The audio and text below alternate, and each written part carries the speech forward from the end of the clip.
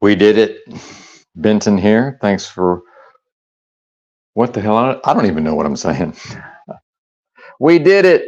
I borrowed that from your. I like that. There's something to that we did it. But yeah, what's happening? Benton here. I almost did my fucking sign off. Like, what is this, right? Is this real, man?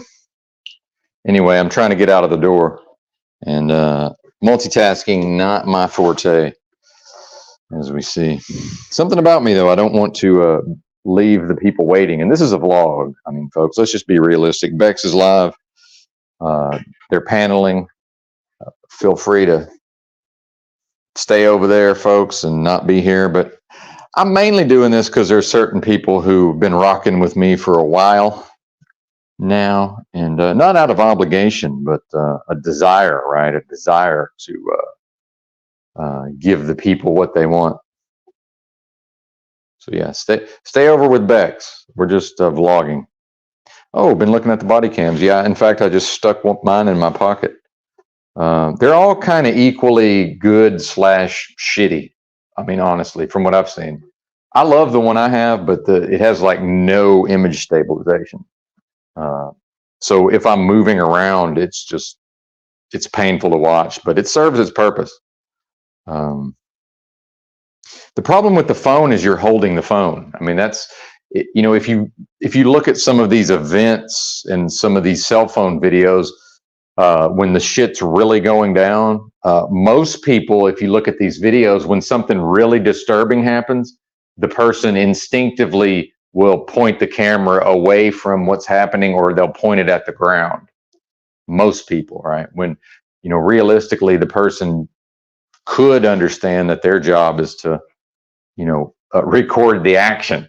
You know, how many videos have you seen where, you know, the person is holding the phone and you can tell like some crazy, you know, car wreck or some crazy shit's about to happen, and then as soon as it happens, they move the camera away.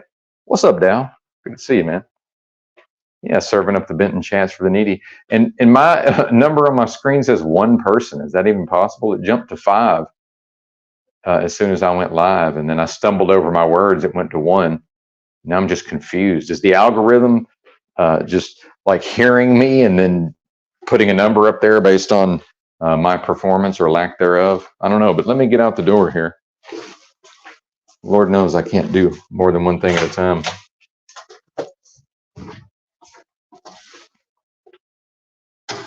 Oh, yeah, we're good.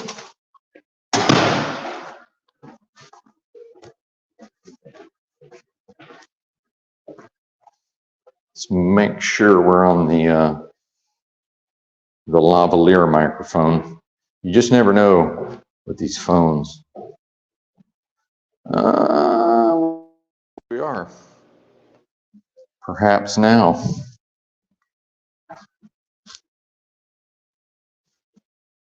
Yep. Yeah, up to 3. Well, I'll chalk that up to stumbling out of the gate, which maybe is you know, I don't believe in like a Freudian slip, but maybe that was my like subconscious way of encouraging people to stay over there with Bex, because again, I'm just vlogging at this point. I mean, let's just call it what it is. I'm a man doing a vlog, right? Which is funny because I never really thought about that too much, and then that younger girl, you know, in her 20s that works at the front desk here, I was explaining to her that I do live streams, and she was like, "Oh, like a vlog?" And I was like, "Yeah, it's a fucking vlog. Like, why am I dressing it up to something it's not? You know? Yeah, it's a vlog, and that's okay. It's okay to vlog. I'm a person. I can vlog, right? Why not? Hey, what's happening, tribe? Yeah, I've gotten so lazy, and I've just gotten so accustomed to sitting on my ass. I'm just going to walk to a picnic table and sit down again. You know, what a farce. Maybe I'll just keep walking.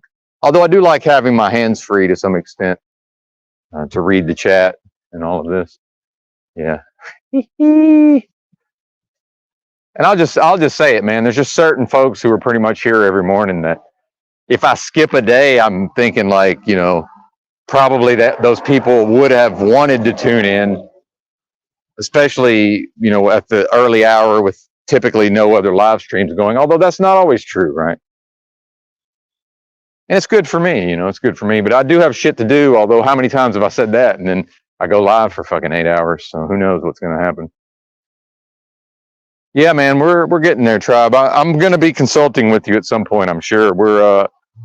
I'm not there yet with the equipment, but yeah, definitely. And the sad reality, Tribe, is I had, in the last several years, I would have effectively, when I was able to truck drive and live in the truck, I would have had effectively unlimited money to buy all of that. And it just, why I didn't, who knows, man? But here we are, right? Here we are.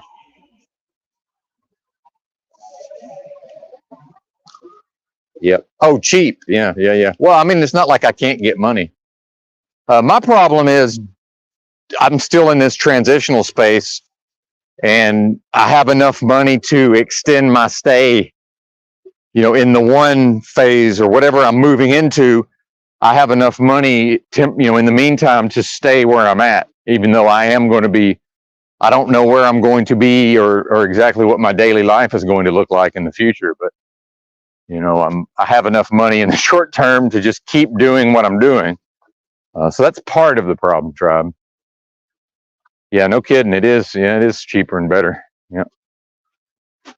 Yeah, and I've been talking about it for a while. I'm wanting to do the IRL stuff. At this point, my car is the issue because I fucked up and bought this manual transmission car, which really isn't a big deal. I love a manual, but in the olden days, there was always somebody that would, if I needed a clutch replaced, would do it for cheap. I would just buy the parts, and a competent person, we call them shade tree mechanic. But that's pretty much over with, man. I don't think I would trust the shops in this town. But the shops that are actually good are going to be booked up for extended periods of time, and they're going to want a small fortune.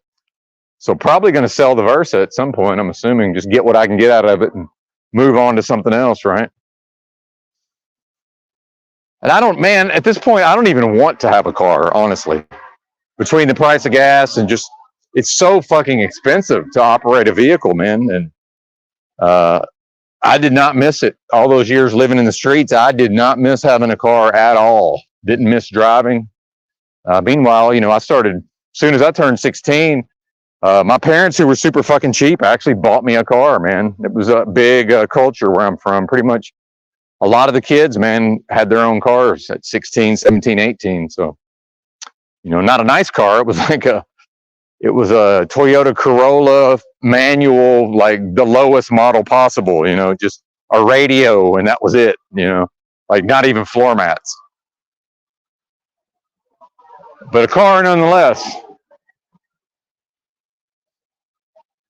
Yeah, you might be right, man. The thing is, I don't know where you live, Tribe, and I'm not trying to find out, but dude, these people here, man, and I appreciate you trying to encourage me and all this, but these people, man, like, just being around them, I don't think I want them working on my car.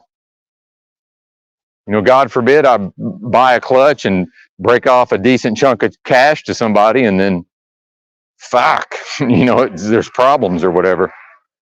I don't know, man. I do not suffer from this sunk cost fallacy either. When it's time to move on, it's time to move on. I do have a sister, my sister I talked to yesterday. We've been texting a little bit, and that's in my notes if I ever get to them, that, I'm one of these people that I can just have a friend and then just never talk to them again. But realistically, man, with family, that's much harder to do. So who knows? I vented yesterday, got it all off my chest. Oh, that stream got blocked for copyright. So I may clip out some content from it. Who knows? Who knows? Probably not. Yeah, man. Well, that's true. I just, it's just gotten to the point where these folks are just not competent anymore. And that's pretty much across the board from and they don't care. Like, they don't give a fuck. I can roll up with a pocket full of money. They don't give a fuck. And I don't know if that's, was within people before the pandemic, the fake pandemic, and then now it's come to the fore. I don't know, man. But these fools don't care about nothing. There was a time when cash was king, and it still is, but, just me showing up with cash money would pretty much carry the day. That's over with in a lot of senses from what I'm seeing. And remember, I'm always a little bit ahead of the trends. Not that I can predict the future, but I'm always a little ahead of the curve. And right now, that curve is incompetence. I mean, it really is. And I've tried to go to a couple of places just to, because, you know, I'm not trying to put the thing up on jack stands and crawl under there in the fucking hot summer to check the transmission oil, you know, the level of the transmission fluid. Bro, they don't even know what I'm talking about when I go somewhere. I'm like, hey, I just need to get this fluid level checked on a manual.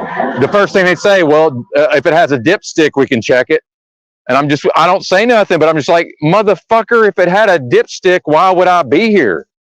You think I can't? Meanwhile, when I had a house and a garage, I could do half this shit myself, right?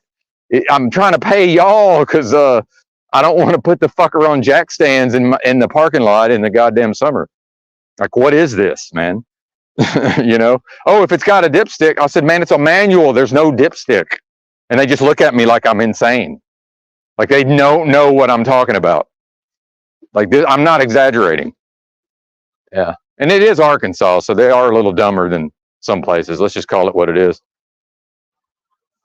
I guess I could just drive the fucker to Oklahoma City and probably actually find somebody competent, but I just don't see it or Northwest Arkansas, but I don't know, man. It's just a car. I really don't give a shit, honestly. At the end of the day, the 09 just ended up getting towed. I had a 09 Versa. I got my use out of it, paid 3 G's for it. Finally, when I fucking torched that clutch, I just let them tow it. Fuck it, keep it. Actually, the only thing I regretted is some of my belongings were in there. I had some books that I liked and a couple of other things. Well, I think my birth certificate, because in my mind it wasn't in there, and I actually went to the car and got a few things out of it. Somehow my birth certificate ended up in there. Fuck, I can't even read this. I got to get new glasses. Yeah, exactly. Exactly. Thank you. Thank you. This is what I'm talking about. So for me, man, I would rather just not deal with the aggravation at this point. And it's, you know, the car was in perfect condition when I bought it. I fucking torched the clutch because I thought I was boy racer. Fucking, you know, I do like to drive. I do like to engage in some spirited driving, some fucking, you know, rev matching and all this stuff.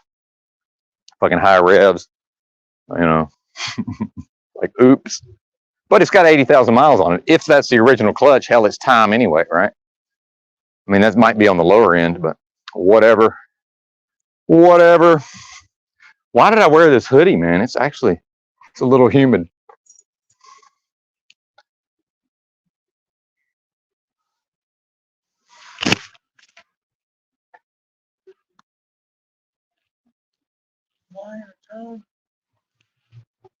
Minding my business, partner.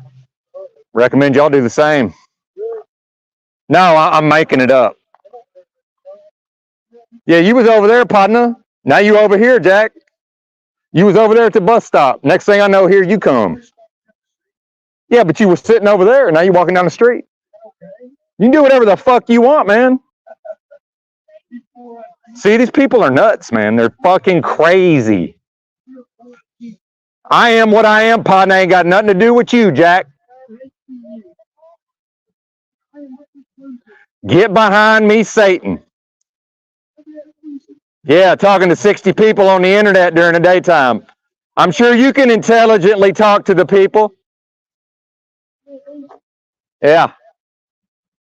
Go find you a ditch to sleep in. Post whatever you want, partner. Look at these people, man. I'm not even going to do these anymore. These people are out of their fucking minds, man. They're out of their fucking minds.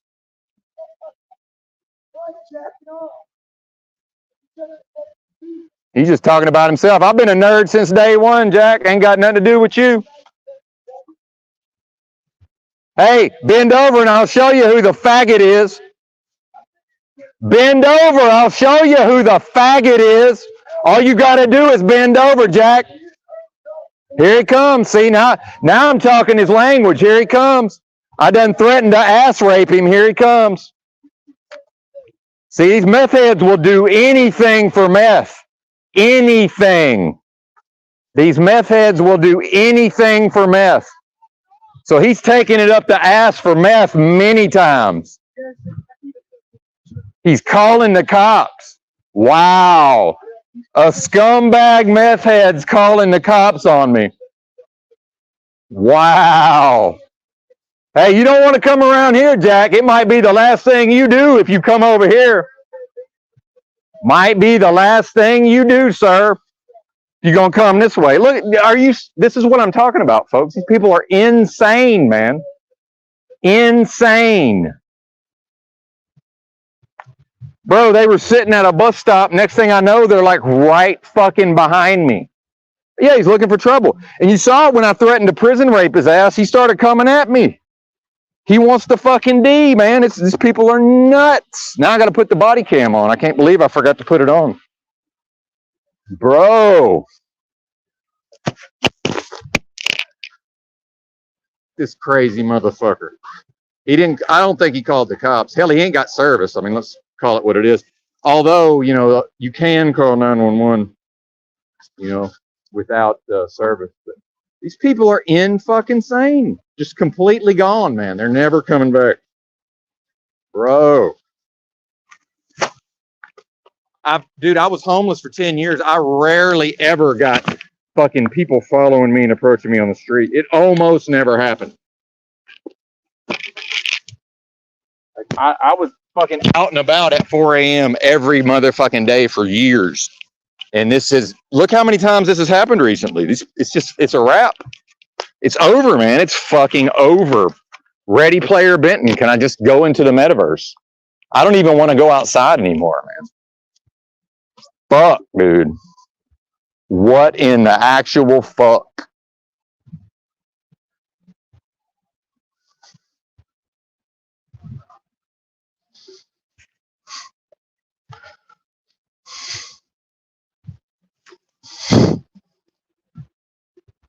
Sorry, I'm trying to get everything ready to record if the fucking cops roll up on me. What a piece of trash, man.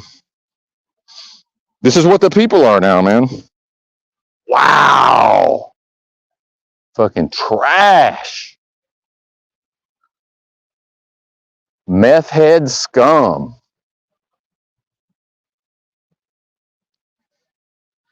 Usually I tell them I didn't lose my gun rights.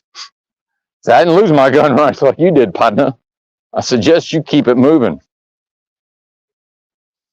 Well, that's the problem with doing these live streams is I'm not quite as observant as normal. I heard something behind me. I said, what the fuck? Turn around. They're just right on top of me. I would never go near a strange person at 2:48 in the morning. Just insane, man. Fucking sane.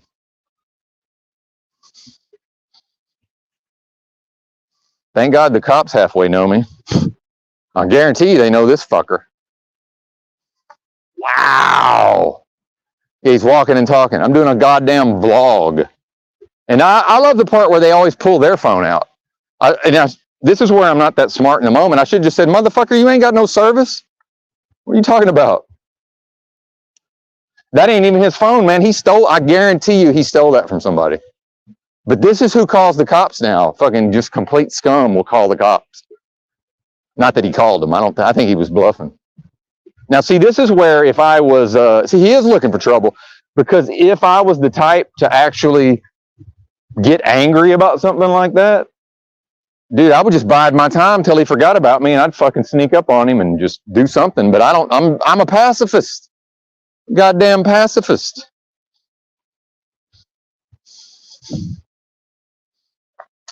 Yeah, fuck all this, man. Fuck all this. It's like this everywhere, man. It's not, that's the thing is, it's like this everywhere because I used to go all over the country, right? I went everywhere in the country and almost never had a problem every once in a while. But meanwhile, I was, up and about by 4 a.m. And they were happy and content to sit at the bus stop until I came along. Happy and content. I mean, imagine sitting at a bus stop with your lady at 2 in the fucking morning, 2:30 in the morning, and just a random person walks by, like me, walking and talking, and then getting up and heading in his direction. I mean, just that alone is complete fucking insanity. Wow.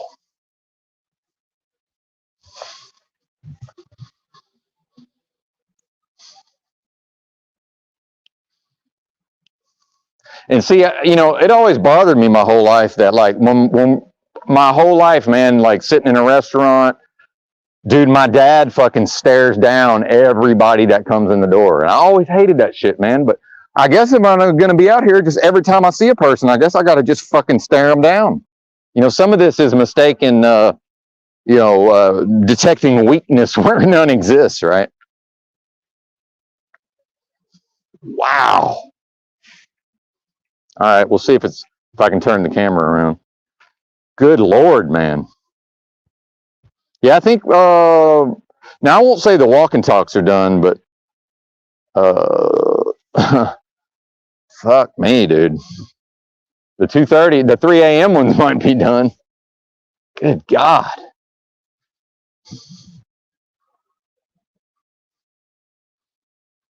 Well, and I've been thinking for a while that if I'm going to get my hands on some money going forward, it's probably just going to be from some kind of settlement from the policy enforcement violating my rights. So, hell, maybe he's doing me a favor. Maybe they're going to roll up and fucking false imprison me or something. Fucking hey, dude. Not that he called them, but just complete insanity.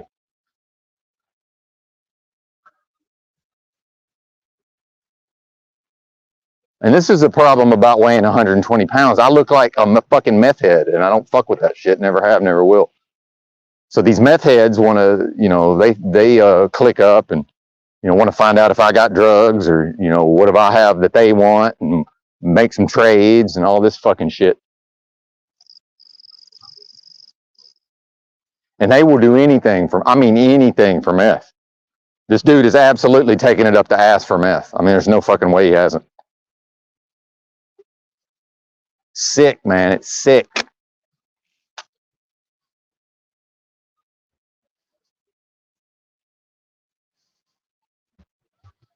See, this is what I'm talking about. If I was, because I'm so strategic, if I intended him harm, all I got to do is keep him in sight and stay just far enough back till he forgets about me. That's all I got. And then fucking outflank his ass. That's all I got to do. Man, I got into it with these people in, Austin, man, and they cut in line, right? And I don't know for what, the free meal or whatever. And man, there's I was like a black dude and his son. And then I just called them on it, man, and they got all acting like they was going to be violent. Man, 10 minutes later, they was knotted out on opiates. So I'm just looking at them like, fuck, I guess y'all are lucky I'm not a violent person, because now you're goddamn knotted out in front of me. Talk all this shit like they're going to hurt me. Next thing you know, knotted out.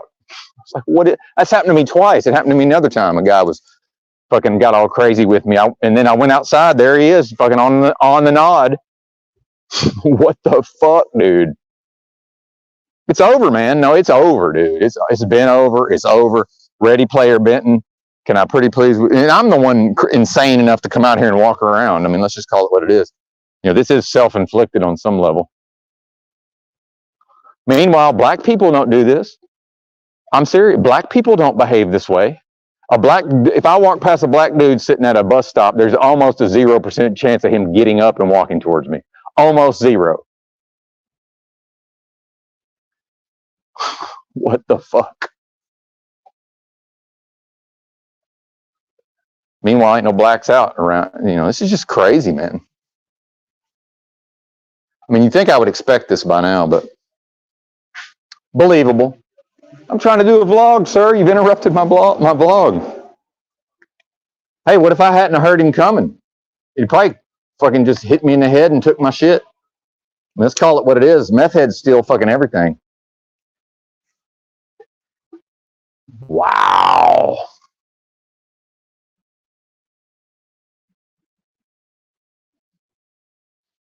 By the way, this is the type of trash that women reward that. Think about that. Think about that. And I'm not saying, oh, I don't have a woman and he does. That's not what I'm talking about. And you know, the other guy, you remember the guy that I pulled my piece out on had a woman with him. Dude, what the fuck? And what y'all don't know is the zipper on the fanny pack is kind of fucked up. I don't even like unzipping this thing. See, it doesn't even want to zip back up now. There we go. I don't even know what to say. Hey, Gary, crazy meth head's coming after me on stream already. What else is new, right? He just about followed me behind that building too, man. I said, you don't want to come back here, buddy. That's a bad idea. You don't want to come back here, man.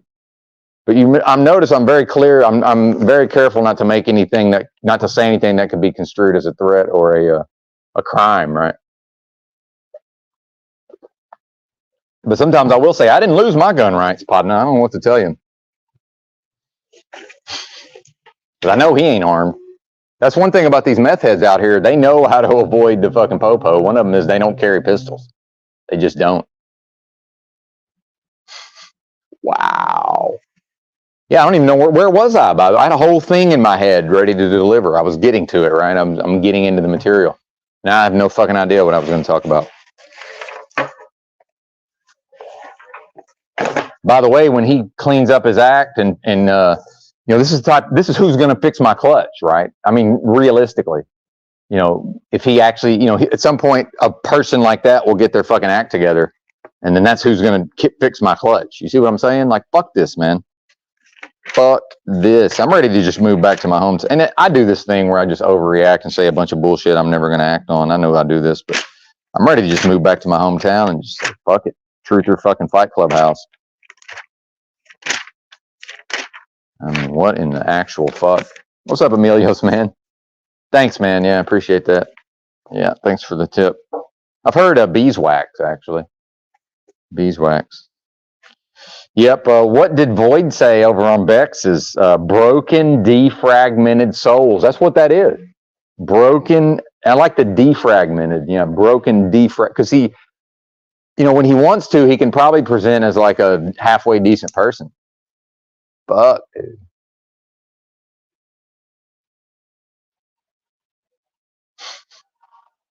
Yeah, I heard beat. Yeah. Thanks, Emilios, man. How's everybody? Good to see you, Wolfie. I don't even know. I'm just speechless. You know it's bad when I'm speechless. But what the hilarious part is, as he walked away the first time, he called me a faggot, and I said, bend over, I'll show you who the faggot is. And I know that's, you know, whatever. And I'm not, that's not something I'm acting on or have acted on. But the fact is, if that's going down, if some sort of activities are going down, I ain't receiving it. But I ain't trying to give it either. But he started coming towards me. He got interested. I was like, oh, fuck, I done said the wrong thing. Now here he comes. Wants to D. What in the hell?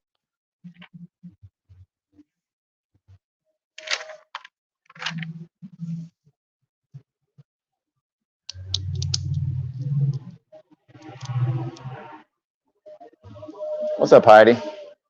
Crazy, the meth head's coming after me already this morning.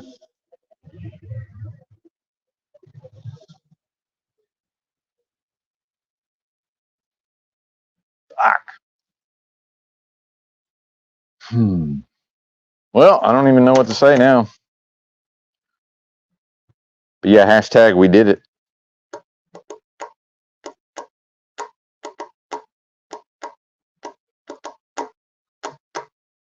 I'm just disappointed, man, honestly. It's just disappointment.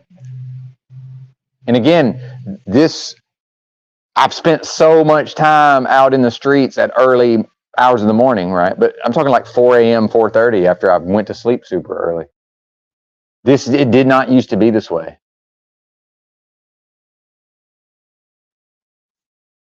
And yeah, occasionally I would fucking talk to somebody at 4 in the morning, right?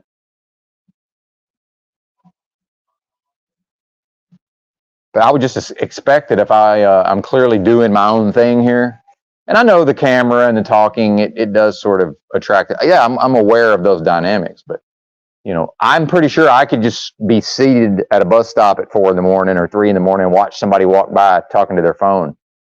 And I'm pretty sure I could just sit there and watch them go by. Yeah, that's true. Well, yeah, and I mean, that's very true, Heidi. Yeah. Yeah.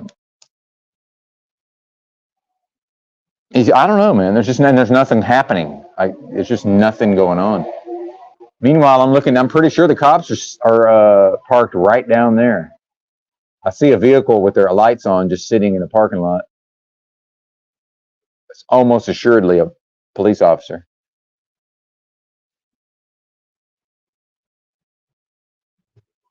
And these meth heads, they got some kind of unspoken agreement with the cops, man. Oh, here they come now.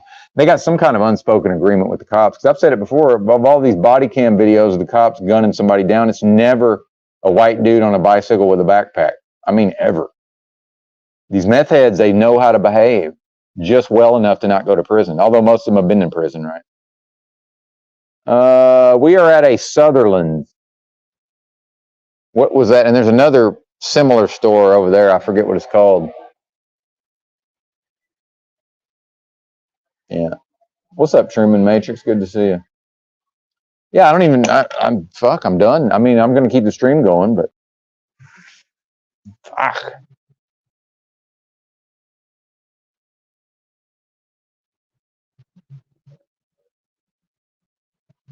I haven't been sleeping worth a fuck. I think that's mostly the magnesium. Historically, I'm on high amounts of magnesium. I supplement a lot of magnesium, and that shit's so expensive, man. I've just been taking like the bare minimum, and since I haven't been working.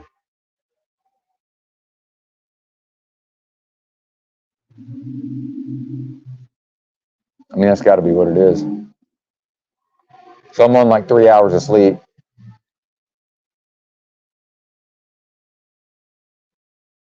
Yeah, they do mumble and babble. You're right. And one thing and Heidi, I have so much experience with meth heads, you can't even believe it. Because that was one of the major reasons I quit living that lifestyle. Not the meth head lifestyle, because I've never done that. But I'm talking about living in the streets with nothing. I just got sick of dealing with the meth heads, man. I mean, I really did. And they're just the fucking worst. They're the scum of the earth. And look, people do whatever people can do whatever they want. I'm not here to tell people not to take specific drugs, but they're just scum, absolute scum. One thing I noticed though is they love, and I trained myself out of this because they love to fucking just get in your field of vision and then direct your gaze to something. So I can't tell you how many hundreds of times they've sidled up next to me, and the next thing you know, their hand is coming out right into my field of vision, and they're mumbling and want to show me something in their hand.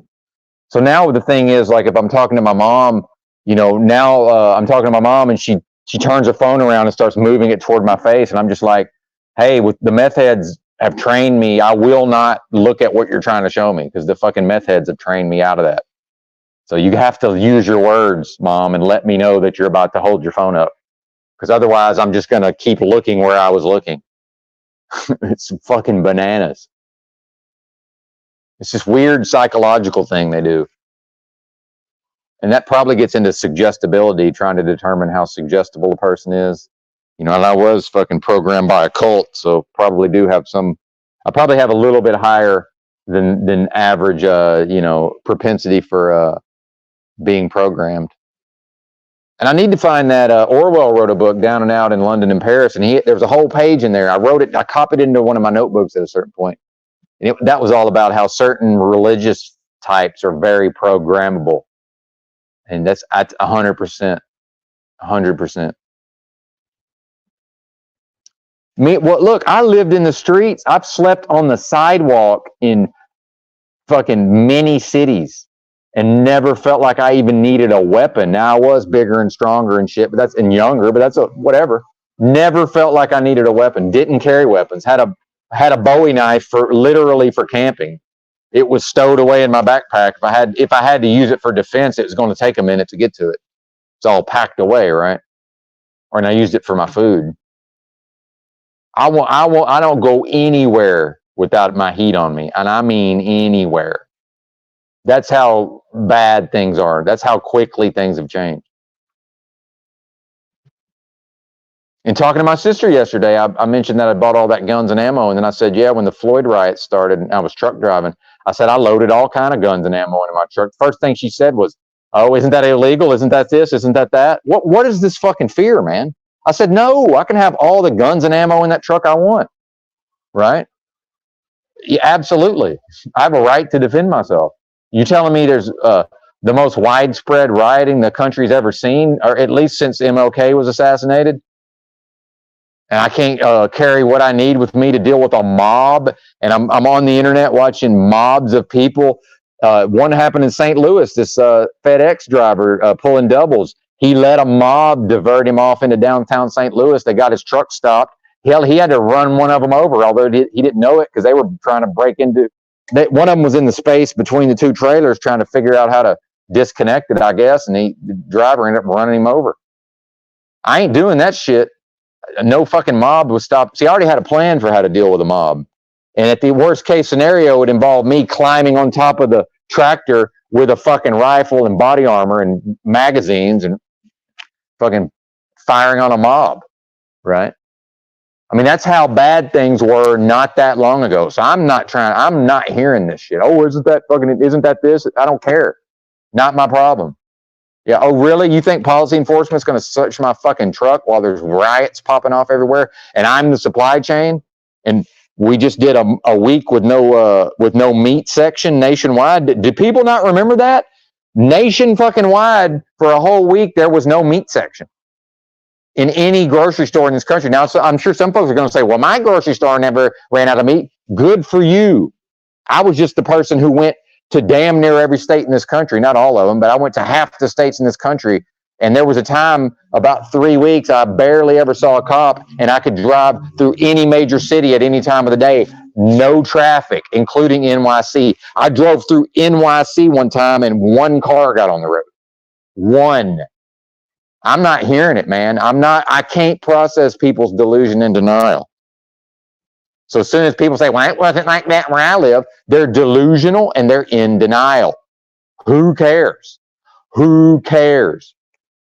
I remember I was at one point bitching about the mask, talking about I had this incident in Kansas City where they hassled me over a mask. Oh, I'm in Kansas City. Ain't nobody wears a mask here. I'm like, well, that's a hoarder shut-in. Yeah, that's a person that doesn't leave their house. That's fine. I will be friends with a hoarder shut-in. But don't try to tell me that I'm in Kansas City and every person I see outdoors has a mask on. Well, I'm in Kansas City. Nobody wears a mask. Fuck you, and not you, the listener. Fuck them. It's complete insanity. I'm not here for it, man. And yeah, I've got the money, tribe, and I'm not here to fucking go at tribe. I've got the money to break off a reasonable amount of money to have this clutch replaced, right? A reasonable amount of money. I'm not putting this fucker in the shop and paying double what I should pay just to find a competent person. And by the way, just your random jabbed bozo is going to work on my car now? No. Fuck, I guess I got to figure out how to, and look, I'm capable of doing stuff. I guess I got to do it myself or sell this motherfucker. I think that's the only option at this point.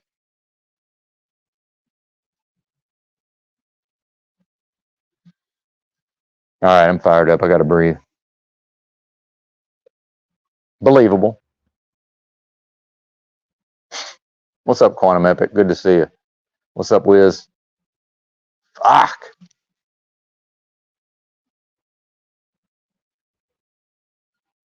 Well, and that's the thing, Heckle Bus. He said, well, and I know I've missed a lot of comments. But yeah, he'd rather others walk with him. That is the saving grace of the walk. Yeah. But then that's the thing is, see, that if Hecklebus is walking with someone, if someone's walking with Wizard, it's a mutual thing, right? So if I'm just, if we're walking together and I start spurging out or he starts spurging out, who cares? That's him. But people get so like, oh my God, Hecklebus is freaking out, and how does this reflect on me? Who cares, man? That's him. That's what he does. Yeah, would it be better if he didn't yell at everybody sometimes? Maybe. Sometimes he yells at motherfuckers and it's probably the best thing for him. I don't know. I know I go the fuck off and it seems to affect people's behavior for the positive in some way. Although they did that. It's not because I freaked the fuck out and yelled at them for 10 minutes. Who cares? It's just like, yeah, people used to be more accepting. Again, this corporate fucking structure.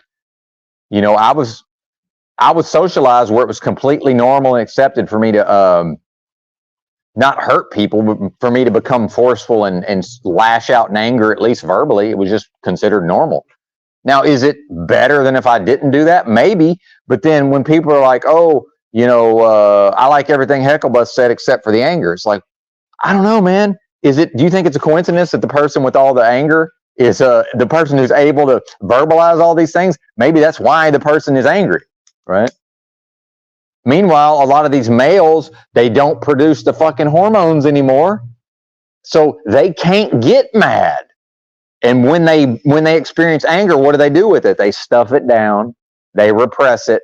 They deal with it in many other unhealthy ways. Yeah. Is it probably not the best thing for Hecklebus's blood pressure? And I don't know, whatever. That's he's smart enough to figure that out. I know this. He's not carrying that baggage around with him. He's getting it out and moving on. I know that. Fuck. I mean, what is this, right? Meanwhile, if you don't like the program, turn the channel. If he starts going off, I'm free to kick him off my panel. I'm free to go do something else, right? But if somebody brings enough to the table, we're probably going to tolerate it, right? Why not? But then these bozos who don't bring anything to the table, surprise, surprise, they can just stay in their little box and behave properly and never get angry. Oh, I'm a human, man. When upsetting shit happens, I'm supposed to be upset. Like isn't that obvious? I'm not supposed to repress it. I'm not supposed to carry it forward, but I'm supposed to be some version of upset. And these truthers, man, some of these fucking so-called truthers, and again, if I ain't talking to you, I ain't talking to you. They act like we're all Zen Buddhists, but then now Benton's spurging out. As if we're just all Zen Buddhists. We have complete control of our emotions at all times. Fuck that, man. I'm not living in that world. Yeah. Anyway, I'm so behind. I don't even know what these comments are about at this point. Yeah, jabbed bozos, man. And that's another thing. 3/4 of these motherfuckers are jabbed bozos, right? Meanwhile, I can have a civil, and I'm not blaming the jab on my younger sisters, whatever's going on with her, but I don't think it's a coincidence. And she mentioned being medicated while we were texting. Because me and her do have a similar thing where we're prone to ranting and raving. And she's like, oh yeah, I know, I do that. Because I was just like, hey, apologies for the rant, you know, which I meant every word I said. But you know, she eventually hung up on me, which was probably for the best, because I certainly wasn't so locked in. I wasn't ever going to get out of that. But she's like, oh yeah, I get it. So do I if I'm off my meds. Well, I'm going to do whatever I've got to do to stay off meds, lady. I don't know what to tell you. No, I didn't say that to her, but I'm going to do whatever I got to do to stay off meds. And part of that was taking it to the streets for damn near a decade, right? I'm going to continue. But yeah, sometimes I rant and rave. Who cares? Who cares? Who cares? Well, if I got to go serve a corporation all day, every day, everybody cares. Because how can we sit in our little fucking cubicles and meanwhile, AI is replacing all of this, right? But I'm sitting there in fear, in a fear state. Oh my God, you know, I've been goofing off for I had so much fucking anxiety, not even anxiety, just like this guilt, right? Or just, you know, the movie Office Space, where the guy just is finally like, yeah, I do about 15 minutes of actual work in a given week. I've worked in cubicle land, y'all. Most of them people don't do much of anything. Almost nothing in a daily, it's just, there's nothing being produced. It's just people sitting at they're on the goddamn internet all day, which is fine. Who wouldn't want to get paid to be on the internet? But fuck, acting like they're hard workers. Yeah, go drive I'm not recommending this, but go drive a truck for 6 months and come back and tell me that sitting in front of a computer doing this is work. No, it's not. Work is a term from physics. That ain't work, y'all. And I used to be in the corporate world. I used to have my own fucking office, right? I used to go to work every day wearing a tie, okay? I know I present like a ridiculous bozo, but the biggest company in the world at the time is founded and headquartered in my state, okay? So a lot of people who sound like me to some extent You know, that's who got the ball rolling on fucking Slave Mart. Just because I come across as a ridiculous fucking yokel doesn't mean that I haven't gone to work every day wearing a fucking white shirt and a tie. Had my own office. I could work from home whenever I wanted in the year 2000. I was at my house with my wife on the morning of September 11th of 2001 because I guess she was off or something. I don't even remember. And I had my own office. If I wanted to do whatever bullshit pretend work I had to do from my house and go in later, I was free to do that. And there was nobody around to tell me otherwise. Meanwhile, I made no money, 30 grand a year. Fucking ridiculous. That's why I got out of IT. I never made money in IT. Never. Yeah, I watched that shit on my television in the house that the bank owned, right, with my first wife. Cried like a fucking baby when the second plane hit. I was just like, what the fuck is this, man? Normie as fuck.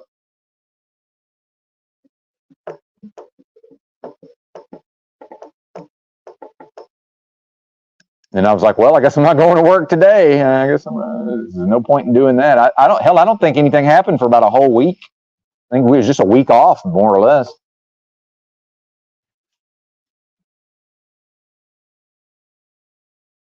Crazy, man. Just complete fucking craziness. And again, here come the psych meds. You know, I understand why people are on psych meds. Here they come again. Because, see, they weren't going nowhere. See, this is the plausible deniability. Here come the meth head couple. They weren't going nowhere. And since this is fully legal, we're doing this. I can't show this on camera, but I'm just going to put that right there. Keep your enemies close and your heat closer. Just can't show it on stream. And it's fully legal. That's another reason I love Arkansas. Not that it wouldn't be legal otherwise, but I can just sit here with a fucking pistol on the table if I want to. See, they've already spotted me and changed direction. See, they were walking straight down the road. Now I've lost sight of them. I can hear them, though. Oh, no, there they are. Meanwhile, this is a big part of why I had this podcast back in the day, teaching men how to date and have relationships, because a guy with a high income and his own house and a car couldn't get a woman because he's too nice. Meanwhile, this piece of garbage is always got a woman, right? And I'm looking at her. She knows to walk a half a step behind him, see? She ain't in charge. Now, she might be topping from the bottom, right? But she knows to at least let it appear like her man's in charge. Interesting. Interesting. So I don't have to be in charge. Just can we make it look like I'm in charge? Dominic's been talking about that a little bit too, with and I don't know that he's right, but his interpretation of the Muslims is in public it appears like the man is fucking calling the shots, and then privately what he said is that it's actually the woman, you know, running the highest household and running the show. Great, that's fine. Can I just look like I'm a man out here? Oh yeah, tweaker watch, indeed, bro, indeed. And I don't even like this town. Like, I like this town in certain ways. But if I was in Little Rock, man, there's so many blacks. This would not. I'm telling you, man, this would not. Now I've had my runs with meth heads in Little Rock, but I just don't think it would be this style, right? There's enough blacks around that in Little Rock that these guys got to halfway watch their ass. Here they're just free to run fucking amok.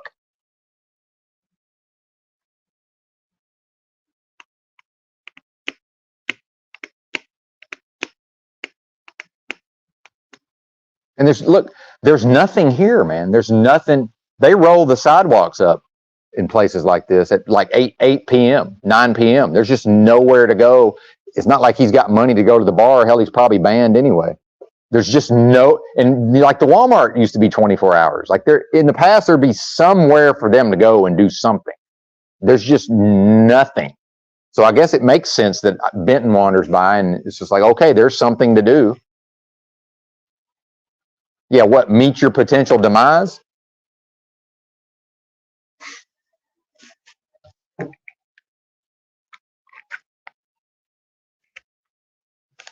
I'll fuck around and accidentally discharge my firearm.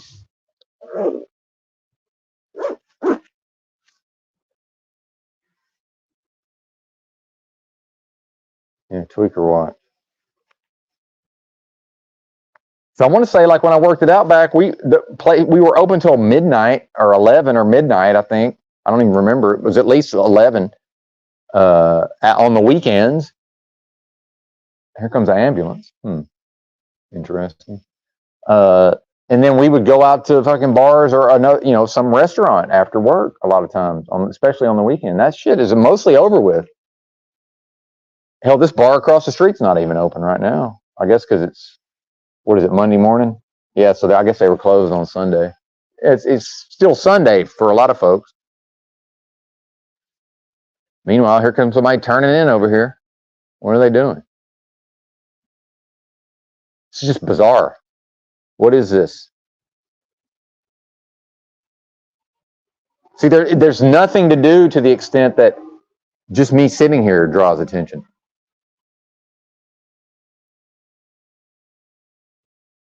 Although they might work here or something. I've seen that. That was that Subaru crossover. It might be the same one I saw the other night.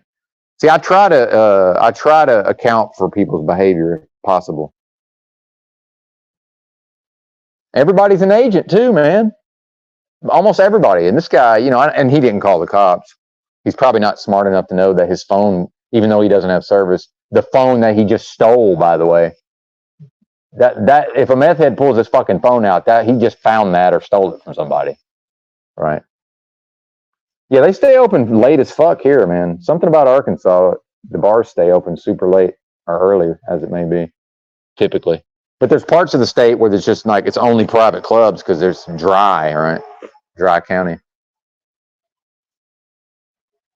Yeah, I guess I got to wait for the policy enforcement to violate me so I can sue them and get a settlement and buy the fucking Truth or Fight Clubhouse in my hometown, which that will already weed out the weak, right? That will weed out the weak because, Google Pine Bluff, Arkansas, and then tell me if you'd go there. I know Keith would if he needed to. I know Keith wouldn't be scared of Pine Bluff, but highly suspect or wizard. But I think I had something about that in the notes. And winter's coming, by the way, especially if I'm going to be homeless. Yeah, comfort creates weakness. It's created weakness in me. And then also, like, back to the asceticism, and look that up if you don't know what it means, or, I would encourage somebody. But so when I was sick as a dog every day and in extreme nausea, strong abdominal pain every day, it was a piece of cake. Last night, I don't know what I did to myself, but I had abdominal pain for several hours when I was laying there trying to go to sleep. And I'm just looking at this pain going, why is this affecting me so much? Because 2 months ago, this wouldn't have been shit. And now I'm just like, oh, what the fuck? But I know intellectually, like in my mind, this isn't shit, right? But I'm not used to feeling that way on a daily basis anymore. See? I'm not used to being in that pain. It reminds me of, I used to walk to the bus stop in this town. It was like, I don't know, a several mile walk to the bus stop, and then I rode the bus to work every day. And I think ex-wife number 2 would pick me up maybe after work. I can't remember, but I know I didn't walk back or ride the bus back. So she must have came and picked me up. But it was winter, and it actually gets cold here in the winter for like a week or 2 at a time. Single digit for the high maybe. It doesn't never last, but I can remember walking to the bus stop. It's 20 degrees or whatever, wasn't shit. Then it warmed up for a couple of weeks. I got used to it being warm. Then it got down to like 32, and I remember just freezing my ass off walking to the bus stop. But I knew in my mind, this ain't shit. But it was worse. The 32 was worse than the 20 because I was used to the 20. So the 32 out of nowhere was just like, oh my God. Same thing with and I got to keep my head on a swivel because you never know when this bozo might try to fucking sneak up on me. These people are capable of anything.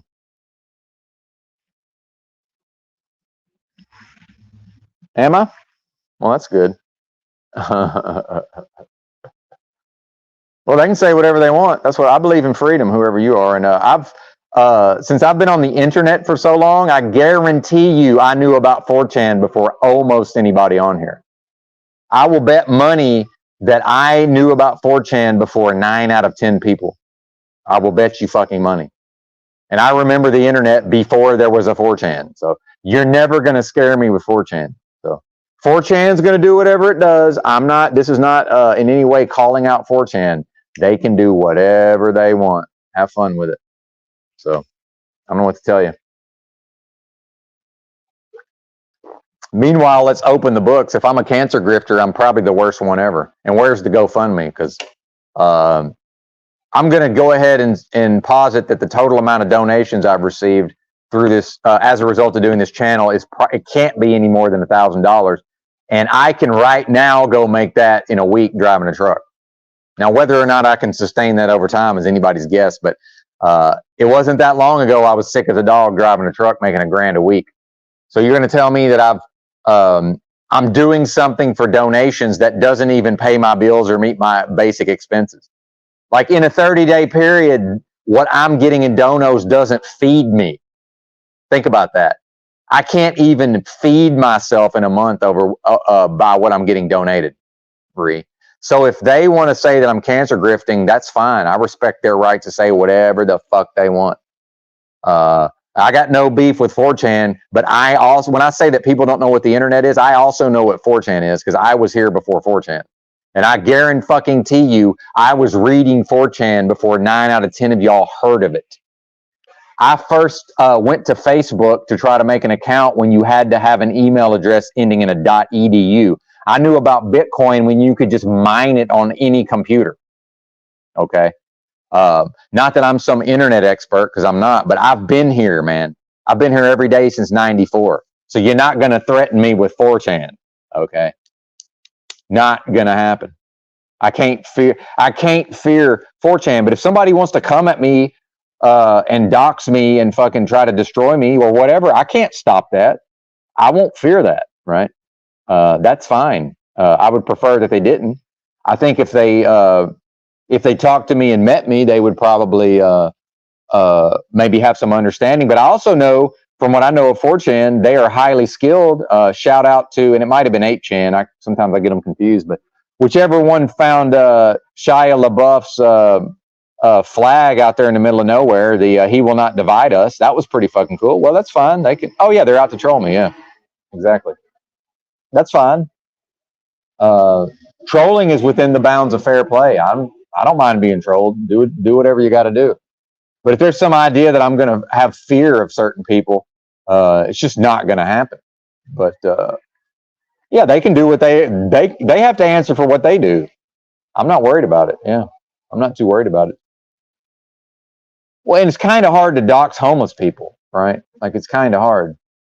And I'll tell you this, where most of my family lives, anybody that shows up in the physical, good luck. Good luck doing anything in the physical where all of my family lives. Good luck. And that's not a challenge. It's not. Don't take this out of context. It's not a challenge. But there's benefits to being from bumfuck Arkansas, right? I grew up 45 miles from Little Rock, where there was a spate of armed robberies in the 90s. The Pulaski County Sheriff, Tommy Robinson, went on the local news and said, all right, we're about to put a stop to these armed robberies in these convenience stores and these liquor stores. What we're going to do, we're going to put deputies in the back room of some of these convenience stores and these liquor stores with a shotgun with orders to shoot to kill. When they see the robber come in the front door, they're just going to walk out of the back and shotgun them. And it happened a couple of times, and that shit stopped. That's where I'm from. Okay. The goddamn county sheriff went on the news and announced it. Then, because these criminals are hard-headed, a couple of them had to get shotgunned.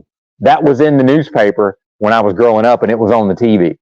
So you think you're going to go to them places and do something to them folks? Good luck. Good luck. So there's benefits to being from bumfuck Arkansas. Life's cheap on some level. If some criminal tries to rob a fucking pawn shop or a liquor store and gets gunned down, nobody gives a fuck. And I mean nobody. And if their family cries, he was a good boy, nobody cares. The community doesn't care. The fucking newspaper doesn't care. The news media doesn't care. It will be paid almost no attention to. And more often than not, no charges are filed. More often than not. The only times I can think of charges getting filed with some liquor store or pawn shop owner, he actually chased him down the street and shot somebody in the back. He got in trouble. Like, as long as it isn't excessive force, nobody's getting in trouble for that. Now, maybe in Fayetteville, guess what? None of my people are in Fayetteville. Surprise, surprise. Yeah. Who cares, man? I mean, who cares? And I'm not violent. I'm a pacifist, but thank God all of my people live in places where it's almost impossible to physically go in there and do anything. And my hometown is so intimidating, most folks ain't going there anyway. Google Pine Bluff, Arkansas, and just read about it. And then come back and talk to me. And I ain't no badass. I'm just from a place where a person has to have a minimum level of badass to fucking just exist in society, right? Yeah. Anyway, I got no beef with 4chan. If they're over there fucking talking shit about me and want to troll, I am fully, I won't say I'm in support of that necessarily, but I'm in support of their right to do that. As long as they don't commit anything. Well, okay, in America, if you can do the time, you can do the crime. So it's on them. Whatever they do is on them, man. I'm not involved. So do whatever you want, but it's not a challenge. I believe I've seen what 4chan and 8chan can do. I respect the fucking hustle, man. I respect the skill set. I'm a former computer nerd myself, and I'm not accusing anybody of being a nerd, but as a former computer nerd myself, I respect the skills, man. But I can't feel no type of way about somebody thinking I'm a cancer grifter, because I know the reality is I'm not receiving enough donations to even eat food for a month, which is completely fine if people give of their own volition. Right. Meanwhile, if you go back and play my content, I never said I had cancer. I said other people said I had cancer. What I said is, if you look at Occam's razor, that's what I most likely have. Right. Yeah, I got to rest. Later on. What's up, Miss Blanche? Yeah, tell them about Pine Bluff, Miss Blanche, and why I can't fear none of these people. And my grandmama founded a business in 1968 on Cherry Street that exists to this day, and she lived in the fucking back of it. Gunshot, and I used to go visit for the weekend. Gunshots all fucking night long. It's just normal, absolutely normal. Nobody thought nothing about it. Just drug dealers killing each other, or just people just popping off shots for no fucking reason. Who cares? 3:33, by the way, where I'm at. Oh, and when I turned my phone on, man, it's not confirmation bias. What did I see? The first number I saw when I woke up, I think I saw a 113, and then I got a 222, and I think the last one I saw before I went to sleep, although probably not the last one. This is confirmation bias, but I think I'm 3 out of 4 on the numbers already this morning. And there's something to that 222, man.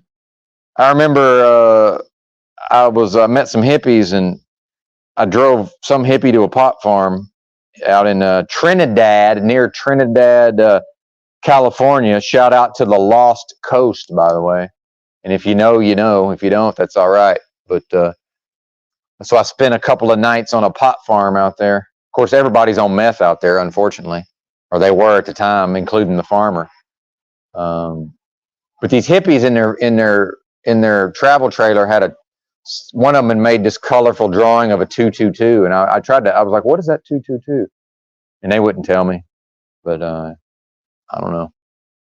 This would have been what, 2015-ish, I guess, maybe a little earlier, somewhere around 2015. I can't call it.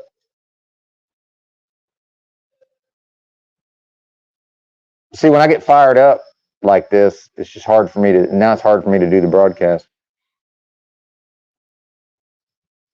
Yeah, I mean, look, I like a good trolling on some level. But yeah, good to see you, Ree. I mean, you're welcome around here. Hey, I got fucking troll on, man. But yeah. And it's not a threat. I'm just saying good luck. If somebody thinks they're going to pop up where my people are or where I'm at, good luck with all that.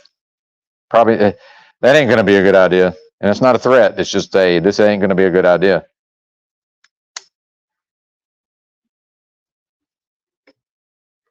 And I'll tell you what, if I'm insane enough to walk the streets of Pine Bluff at 3 in the morning, yeah, I got to worry about getting robbed by a different class of people than this person. But I'm pretty sure the people like that are not just freely roaming the streets either, right?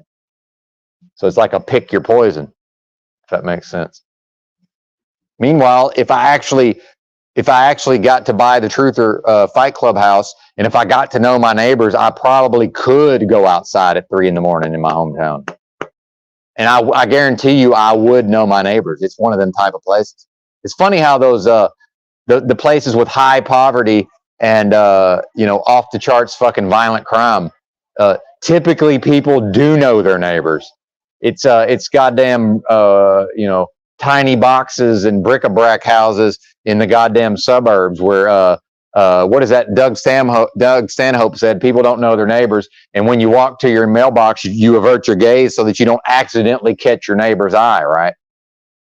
I'm not saying Pine Bluff is some great place because it's a fucking shithole, but pretty sure if I moved into some neighborhood in Pine Bluff, I would know my neighbors. Pretty sure.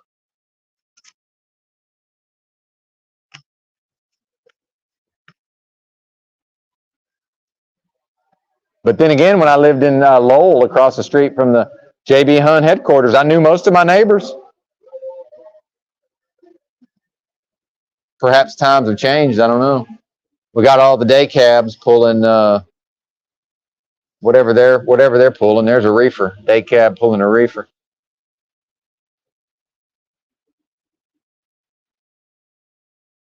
Two day cabs passing in the night / early morning. So I better quit clicking my pen. Believable. And I got to start remembering with these meth heads, I should just be cool and talk. Honestly, I should just be cool and talk to them because most of them are just trying to see if I'm a fellow meth head and, if I've got anything for trade, more or less, or if I know where to find something. I mean, realistically, that's most likely what it is. I'm half the problem, honestly, that I'm over it, man. I don't want to talk to these people. Why should I have to talk to these people? I shouldn't. Yeah, times have changed, Monel. You're right.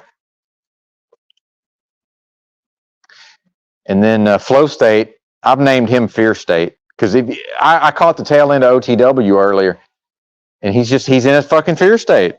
That's what that is, man. In my opinion, he's in a fucking state of fear. And how long does it take to use an ATM, by the way? These people have been sitting at the ATM now they're leaving an extended period of time. I notice everything, man, especially if I'm not live streaming. I notice everything.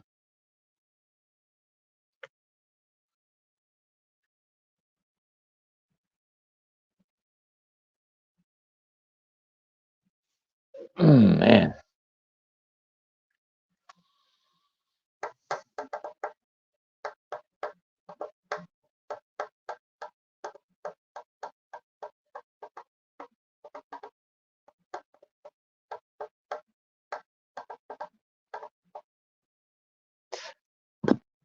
And if I can't do the Truth or Fight Club house, I mean, realistically, I guess I'm going to have to meet some woman and try to coexist with another person in a physical space. I mean, I don't know what else to do at this point.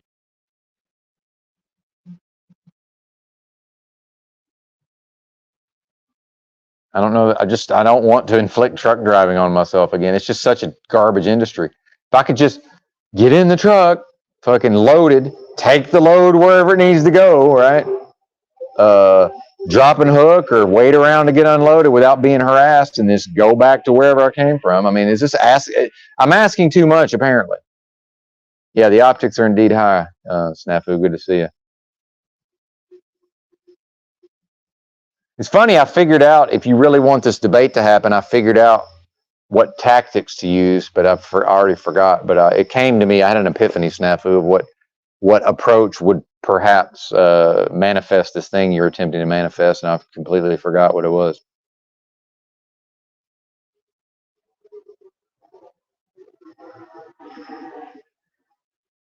Damn, dude, yeah. Yeah, freight trains. I kind of like them, though, I like looking at the art, man. I love fucking graffiti, if it's good, And I'm sure I've said this before, Ice Grills, but the coolest graffiti I ever saw, and I've been all over SF, right, was near the campus, near UW in Seattle, in the University District. I've seen some really fucking cool shit there. Probably not a coincidence that at its time it was, at certain times of the year apparently, or maybe all year long, it was super easy to just find fucking psychedelic mushrooms just growing in Seattle. I don't know that that's still the case, but whereas look at where I'm from, it's like almost nobody's tried psychedelics, you know, as far as the percentage of the population. It's like the opposite. It's like 70% of people on the West Coast have at least tried fucking psychedelics, and here it's like 30 have tried it, probably. Something like that. I saw at a certain point. And I don't know if y'all know this, they really do feed the cows stuff where the mushrooms won't grow in the cow shit. Like, that's a real thing. Because I'm overdue, man. I'm overdue for a trip. And I don't trip for fun. I trip to fucking deal with whatever bullshit I need to deal with that I haven't dealt with. So, and they'll show up when I need them. Well, that's not necessarily the case. They'll show up eventually.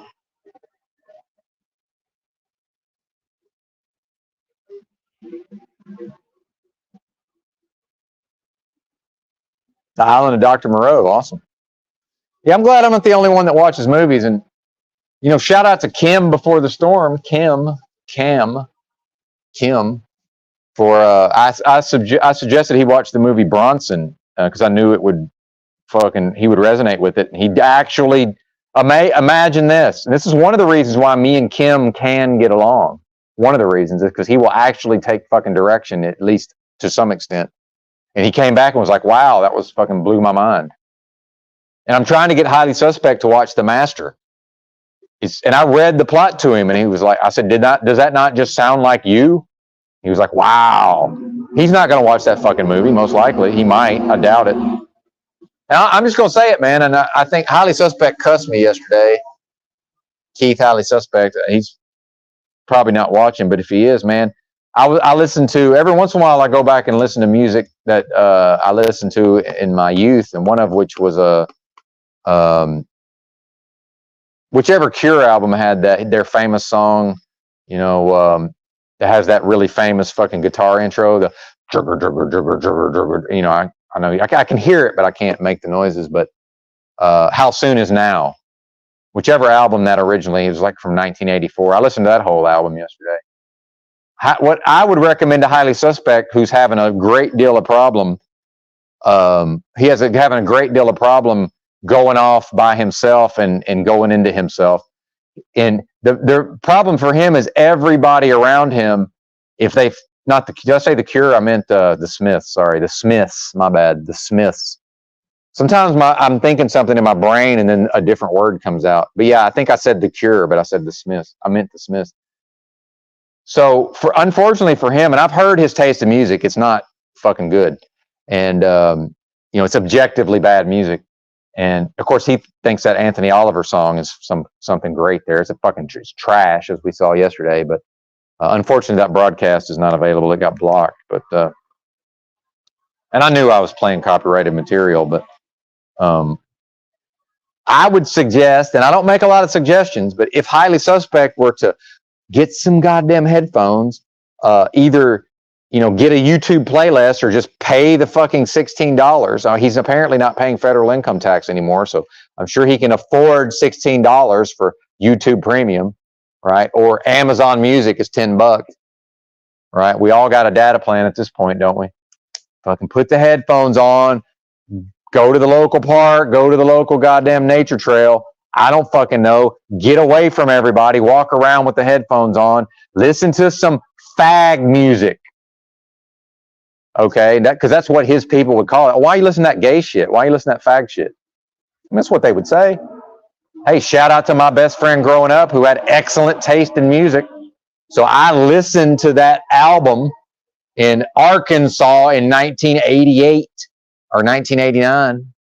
Now, I was into the angry music, but because that was my friend, we took turns selecting the music, so he tolerated my angry fucking Fugazi or whatever the fuck I was listening to, you know. whatever angry music I found in the skateboard videos. And rap, I was big into rap, and I tolerated him listening to U2, and I mean, I'm talking U2, fucking all the albums, right? War, Boy, he had all of them, on CD in the fucking early '90s in Arkansas. Think about that. It's just, that's fucking mind blowing to be from Arkansas and to have access to that music. The Cure. I was listening to The Cure, fucking U2, whose early shit is pretty fucking good. The Smiths. I never would have went out and picked. I'm not spending my money on that stuff. Are you kidding me? Violent Femmes, all of it. Yeah. Put your fucking big boy pants on. Get over the fuck that you associate certain music with faggotry. Highly suspect. Put the goddamn headphones on. Load up a playlist with a couple of albums. I will happily suggest something that you've never fucking heard that will blow your mind, that will it will assist you in going into yourself, which is going to involve some version of feminine care for yourself, which, guess what? That album I listened to from 1984 by the Smiths, I got some type of emotional, right? Because it's connected to certain memories from my past, But I ain't blocked to the point where I can't fucking get into them spaces and purge a little bit, right? To purge what I need to purge, right? If a person can't do that, there's a problem, partner. That's all I can say, man. There's a problem. Yeah. Go look at what year Boys Don't Cry came out. 1980. That song holds up. It's timeless, man. 1980 they released that song. And you can say what you want about homosexuals. Robert Smith's a bad motherfucker because he was a homosexual in 1980. The Smiths, if you listen to their lyrics, Morrissey's a bad motherfucker. Yeah, good luck trying to do something to Morrissey back in the day because he likes men. Who cares? You listen to his lyrics, man. He's an obviously homosexual man. Yeah, good luck. Morrissey's such a badass that supposedly they pulled up to the gig. He saw that his name was misspelled on the marquee. He just said, "Hey, keep driving." For real. He said, because he was also a solo artist. He looked up at the marquee, and now this might be apocryphal. They misspelled his name. He said, "Hey, keep driving." That's a bad motherfucker, if you ask me. He's like, "Hey, if these motherfuckers can't spell my name right, I ain't even going into the building. Fuck what they're going to pay me. You can keep that. Oh, but he likes a man, so he's a fucking sissy." Sure he's not. Get the fuck out of here. Oh, Robert Smith wore makeup and had fucking weird hair. Yeah, good luck with that. I'll put that music up against, and I'm not a huge Cure fan. I like some of their songs. I can listen to an entire Smiths album, though. REM, Automatic for the People. Just listen to the whole album. Yeah. You kidding me? Have you ever, highly suspect, have you ever listened to an entire album of so-called fag music ever in your life? Maybe experience something you haven't experienced. The homosexuality is not going to rub off on you, sir. But I've detected, and I'm not talking about highly suspect. I've detected so much repressed homosexuality and homoeroticism in the so-called truth community. Some of these folks can't put on the headphones and go walk around the local greenway by themselves or the local bike trail or whatever and listen to a music they might associate with homosexuals. Please. Who's in touch with their feminine side? It's the fucking artists, man. It's the artists, the creative types.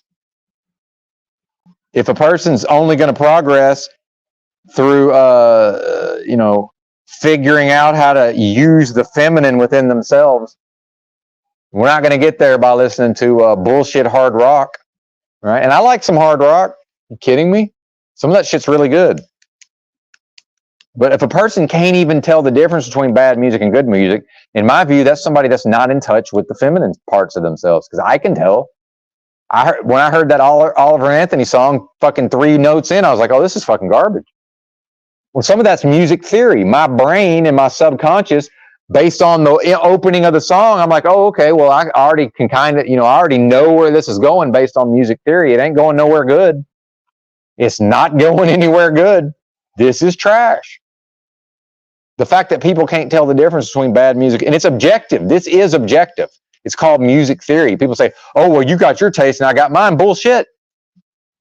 I was not into soft, fucking sensitive music, but I could listen to the Smiths. I could listen to The Cure. I could listen to early U2, right? Because it's objectively good music from a musical theory standpoint.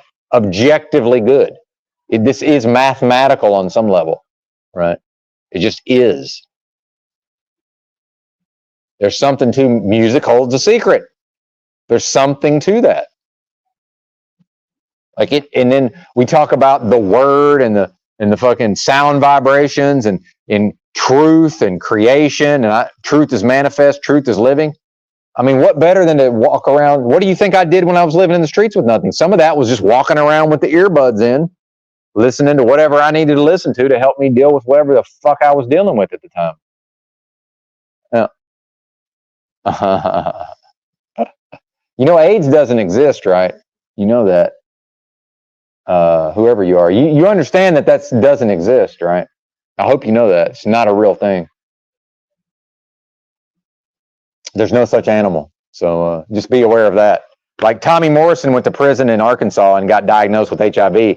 And later on he tested negative. There's no such thing as HIV. Now, are there billions of viruses in the body? Sure. Is there something in the body that scientists have claimed who have isolated and they call it HIV? Sure, there is. AIDS doesn't exist. In fact, we now know that what they called AIDS was actually mostly caused by the I've forgotten the name of the medication, the cocktail, whatever they called that. You know, they made a whole movie about that called Dallas Buyers Club, right? Oh, that's right. Almost nobody here watches movies. Well, I do. I watch Dallas Buyers Club. And, you know, I never did watch that Hatchback Mountain, or Hatchback Mountain. I never did watch that Brokeback Mountain. I might have just dropped a clue for 4chan. 4chan, I might have just given y'all a piece of the puzzle when I just said what I said, but I'm not going to repeat it. But yeah, Dallas Buyers Club. A little tip for 4chan, 8/8chan, whichever one it may be. I never really figured, I was early to the party, so, I tend to think in the terms of 4chan. By the way, I got a great deal of respect for 4chan. I'm not even bullshitting or kissing up. Especially, again, it might have been 8chan. I don't remember, but whoever found Shia LaBeouf's, that's the most gloriously autistic moment of all time, if you ask me. That shit made my heart sing when that happened. I was like, look at these people. Oh my God. And I'm most likely on the spectrum, folks, lest we forget. But yeah, Dallas Buyers Club, man. Oh, but it's about gay people and AIDS. Who cares? If it's a good movie, I'm going to watch it. Meanwhile, I can glean something from a lot of these movies. There's a lot of wisdom in some of these things. But yeah, why would I watch Brokeback Mountain? I'm not into love stories, man. It's a love story. Right? Like, now I did like the reboot of Romeo and Juliet. That was a pretty badass movie. I will say that. But at least that's based on literature, right? The Claire Danes and Ryan Phillippe, Romeo and Juliet. I'm trying to remember who made that. Why don't I remember who directed that? Oh, Baz Luhrmann, who's a bad motherfucker. Yeah, it was a Baz Luhrmann film. How could I not watch a Baz Luhrmann remake of Romeo and Juliet with Claire Danes, who I'm a fan of, or I was, and Ryan Phillippe, which, hey, nothing wrong with a little eye candy here and there, right?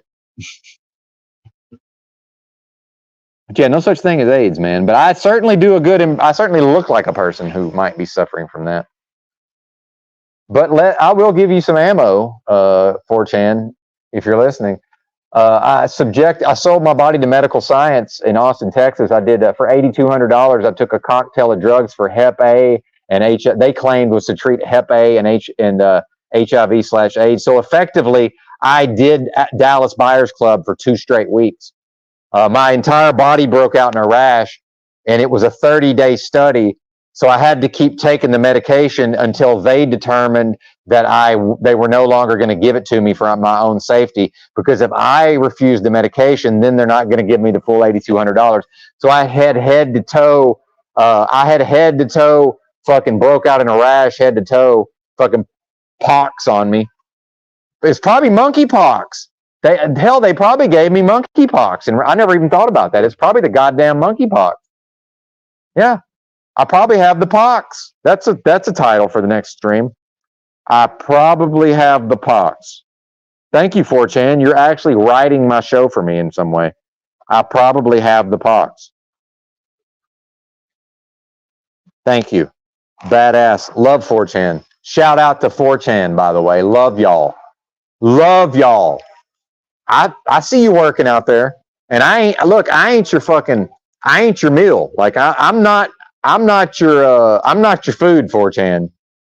Eventually 4chan's going to figure out I'm more like y'all than I'm not your food. I'm more like y'all than I am your food. Just putting it out there, 4chan. So do whatever you got to do. But I believe the more 4chan observes me, the more they'll see, he's kind of like us, actually. I type 80 words a minute for a reason, 4chan. And I was a computer expert right around the year 2000. I was MCSE on Windows 2000, right? I myself was flown to Southern Utah University, and I fucking installed and configured their inventory management system and their point of sale equipment. And for the first, as far as I know, for the first time ever, maybe ever, but certainly for the first time in my company, I fucking set up and configured a computer to remotely operate via TCP, our own point of sale software and inventory management system. And we didn't even know if it could work. It was basically just send Benton out there. If he can make it work, he'll make it work. Surprise, surprise, Benton made it work. That's who you're listening to. Now, I'm now a boomer on some level. I'm no longer a computer expert. I run Linux on my PCs.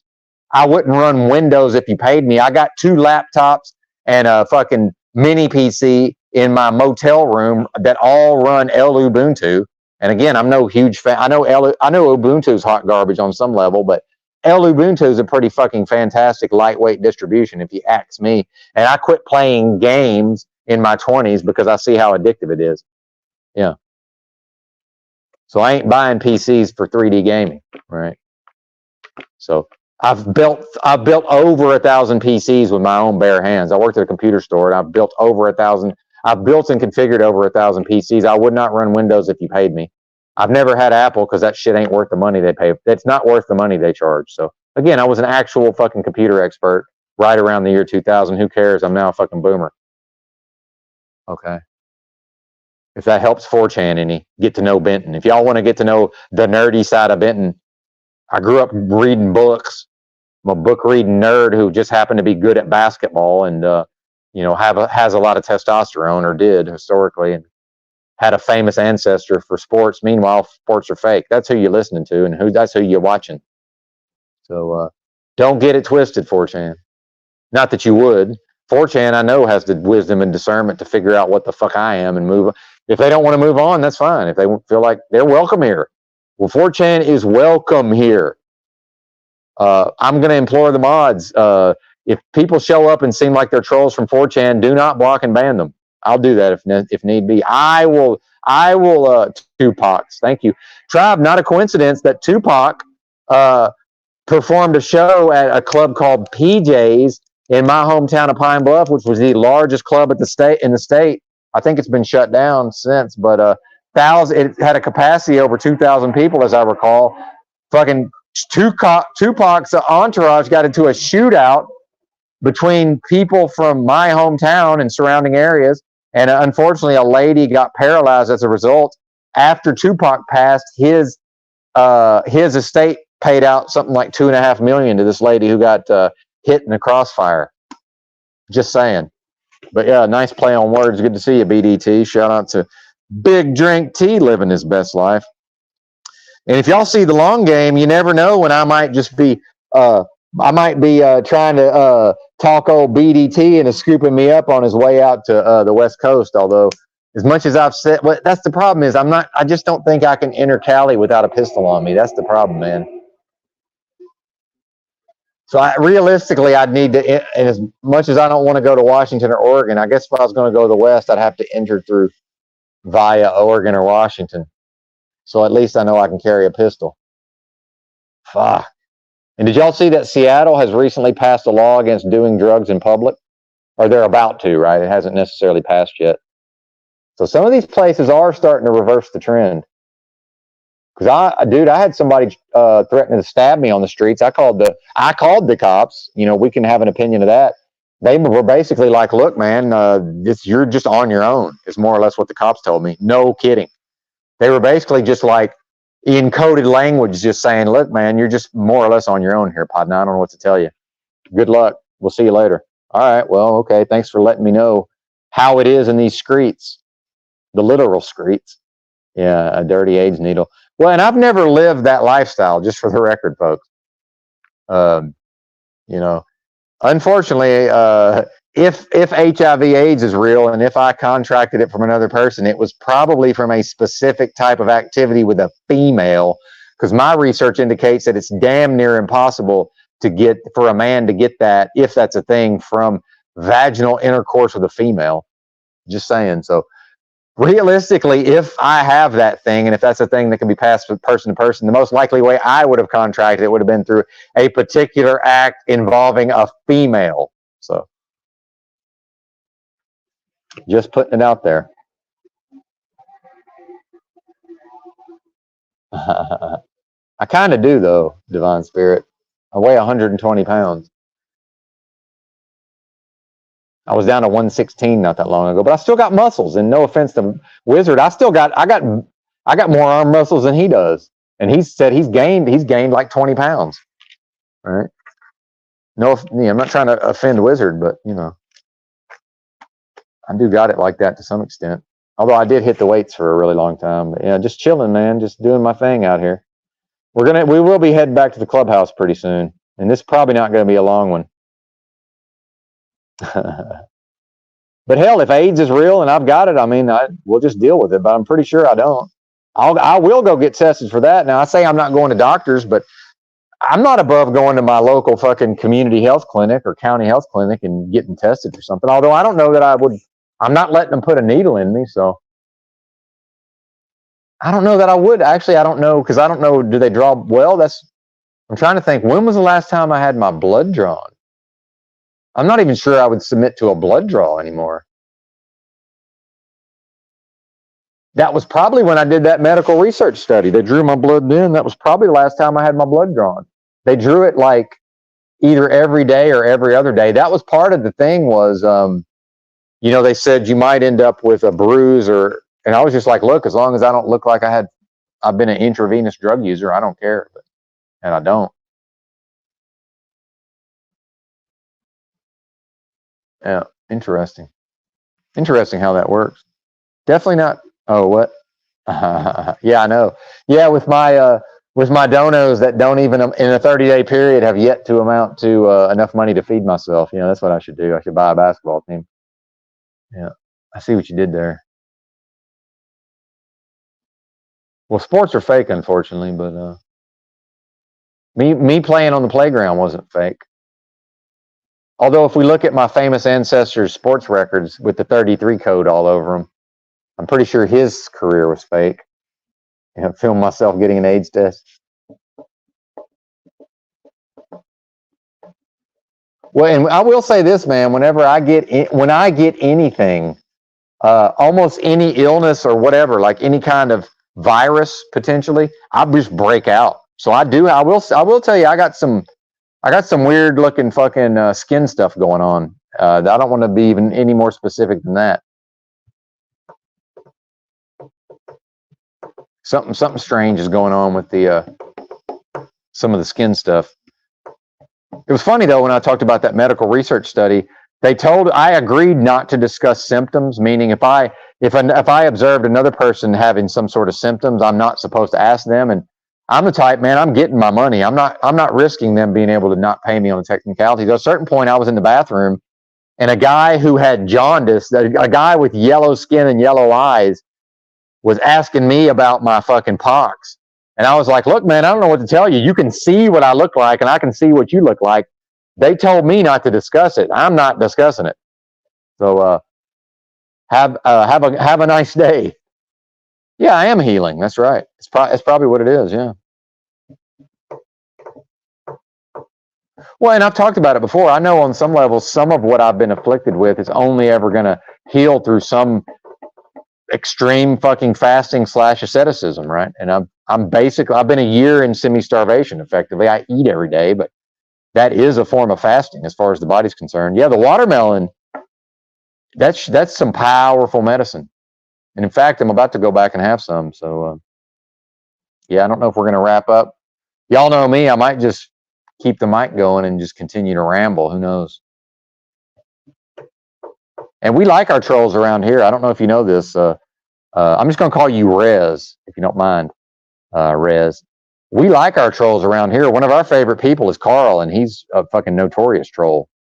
We embrace the trolls to some extent, but it has to be good, or it has to be skilled trolls. And if I could give 4chan any compliment, it's that there's a high skill level of trolling. So, and not to offend you, Rez, but this is some.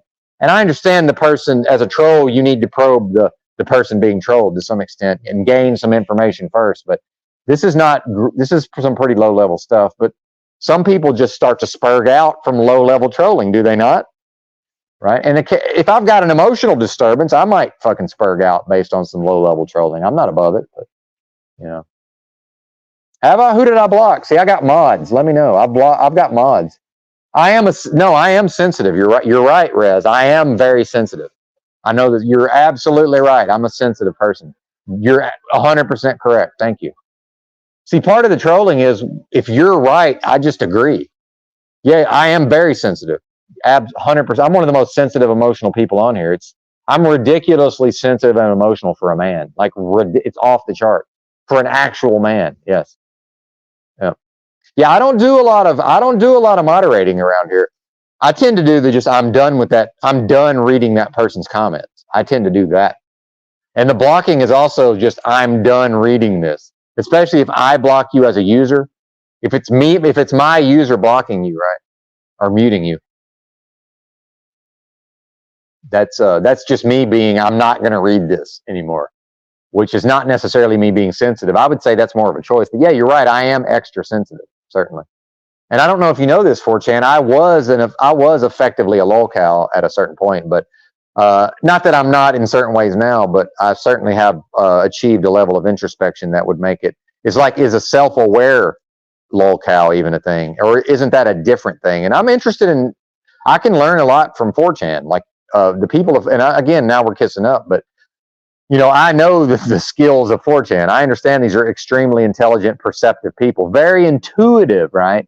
You know, we can get into the MBTI stuff, like probably a greater proportion of INTJs than the general populace. Well, you're listening to an INTJ talk, and I'm not a person who's fetishized it and tried to be like, oh, I'm just going to keep taking this test until it says INTJ one time. No, it says INTJ every time I take one, no matter which one I take.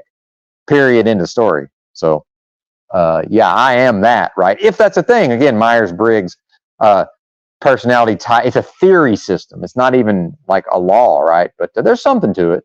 It's definitely not a hypothesis. It certainly rises to the level of a theory, right? Clearly. But anyway, yes, I am extra sensitive. You're completely fine. You're completely accurate on that. But I tend to trust the mods to do what they're going to do, and then eventually, and some mods have been close to this. Eventually, if they do enough things I don't like, I just demod them, and I'll most likely will never mod them again. Although that's not necessarily true, but typically I err on the side of and I'm boomer enough that I don't even know what they're doing half the time. Hence the trust, right? Because I still don't fully understand YouTube. But just so 4chan remembers, I was on Usenet in 1994 or 1995, typing in fucking commands and reading fucking news groups, right? That was Benton in 1995. Me and one of my roommates in 1995 used to dial up with a goddamn 14.4 and fucking type in a bunch of commands, right? Although I think eventually by then we were probably on an actual Windows client. So I think I'm getting ahead of myself. So yeah, I would say by 97-ish, we were actually finally, you know, dialing up with 56K modems. And what were we downloading from news groups? I'll just let 4chan fill in the gaps on what me and my roommate that introduced me to the internet in 94. by like 97, 98, we were downloading just binaries files from news groups. I'll let your imagination fill in the gaps of what we may have been, setting up the fucking, what would that have been? Agent, my cracked version of Agent to download all night over 56K. I'll just let you decide what we were downloading. Okay. Not that this gives me any cred. I'm just saying, compared to people my age, 4chan, you're talking to people who are more like y'all than these other bozos, right? And I did say other bozos, okay? I know I'm using specific language because y'all are bozos to some extent, but I got a regard for bozos, okay? Some bozos are respectable. There's respectable bozos out here. Not that this lends me, but I do have some internet street cred, right? I mean, that does, the fact that I can remember doing these things, right? In fact, in Fayetteville, there was an apartment complex under construction apparently it kept getting delayed. That the big selling point was that the apartment complex was going to have its own T1, and I was going to be able to have a direct connection. I was going to be able to tap into the T1, and me and that guy I'm telling you about were going to live there, and I don't know if it ever got built. By the time it did, I guess DSL was probably available.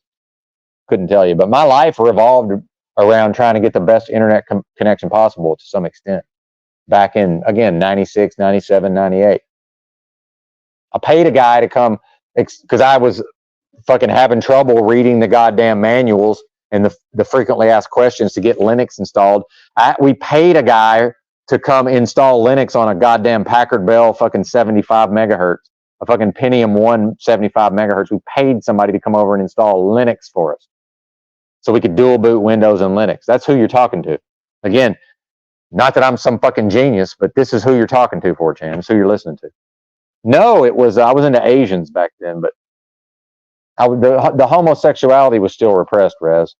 But no, it was, I had an Asian fetish, and in fact, that was right about the time I was meeting my first wife at University of Arkansas, who is policy enforcement going to come check me out. See, now I'm not that I'm paranoid, but yeah, I was all into Asian broads for some reason. Of course, it would have been ladyboys, right? Post-op ladyboys. Is that what I was looking at? I mean, you tell me. But yeah, I had an Asian fetish for a long time, and then ended up with marrying a Vietnamese lady. But she was very Americanized. She grew up in Bentonville, Arkansas, where she's from, but she's born in Vietnam. Good morning, Vietnam. Good morning, Vietnam. Met her in Fayetteville. Good morning, Vietnam. Writing that down. But yeah, I am very sensitive, and I am triggerable, certainly.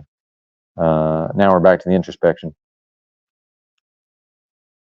I'd suggest trying to get here when Carl's here. If you see Carl, and then one of them is like, there's Carl, and there's just Carl the Antediluvian something, Kang or something. Just, if y'all would, just have a chat. He's from Kiwi Farms, and I'm pretty sure 4chan knows Kiwi Farms, and maybe there's some crossover. Again, I'm a boomer. I don't fucking know. But I don't exactly know, but maybe just have a chat with Carl. He'll fill you in. And maybe Carl sent you here. I have no idea. That's fair play again. That's also fair play, by the way. Yeah, ladyboy, yeah. Well, I mean, I don't know. When I was setting up my PC to download fucking JPEGs of Asian broads in whatever year that was, so I could look at JPEGs and, do whatever I was doing. I don't know. How many of those were ladyboys? I don't fucking know. Post-op ladyboys. I don't know. I can't call it. You tell me.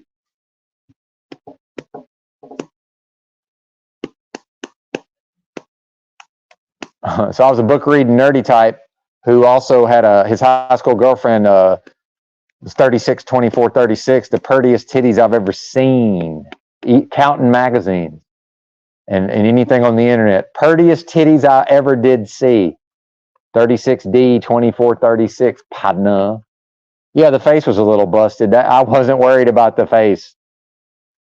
The face was the least of my concerns. So, yeah, I had it like that, 4chan. So what? Ain't my fault if other people didn't. And I'm not coming at you, bro. I'm saying. And I could damn near dunk a basketball, and I can palm a basketball. I was about 5'8" back then. Could damn near dunk a basketball on a 10-foot goal. So whatever. It's not my fault that the ladies like me. I didn't have nothing to do with it. I just was me. Insecure, fucking socially anxious me, and had the arm candy. You know, what you want me to do about it?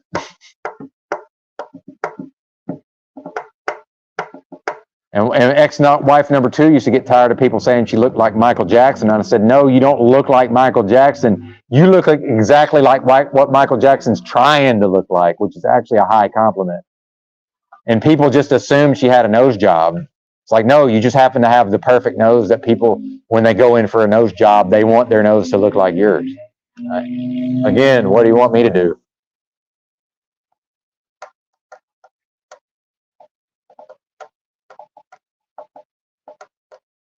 Meanwhile, most ladies have the good sense to have almost nothing to do with me. Most women take an immediate disliking to me because of out of their own good sense, I would argue. I've had women check me out, and I just say, "Lady, I would ruin your whole life." But then that just makes them want you more. I just look at them and say, "Lady, I would ruin your whole life," and that just makes them want you more. But I'm telling the truth. It's like, stay away from me. I will ruin your entire life. Because I would have at the time. Now I probably wouldn't. It's like, you don't want to invite this form of trouble into your life, lady. Do you envision an entire half a day of being lectured? Because that's what I was like back then. Whatever woman I was with got a lecture lasting half a day at a certain point. Who wants to hear that? Not me. I don't want to hear that. And I know I'm on the public internet. I know that I see the numbers going up. I'm giving 4chan that good right now. I know I am. What's up, Capricorn? Good to see you. And at a certain point, 4chan, I'm only gonna engage with 4chan comments that are super chats. I ain't no dummy. Hey, 4chan, please make your comments in the form of super chats, or I'm gonna start. But then again, do I have the power to actually act on that? See, I may not. And 4chan knows if they type in the right type of intelligent comments, I'm going to have trouble ignoring them, because I am, as a person who read thousands of books growing up, and that's not an exaggeration, I will have trouble not engaging with your intelligent commentary. Certainly, that's a me problem on some level. I love it, man. You like it? I love it. 4chan. I dated sumo wrestlers, never dated a fat broad.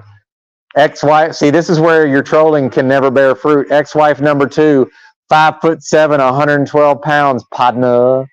Yes, indeed. Could have modeled if she wanted to, certainly. Of course, she was like 30 when I met her. But yeah, could have modeled.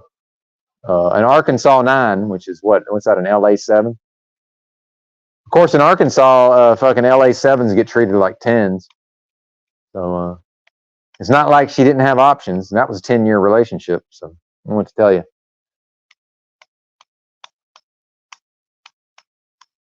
Don't know what to tell you.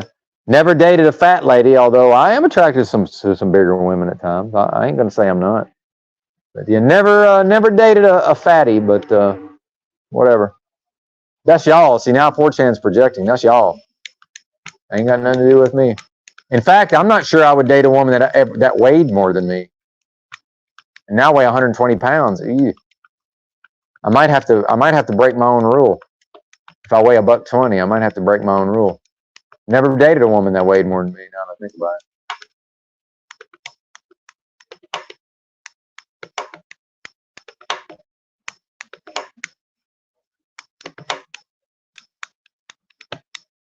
Well, we got to go back to Clubhouse, folks. We might be wrapping up 4chan. I don't know. Good to see y'all, man. Shout out to 4chan. Will somebody type out shout out to 4chan for me so I can highlight it? I'll just end up accidentally ending the stream or something if I try to click around. I'm not a fan of StreamYard on a phone, honestly. Are you?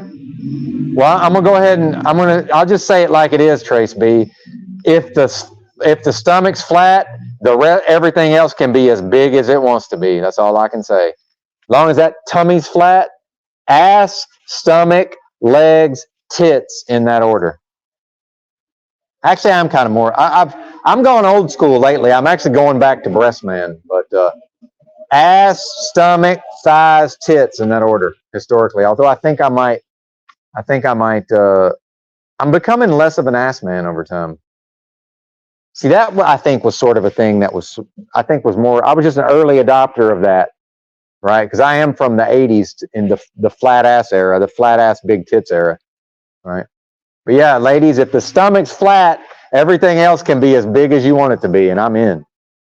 So I can't deal with the pooch though. I just can't. I can't fucking deal with it.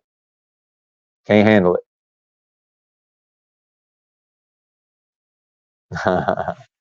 Oh well, now now I'm since I meditate through my chakras, my lower chakras are becoming activated. So now I know it's time to go. Now I know it's time to go.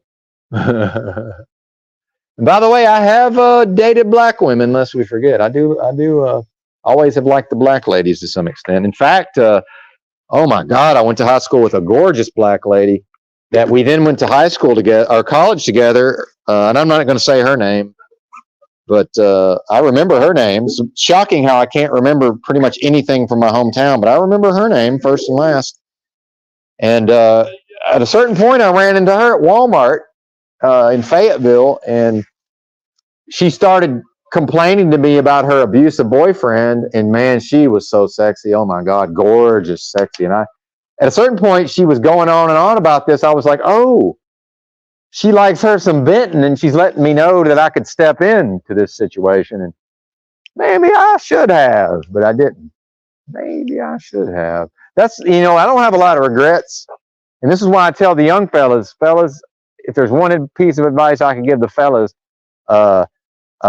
without putting oneself in danger, get as much as you can when you're young.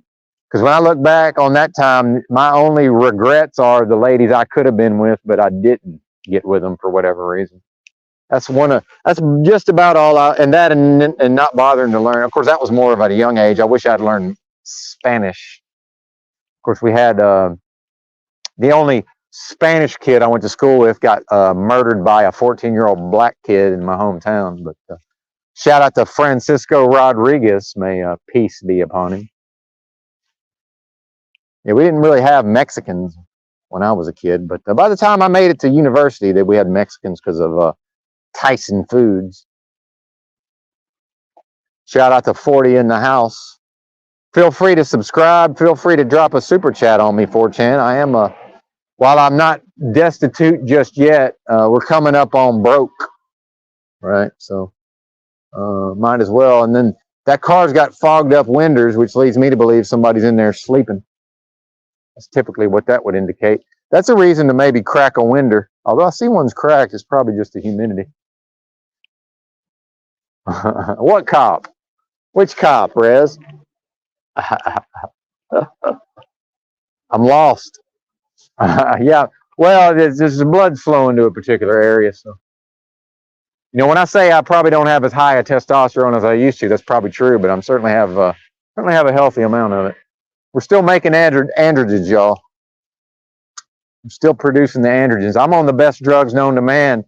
Serotonin, endorphins, and testosterone, and my body makes them. So anyway, I guess there's nothing to see here. Although I'm going to have to kill my cam here pretty soon because I got to keep my head on a swivel because some fucking bozo meth head got all squirrely with me earlier.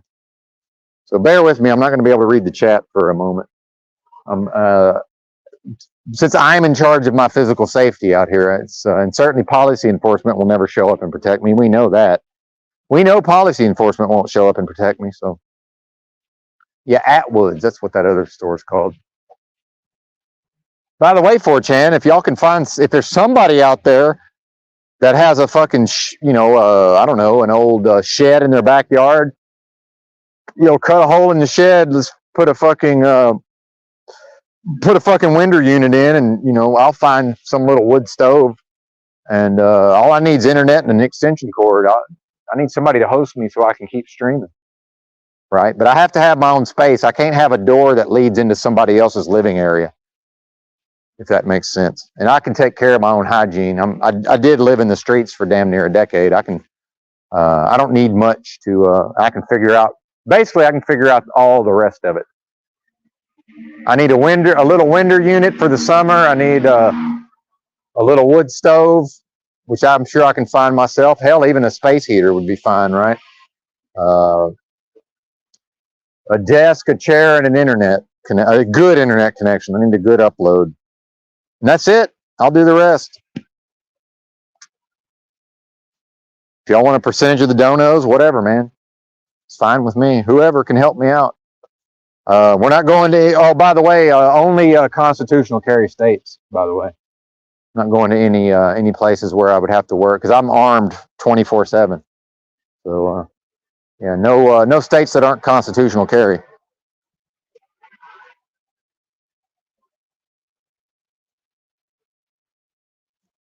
So yeah, hook me up.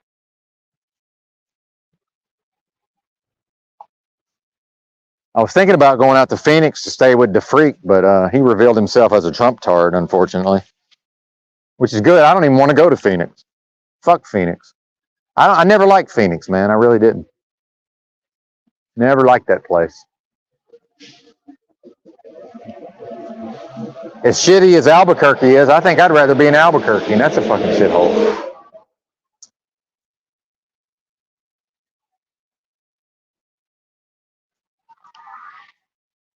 Oklahoma City, another shithole, but you know, not too bad.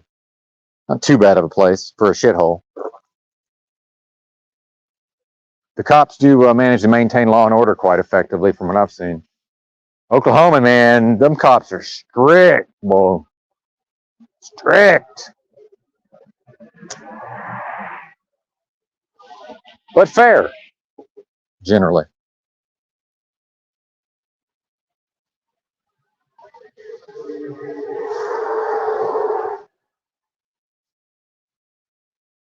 Oh, man.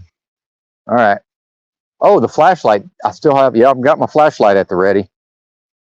That's another thing. I went so long without carrying the flashlight. Hell, when it was well lit though when I encountered the meth head. But yeah, I got my flashlight out now. Got the body cam rolling. Oh, and especially if somebody, if the aforementioned backyard shed is in some kind of urban area where I can also do some IRL content. I'm a content machine, 4chan. And especially if 4chan investigates me further, I think they will see that I've been a content machine for many years now. I'm not one of these bozos who's just like, you know, doesn't understand the fucking internet, and now they're doing YouTube live streams. Because that's most of the people my age, let's just face it. And I'm from a time warp, man. Where I'm from in Arkansas, I was born in 75, and it might as well have been 55. So just be aware of that. I'm old-timey out here. I'm old-timey. Realistically, I need to stop talking because I know my voice is so loud, these fuckers, and it just carries. My voice just carries. I don't want, if my enemy's still around, I don't want them, I don't want to tip my hand here.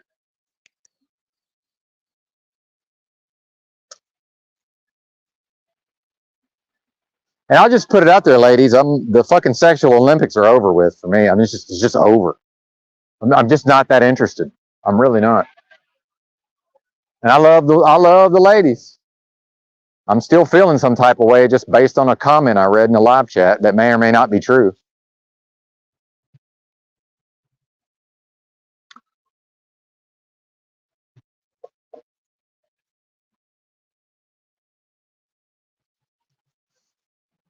I mean, it is the internet, right?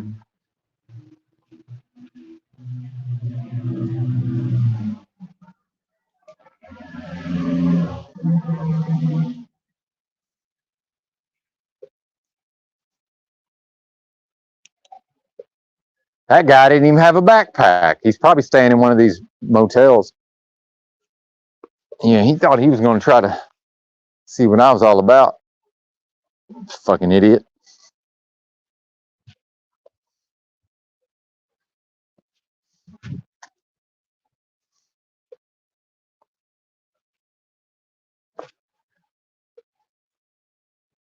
Yeah, I can't read the comments right now. I'm gonna keep an eye out for this bozo, just in case.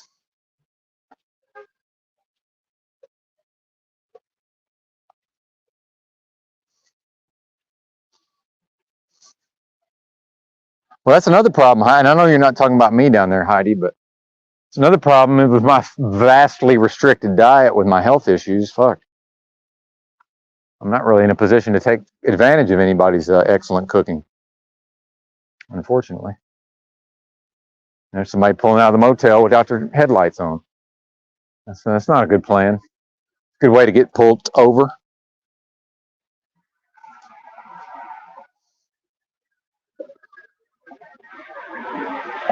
But yeah, I don't know, man. My gut's telling me to get rid of this car, but I think in the short term I'd have to just buy something different. But this clutch is going to be a no-go. I'm pretty sure. I'm not going to break off the amount of money I think they're going to want. But I might talk to Tribe. Tribe was talking about a mobile service. Although the car drives, Tribe. I forgot to tell Tribe it drives. I drive it all around town. I'm not trying to take it on the highway at this point. And it needs a set of tires.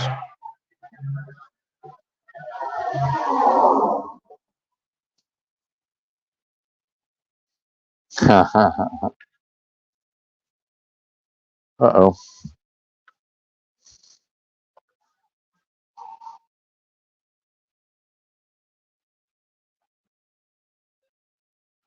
See, I love the ladies. You know, some ladies like having a man around, but I'm just going to put it out there. The sexual Olympics is over with. You have to stick with your toys. It's just not my function anymore.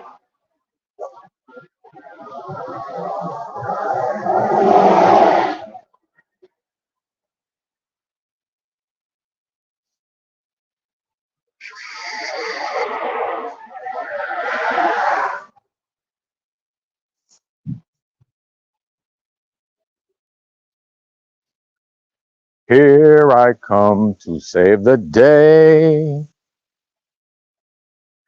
Yeah, man, this fucking gutter trash think they're going to come against me.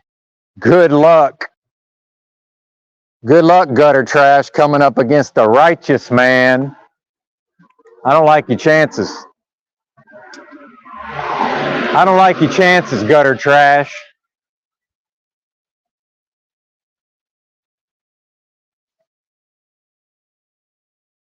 I've prevailed to this point. I reckon I'll keep doing just that.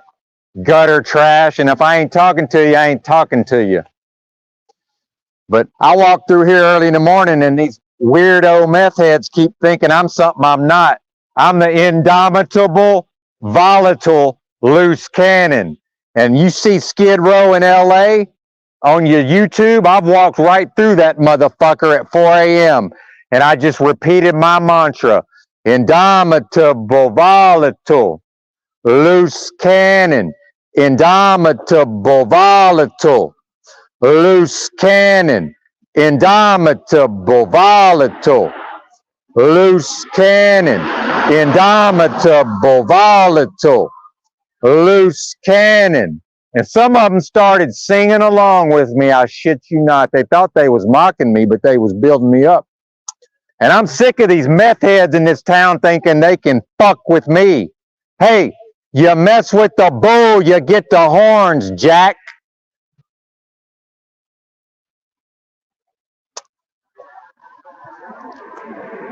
And y'all don't have no idea what that sounds like out here, echoing off of all this concrete, just booming and echoing. And that's about 40% volume. People think I'm raising my voice and I'm just talking. I've been loud since day one, Jack. Believe that. But some piece of garbage, convict, meth head gonna come against me? Shit, I didn't lose my gun rights, partner. I didn't lose my gun rights, partner. I might be 120, so what? Meanwhile, I probably could have whipped that dude's ass, honestly. I don't fight. I'm a pacifist. But if it came down to it, I probably could have whooped his ass. He didn't look like nothing. Didn't look like nothing. He might have had some prison muscles. That shit done wore off. He might have had some prison muscles. That shit done wore off. That's one thing about these meth heads, man. They'll talk a good game and act all tough. But because of the way they're living, man, there ain't nothing to them. There's just nothing to them. They're not getting proper nutrition. Damn. They're just begging to get pulled over. And 55 miles an hour right down the main drag. Indomitable, volatile, loose cannon. Indomitable, volatile, loose cannon. Indomitable, volatile. See, they got to know what I am. That's the problem. Is, see, these people, they don't believe it till they see it. They just don't. They're not willing to accept what I am until I show them what I am. Meanwhile, shout out to this some local custom car place. Every time I walk by here, they're working. It's 4:30. They're already working. Wonder if they'll put a fucking clutch in.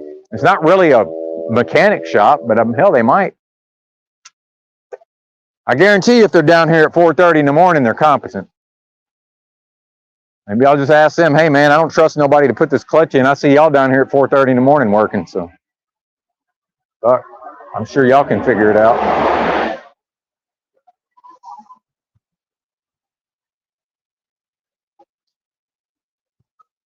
You got your nose out, buddy. If that mask did anything, it's ineffective.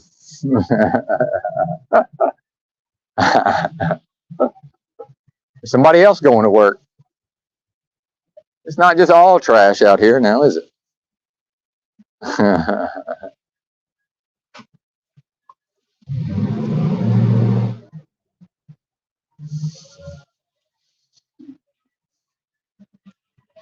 Yeah, apologies for the lack of talking. I'm going to keep my head out. Keep my head on a swivel. You never know where this dude's at.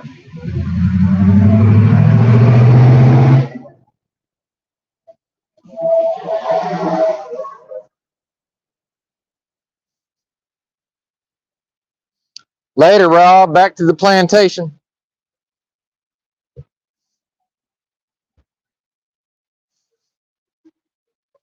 Shout out to 4chan.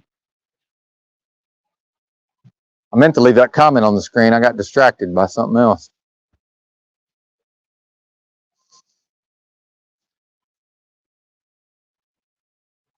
It's not a bad flashlight. It's not as good as the one I lost. God dang it. It ain't too bad, though.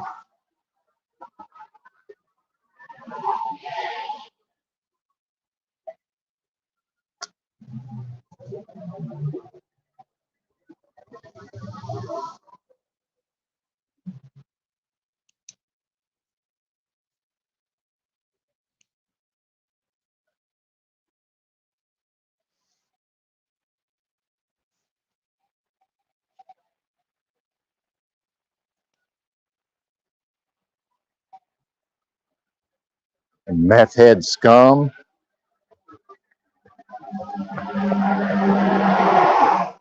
I don't believe in criminalizing, drug use, but it is a accurate characterization of what these people are. Fucking meth head trash. Scum of the fucking earth. Drunks are the worst, but meth heads are the scum of the earth.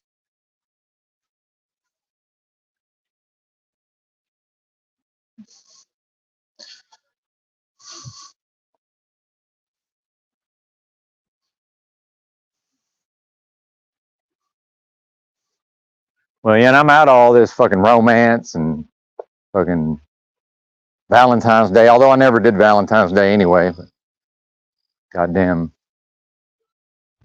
all that bullshit. That don't mean a fucking thing to me. And if it means something to a lady, I'm the wrong fella. Oh, he forgot my birthday. So fucking what? Are we 12? Maybe I didn't forget it. Maybe I just didn't give a fuck. Oh, happy birthday. Oh, you mean I got to go behave in specific ways because it's your birthday? Fuck you. Fuck you. I'm not going to be told what to do, man. A goddamn holiday's not going to tell me how to behave. You might get flowers every once in a while. You never know. Meanwhile, women are smart. They know if every fucking man in the country brings them flowers and chocolates on one particular day, it really don't mean nothing now, does it? In fact, it only means that if he doesn't do it, now it's time to be upset. No, fuck that. I ain't going out and doing the same thing all the other fellas are doing because a fucking holiday rolled around. Fuck you. And I don't mean fuck you ladies, just fuck that. How about that? Fuck that. Fuck that. True Romance, not a bad film. Indeed, written by Tarantino, lest we forget. Directed by Tony Scott, I think, if I remember correctly. Yep, pretty good flick. I was a pretty big Patricia Arquette fan at the time. Or not Patricia, that was, yeah, Patricia. Yeah, very alluring, sexy lady, although hopefully not a man, right? Like, is that even a man? Also, early James Gandolfini appearance, lest we forget, and Christian Slater. A bit of a career revival for him, as I recall.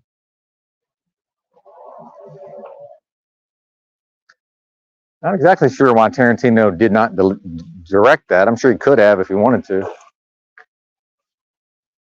I can't call it. Oh, it's a mud hole. All right, I think we're safe. I'm putting the flashlight up. Hopefully I can remember to turn the slow cooker off. It's time for that when I get back. I'm going to stop talking for a minute. Trying not to disturb everybody on my way in.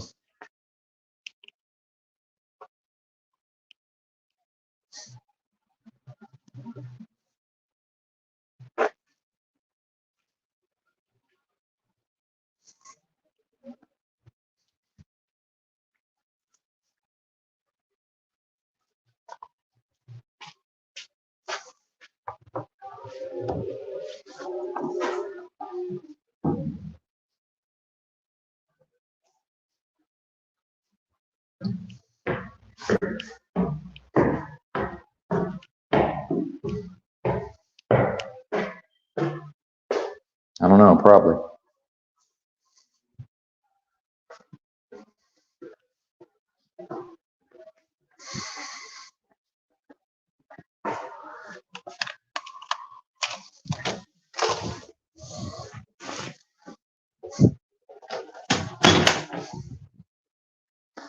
Oh yeah, I mopped half the floor in here. Cool. Nothing like a clean floor, although there's more work to be done. What's up, Goblin Life? All right, be right back, folks.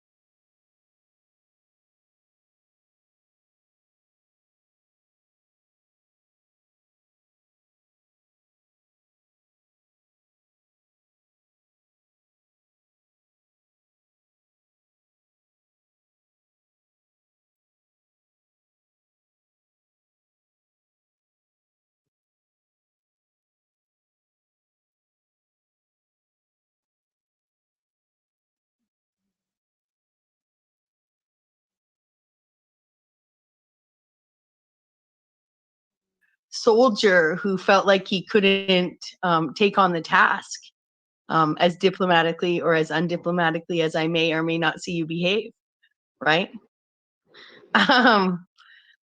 You can count on me. I can count on you to definitely keep the charm and charisma going, you know? That too. You know, some good lines are like, it's cheaper than the dollar store, right? I don't have to, you know, dating her is cheaper than, you know, taking the long way to the to the dollar store.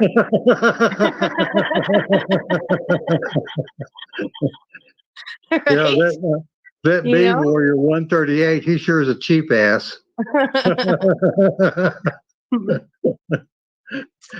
Would mine be but she's managing to keep him out of those damn dollar stores, you know. So am I a bee warrior? Like, am I had taken on a name as well. Like, you know, you know, that's the interesting part of these, you know, the meta lore here. Like, this is a Romeo and Juliet story. We are treading into hot water here. Stay tuned, friends. Stay tuned. Who knows? Could someone just put a call out to Yeti Life, please? Bobby and I are waiting. We're waiting on metaversal. The script. The script. We need the script. Like, isn't it almost? It's 10 minutes to 3 a.m. Is it not? 10 minutes to 3 a.m. in the morning. Do you have an appearance in the morning you're supposed to go to, Bobby? And if you do, are you supposed to be there for the hour beforehand? You know, be aware of what's going on. None of my business. Don't tell me if you haven't heard from. If you haven't heard, I don't want to know. Like, you know, I imagine I've heard from him, but you know.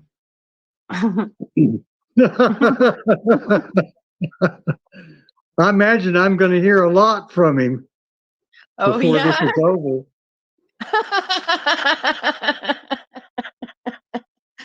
That's so funny.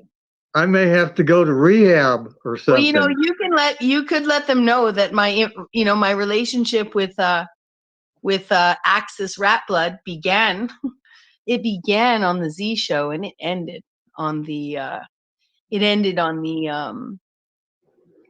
on London show. Now, don't get me wrong. Have I seen Axis Rat Blood out there somewhere else in the metaverse? Probably. But like, in terms of Bex in a thought experiment, you know, like, I'm not interested in like talking about like how to become a serial killer. You know? No. But I know that's not his message. And like, again, to all the people out here, like speaking their, you know, their nonsense and their sense and all, right? It's just like, you can't enter into discourse. You know, if you can't enter into discourse where someone's trying to shove their fucking serial killer philosophy down your fucking metaphorical throat, you know, like, you know, it just becomes like a moot point. It's like, you know, anyways, I was just going to say, like, well, you know, you already know where I stand on not just for somebody else, but for myself. You know, man's number one problem. Oh, the ego? Well, but that being said, just violence. Oh, violence. Yes, violence. Mm. Man's number one problem. Well, mankind, right? And then I supported that with mankind. No, I mean men. That's, you know, some women are violent also, but you know, men are more apt to be very violent. Yeah. Not that women can't, but my perception is man's number one problem is violence, and that's all kinds of violence. I know this is a first date or second date dialogue that we had. Not to remind you, dear, but I do remember that I did. You know, I want to add though that like words are a form of violence as well too.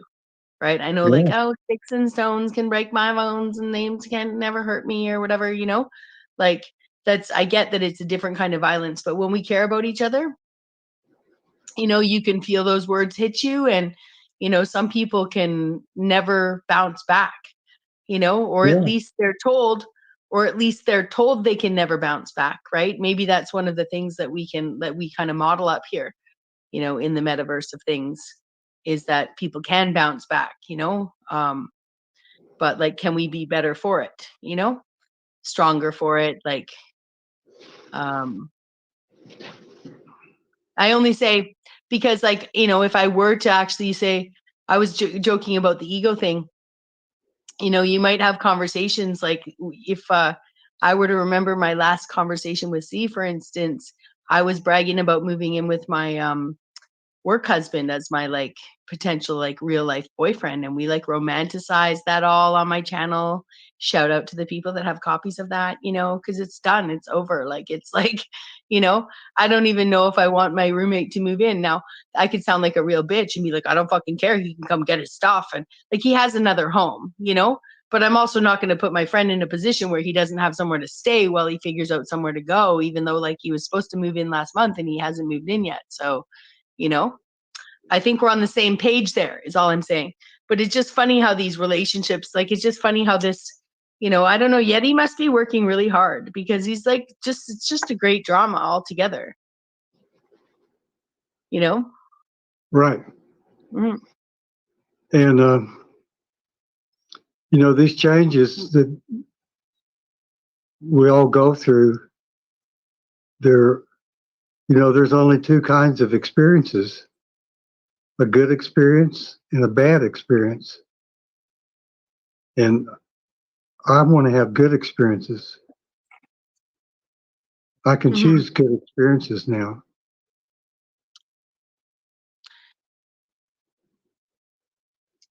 But when we're not talking about the most extreme infractions against each other, you know, those extreme occurrences of like violence, like real violence or real violations of sorts, then I think some of us take things way too seriously, myself included, right? I was guilty of it. And I probably needed some sleep, right? Like, I needed to stop streaming, I needed to get focused, you know. And so for me, like, yeah, it's interesting how, yeah, just how like that comes back to that good and bad experiences, right? Like, Right. even in the bad experiences, you flip it to the best, you take the best from it. You know what? Yet we sit out here every day having bad fucking conversations, stupid conversations, listening to people actually spew nonsense, like it's got any validity of any sort to anyone for anything. You know, um, like, yeah, and it's a interesting dynamic, right? Yeah, Uh, I'm starting to relax a little bit now. Thanks. That just, you know, I was like this, you know, like with my fists yeah, clenched, yeah. and then for some reason when you said that, I just, man, I was able to, you know, just sit back and relax, you know, Yeah, breathe. yeah. And that's a, you know, that's a gift that you have if you don't know it. Mhm. Mhm. And then if like I would start yelling at you, okay, then people would see me as having a hissy fit, if and then you would be seen as psychopathic if you didn't respond, right? Like, yet if I was a man yelling at you and you didn't respond, you would be seen as stoic, perhaps, depending on the argument, you know? Like, it's it's interesting visuals to stay calm, you know? Yeah, I feel very relaxed. I feel very comfortable. Thank you very much. Mhm. I'm glad. So you're able to transmit that through the metaverse. That's a big gift. Yeah. The don't. Well, it's something I appreciate that. I mean, I hope that I had that kind of welcoming energy, but I also, you know, people could go back. I'd be interesting to go back and watch myself evolve, um, even before I broadcasted myself here. You know, just learning the ropes. you know, like I've done a lot of name dropping here, you know, we were talking about things, but I also like hopped myself into some exciting scenarios today where I would expect that because I've done that, it could be done to me too, right? So it kind of eases up, right? And I think that would be what I would say is, you know, is trying to figure out how do people, you know, Ellen DeGeneres, like it's fucked up as it is that I'm using her as an example, but like even like Alex Trebek, right? These people, they film in such a way that they get a lot of time off. Yet out here in this in the realm of YouTube, you know, people who stream 5 days or 7 days a week, like that's a big commitment. It's definitely Exactly. something, yeah. It's definitely something I've shown myself I'm capable of doing on the consumption end, you know, like a panel hopping at first, but now like feeling like I've brought some purpose to what I'm doing, more purpose than I had before. And that's where I would, Absolutely. yeah. And it's actually the same purpose. It's the same purpose that had me put one of my first videos out with all this meta lore. Like if people actually, when I put them out, people will find it really funny because like I wrote like Bex's travels through the metaverse. Like I write like a little book in the description about myself in third person, right? You know, and you know, it'd be fun to take all the stories of like first time meeting people and look at how gracious they were to me. Like I've said tonight, like until I actually went, and this could sound like it's some sort of like angle or tactic of like, you know, meta politics or whatever, but it's not. Like I've honestly been always welcomed with a lot of grace by all the men around me, even if they didn't really want to hear from me. You know, it was only like hopping up onto someone's stream. Now I get that I was getting into a certain dynamics and he might have felt like, who the fuck is this bitch?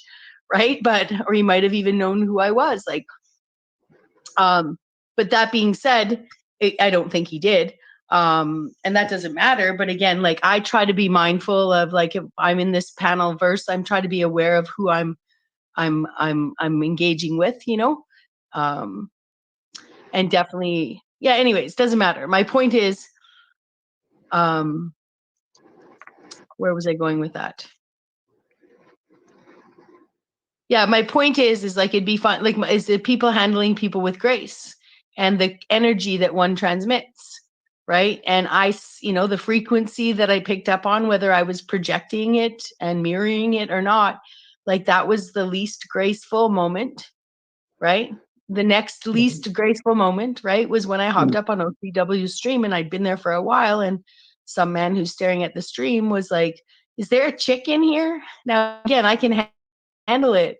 I just think it's funny because I think observers from the chat would probably notice even how, unless they're just looking through a hatred lens, and maybe I'm just experiencing it as, you know, as a woman up here, right? Which I know we don't throw that on the table a lot. We try to toss it out when we don't, but there is a place for me as a woman. Like I am allowed to acknowledge that if I'm not trying to like make myself be treated differently because of it. You know, it's just trying to have that voice. And it's interesting when you can pick up on those energies, right? Where it's just so rare. It's so rare. And yet yesterday I had someone hop up on my panel later on in the day, and all she wanted to do was talk to me about how Paul treats women, you know? And that was very strange to me because I'd been up on his channel 3 days in a row, pretty much, or at least 3 days out of 5, where you could see how someone was treating me, you know? Right. Like Right. rather than talk about some general case, right? Right. Anyways, and it comes back to that looking at each other through that judgmental lens, you know? Like, so we're like judging each other quickly, but we're also tolerating nonsense spewing from each other's mouths. Am I making sense, or am I talking too late into the night? You are making a lot of sense. Okay, good. Because are you just and you're not just placating me? No. Okay, Not. good. You know, and again, I'm just making sure because like I do see that as like major cognitive dissonance on our parts, right? We're going to be quick to judge each other, but we're also going to like watch people just have retarded conversations. And we're not going to judge it. Bex, Yeah. I think it goes back to respect. You know, I have to respect myself, right? Mm-hmm. And, you know, people that interact with me, you know, I can tell whether or not they respect me right off. Mm-hmm. And I figure, well, if they don't respect me, they probably don't respect themselves. So, you know, they're projecting that out there. And it doesn't make any difference if it's a male or a woman that, that somebody is interacting with. If there's no respect, I mean, where do you go? There's nowhere to go except, you know, calling somebody on it. They're not being respectful. They're being inappropriate. But then trying to find out why somebody behaving that way. Mm-hmm. Mm-hmm. Yeti Yeah. Life has woken. He wants our emails. He needs our emails to send us the scripts. Or is it payday?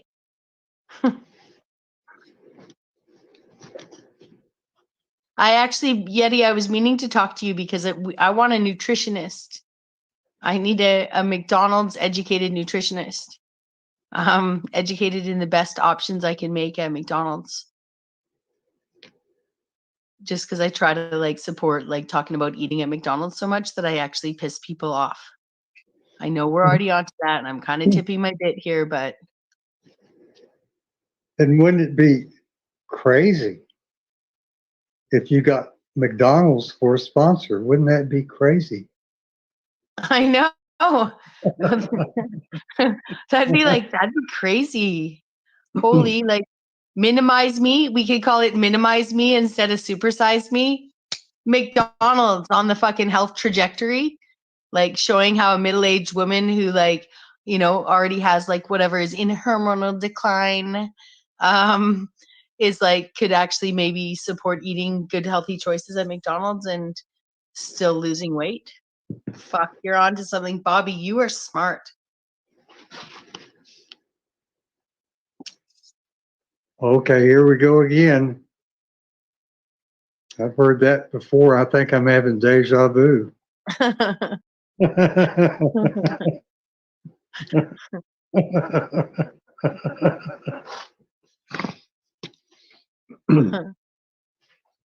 So are you culted up yet?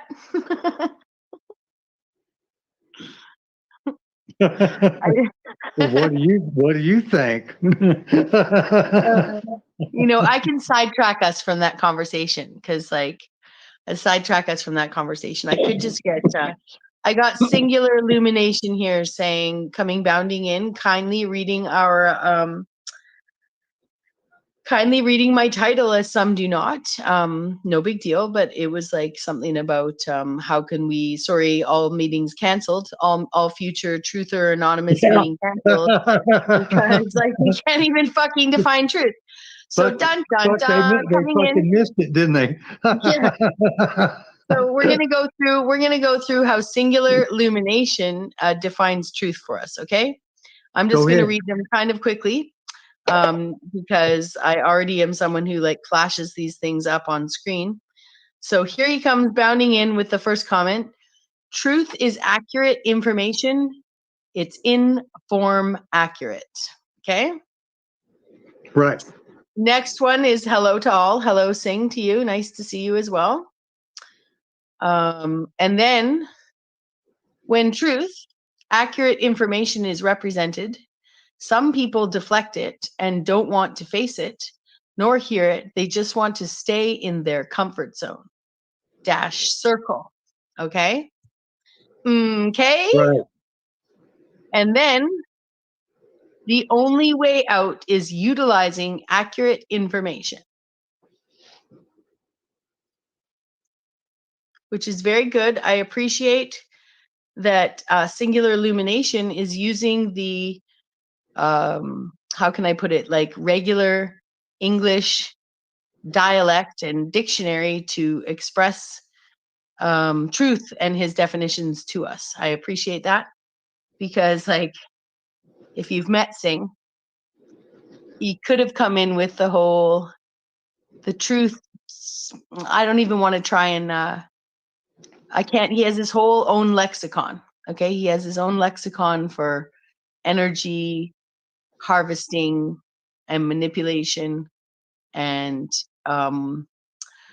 basically, he feeds off the energy of people around him, admittedly, negative energy of people around him. He looshes the energy to his own gain.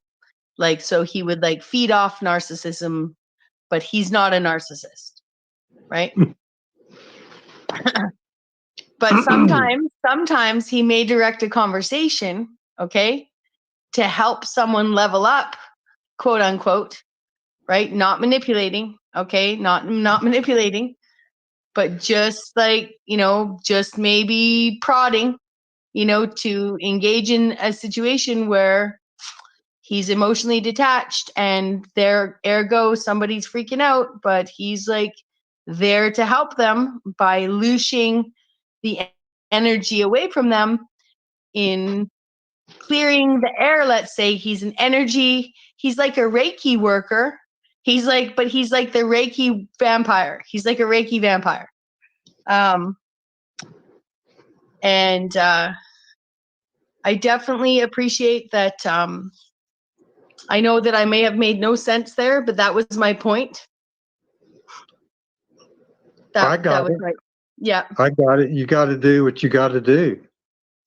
Yeah. Well, yeah. Yeah. Well, that's where I probably got to the point of the broadcast where I should have, oh, look at Bob, look at Yeti saying you're very smart. And then I was also going to That's get the to, second time I've heard that. I was also going to get to this point where I should probably put this up. Okay. We've hit the point in the broadcast where guaranteed you can accept the fact that we are probably into the non-tent aspect. Now, I have stolen this bit completely, inspired by, not stolen from, a banner made by Benton, but Okay.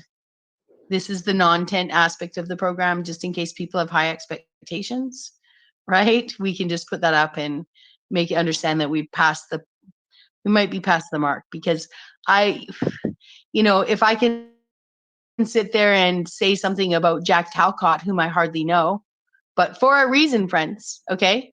Like, it's part of why, I fit in well where I'm at, that also being said, like, I've sat on many a panel with Singh, and I've never made it through one of his videos.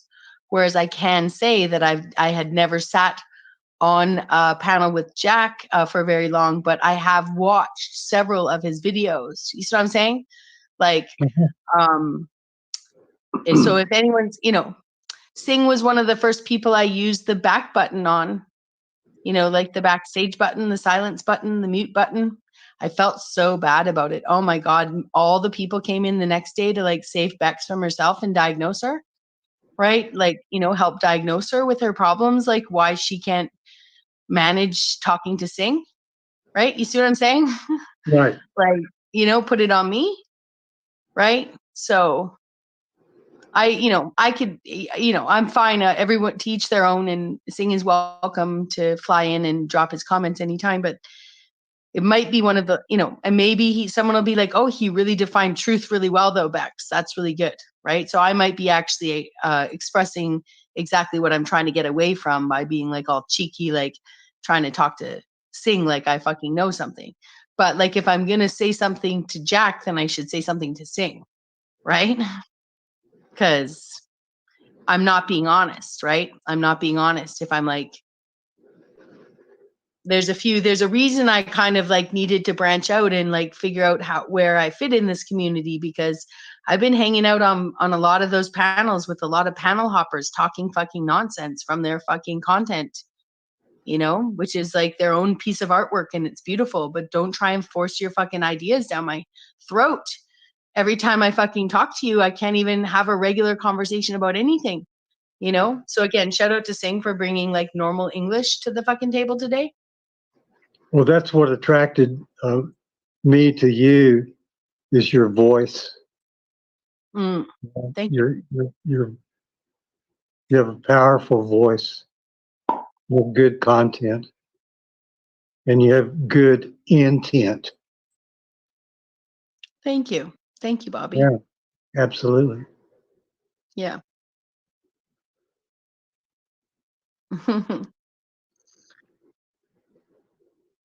I like that you say that. And you make me feel very, I feel I can sit back. I can be on this big panel just with you, and I'm relaxed. I feel comfortable being here. Thank you. That's a gift. It's a gift that you have. You make people feel comfortable. Thank you. Probably not everyone though. Well, look at that inspiracy. Inspiracy. That's a good word. You guys are too kind to me. You guys are too kind to me. It's nice though. But you know, it is also nice to have been reminded like that I was, you know, far from home, us far from home. Here we are in my little home, you know. Did I fix I didn't fix my avatar yet. Oh my gosh, I went to do that and I kicked myself out. Just a second. I'm gonna put on something new. I'm gonna put on like just because it's late at night and because we didn't get to be here for very long. Here we go. Everyone can remember Pythagosaurus Bex. Back from the Smithsonian Institute, where she's been working hard to uncover, you know.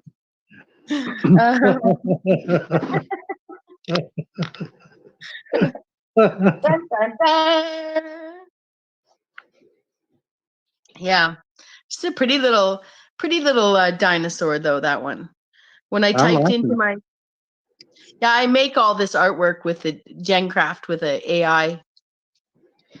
Just, you know, I didn't make it. I just put words in a prompter, right? And with that one, I just literally gave it the word Pythagosaurus Bex. And that's what my GenCraft came up with. Yeah, this cute little like fucking dinosaur with like eyelashes and shit. So cute. So fucking cute. Bucket food. I don't know how to greet people. Oh my God. I want to mock the whole much love, much love. Much love, Megan. Much love.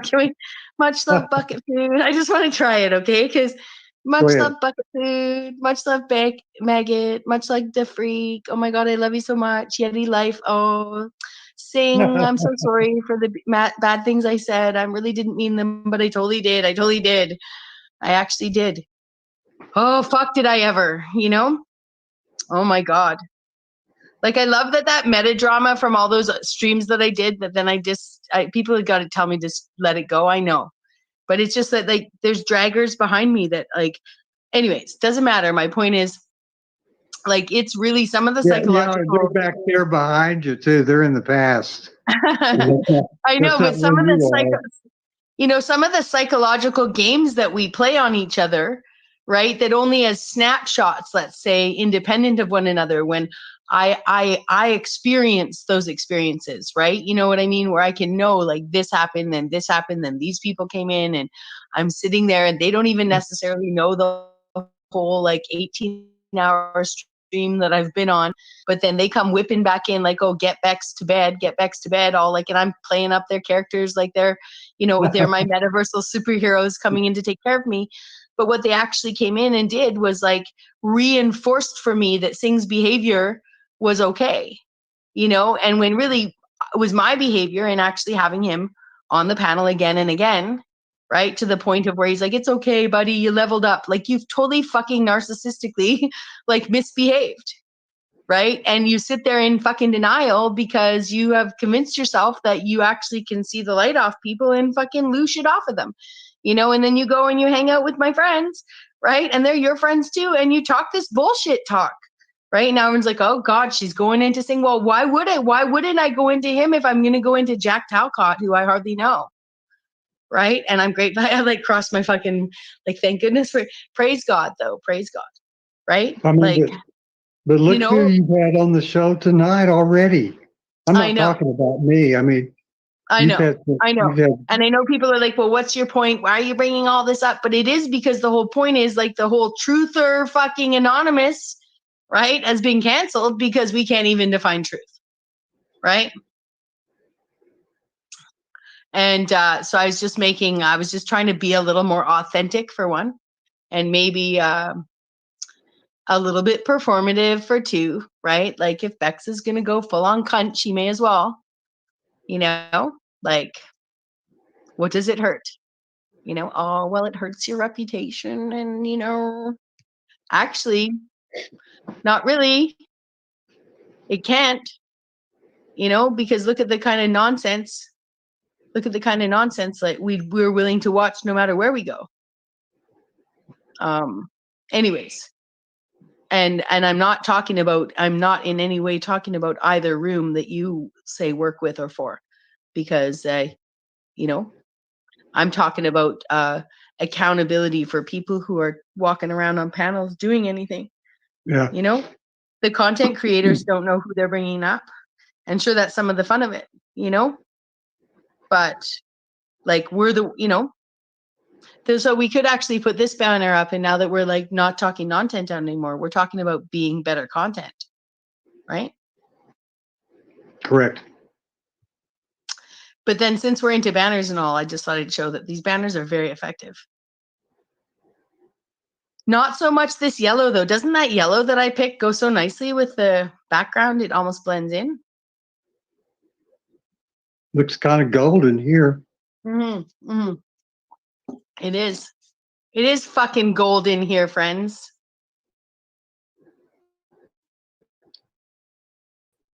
Right, Bobby? Absolutely. I'm sure. Did I go off too much about the past? Was I talking too much? It doesn't matter, right? We can talk about whatever we want.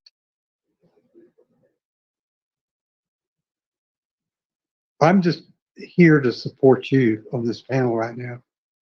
You're very kind. Are you breaking up with me, Bobby? No. Whatever gave you that thought?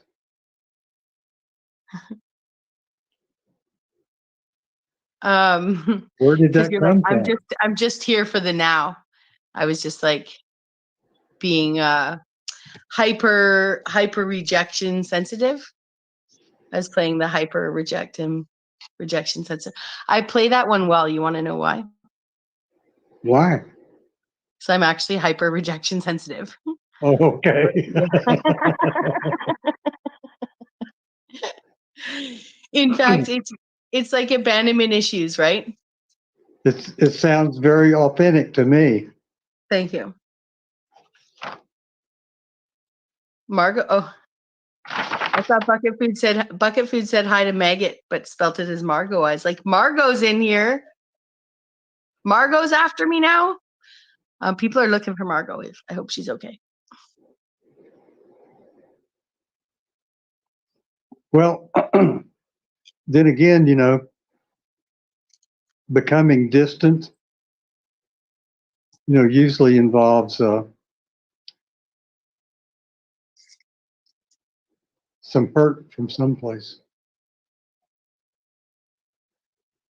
The what? Sorry. Being distant usually involves some hurt from someplace. Being distant usually involves some what? Yeah, like being emotionally distant. Mm-hmm. The reason is that somewhere some hurt happened. They were hurt, so they become distant. Mm-hmm. Yeah. I mean, I'm not trying to psychoanalyze you or anything. Mm-hmm. I don't know. I think I make it pretty easy for people not to have to try.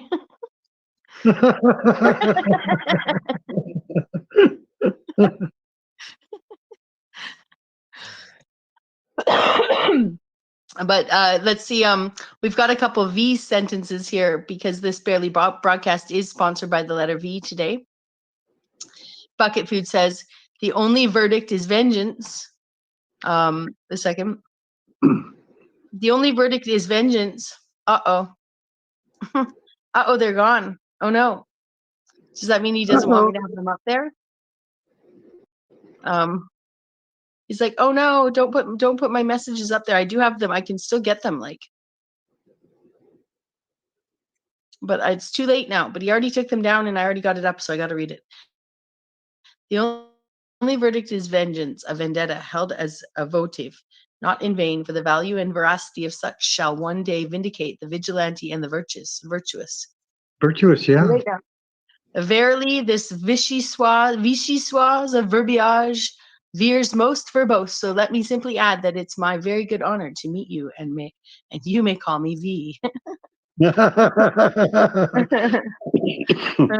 Oh, I see. Uh-oh, too late now. Oh, sure, Bucket Food, sure. It's okay. I'm sure we won't get in trouble for reading those words. But yeah, but if I do, I'm coming for your channel, buddy. I'm coming for your channel. I'm gonna stomp my 200. I should actually see how many Bucket Food has before I go all. Let me just see. I'm going to channel. Oh, I'm gonna be Bucket Food's first subscriber. I want a fucking wrench when you produce your like Yeti. Yeah, I'm your only subscriber, Bucket Food. It's like, but who are you really, Bucket Food? Do I already know you? Are you Maggot's alter ego? Some people would do that, right? You have to be in the same place at the same time. So when you discover who they are, they're like, no, it wasn't me because I was already there as myself.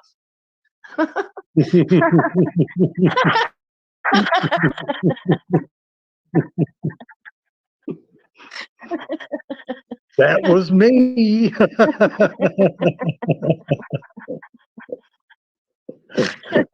I mean, it's so obvious. It's like, how could I have been there with both my devices at the same time? Somehow it got handled. But then everybody's like, well, actually, Bex, you should calm down because all of us have liked you 3 times. And you actually only have a third the subscribers. If you take off Wizard's 10, right, and then divide that by 3, like you only have 60 subs. So it's 17 of them here. 5 of them aren't even subscribed. Actually, I have a 17% non-subscriber watch rate. Not that matters. I mean, I'm just saying these analytics exist. Like analytics exist, yeah. Bobby, so that I could actually go to the low points in the video and just click it there and be like, oh, sorry, Sing was talking. Can't come back. Like. Yeah, I mean, we need to really pay a lot of attention to these analytics, right? We sure do, Bobby. Because we've got these analyzers. They're all over the place. These psycho analysts. Psycho. The psychoanalysts. They're everywhere. I mentioned that people were armchair philosophers today, and someone got upset with me. I'm not an armchair philosopher. It's like, have it got to the point where you can be like, I was talking to a man today. I'm not a man. Oh, yeah, I've done that. Don't call me. It's like you don't know what to say, It's like maybe I should just listen and maybe it'll be revealed. Mm-hmm.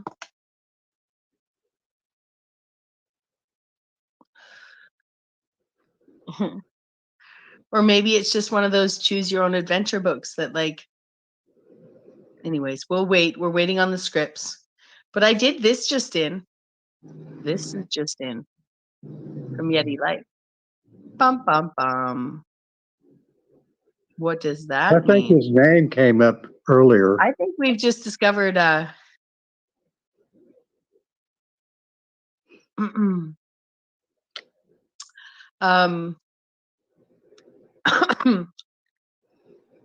I think we've just discovered what cult we're in. Could be.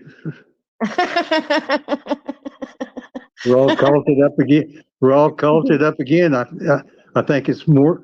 I think it's Uh-oh. time for more People, great. People are gonna see deprogramming. how fucking dirty my house is. That's awful. Anyways, whatever. There you go, haters. There you go, haters. Haters be like, oh, gross. Her house is like covered in fucking. I'm like, can I I see want any to tell you underwear? what I did today. This was optics are high. You know, Okay, optics are high. I have to do certain chores where I'm at because I'm kind of the caretaker. Mm-hmm. And let me tell you something. I did some deep cleaning on the toilet. I mean, I was on the floor scrubbing. Okay, I was in that toilet basin scrubbing. I had out, the bleach plus disinfectant, Mm-hmm. and I staged this whole thing. And guess who walked in while I was doing all that? Your daughter? Yeah.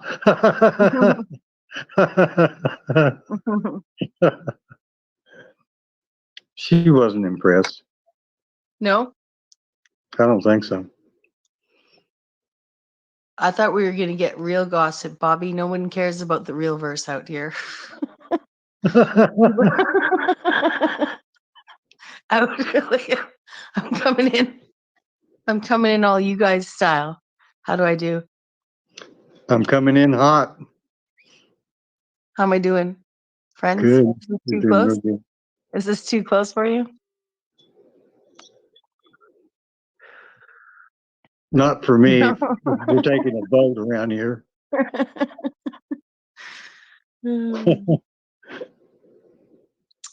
I don't have any edited. Oh, I'm almost going to block that.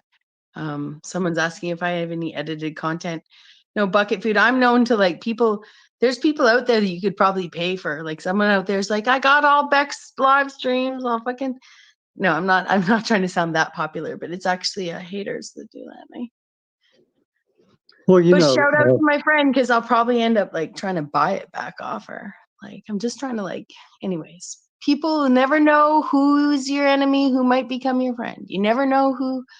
But sometimes some people are professional victims and they're just not going to let go. Just like those contrarians, right?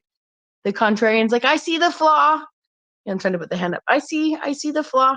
I see the flaw. It's me. I know where you're wrong. Instead of like, that looks 99% right. It's like picking through everything with a fine tooth comb just to find the flaw. I want to say, yeah. I want to say right now, Yeah. I wouldn't change anything about you.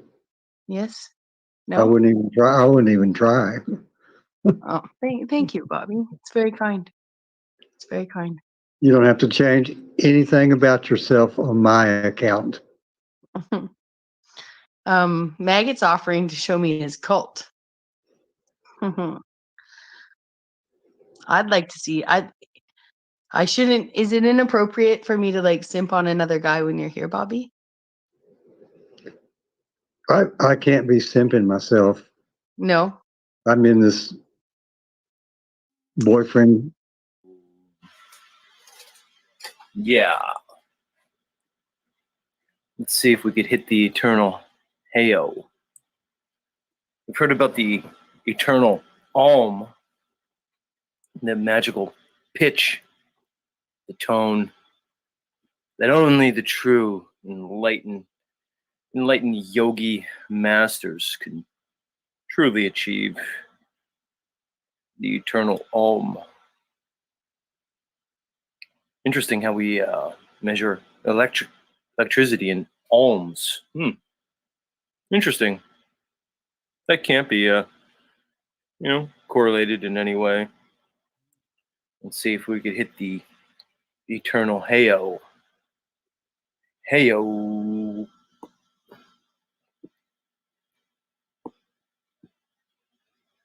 Yeah.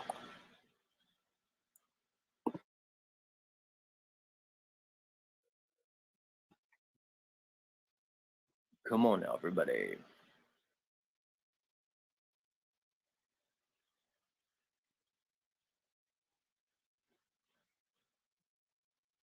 I have like a tickle in my throat, which was fine when I woke up, but I chugged like a couple, more than like a few cups of instant coffee. It's complete, total schwill. Instant coffee's disgusting. Like it's just the freeze dried powdered bullshit version. Oh man, not good. I don't know why I do that to myself. I mean, I know why. Because it's cost effective. It's easy. You don't have to brew anything. You don't have to go anywhere. You just wake up, boil some water. There you go. But it's like torture, really. I need to stop with it, with the instant coffee. That's the next change I need to make in my life. I mean, there's a lot of things like, I could probably change about my life. But that might be the most pressing issue I have right now is this instant coffee. It's completely gross. I do the pour over. See, it's really not that much more work, I can assure you. I need to stop with that. Much better cup It's too of coffee. much. It's too much. Too much. It's funny. So I was doing my intros this morning, my music, and the last one I played was the Jetsons, and I'm watching this Jetsons intro,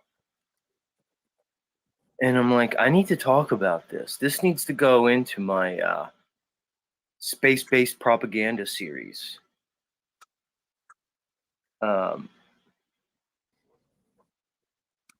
Cadence says I need someone to make my morning coffee. Is that going to be you, Cadence? Are you going to make me my morning coffee? Would you get up and make it, Cadence?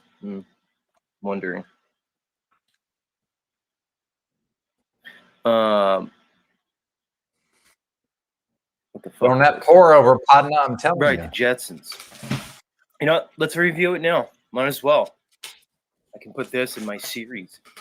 Space propaganda series, guys.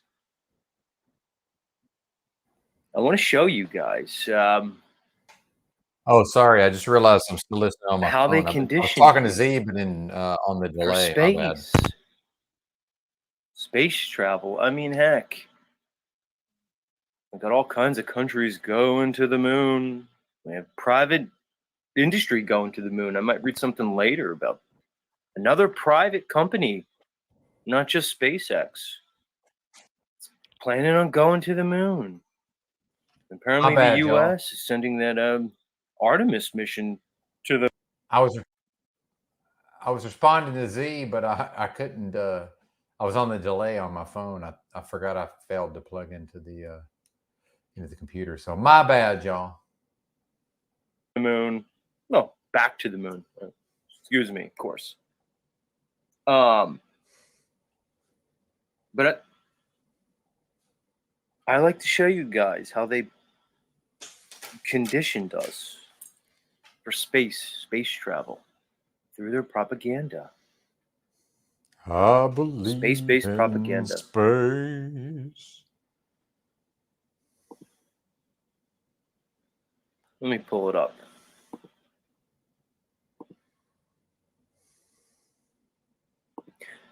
Fair use, YouTube. Fair use. I like what Freedom Grow Dick calls YouTube because it you-lube. I don't know why. I think that's funny. It's funny to me. I believe in space. There we go. Fair use. This is for educational purposes only. I'm educating my audience. I'm educating them on, propaganda, everybody. So please allow me, YouTube, to use the fair use clause in programming, broadcasting, to present the following information. Thank you. The following information is presented to you for educational purposes. Yes, fair use, everybody. Or spell or anything. So you got the ISS, and then you got the Chinese space station. I can't sing Michael Stipe. He's too good of They're a singer. zooming around, orbiting. Woody, good to see you, bro. The globe Earth. All kinds of stuff going on in space. It's busy up there in space. I think it's huge.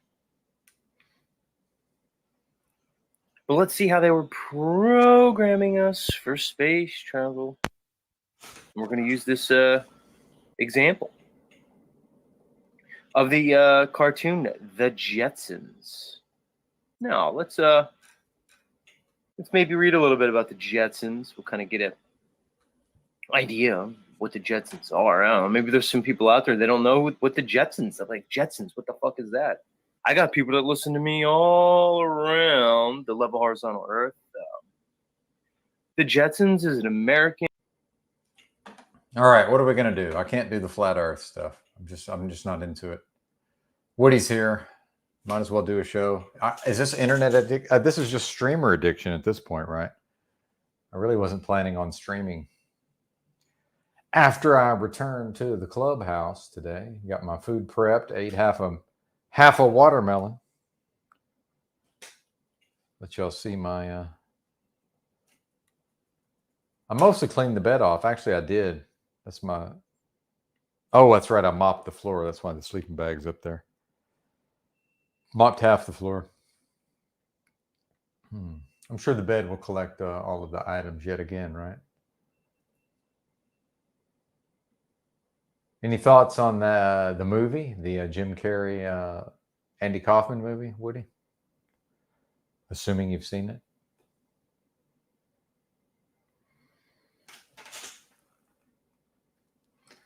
Well, I mean, it's not my thing.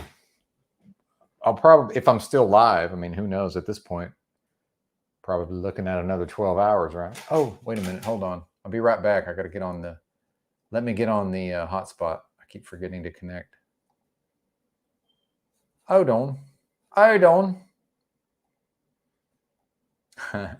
If you don't, yeah, exactly. I didn't like the program. I changed the channel. Bro, it did. I agree. That's where I could be a little more zen, right? But it would have involved me talking to him probably. Although what I could have done was just cross the fucking street. It's so jarring to me that on some level I'm having trouble accepting that this is just how people are now, right? Yeah. Well, and lest we forget, Jim Carrey, although he said it tongue in cheek, he more or less claimed that he channeled Andy Kaufman, right? Yeah, quite the performance. I like it. I like Jim Carrey. What was that? Spotless Mind, Sunshine. What was it? Spotless Mind of the something or other. Eternal Sunshine of the Spotless Mind. Charlie Kaufman wrote that. I liked him in that. I thought he did a really good job. Of course, I'm one of the few people who I like that Schenectady, New York. Although that doesn't really hold up to repeated viewings, I have to say. I really liked it a lot. And the more I saw it, the more I was like, Philip Seymour Hoffman, though, of course.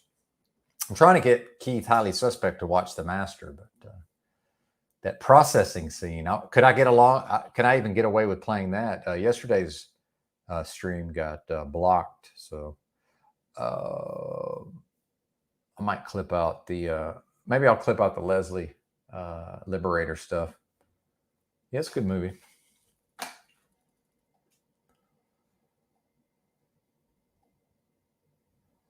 Which one? Schenectady or Eternal Sunshine? I mean, I still really like Schenectady. It's just not. I had placed it up pretty high, and then the more I watched it, it started moving down the list, right? And that's one that pretty much has to be watched. I'd say at least twice minimum.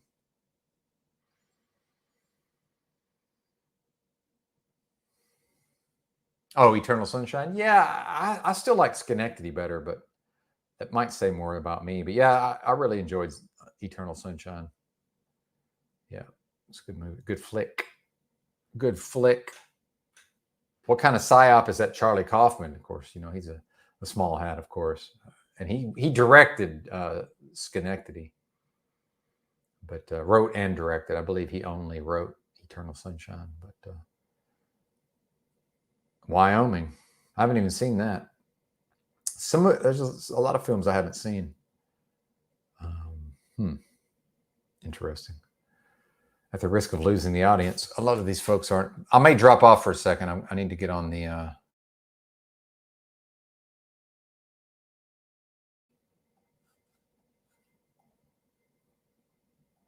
Are we back? Am I here? Is this real, man? I think I'm here. Now I got to see what Wyoming is. I don't think they'll even let me play movie trailers on here. All right. Got 18 in the house over at Beck. She's her number's coming up. Her and Bobby.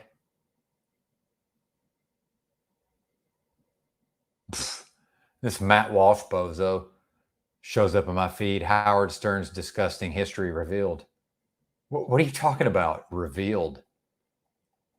That's been well known for many years. Oh, but now that he's woke, we gotta destroy Howard Stern. He's destroyed itself. His show is unwatchable now. I mean, what else needs to happen?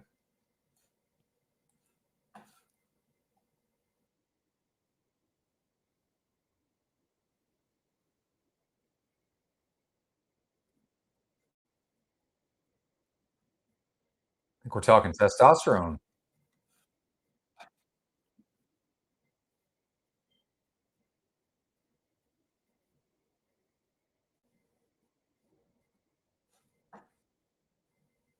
Oh, I shared the wrong screen. My bad. They don't even know they're doing it, right? Exactly. Like, Go back a little bit. The cosmos. Well, that's what I'm saying. Some of these things are so infinitely vast. It's so, I appreciate that, but they're so infinitely vast in like understanding that I don't know. I that like think you could have Imus spent was your better whole than life this, like Gary looking for those Baxter. patterns, right? Like Imus really just wasn't every that day. bad, Some of us Maybe- have. in my opinion. Some of us Yeah. have. I know, and it shows. I wasn't really watching Imus. I don't And know, that's even our around point. the, It shows. Well, maybe I'll Even find at the the time of answer the, in this book. Or I guess I should pause this if I'm going to talk over it. Even at the time of, when Imus got in trouble for the nappy-headed hose comment, he wasn't that bad. He wasn't as bad as Howard is now, in my opinion.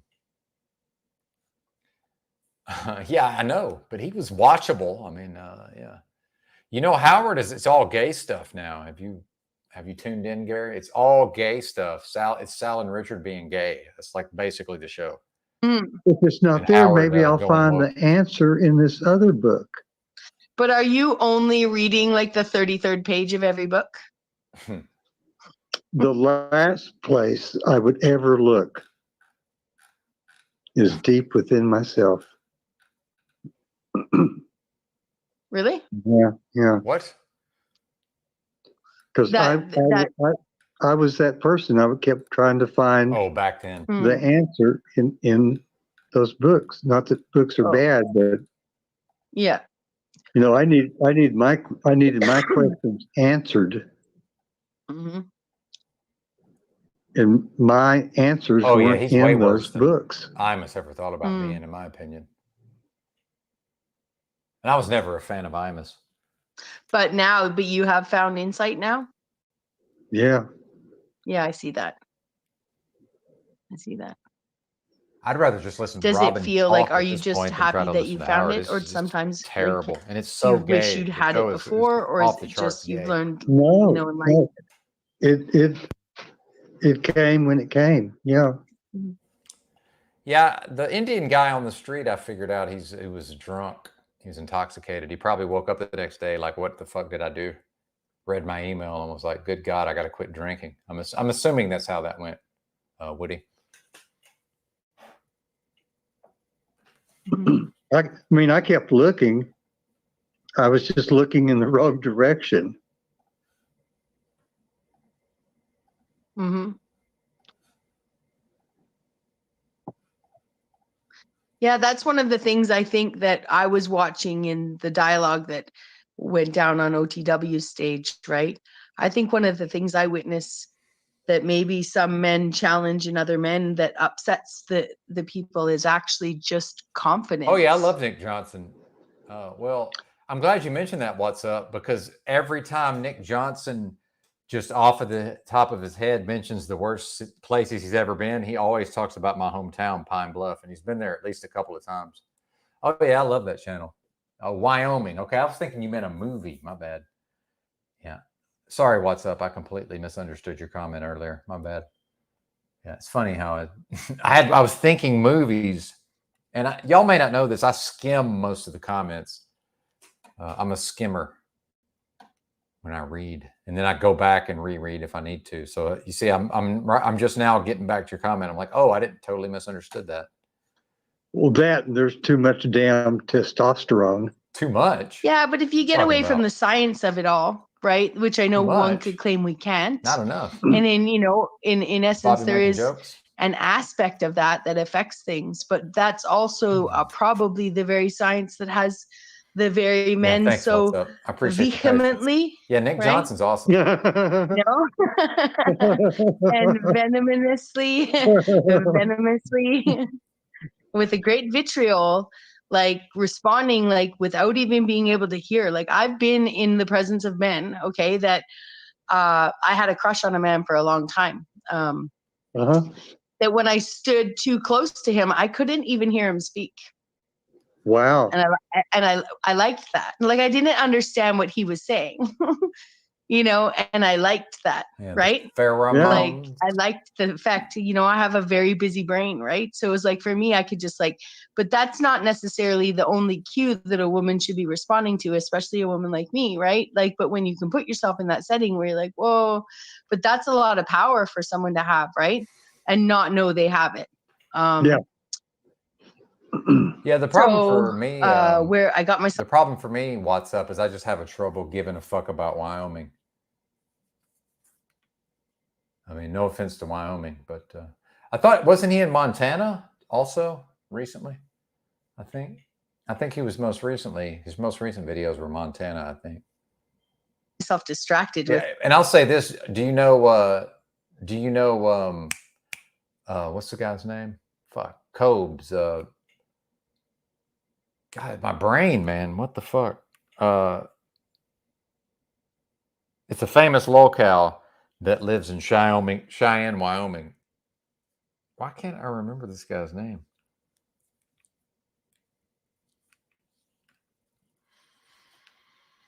With that like romance, like that you say, oh, it's about testosterone, but it is that chemical and intellectual, it is a confidence thing that I think has people like wanting to be that and almost like bringing assignments and arguments to the table to prove their value.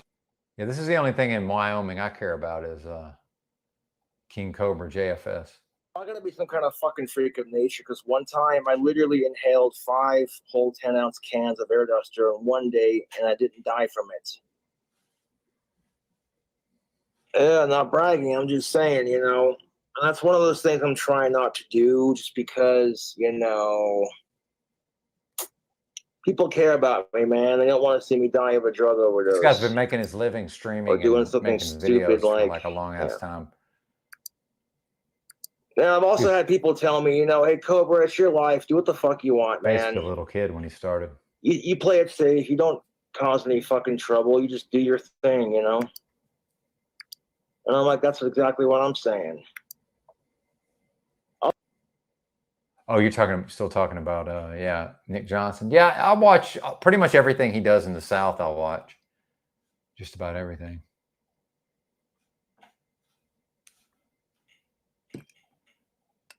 We got some Jumex strawberry banana nectar from Concentrate, made from real fruit juice. And actually, I don't even watch this guy's videos. This is his actual channel. I'm not even subscribed.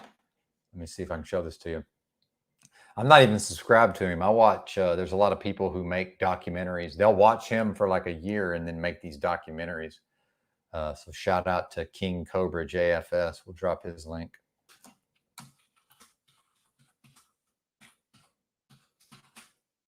I guess we'll give Z time to figure out what he's doing over there. And I'm assuming he's going to address the drama at some point. So I'd like to tune in for that.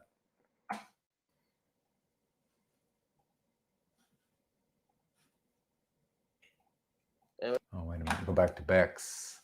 Back to Bex.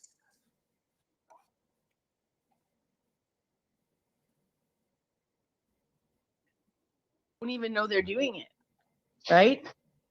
Exactly. Yeah, what's up? There's like 100 just badass.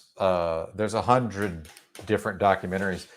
There's some really good sagas. Like at one point, he moved in this guy named Chris and was like letting this dude leech off of him. But it was when he was younger, like many years ago. And just the way that some of these people present, you know, material that unfolded over like months and years, the way that they make these documentaries, to me, is super interesting. It's actually, for me, it's more interesting than, you know, watching the original content of the creator. Like, you know? So I'll try to find a And it's channel like, for if you. they could, but the whole point is, if What they I'm could talking just about. have enough to go back and look at themselves, you know, and this is valid point again, valid. You know, because again, me being so insecure about myself and what people would think about me and talking about people and going through all this meta drama, although whatever, like, so yay, some hater behind me Sorry for has like playing me and freaking out pausing Bex online. a bazillion You know, my times. only freakouts online, just talk. My apologies, folks. Feel free to go check her out. I dropped her link a couple of times. But this is my favorite King Cobra channel, but there's several of them that are pretty good. This bite-sized Cobra vids. Let me drop the link to this. Got a ton of good videos on here. Hey, what's up, Sunshine Time? How are you? Bite-sized Cobra vids channel. Oh, I'm supposed to. I usually all caps this. Hang on.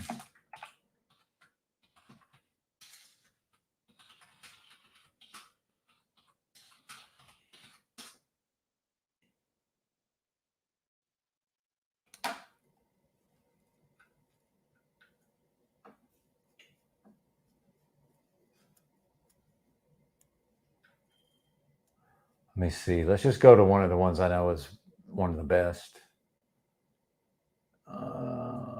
You see all these views, 71K views, 17K views, 59K.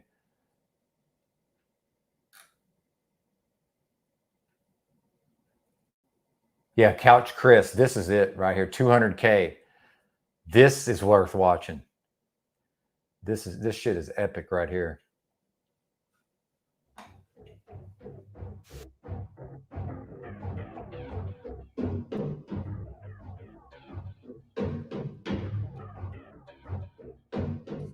The fish goes in protein. It's meat. Do you have to correct me every fucking video I make? I hope these bitches shut their mouths.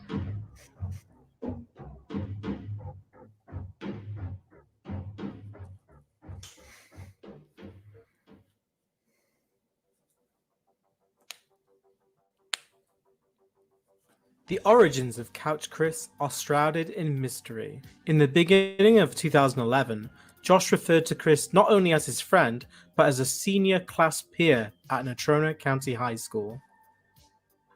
And real quick, if Bite Size Cobra Vids ever sees this, man, I love your channel. I'm a fan of the content. I'm probably not going to be able to transform your content, so pretty please with sugar on top. Don't smite me. I will definitely shout you out as much as possible. I love your videos, especially this one. This is fucking epic. I've seen this whole thing at least one time. It's 2.5 hours. Josh was kicked out of Job So I'm Corps certainly not gonna play around the whole July thing. 10th, 2012, he moved back in with his parents. On July 11th, Chris messaged Josh on Facebook asking to get in contact with him now that he was back home in Casper. Despite his Casper, my bad, predicament, not he Cheyenne. wouldn't spend much time at Casper. home and instead Apologies. opted to hang out with Couch Chris and indulged himself in parties where he would get drunk. Sometime in August, Josh posted a video called A New Video and thanked Chris's dad for borrowing his laptop to record and post his video update. Everyone, this is Gothic King Cobra with another video, and I just want to say a couple things. Right now, I'm borrowing a friend of mine, Chris's dad's computer for this YouTube video.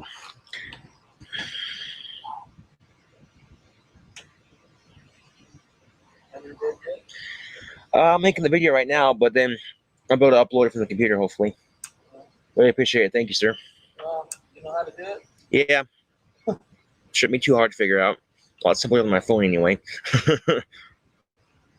Peace. At some point, Josh would cheat on Stephanie with a nicotine-addicted pregnant woman in exchange for a pack of cigarettes, although such claims were later refuted and corrected by Josh. Only one cigarette was used as payment. Dude, this is the most trash. Listen to this. With a nicotine-addicted pregnant... A lot simpler than my phone, anyway. This out. This is hilarious. Peace. At some point, Josh would cheat on Stephanie with a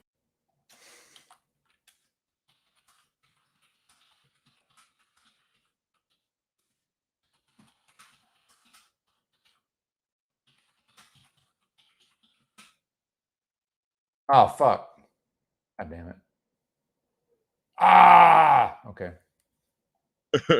Sorry, guys. I don't know how that happened. Peace. At some point, Josh would cheat on Stephanie with a nicotine-addicted pregnant woman in exchange for a pack of cigarettes, although such claims were later refuted and corrected by Josh. Only one cigarette was used as payment. Allegedly, Couch Chris even joined in on the action. Later in the same year, Chris was living in that same orgy van and asked Josh if he could stay with him at his apartment, to which Josh agreed. Orgy That van. was the chick I cheated on Stephanie with, and I didn't give her a pack of cigarettes. I gave her a cigarette for some pussy, and we were both drunk as shit in the back of my buddy Chris's van. And as soon as it happened, I instantly felt bad. I was like, you let the confidence of getting laid go to your head. Eesh. If I would have kept my mouth shut, Stephanie never would have found out. Stephanie, and I feel bad for fucking doing it, and, you know. Oh, dude, I cannot remember her fucking name. I think her name was Kayla, if I remember correctly. Honestly, I don't know how it happened. Like, I picked up a 6-pack of, like, some peach-flavored alcohol, and everyone was old enough to fucking drink and everything, but, like, we were all sitting there drinking, and I asked her, like, hey, I'll give you a cigarette if you let me fuck you. And that was the spur of the moment alcohol talking. She's like, okay. It wasn't as good as Stephanie, I'll tell you that. Like, I shouldn't have never cheated on Stephanie, but I could have picked a hotter chick to cheat on her with. And I felt kind of bad because, like, my whole life leading up to Stephanie, I'm sitting here bitching because, you know, no girl will give me a chance. Then a girl gives me a chance and I fuck it up. That's why I don't deserve a girlfriend, and I'll just stay in my dry spell for as long as I can. If an of-age goth chick comes my way, that's cool, you know. But like, if not, well, then that's my own fucking karma. On November 19th, 2012, a YouTuber troll by the name of Jack Klassen uploaded a video with Josh's password to his second channel, Gothic King Cobra. In a video called Gothic King Cobra's password is 4565 Pop Tarts. Just as an aside, the second account was created by trolls on July 22nd, 2011, after Josh's first account, Gothic King Cobra 52, was permanently banned for nudity sometime in July 2011. You know, because I was misunderstanding, just a big fucking misunderstanding. Okay. Yeah. I wonder if maybe Jack Kelsey must be getting on 9 cots. No, I wonder if maybe he hacked into your YouTube account, right? Maybe he was leaving negative comments on Raymond's videos, trying to make it look like it's you. Oh my fucking god. Ah. I don't know what's going on, but like I said, dude, I never heard of you until just now. That is a possibility that my account was hacked into, and they could use my account.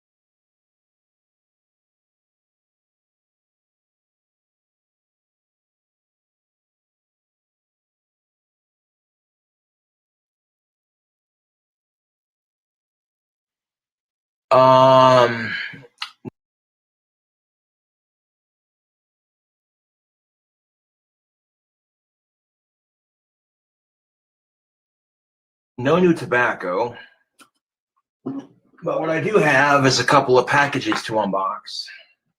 Just random shit. I didn't order anything, so I guess we'll see. Oh, sorry, I had my See what's in mic was store. turned See off. what I got. Yeah, Gary, this is King Cobra JFS. He's one of the biggest lol cows on the internet. LOL cow. He's about to get glitter bombed. I got this tube right here. So. Oh, at least it missed him mostly. Oh, he got. What the fuck? Wow. It was Yeah, a that's tube what's full of glitter. crazy is like this dude. He could probably get recognized a lot of places in public, and I don't. In his hometown, I'm sure everybody knows who he is in Casper, but like definitely he could just go on a road trip and random people would know who he is. But then most people have never heard of him, don't care, wouldn't be interested. So yeah, there's a lot of people like that. What's Up says what's fascinating. There's probably hundreds, if not more, of channels and people like this all over the internet. Yeah, it's like Idiocracy and Bizarro world combined. Yeah, it is, and that's just the bite-sized Cobra vids. That's just one channel that does this type of content. There's a bunch of them that make content out of his content. And in fact, a lot of the channels that make content out of him have more views. Glitter.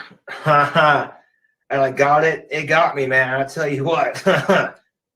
That's adorable. They sent me a tube of pink glitter. Aww. One of the things he does is he talks about owning his trolls because he gets trolled a lot, but then he just like wants to,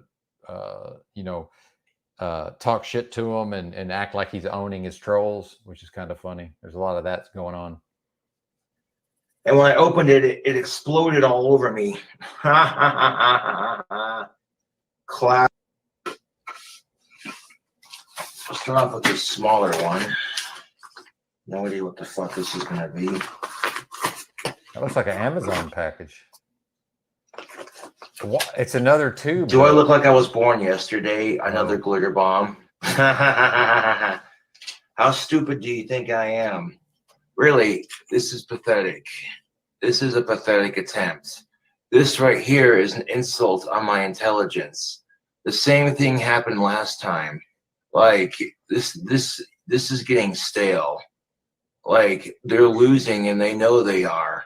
I'm not even gonna open it because it's gonna explode glitter all over the place. How stupid do you think I am? This right here is what happens when people are jealous of your fame. I'm pretty sure because you can't hear anything when you shake it in there. And the last glitter bomb I had came exactly like this. In fact, if I open it in the trash can, I bet you it'll explode glitter all over the place. Don't do it. I'm not even gonna open it. I'm not even gonna open it. The last glitter bomb I had looked just like that. How stupid do you think I am? I'm not even gonna overreact to it. I'm just gonna laugh at it. Like let's see what's in the other one. Another glitter bomb. Another glitter bomb. Do I look stupid to you? I mean, it has a receipt that says Poster City, but I'm not. You know this, but their cigars are famous. For them, you should show the trolls because they were quite expensive, and those pieces of shit will be jealous. Thanks for being you, Donovan. Donovan, my dude. He's like thank you. My trolls are the biggest Gothic, pieces of right? shit. And, You have no idea. I'm not going to discuss it because I'm not going to give those fucking assholes any more attention. He makes and sells wands. So this is a Commodore Also. from Cuba. Oh no, that's a There's glitter the bomb. official seal. Republic of Cuba. No, nobody. Let's break that fucking seal and open it. Don't do it.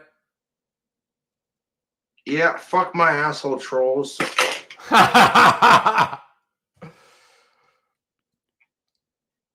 glitter bomb. Ha, you guys got me. Yeah, because he figured out the other ones were white, so they sent him a black one, and he fucking fell for it. And I'm getting all excited too, like, yeah, I want to have some fucking badass bitch and cigars. Nope. Trying really fucking hard to fuck with me lately. And they're gonna get what's coming. What's this? Pringles Wavy Moa Burger?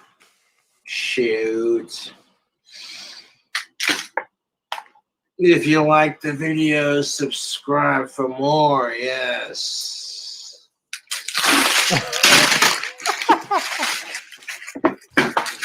That was definitely a troll gag. That is delicious. Yes. Boy, howdy, the trolls got me on that. That is good shit. That's so fucking great. I want to save that for like my friend. Love it. Love it. Let's see what else we got.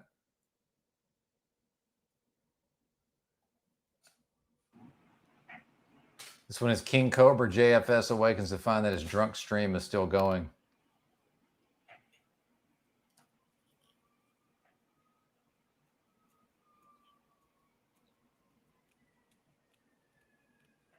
Don't thank me, thank King Cobra.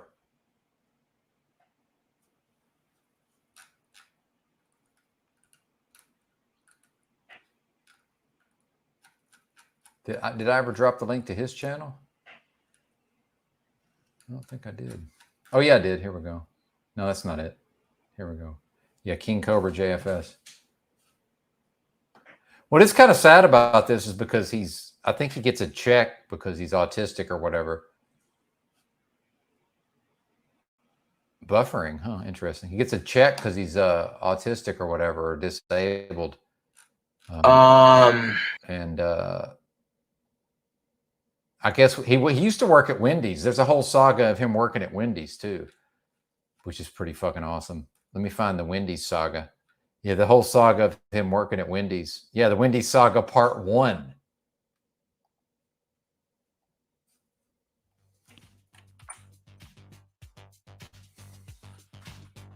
This is the Wendy's saga. This video series will be covering the beloved saga from start to finish, in detail. Working at Wendy's was what Josh was known for, alongside his pipe smoking and gothic I think bad boy eventually persona. the trolls proud called to work at corporate Wendy's. and got him fired, I'm pretty sure. You know, fucking internet, right? Until it was taken away from him after almost 5 years of service. Yeah, There are 5 many years, moving wow. parts to the Wendy's saga, such as Josh's finances and after-work habits that played a big role in Josh's inevitable firing. This is the Wendy's saga, part 1.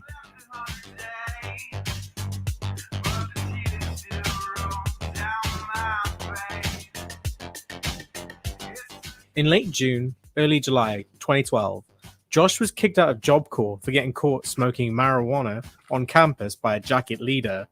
Josh spent 4 days in a homeless shelter, awaiting a Greyhound bus back to Casper, Wyoming. Josh said that his dad was furious and gave Josh the ultimatum: get a job in 2 weeks or have his hair cut, which at this point was down to his shoulders. Before Josh went to Job Corps, Josh's dad, Clint, told him if he gets kicked out of Job Corps, he's going to a group home with other kids with autism. I can't tell you how many times my parents have said you need to be in a home with people with Asperger's, or you need to get this or that, blah blah blah, whatever. And I said no. Okay, I told them no. I want to be in a group home with people with Asperger's, and it's not a bad thing, Josh. I'm like, I know it's not a bad thing, but goddamn it, I want to be independent, make my own life happen, because I'm determined to prove to myself that I can be a functioning adult in society, despite the fact I dress like this, and despite the fact that I have autism. It's overcoming obstacles. On June 27th, Yeah, there's a Wendy Saga Part 2 and Part 3. So you got 3 hours of just Wendy Saga. And then remember that first video was 2.5 hours, the Couch Chris Saga.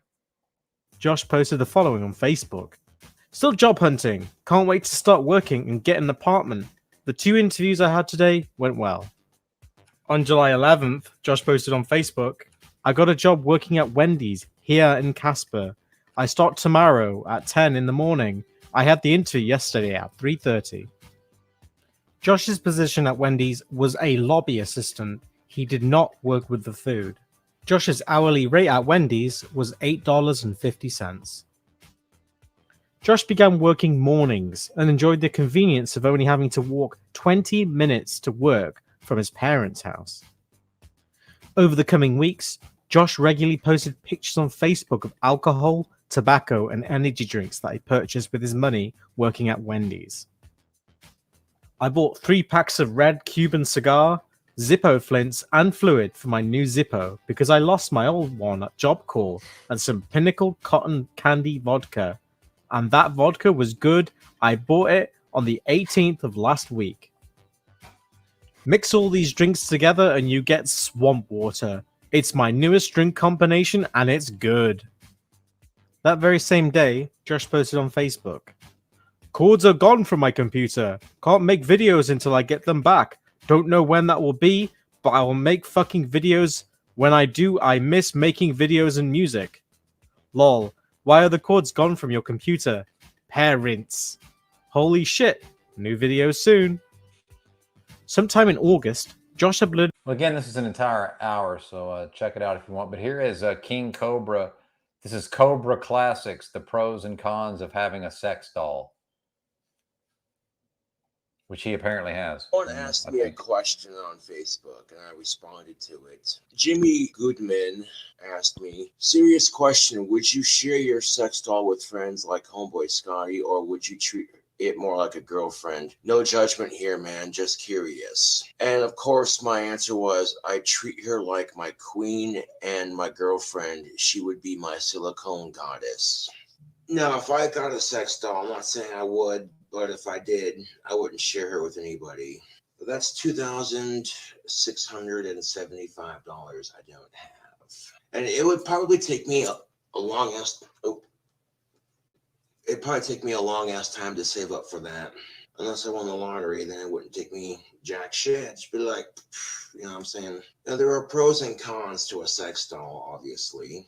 Couple of the pros. You got a girl that never says no. She doesn't say shit like, oh, your dick's too big, it hurts. She doesn't have a bitchy ass mother-in-law that says you're not good enough for my daughter. She doesn't get pregnant, and she doesn't have any STDs. So yeah, those advantages right there. You know, she's ready whenever you are. She's, you know what I'm saying? You don't have to bullshit with the wine and dine and all that, you know. Which, honestly, if I had the money, I wouldn't mind taking a girl on a nice date, you know. But I'm broke as shit, you know what I'm saying? I may be broke as shit, but you'll never hear me complain about it. And in order to get my sex doll, I would have to save up that money into my bank account, and then when I had the money for it, transfer it over to my PayPal account, and then use my PayPal account to order it. I think the biggest appeal about sex dolls in particular is you have a sex partner that never rejects you. You know what I'm saying? I get rejected a lot by women, and it sucks. And the majority of them do find me attractive, otherwise they wouldn't smile and check me out when they do, you know what I'm saying? But rejection sucks. And trying to convince myself to be asexual so I can avoid rejection. You know what I'm saying? Like, yeah, no. Like, I try convincing myself, it's not going to work.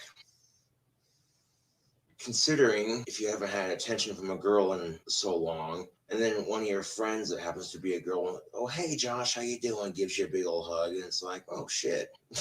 My point exactly. Now, I've been to the sex shop here in town. They have one, the adult bookstore. And I did buy a sex doll from there at one point, one of those cheap ass inflatable ones, but it popped. And it's kind of shitty, you know what I'm saying? And I've done some research and I found a website that makes amazing sex dolls for a decent price. You know, this particular website that I found offers these custom sex dolls that can stand up on their own. They have the feet that make them stand up on their own and shit. And I'm like, well, it's not half bad. It's pretty cool, actually. You know, come home from work and there she is standing by the bed waiting. You know what I'm saying? And the very same website I seen has a lot of awesome sex dolls to customize. You know what I'm saying? I know when I save up the money for it, and then when I get it, I'll be doing a review, and the review is just gonna be me sitting here and with her in my lap. You know, you're not gonna actually see me fucking it. You know what I'm saying? Because yeah, no. I mean, if fans want to donate money to my PayPal account, they don't have to donate a shit ton. You know what I'm saying? I have enough fans on YouTube that if each fan donated $1, I'd have enough for that sex doll easily. Now, if fans did donate money to my PayPal account, what I could offer is the person who donates the highest amount of money would get a personalized, engraved, handmade wand from yours truly, and they'd also get a shout out in a video. That's a pretty good deal. Strangely enough, though, I have a very low sexual appetite. Most 25-year-old males, they're halfway through their prime. They should be, you know what I'm saying? And that could be because I've been rejected by women most of my life, honestly. I think if I would have had some acceptance from the opposite sex, at least a lot more than I have gotten, I think my sexual appetite would be at a much more normal rate for somebody of my sex and my age. But, you know what I'm saying? So, yeah. It sucks, but what are you gonna do? Save up for a sex doll and get over it. And you could spend $7,000 on a sex doll, but it won't have all the options as the cheaper one. You know what I'm saying? I found the Facebook page of the company that makes the sex doll that I want to get, and I gave their Facebook page a like. Now, some of the cons to having a sex doll. For some people, it may be kind of awkward and somewhat socially awkward, yes, and creepy. She doesn't love you back. She doesn't claw the shit out of your back with her nails. She doesn't bite the shit out of your neck while she's fucking you. She can't kiss you back. And outside of the sex, you know, she can't carry on a conversation with you. And that's one of the major perks to having a girlfriend, YouTube, is that when you're having a shitty day and, you know, your girlfriend's there to talk to you about it, you know what I'm saying? And they're starting to make sex dolls that talk and everything, but yeah. If they can make a sex doll that kisses you back, bites your neck, and talks to you, you know, yeah. And the truth of it is, we're not that far off from that happening. It's only a matter of time before technology gets advanced enough.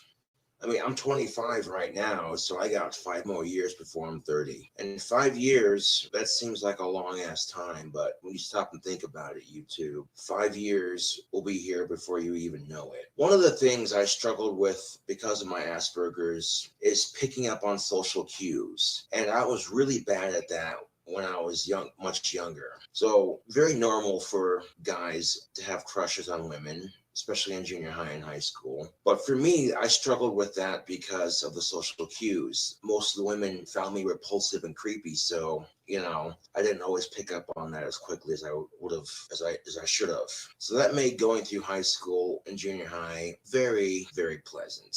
Because I noticed, especially my senior year of high school, is when girls started to really notice me. You know what I'm saying? And if I had a time machine, you know, I'd go back in time, my past self. I'd be like, listen here, man, focus more on your guitar playing. And, you know, I would literally go back in time to my past self, and I would teach my past self about the social cues and what have you, so I could make my high school experience less stressful. But I don't have a time machine, so I can't do that. I need to forgive myself because I can't help the fact that I was born with Asperger's. You know, I'd also go back in time and I'd tell myself, hey, don't cheat on Stephanie. learning from what I've learned from that experience, I'd never cheat on a girl ever again, because I had a good thing going with Stephanie and I completely fucked that up. But me and Stephanie breaking up, maybe it was meant to happen. Maybe in the near future I might find a girl who's twice as hot and has just the same connection that me and Stephanie had. You never know. Life is full of surprises like that. And another con to a sex doll is you can't really please her. And what do I mean by this? You know what I'm saying? Like, the best part about having a girlfriend, YouTube, is doing things to make her happy. You know what I'm saying? Just to see her smile, just to see her laugh. You know what I'm saying? Like, hypothetical, if you have a girlfriend that's into teddy bears and shit like that, buying a teddy bear to see her smile, you know what I'm saying? You buy your sex doll a teddy bear, she ain't gonna react to it, you know what I'm saying? The best part about having a girlfriend isn't the sex, so it's a nice perk, don't get me wrong, but the best part about having a girlfriend is doing things to make her happy. Doing anything in your God-given power to see her smile. Yeah, I may be creepy and socially awkward, YouTube, but I'm a nice guy. And that could be why I don't have a girlfriend right now, because most women are too stupid to want a nice guy. They want an asshole because they think they can change him. And when they can't and he breaks her itty bitty heart, she takes to social media to bitch and say that all guys are the same. And every nice guy she meets, she friend zones. And guys, unfortunately, we're no different. You know, we want a nice girl to date, but we choose to date a gold digger instead. Yeah, we're no different when guys are no different when it comes to fuck ups like that. You know what I'm saying? I'm sure there's a lot of guys out there who would love to find a nice girl to date, but most guys end up dating gold diggers because they're, again, what I just got done saying is the best part about having a girlfriend is making her happy. But trust and believe, asshole men turn women into sluts, and slutty women turn nice guys into assholes. Trust and believe. And there again lies the asshole men turn women into sluts, and slutty women turn nice guys into assholes. Trust and believe. And there again lies the pro to having a sex doll, is it's less drama. She's not going to take you for all you're worth. She's not going to judge you. She's not going to be like, oh, my friends think you're unattractive, so that, you know what I'm saying? Shit like that. I mean, you really can't take your sex doll out to the bar for drinks. You know what I'm saying? That's another thing. I mean, you could, but you might get a couple of strange looks from people. Walk into the fucking bar with your sex doll and just sit her right there next to you. Bartender comes over, what can I get you? I'll be like, yeah, I could just, could you imagine? Could you imagine me doing something like that? Walking into fucking Frosties with my sex doll and sitting here right across from me. It'd be sad and creepy at the same time. And then maybe to add to the craziness of it, I could have a conversation with her in public too. That'd be funny as hell. I'd get a kick out of it because I'd laugh. People around me might be like, oh, he has autism and he has a hard time getting a girlfriend. It's so sad. Oh, look at that. He brought his silicone girlfriend out for a drink. Aw, how brave of him. Did anybody else ever see Lars in The Real Girl? But if I got a sex doll, I wouldn't take her to the bar. I was just kidding, obviously. Now, if anything, I just go to the liquor store like I normally do, and I just drink at home with my sex doll. And if I got drunk enough, just drunk enough, I think she was real. Oh. And some people have said, wouldn't it be cheaper just to get a pocket pussy and be done with it? Yeah, it would. It's not quite the same. You know what I'm saying? Like, you don't get the full figure plus the head and everything else. You know what I'm saying? Although if by some miracle I get a girlfriend while I'm saving up for my sex doll, I could probably hold off on that. And I guess another con to having a sex doll is she's not capable of foreplay. Foreplay can be really fun, you know what I'm saying? A great way to build up the excitement. Kissing, touching, groping, biting, all that good shit. Now the question is, do the pros outweigh the cons for having a sex doll? Well, I guess that depends on you as a person. You know, it might be depressing at times, but for me personally, yeah, I think the pros definitely outweigh the cons. And by depressing, I mean, oh, this is as good as it's going to get for me. Well, better than nothing, I guess. Well, anyway, this is King Cobra JFS with another video. I thank y'all for watching, and I'll catch you all later. On Facebook. Fucking mass shooting in Texas, 10 people killed. This dude sneaks in a fucking pump shotgun or whatever, and a fucking pistol and kills 10 people, injures 10 more. Like, oh, fucking great. Here we go. The thing that pissed me off was like, okay, these 20 people, 10 are dead, and these 20, like 10 others are injured, making guns look bad. And this fucking asshole that shot up his school in Texas had a pentagram on one of his so-called buttons on his so-called trench coat. And I'm like, oh, great. Here we go. Oh, Satan was to blame. Fuck you. I'm so tired of that fucking cliche. You want to be real with it. You talk about the fucking Bible. Satan only killed 10 people. God kills a shit ton more. He's telling Abraham, oh, you got to kill your son to make the crops grow better. What kind of fuckery is this? I'm so tired of fucking Satan getting the blame for everything that's fucking corrupt in our society when it's people's fault. This dude was stealing guns from his dad because obviously his dad wasn't smart enough to lock it up in a safe. Real go. That would never happen in my house because I'm a responsible gun owner. I keep my guns locked in a safe. Then there's no fucking protection. Someone comes into the house, you're like, wait there, fuckface. Oh, you've come to the wrong house here, buddy boy. I tell you what, I'm gonna fuck you up. Okay. Goes to fucking Texas high school, fucking shoots up the place, fucking shoots 20 people, ends up killing himself and 10 others. 10 other people are injured, and I'm like, I've had enough of this shit. I'm sorry, but as a gun enthusiast and as somebody who cares about this great nation, this shit fucking pisses me off. I'm so tired of the fucking mass shootings. Every fucking time this shit happens, people around the world, oh, Americans and their guns. Every fucking time it's a male that does it, a white fucking male that does it. Oh, dude. And this makes me glad I have a double-barrel shotgun to protect my sorry ass. Motherfuckers want to try creeping up on my shit. Wrong apartment, motherfucker. This is a secure building. Double-barrel 12-gauge, get some. But when I found out about this fucking shooting, I'm like, well, at least they can't say, oh, it's the big bad AR-15 this time again. I tell you what, fucking, I'm so tired of it. So, I mean, I fucking hate mass shootings, but this just proves my fucking point. That it doesn't matter what fucking gun you use. Okay, it doesn't matter if you use an AR-15, a pistol. It don't fucking matter. Fuck mass shootings, dude. I'm so tired of this shit. Man, Muslims get the same fucking rep in a sense, dude. Fucking assholes ruin it for everybody. As a responsible gun owner, this shit pisses me off because one, guns get a bad name, and two, more importantly, innocent lives are taken. And for what?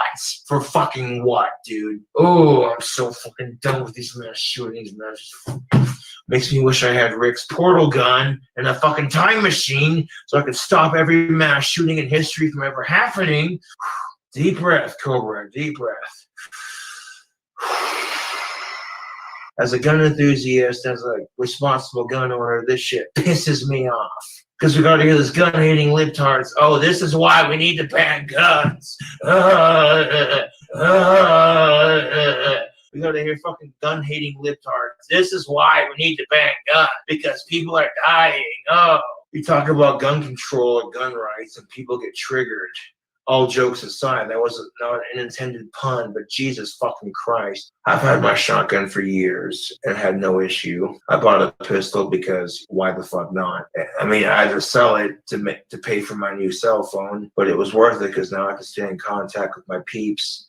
Let's not forget Virginia Tech, some Asian dude shooting up the fucking place. So don't think that mass shooters are discriminative against one race. Everybody has the capability of doing stupid shit like that. This kind of crap makes me want to fucking kill myself, but because of the love of my fans, I'm not going to do it. Hashtag remember Chester, fuck suicide. And the only thing that keeps me going anymore is the thought of me winning the lottery or becoming a rock star and building my dream house.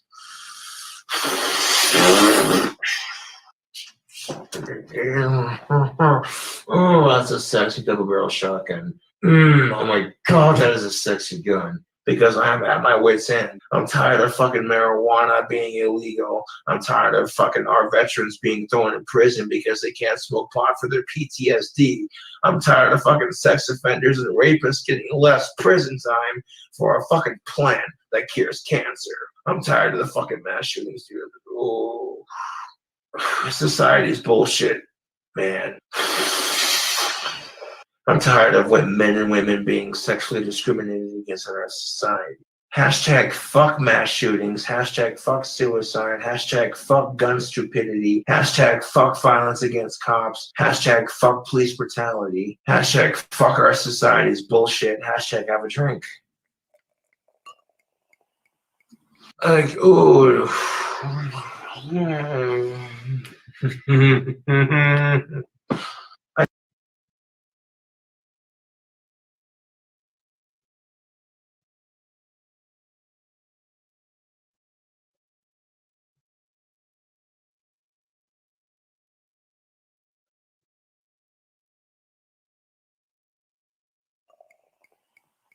Like, ooh.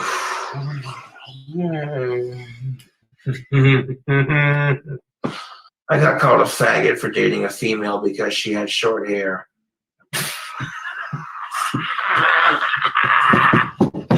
That shit makes me laugh so goddamn hard.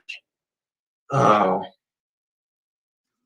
So here's the thing. I look good, man. Look at this. Oh yeah, sexy physique of mine. Okay, here's the thing, YouTube. It's been a while since I've done a shirtless video, and quite frankly, I'm proud of the body I have, so there you go. Having more confidence in myself. You know, that's just the problem with our society. You have more confidence in yourself, and people think you're narcissistic. It's bullshit. Do I have any spells to cure a stomach ache? A circle of healing for Adrian Pepper's stomach. How to go with your dad delivering wands. Not without being lectured, but other than that, I mean, my dad is understandably upset over me, about me, over some stupid shit. So I can't expect him to forgive me. He doesn't know the whole situation, and quite frankly, he doesn't care. So it is what it is. But to be fair, it's summertime. It's hot as fuck outside, and I put my muscle shirt in the hamper, but it's one of my favorite shirts to wear, and it's hot as fuck outside. So I wear my shirt for a week and a half, and apparently that means I can't take care of myself. Whatever, dude. That's such bullshit. Like, for real, dude. It keeps me cool during the summer so I'm not sweating my brains out. Yes, I also got my Etsy fine paid.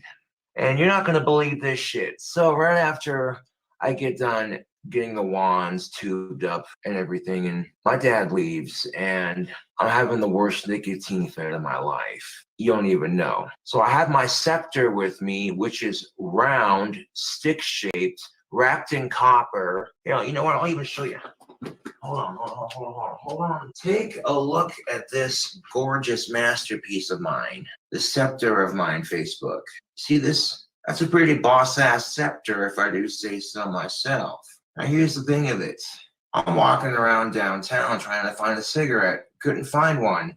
So I returned to my apartment. I'm like, well, you know what? I got some pipe tobacco in my pipe. I guess I'll just smoke on that. I get a knock at my door, and there's 2 cops at my fucking door. I'm thinking, what in the actual fuck is this shit, Facebook? What now? I just got done fighting with my dad over some stupid shit. What now? What could pop? Were you carrying a samurai sword around? I'm like, looking at them like, are you fucking kidding me? Well, we got a report that you were walking around. Are you Josh? I'm like, yeah. What's up? Were you carrying a samurai sword with you? No. I then grabbed my scepter, and I'm like, it was this thing. And they're like, oh, okay, have a nice day. And they walk, and they leave. And I'm like, seriously? What is up, Facebook? Now, if you saw my last Facebook post I made, yeah.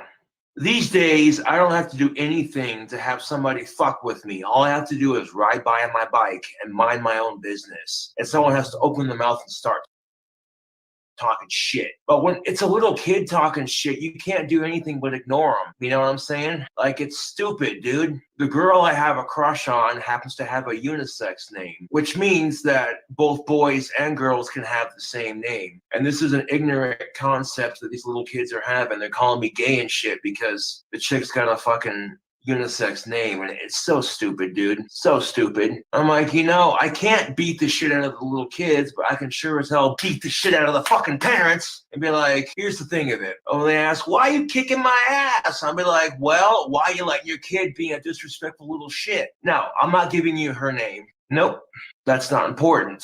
Her name right now, not important, not the issue. You know what I'm saying? What the fuck is wrong with small town parents thinking they're small town ignorant thinking, and then they spread their small town ignorance to their kids. And then as a consequence, nah, dude, nah. This didn't happen in the laundry room, trust and believe. This happened riding my bike home from getting a couple things. But I'm like, you know, I've had like 3 things happen to me so far. And I'm like, you know what? I'm not going to let it get to me, dude. But knock on wood. But if I ever have kids someday, I'm going to teach them to be respectful and not talk shit to random strangers. And of course, everybody in town knows about the chick that I like. Everybody in town gives me shit about liking her. Aw, he likes so-and-so. He likes her. Aw, that I can deal with. And I'm like, yeah, can you blame me? Easy on the eyes, easy to talk to. I mean, come on. But when you get little kids being disrespectful, dude, I was about half tempted to get off my bike, and I'm like, say that to my fucking face again. And the parents come up to me, excuse me. And I'm like, no, excuse me. Is this how you raise your kids? To be disrespectful little shits? I'm like, you know what? I got over it real quickly because I'm like, these kids are going to get bullied when they're in high school, so I don't give a shit. I hate kids. I really do. I have patience for them. I'm good with little kids, but I can't stand them, dude. I can't stand little kids. They're obnoxious. Well, they basically, these kids started calling me gay because the chick I like has a unisex name. And it was like, excuse me? You don't even fucking know me, dude. I'm about this close, dude. This fucking close. Next time I hear a kid talking shit about me, I'm beating the shit out of their fucking parents. And then I'm going to be like, you know what? It's your fucking fault. You brought this upon yourself. If you cannot teach your kid to be a respectful person, then I want to beat some respect into you, and then maybe you can pass it on to your kid. Now, I'm joking, obviously, but, well, they were old enough to be in, like, really young grade school, really young, just snot-nosed punks, dude. They had to be, like, 7, 8, 9, 10 years old, maybe. I don't know, dude. I don't care. Like, you cannot physically lay your hands on a kid and just right across the head because you're not their parent. As soon as you try that, you can get charged with assaulting a minor. And yeah, no, I'm bigger than that. Watch out, Cobra. People are strapped these days. Like I give a fucking shit if people got guns on them or not. Fucking shoot my ass. I dare you. I'll come back and haunt your ass till you commit suicide. So how about that? Fucking shoot my ass one time and your ass is grass. I'll come back from the grave and haunt your sorry ass. Do I look like I'm afraid to die? Fuck no. I fuck Death's daughter. I fuck Satan's daughter. I fuck Satan's wife, Satan's daughter, and Death's daughter, and Death's wife in a fucking foursome. How about them apples? No, they're little kids. They cannot get charged with verbal assault, but their parents can. The reason why I didn't go to the police with it is because they have bigger fucking issues to deal with. Oh, some little kid called you gay. Boo-hoo. Get over it. I could have been like, oh, I'm gay, huh? Well, guess what? That's not what your mom said last night. The last time a little kid called me gay and I responded with that, the dad of that kid got all pissed off. And I'm like, well, then maybe you should teach your kid to be a little bit more respectful, huh? You know what, though? I will say this. I did hear one of the parents say, I'm sorry. I legitimately heard one of the parents say, I'm sorry, as I was riding by on my bike. And I'm like, okay, if you're sorry, then teach your kids to be nicer. I'm like, y'all are just jealous that I'm about to have a smoking hot girlfriend. Yeah. They're lucky I have my autism under control, because if I was more autistic than I already am, oh, I don't even want to think about it, dude. Trust and believe Santa Claus ain't going to be visiting their asses if they're being disrespectful little shits. You know what I'm saying? Yeah.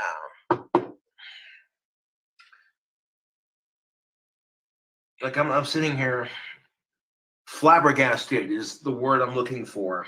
I could put a curse on them, but I'm not going to waste my magic on little kids who are talking shit. I'll let karma sort them out. Why do people in Casper get up in each other's business? I don't fucking know. Because they live in a small town where there's hardly jack shit to do. And when you live in a small town where there's jack shit to do unless you have money, so they think, oh, what's the latest juicy gossip? What's the latest small town gossip going around? Ooh. I'll catch y'all later. Don't let stupid motherfuckers get to you.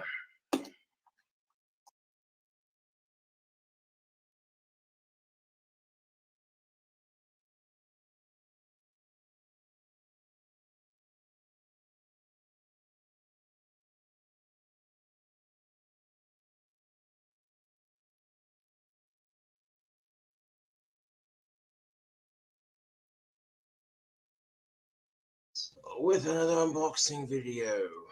And I had a fan of mine send me something. Yeah, one of my fans sent me a freaking sex doll. He forgot to put the wig in the box, so I'm using this one until I get the other wig. Yeah, this isn't one of the full-sized ones. This is a fun-sized one, but that's quite all right. The box it came in is this box right here. Let's see what we got in the box here. We got stuff to fix the doll with, like extra chunks of silicone, glue, a brush, TP glue, and all, you know what I'm saying? Stuff to fix the doll with. I also got a dope ass microphone. That's what's up. This right here is for cleaning the doll out. This right here is a heating rod. This is used to make the inside of the doll's orifices feel more realistic. The doll also came with an extra head. She came with an extra outfit too, and you can see this is her other top. She came with underwear to go with this top too. And for the sake of YouTube, I put the underwear on because that dress is a little short. I got 2 games for the Xbox One. I got Call of Duty Infinite Warfare and The Division. And the funny thing is, I don't have an Xbox One, but that's quite alright. I can still save these.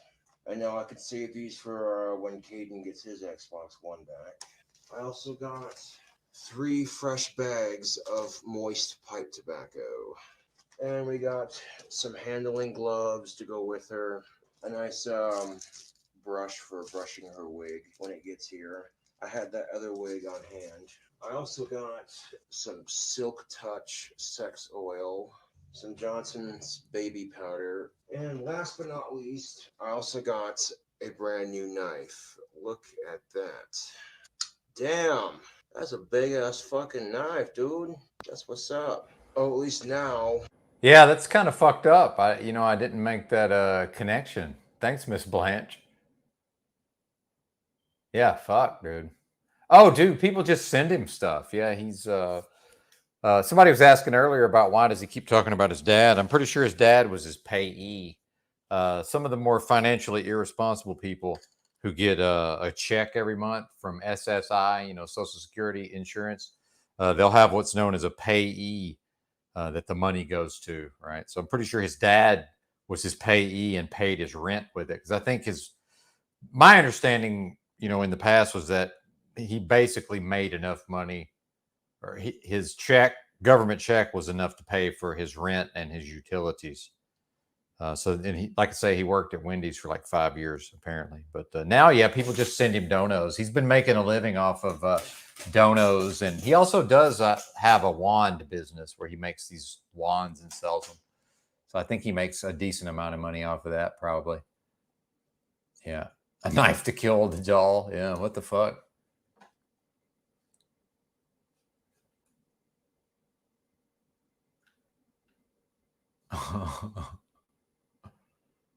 And this his channel is King Cobra JFS, and I need to drop that link again. Give me a second. And in this channel, there's a bunch of channels that make these compilation videos, or they clip, his content. I want to check in and see what Z's doing real quick. I'm wondering if he's ever going to talk about this drama.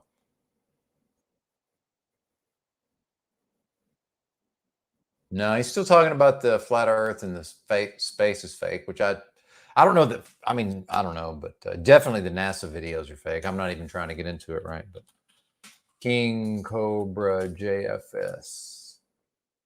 You can just Google like King Cobra JFS, and like a whole bunch of stuff will come up. I'm not even subscribed to his channel. Yeah, there's been a lot of stuff, Roy. I don't even know all the lore, right? But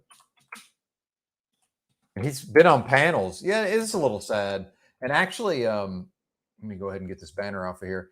Actually, this is something I've noticed, you know, living in the streets with nothing for so long. Why won't my internet? I paid all this money for, well, not $80, but God, the internet here, man. It's because it's Monday fucking morning. And this is one of those areas, I'm in Fort Smith, where everybody, it's either a ghost town and everybody's at their house, or everybody's going to the same place at the same time. So everybody's going to work and everybody's on their fucking phone. So the network's congested, right? I might have to get back on the motel Wi-Fi. It was actually working earlier. Z Unshaved. There you go. Yeah. I figure once they start paneling somebody, maybe somebody will ask him. But yeah, Friday afternoon, my internet became unusable, and now it's fucking barely working. It's because everybody's going to work right now. Yeah, it's just, I never wanted to be just doing the same thing everybody else is doing at the same time. Like, to me, that's just the worst way to live. I don't get it. What is that attraction to that? You know, Monday through Friday, 8 to 5, right? A hint of jackass. But yeah, there's the channel, his main channel. I'm not even subscribed to it. I don't know what he's got going on here lately. Maybe we'll just take a look at his most recent video. He's definitely drank so much that it's definitely affected his brain. He was actually pretty, you know, in spite of the lolcow and the obliviousness, he was fairly sharp as a young person, and not anymore, as we'll see. I got a mango. But this is the most recent video on his channel.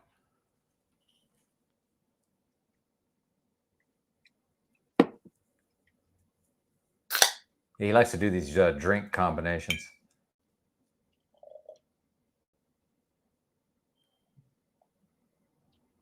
Fast forward till he starts talking. Cool. Like, you keep it down to like a gallon or less, they're not gonna say shit. I could make a shit ton of it if I wanted to, but being distracted by all these different flavors. I mean, you know, and I've been streaming every day for hours and hours. We're 4 hours and 20 minutes in.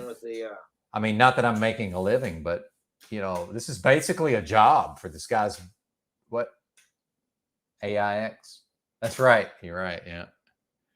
It's the AIX. Indeed, sir. Indeed. Lest we forget. But yeah, I mean, this is like basically a job at this point as streamer, although not for me necessarily, but that's all right. We'll figure it out. But yeah, this guy, most of his adult life, I would say probably, I don't know how much he makes a month, but a sizable portion of his income, yeah, donos. With this one, I put it back in the wishes. If it's stank, I'm like, man, that's all right, you know. Or I'll be honest with y'all, you know. Yeah, he went cowboy goth at a certain point. He's had that cowboy hat for years now. See, I'm more entertained with making mead and drink combos than I am with fucking with my trolls, because he's just basically a drunk at this point, my trolls. It's which is kind of sad. Because he seemed like a pretty sweet kid at a certain point, but it's just a fucking 30-something-year-old drunk now. Well, yeah, he's definitely. I agree. He releases music. Me messed up shit about my wizard. Yeah, he puts out music albums too, and people. I don't know that he makes a lot, but I think people actually buy his music. And like I said, he makes wands and sells them for like $50 a piece because he's all into the occult magic and such. I block the number. I tell him you need help and you're jealous of Cobra, and then I delete the number and ignore it after that. Because now they have to go out of their way. Anyway, I don't even see. Like I say, I don't even watch his channel. I don't even watch his channel for the most part.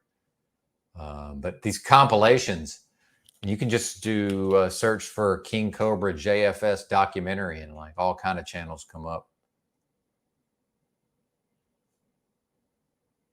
Mountain Wizards channel, Bite Size Cobra vids.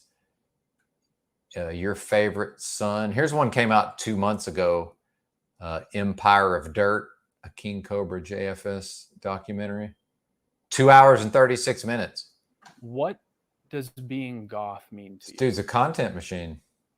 Just representing the darker side of things, you know, and seeing the beauty in even like darker situations. Yeah, he's autistic, so you know he spurgs out, but he really doesn't snap. He's been he's been doing this for like 20 years now, I think. I mean, maybe not quite that long. I'm sure he was you know, early days of YouTube, I'm pretty sure. So yeah, I would say probably, yeah, 12, 13 years. But yeah, he seems like he would, but it never seems to quite happen. Oh, this is the guy who actually, okay, this guy actually traveled to Casper and made this documentary. Okay, I've seen this. It's not that great, but if folks want to check it out, it's out there. I'm not even dropping the link.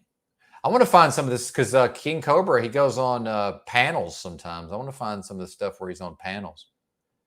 Yeah, then you got the Friends with No Benefits, the Ellen saga. That's a pretty good one. 48 minutes.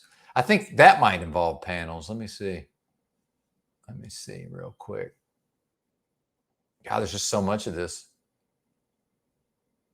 material.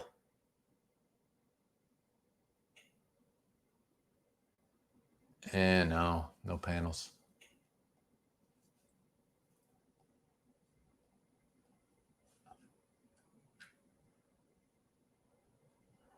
Oh, part one, the origin story. That one's pretty good. I've seen that.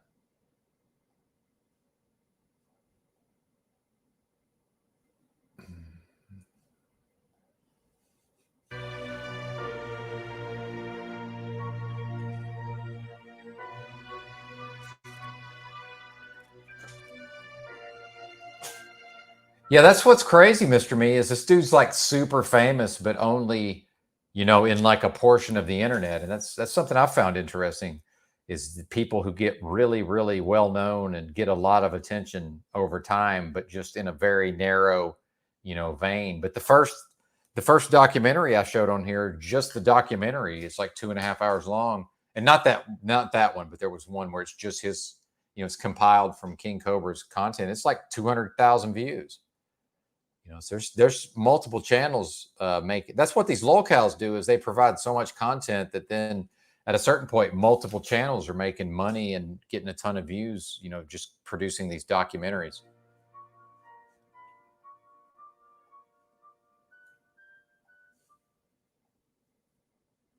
Yeah, exactly. Joshua Roy. Faye Saunders, aka Well, and that documentary wasn't very good. The guy who traveled to interview him, it didn't turn out very good, in my opinion. So don't even bother. King Cobra JFS was born to parents Clint and Laura. Clinton Dean Saunders was born on the 15th of September. Yeah, so JFS is definitely his initials. 1969 in Casper, Wyoming, to parents Alan and Sandy. Josh's biological mother's name is Laura Debbie Ann Goodrow, born February 1971, and is believed to be from Cheyenne. She graduated from Wheatland High School in Wyoming. Clint was diagnosed with ADHD, and his parents were very strict with him. According to Josh, they were strict with him because they thought it was their fault that Clint had ADHD. Clint went to Natrona High School in Casper, Wyoming, and had a passion for gymnastics. Clint was named the top male gymnast in high school before graduating in 1987. Clint said he'd always wanted to be an artist since he was in grade school, but didn't display any particular talent at the time. Clint remembers a time when he drew a picture of a man playing by a pool and called it his masterpiece. In junior and senior high, Clint got D's in his art classes and became very frustrated, but didn't give up. He ended up going to college, getting low grades again, but said his main interest was gymnastics. Sadly, Clint got injured and couldn't compete professionally. According to Josh, one of Clint's first jobs was a vacuum cleaner salesman, and he even attended a class that taught him how to vacuum properly so he could be a better salesman. Clint went back to college at the age of 21 and took night classes at Casper College in photography. He knew when he first held a camera that it was his destiny to become a photographer. He said he became interested in photo montage after seeing a post. This is his dad, Mr. Me. This is his origin story. So that's his dad. They're talking about his parents. By artist Jerry Ulsman in his instructor's office. Clint asked his instructor how to create photo montage art, but his instructor said it was too advanced for his course, Introduction to Photography. Clint ignored his tutor and began spending. So I think Josh would have been born, I'm assuming, early 90s, I guess. 20 to 30 hours a week trying to develop photo montage skills. However, he would end up quitting the photography course, feeling that art and photography were just better as hobbies and not career paths. Josh's parents met in Casper, Wyoming, and got married between December 14th and the 21st, 1990. As you can see from this newspaper article, 1990 they Josh's got mother was married. mistakenly named Laurel. Joshua Faye Saunders was born March 26th, 1991, in Casper, Wyoming, yeah. at the Yeah, 91. Wyoming Medical Center. But I mean, just imagine doing a channel and then, like, you know, strangers make documentaries about, you know, your fucking life story. It's kind of crazy, man. And like, not crazy, but it's just fucking wild, you know? I'm going to fast forward a little bit because I'm not that interested in his parents. Yeah, it's fucking... At 5th grade level at this point, and said he didn't fit in socially with the other students because they were just learning their ABCs and he felt he was intellectually superior. He However, probably was. Josh was held back a year due to a lack of social skills required to complete kindergarten. Josh said that this made him feel stupid for a long time until his dad later assured him that it was his Asperger's syndrome that held him back in kindergarten. Sometime before 1995, Clint gained sole custody of Josh. Throughout his childhood, Josh's family knew something was off with him and said that he was different from other children. Clint took him from doctor to doctor, and Josh was put on several medications, including... See, this is where with the autism, you know, this resonates with me because, you know, with me being born in 75 and growing up in an environment of complete and total ignorance, like, I'm sure people thought I was strange and bizarre in certain ways, but just wasn't considered a medical issue, right? Yeah, this is your life. That's right. You just see, it's just this bizarre thing where it's like, oh, this person's different, so we got to take him to doctors and put him on meds. Like, what? Really? It's just crazy. I didn't know that. Look within. That's interesting. Well, he's doing that, but yeah. Huh. Says who, but I'll take your word for it. Strattera and Ritalin for ADHD, and Zoloft, an antidepressant. Yeah, they put him on fucking meds when he was a little kid. I think that's sad, man. I'm glad I got to grow up and didn't have to be on any medications. Yeah. Well, I'm not a practitioner of magic, look within, but I'm also not opposed to people doing whatever they feel they need to do.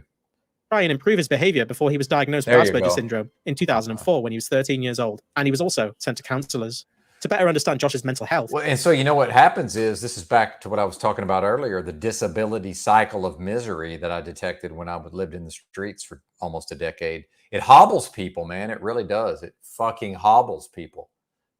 So probably around the time he got his diagnosis, that's probably about the time the government started giving him an SSI check, I'm assuming. Clint ended up going back to college to study psychology and work with kids with mental health issues. Clint claimed he'd quit good jobs for lesser paying ones so that he could spend more time with Josh at home and help him.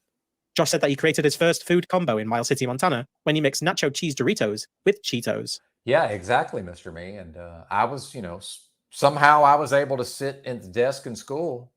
And I've said it before, when my first parent-teacher conference, my mom came to the school, and my desk was like off in the corner away from all the other students.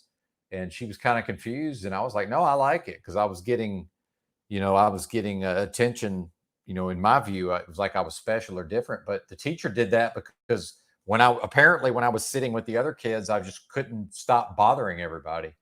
But then just stick me off in the corner, and I had no trouble just sitting there and, you know, doing whatever they expected of me. So I think back in the day, people were a little more inclined to just accept, okay, this kid can't shut the fuck up. Let's solve this problem, versus, oh, there's something wrong with him. Let's take him to doctors and put him on medications, right? Yeah, thank you, Look Within. Well, I don't know. You're kind of, now you're, see, I think that's sort of an insult, right? That you can speed it up and it sounds like people talking normally, at least the more excitable ones.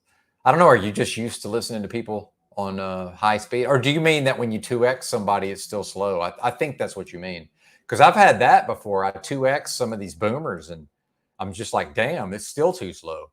Like for a boomer, 2x just turns them into 1x. It's like, what if I actually want the 1.7? So I think I understand what you mean. On August 31st, 1995, Clint ended up meeting his future wife, Tanis Loverchek, at Miles Community College, where she was teaching history and government studies. Clint said that the dad got remarried. Okay, that's what it is. Only enrolled in her course because he heard a rumor from one of his friends that there was a new hot history teacher. Clint ended up dropping out of her class very early, but asked Tanis out on a date. Tanis accepted, and they had their first date on September 9th, becoming engaged only a week later on September 14th. Tanis is originally from Cheyenne, Wyoming. Oh, really? Tourette's. Damn, dude. Do you still have Tourette's? Is that any of my business? I'm wondering. I'm going to check in on Z real quick, see what he's doing.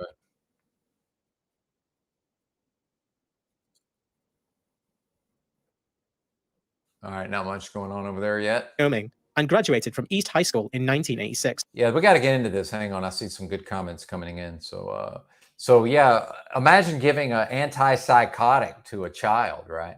It's just what? How is that legal? He says I was pretty much null and void through school. Fucking A. And then Roy says he was tied to a chair with a skipping rope by a teacher age 6 and left alone in the classroom. Wow. Dude, that would be that person would be fired, prosecuted. So yeah, some of this stuff that people used to be able to do and get away with was not good, obviously. So I'm not one of these people that over romanticizes the past. I'm mainly talking about, can we not medicate the kids? I mean, good God. Oh, you still have it? Wow. OCD, ADD, and Tourette's. Damn. Man. Yeah, major psych meds, exactly. I'm against it. And that's a big part of, a big part of me taking it to the streets for a decade was so that I could see that if I didn't get my own house in order, as it were, I was going to end up having to go to the mental health system, and who, as we know, pretty much medicates everybody that seeks treatment. That's just par for the course, right? And I'm against hitting children. I will say that. I don't think it's effective based on what I've studied. I've never had kids, so I'm only speaking from a perspective of having been parented, right? So yeah, I just don't think it's effective. But I would say this: it's way better to actually discipline the kids, even if that involves spanking. That's better than just letting them run wild and then put them on medicine because nobody ever provided them discipline, right? On June 16th, 1996, Clint and Tanis got married in Tanis' home city and capital of Wyoming, Cheyenne, where Josh was the ring bearer. In 1997, Clint and Tanis had their first child together, What's up, named Sean? Tiana. Also in 1997, Josh's biological mother, Laura, gave birth to Josh's half-sister. Sometime in the first grade, Josh had to do a school project about his ancestry and make a poster. Josh said that he found out he had British ancestry due to there being a mansion with his last name, Saunders, located somewhere in England. Josh spoke about his first grade teacher named Mrs. Hammerlick, who was very old and drank a lot of coffee and was very mean to him. According to Josh, when she taught him how to read, she prevented him from sounding out words and forced him to track the words with his finger. This apparently hindered Josh's learning, and he claimed that he couldn't read that well until the 8th grade. Josh credited J.K. Rowling's Harry Potter novels for helping him learn to read. As an aside, Clint made a post on the King.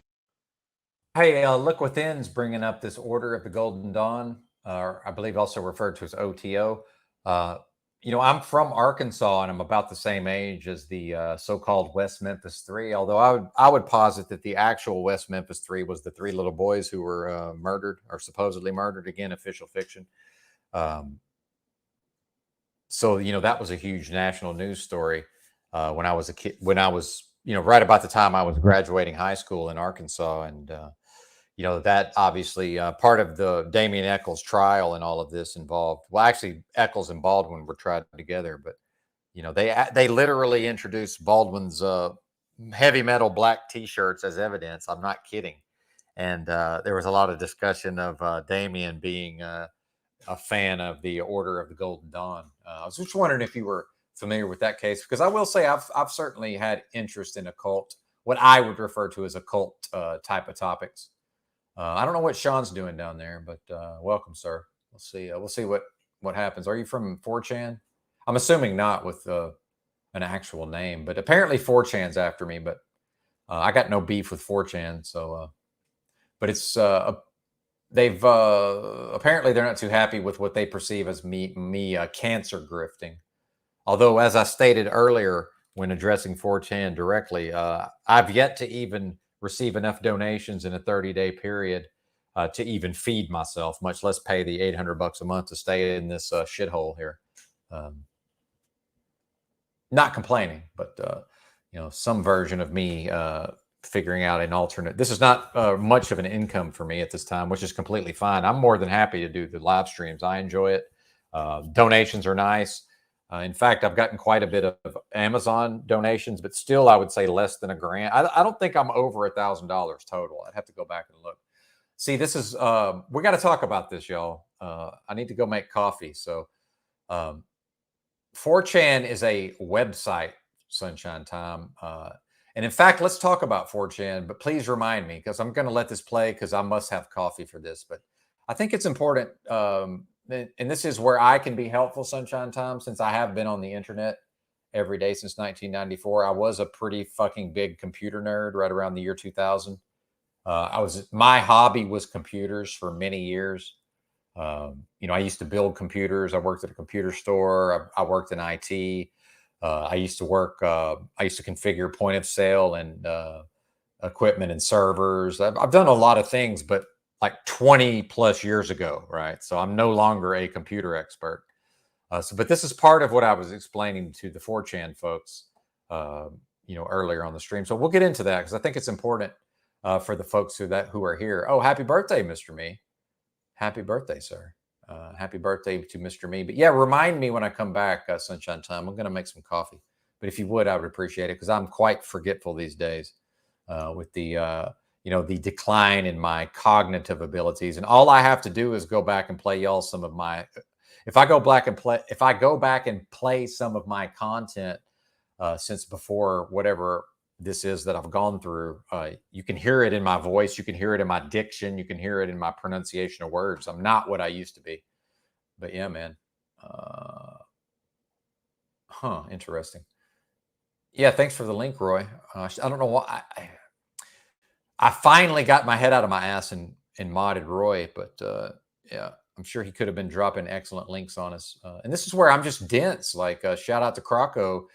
May peace be upon him. But when he was still alive, I used to say, thank God for Croco. Otherwise, I would be the most dense person in these streets. And now that he's gone, again, may peace be upon him. I'm now the most dense person. So, some things that may seem super fucking obvious are not obvious to me at all. So let me get back. I'm going to let this play. I'm going to make some coffee. I'm going to come back and talk 4chan, who I do have a great deal of regard for 4chan, I must say.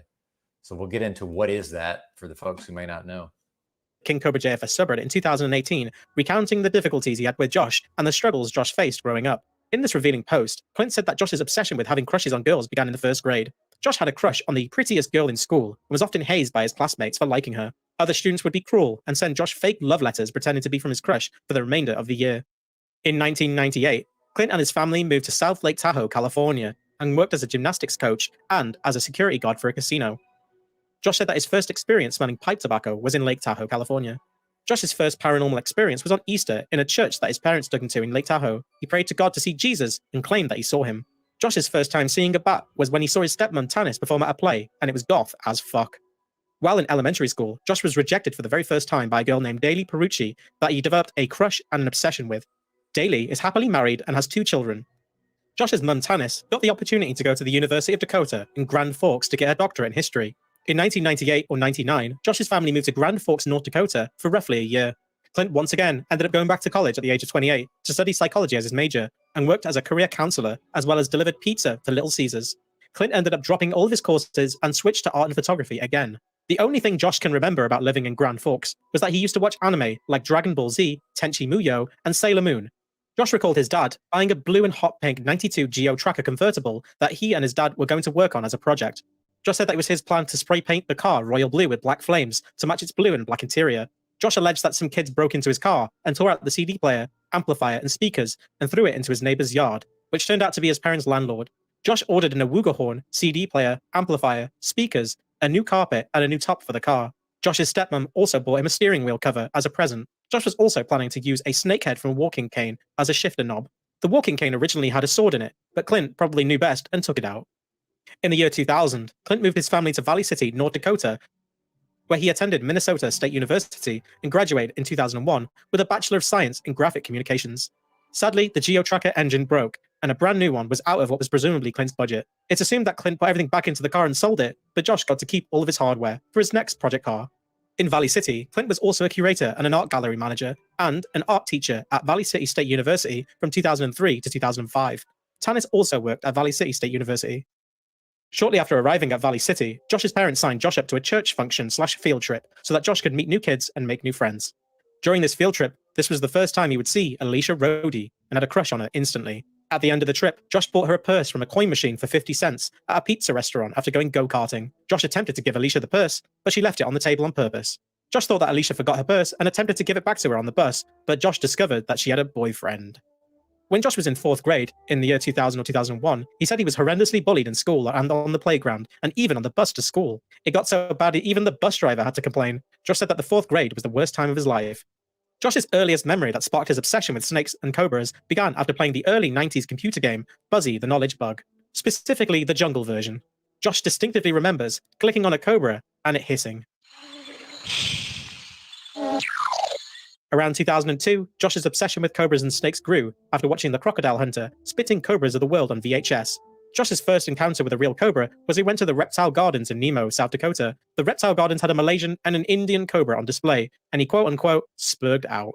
Around this time when Josh was 10 or 11 years old, he began special ed and rode the short bus to school. Josh said he knew a kid named Taylor who would copy everything he said, and also a kid named Juanito who was deaf. Josh claimed he taught Juanito how to flip people off. Josh had a minor misunderstanding with a girl with red hair on the bus after insulting her old grandma by asking if the secret to her mortality was eating lots of yogurt. The girl ended up telling her grandmother, and when the bus came to pick her up, her grandmother would shake her fist at Josh, and in return, Josh made the deaf kid Juanito flip her off. Josh also recalled a time when he got a girl in special ed class to show her breasts to him. For the majority of Josh's education, he had to go to the resource room to help him learn because of his Asperger's. Josh said that the resource room really helped him learn, but opened him up to more bullying by other students. In 2004, Josh was finally diagnosed with autism, after Clint's mother read an article about the disorder and the characteristics that fit Josh. As mentioned earlier, Josh was placed on different medications until he was 18 years old. Although Josh claims this was when he was diagnosed, he contradicts and possibly misremembers exactly when his parents found out he had autism. Shortly after being diagnosed with autism, Josh told his dad he was still getting bullied on the bus. Clint allegedly rode the bus to school with Josh and lectured the students about Josh and his autism. Josh claimed that this helped, and the kids stopped bullying Josh for the most part. Whilst in 6th grade, Josh was friends with another handicapped student named Marshall Peterson. Josh remembered a time when his teacher, Mrs. Gaylor, pulled him and the other students into a classroom and taught them about sex. Josh said that he was hot under the collar, learning about sex for the very first time. Clint has said in the past, due to Josh's autism, he has the mind of an 11 or 12-year-old, and would constantly brag about things that he thought was cool, like his sexual conquests. For many years, Clint tried to instill a sense of respect for women in Josh, teaching him not to treat them like objects. According to Clint, Josh's whole family are feminists. Around this time in 2004, the popular video game Grand Theft Auto San Andreas was released, and Josh bugged his dad to get it for him. After spending a few hours with Josh whilst he played it, Clint became very offended by the amount of violence towards women in the game, like killing hookers. Clint put his foot down and said that these types of video games were not allowed in his household. Clint said that he argued with Josh over the subject millions of times, but he never relented. Before junior high at Valley City Junior Senior High School, when Josh was roughly 12 or 13 years old, he really wanted a guitar and found one he really wanted. So he asked his parents to buy it for him, but they told him he had too many instruments and he had to buy it for himself. But they offered to pay for lessons. So Josh began his very first job with a paper route at the Valley City Times Record, delivering newspapers in the winter. Josh finally got enough money and bought his BC Rich Warlock for $777 and some odd cents online from the website musiciansfriend.com. Josh nicknamed his guitar the Grim Reaper. Josh had two teachers growing up, Zach McGough and John Rudolph. After only learning the basics, Josh stopped taking guitar lessons. Josh also quit the paper route to join the wrestling team in high school.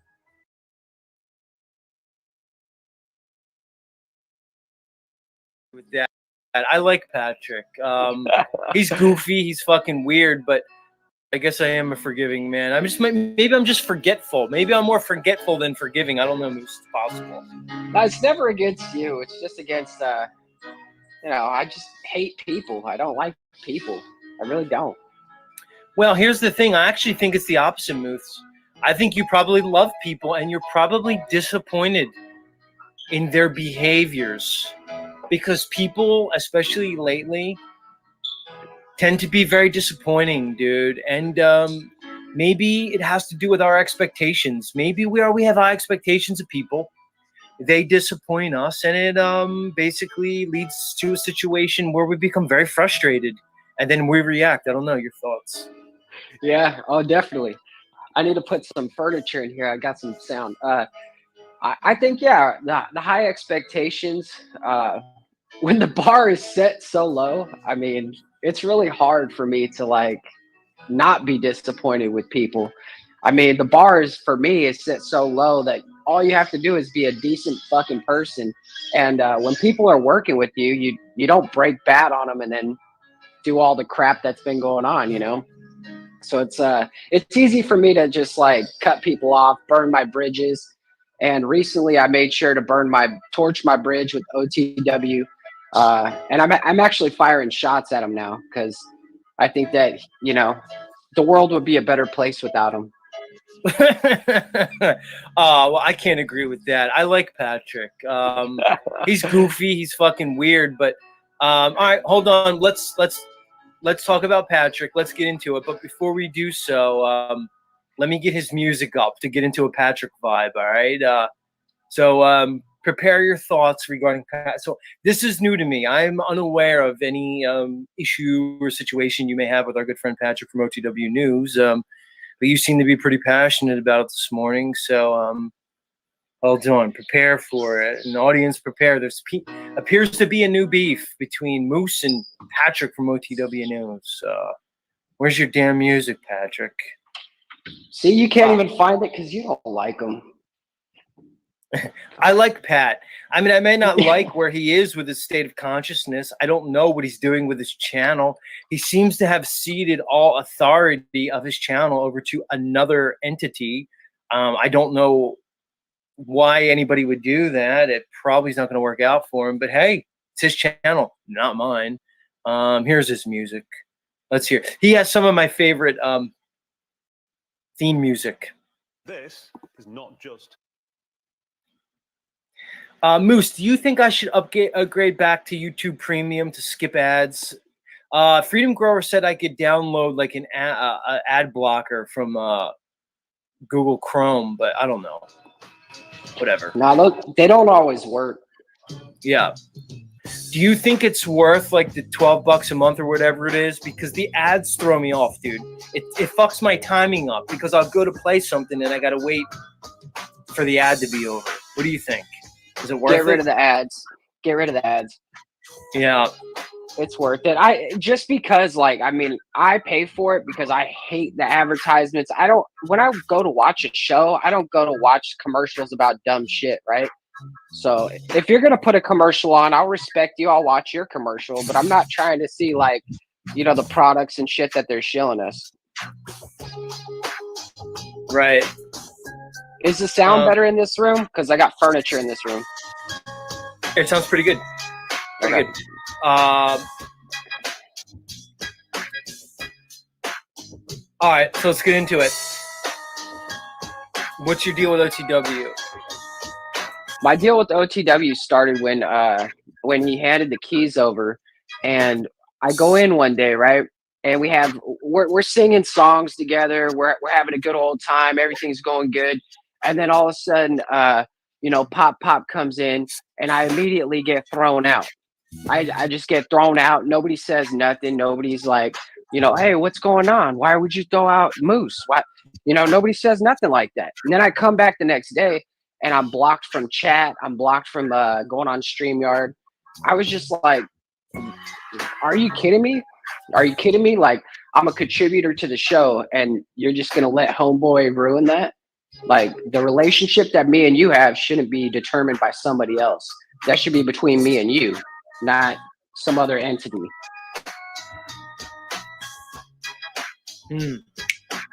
Well, let's talk about it. Do you think OTW has made a mistake by handing over the keys of his castle? What are your thoughts on that? Yes and no. He did good because his show is objectionably it's a failure, right? And so he needed to bump those numbers. But what he did was he tied himself to a horse that's dying, and I would never do that, not again. He fell into the same trap many of us have fallen into. Like Tommy. Tommy's here today. I appreciate you, Tommy. You point out all these things. And I think my biggest beef with him is he's not real. He's not real. He man, he'll suck your dick for $1. Sounds real to me. I mean, but he won't A tell mouth you is a that's mouth. why he's doing it. He'll give you that love bomb, and he'll, you know, oh yeah, we're friends, everything's good. Just let me suck that dick. Oh, give me $1, bro. Give me $1. I don't know, man. I'm just not into it. I'm just not. I'm really not into him. I'm not into his style. You know, he basically has taken over Paul's thing of shitting on Jack Talcott, right? And so now he's restreaming Jack as well, going into Jack's platform. And then he had a total mental breakdown over there. I have the clips of all of it, and it's like, I don't know, man. I can't. Like, I understand I get angry and stuff at people. I tell everybody that I don't like them and shit because I don't.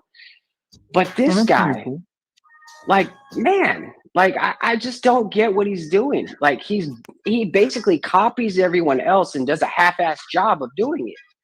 Like, This is what's driving me nuts in the backstage, Moose.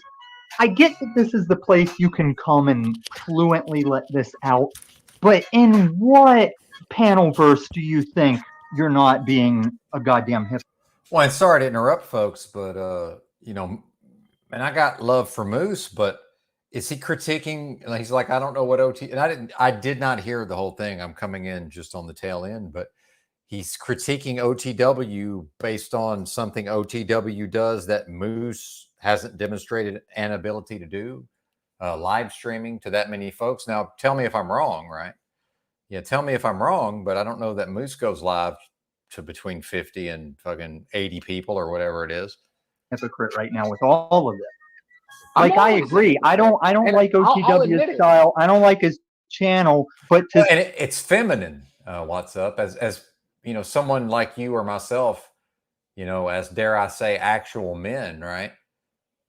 It's feminine, which, yeah, I'm in touch with my feminine side, and perhaps at times, you know, I'm willing to review my own behavior. So I would say with Moose, you know, just my opinion, Moose, if this gets back to you, you know, I'm calling my shot. This is still a little feminine, brother. Just putting it out there. I don't know what to say.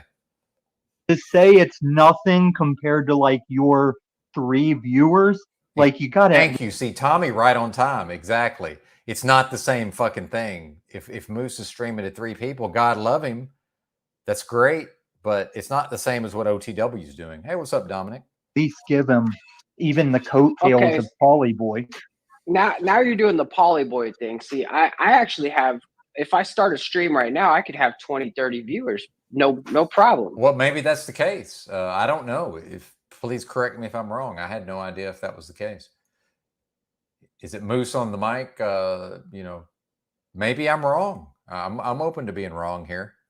I don't actually do the work to do it, though. I don't go out of my way. I don't have the time right now to. Okay, well, that's like me saying that somebody else is better at a skill or a sport because they devote the time to it and I don't have the time. Can we, hey, what's up, Bex? Can we please face the reality that everybody has time to more or less do what they fucking want, and it's a matter of priorities. I mean, isn't that the case? The fact is, I'm supposed to be doing my laundry right now. So if I'm wearing the same socks and underwear for 3 days in a row, it's not because I didn't have time to do my laundry. It's because I did other shit when I could have been doing my laundry, AKA priorities. Meanwhile, why am I having to say this to grown-ass people? It's a matter of priorities. What does the person prioritize? Says, oh, I don't have time. So, and also sort of implying that OTW is lazy somehow. Meanwhile, I bet you he's a hard fucking worker. And I'm pretty sure Moose is too. And if Moose, yeah, indeed, Chainsaw, we'll see you next time. Back to the tree. And if Moose just chooses to spend his time on other pursuits, that's fine. But saying I don't have time is a bit, it's just not the case. It's a prioritization. We all have access to the same 24 hours in a day, right? I mean, am I nuts here? Again, I'm choosing to sit here. I may very well be sitting here in the same socks and underwear tomorrow morning. Now, if that's the case, that's okay. I was homeless for almost 10 years, but I'm not going to go very many days into that before it's just like, okay, folks, I'd love to keep streaming, but I have to go do my laundry. Meanwhile, there is laundry machines in the building. I'm not sure I'm willing to subject my clothes to these machines, but maybe I will. Who knows? Thank you, Mr. Me. Exactly. Well, and again, you know, how did Benton unfuck himself to the extent he's unfucked himself? By breaking shit down to the basic level. That's how. I ain't fucking smart enough to go out here and into frou-frou, fucking highfalutin, high vibing nonsense, complication from my perspective, because I'm not smart enough to do that. I have to go to the basic in order to, I don't have to, I choose to go to the basic level in order to be effective in the real world. Part of that is understanding that, yes, I have time to do whatever the fuck I want. Apparently today, what I want to do is stream for 5 hours, right? But I'm free to sit here for 10 hours with you folks and then whine and cry about how I don't have time to do my laundry. But is that the case, or did I just choose to live stream for 10 hours? I don't know. You tell me. Presentation like Z's doing. I don't have time to put a presentation like many other people like London McLovin and stuff are doing, right? But you do copy stuff.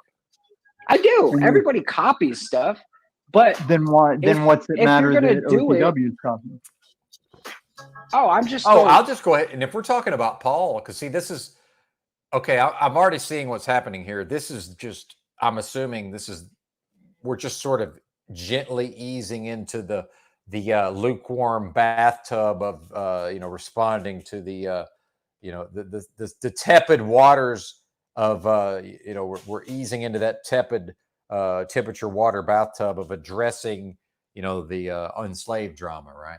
From my perspective, I don't know if that analogy even makes any sense, but that's what I see here, right? Which is interesting because now we've got Tommy checking Moose, right?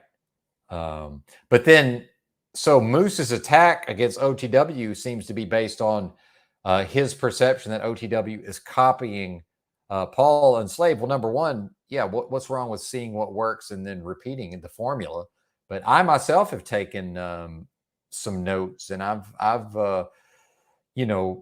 while I certainly bring a certain skill set of my own to the table, arguably, I have certainly picked up things here and there from Paul, as I will pick up things from even Moose. I will pick up things from Z. I will pick up things from Tommy. Yeah, absolutely. I'm out here watching everybody, because if I see something I can add to my own repertoire, I would be a fool not to do so. So I would say this criticism is somewhat, there's an agenda here clearly. And shout out to Tommy for, calling him to account in this moment.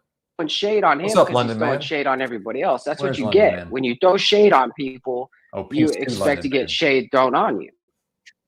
I mean, it's the way of the world. That's all it is. I'm just putting him back in his place because he's a loser. Properly shaded these days? Oh, of course, all the time.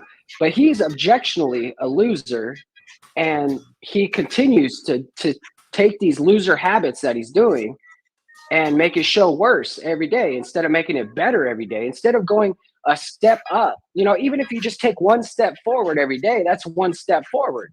But instead, he's like going down the stairs like he's falling down like Joe Biden. Like, I don't know what to tell you. What am I supposed to do? Be kind and go over there and be like, hey, let me hold your hand. Let's take your show to a next level while you have somebody else controlling your show. Like, so he handed over the keys. He sold out. He sold out to the lowest. Well, and I'm just going to say it. Who cares about the keys? And, at a certain point, I'm just going to upgrade to the $50 level just to say, fuck the keys. I've got 4 seats. So Paul's going to have a seat. I've got a seat. Now I got 2 open seats. I might do that today. In fact, I've got $74 in Cash App donations. So, at the risk of being viewed as a cancer grifter, when folks do donate, I would like to put as much of that back into the broadcast as possible. Although, certainly my own needs will be involved there at a certain point as well. But yeah, fuck it. I think I'm just going to go ahead and do the $50 a month level of StreamYard and say, fuck it. I got 4 seats. So what are these keys? It's not the keys. It's a set. It's one of the 3 sets of keys. And then Paul will have a permanent. That will give me 4 slots. So Paul will permanently have the keys. And then whoever wants to produce, I'm wondering if Tribe would be available for some of that. And then I'll have the 4th seat will be on a rotating basis. So if Bex is here one day, that might be her. If actually as a way to learn the StreamYard, but not until she gets a computer, right? If Machine Lines is in the house, maybe he gets the keys for the day. You see what I'm saying? I'm innovating out here to some extent, folks, lest we forget. So, if we're going to make the keys a big deal, okay, now all of a sudden I'm paying 50 for StreamYard. I got 4 seats. Fuck you. It's bitter, fuck bro. them. The lowest bidder. And that was you were the right hand of that guy for the longest time. I really wasn't, though. It was just an act. And I told people for a year it was an act. That's a cop-out, Moose. See, this is the bet and a raise and a bet and a raise and a bet and raise. And when finally they have to show their hand, oh, I was just playing around. It's not that serious. It's just the internet. Bullshit, Moose. Bullshit. See, I fell into the trap and I had a little fun with it for a while, but the whole time I was playing a character. I don't act like that in real life. Like even on camera. Again, it's not, but it seemed like you were serious, Moose. Okay, which is okay. I have no problem with Moose presenting on the metaverse however he wants. Why?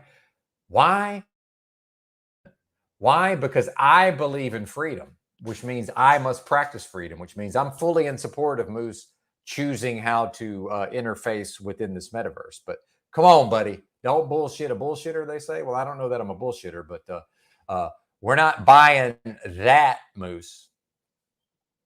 When I got caught talking to the tell that to employees, somebody else. No, listen to me.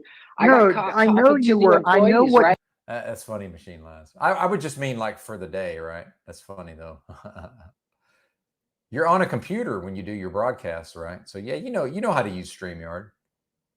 Ultimately, it's not even an honor, by the way.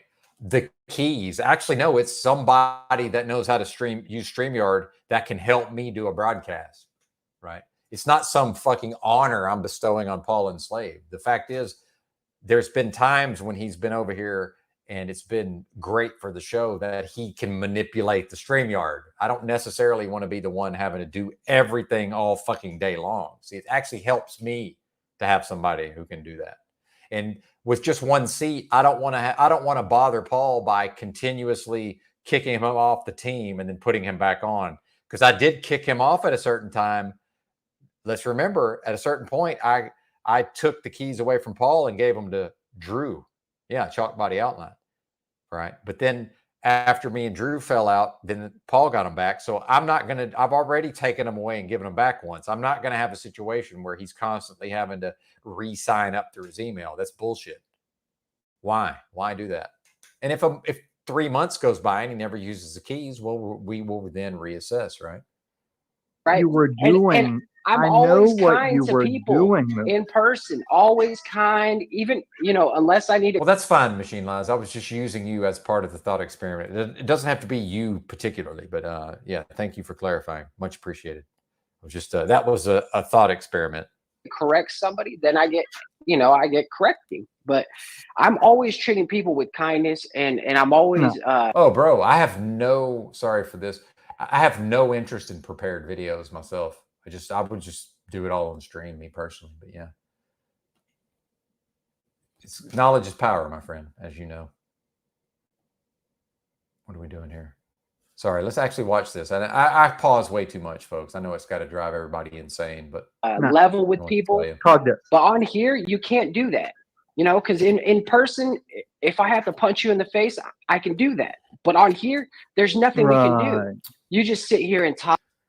Well, Moose, I'm not fighting nobody, and I know you don't mean me, but good luck with that. And I only mean that good luck connecting. I don't mean like I'm going to beat him up, because I'm not going to fight anybody. I'm just saying, just this idea that you can punch somebody, that's not necessarily true. I'm a lefty, bro. If you're throwing some weak ass obvious right hand, you will never connect, Moose. So you better get in the gym and learn how to box. Meanwhile, I don't box. I'm a pacifist, but I know the times that somebody's swung at me with some fucking, has loaded up and swung some wild fucking right hand. I'm either out of the way or I just block it every time. So don't just assume you can punch somebody, Moose. Talk and talk and talk, right? So it's like all we can do is sit here and talk shit about each other. There's nothing we could really do, right? I mean, well, this is spiritual warfare. There is stuff we do, right? There's people going around calling me a PDF file. That's the thing. I say Paul contradicts the very truth he claims to stand on. That's a thing. To put someone's platform into question. It's just you can't physically hurt each other, no. And the less you can physically hurt each other, the more spiritual warfare it becomes. Just like whenever we were hacking each other's skulls with metal and blunt objects, there wasn't a whole lot of spiritual warfare in that situation. It was mostly kinetic. You're right, Tommy, and that's where I've actually started to back off of the hate for you or whatever, because it was all like misconstrued hate. Like you're actually going around speaking truth, pointing out the things that other people are afraid to point out. And I've actually started to get on Tommy's train, believe it or not. That's why I have no crew, no open friendships. Even the people that like me have mostly left and just contact me privately. It's a good way, good reason to be hated. Yeah, no, I just think it's goofy, you know, because I thought we were here to do something. I thought we were here to inspire people to be better, to stand up for their rights and freedom. And then it just became a daily, you know, episode of Cops, episode of Jerry Springer. And then it got worse. It was like a Rachel Maddow. And well, hey, one of these days Moose will have a little bass in his voice. He's just not there yet, right? I mean, I fully support Moose, you know, getting in touch with his masculinity. Yeah, great. He probably could use it, right? He's Moose is making progress over time. I don't think there's any doubt about that. I mean, I don't know, Ellen DeGeneres at this point, I think. I think what happened is, like I tell people, with the rights and freedoms, even though there is a lot of stuff we can speculate and talk about, rules of this and that, it still comes down to a core simplicity. And so you can't drag that core simplicity into like a 2-year course. So it was just bound to happen that he would have to find a new branch off, and it just happened to be drama and the Civil War of panels.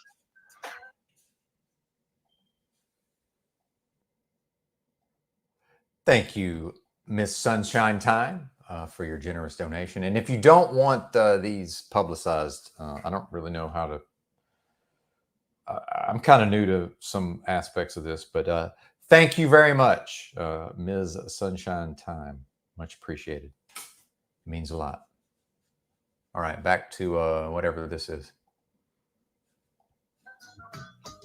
Yeah, it got old for me though, because I actually believe in the Sky Daddy, and I believe I'm here for a greater purpose. So it just got boring for me. And then when they started, you know, trying to slander me for shit I didn't do, that's when I started going to war with these people.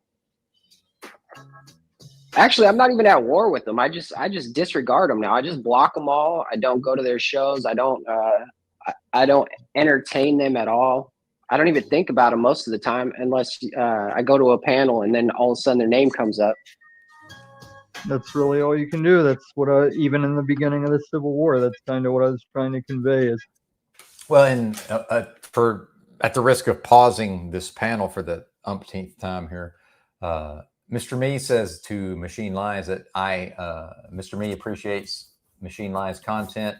Mr. Me always had questions how technology plays a part. And this, I don't think it's a coincidence that Machine Lies is continuously dragged into, you know, defending or discussing Islam and all of it. And I understand that he certainly is learned in those arenas, but I can't speak for Machine Lies, but I'm assuming he would probably prefer to focus more on the technology and a little less on the theology. I don't know.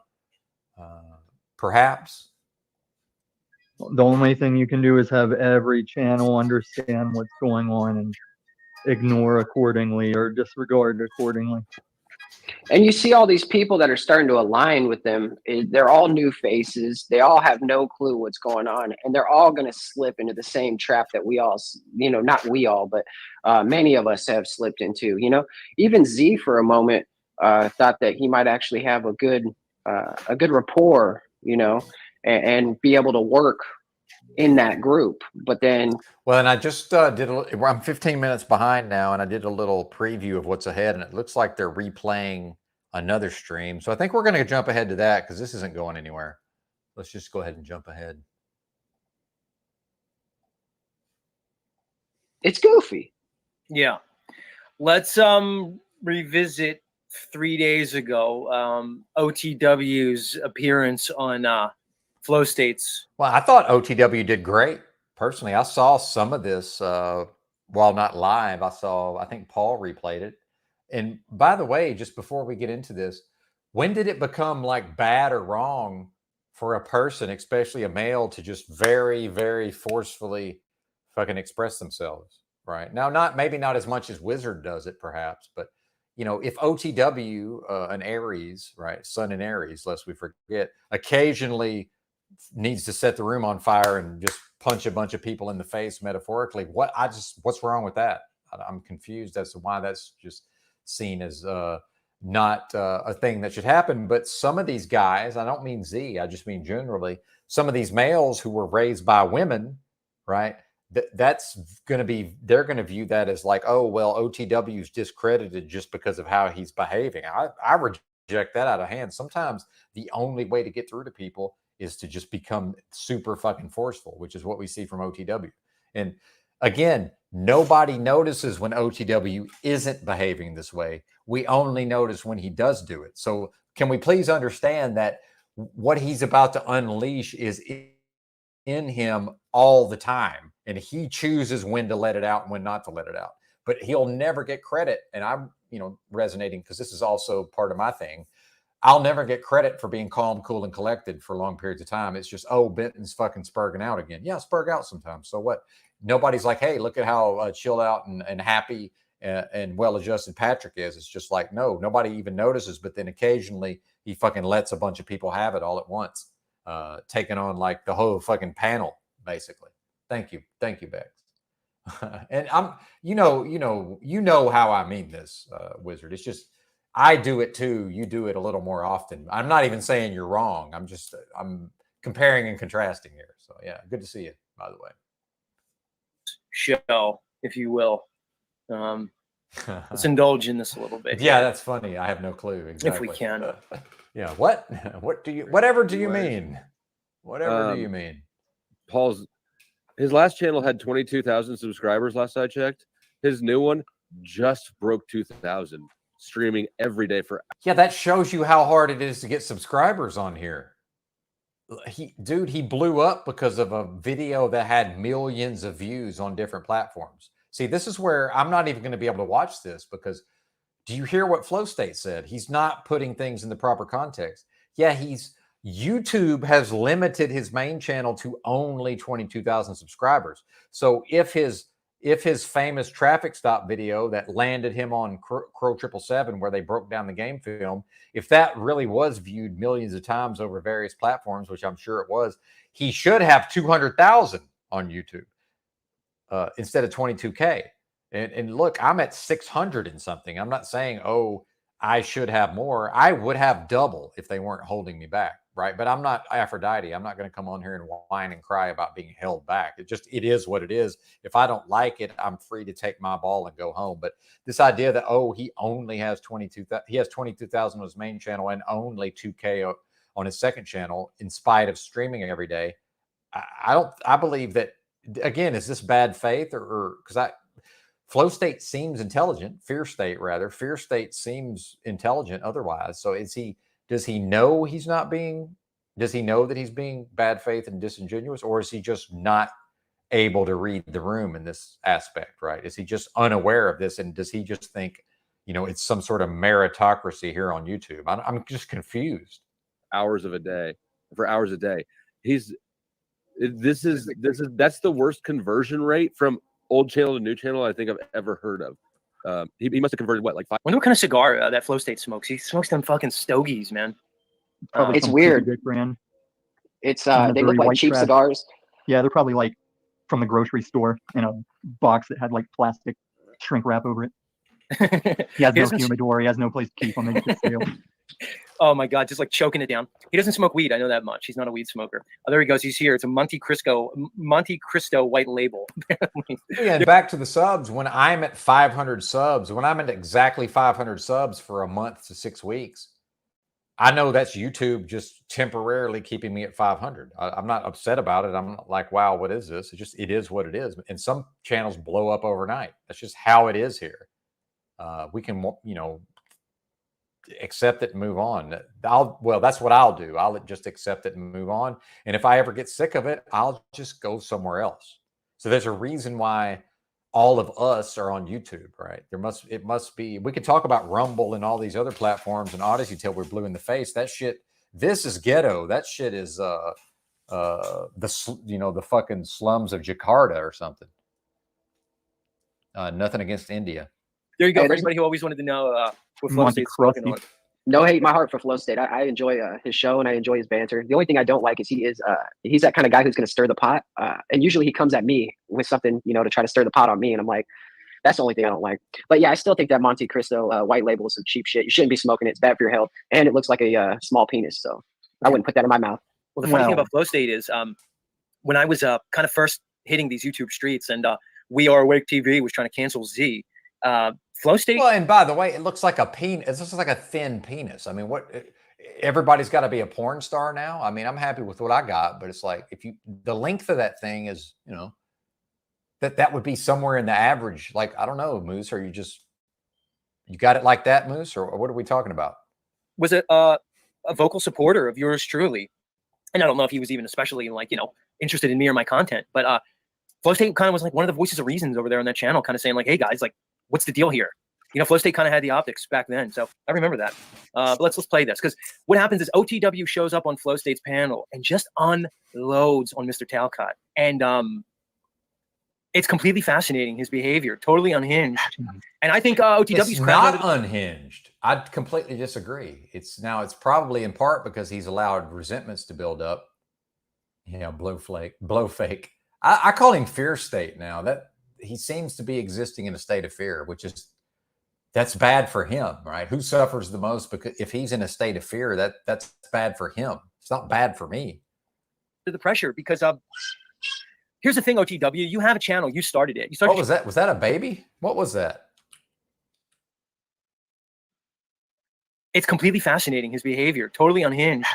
And I think OTW's cracking under the pressure because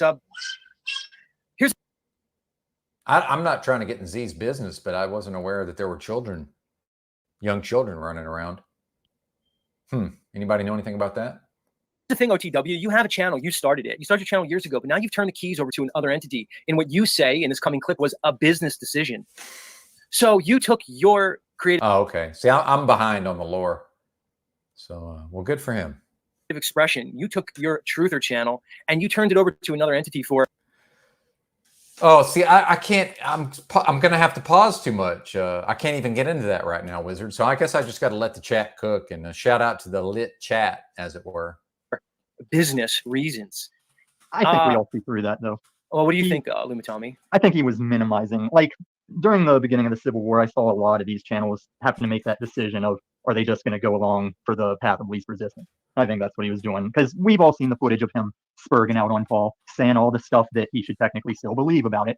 And yeah, he just gets. Well, and I do want to say, Crystal, I tend to mind my business. It's ultimately none of my business. I just was curious because I heard it, right? It's like I tend to not get involved in people's business. So, I'll just move on with that. I was just curious what was going on. Gave in. Yeah, but it's not when you say he gave up his creative platform, it's not like he gave up much. Well, I just want to say real quick that I supported him up until this night. This is what made me be like, dude, this guy he's going so low for the blow. Oh, this makes me like OTW even more than I already liked him. I think Paul actually protected him on this, because I think Paul deleted the half of the stream from when he went over to do this, because he came back like trying to talk like he did something, trying to talk like he came over and did something dominant, and it's obvious like he got wrecked. Well, yeah, that's where I lose all respect for people like that. I don't talk to Nubs anymore. I don't talk to Sly Shy. Sly Shy used to talk to me in private. All these people that want to go over somewhere else, cause conflict somewhere else, and then come back and look for that whatever they need. Oh, I did a good job, right? I did a good job. It's like I have no respect for those people anymore. Even Jessica Jane's involved in that shit. Well, and I'm trying to stay out of. I'm trying to get away from gossip and character assassination. But this woman in the middle, is that Flow State's woman? Yes or no? To a degree. Anybody? Is that his lady, or is that some other chick? Let's play this. Yeah, let's do it. Like 500 people off of his original subscriber base, because he's been doing the new channel for a year every day for hours. He's like technically he's growing, but goddamn. He might be talking about physical fitness. He said he was or getting fatter. running, getting Okay. bigger and bigger. Good. Thank God, Gary. That's all I needed to know, because I was going to be like, if that's his woman, this is just bad. This is bad, bad, bad. So yeah, yeah. Anyway, thank you. Good to know. Growing. Yes. That's from hustling, not Okay. people who hustle aren't fat. They're normally pretty in shape and lean. So Touche. Of course, you're welcome, Jack. Jack, you're welcome here. And I'll say this, man. Flow State's welcome around here. I would have a conversation with Flow State. I mean, but I'm still going to express what I think. You know, maybe not to him directly, because I just don't think it makes for a good broadcast. Really, I honestly don't. But I got nothing against Flow State overall. But I'm going to, I'm going to express my opinion, right? And I'm just not that interested in, people coming over here and then wanting to, bash Paul or even bash Tommy. I'm just not here for it. Oh, no, I've heard her talk long enough to know I don't want nothing to do with that, Crystal. I don't want nothing to do. I heard her say 2 sentences, and I was like, all right, well, this is a person I'm not going to be listening to. And not because she's a female either. Get frustrated with you. I don't hold grudges. You're childish as fuck. You're definitely welcome. And OTW is welcome as well. Yeah, I don't think the same thing. I think Jack is a piece of shit, and he's a. Shut up, OTW. No, Close your vagina. Exactly what Flo should have Somewhat done. agree. And You guys are Jack just needs to take encouraging his- note. That energy needs to be removed. That's right. Fuck with OTW the way I he does think it. they're the people. OTW, I'm going to keep waterboarding you. Yeah, I agree. After this clip, let's talk All about right, it. man. I don't Turn care. his mic down. Go ahead, Moose. What was that? Oh, I was agreeing with Tommy because that girl Sarah is absolutely abysmal as well. Yes. She got drunk the other night. Trash. And she's talking about how she would. I was on that stream. That Sarah chick, I actually felt bad for her, man. I don't want to go off on Sarah here. I felt bad for her, but God, what's so funny, Moose? And Flow State, I almost replayed that stream from Saturday night, focusing on Sarah. It's so funny you say that, Moose, but I don't want to go down that road. I don't want to just totally take a left turn on that. But all right, let's stay on doubt. OTW. Yeah, no doubt on that, dude. I'd still smash, by the way, Sarah. Turn his mic down too. You're encouraging You a had a narcissist. panel and This is ridiculous. restreaming. You're I'm awesome, encouraging Jack. a narcissist. Hold You on. are I'm encouraging a encouraging a narcissist. narcissist. Yes, you are. By fucking You are flattening his owned ego by a and telling him narcissist. fucking nice Right? things, you making him feel good about himself by being a fucking piece Paul's of fucking garbage. OTW in the ass, and No, he's you're giving Jack a hard really time. fucking Steve. You're just a dumb Oh, really? fucking slave. I You're am so a dumb stupid. slave. Yeah. Yeah, you are. Right You're on, so brother. fucking stupid. Shut I mean, up. I Suck a understand why you dick. fucking like Jack. Mail those paintings out. Go on. No, you guys are fucking terrible. You fucking horrible. You can't even run your own fucking channel, so don't give me Moron. bullshit. Everybody stay Reality of backstage. the fucking- You cannot Everybody fucking stay face here. reality. You guys are fucking delusional. OTW. This is Hey, can you enough pause it? fucking nonsense. Flow State. Are you OTW. fucking kidding me? It's funny hearing OTW say that they're delusional, not in touch with reality. And that Matt, they're I mean, protecting a narcissist. Yeah, and then also Steve brought up the point about sending the paintings, right? Well, he wasn't even. Wait a minute. Is Paul the narcissist? Because we already did the narcissism masterclass, and Paul prevailed. So the narcissism thing is settled as far as I'm concerned.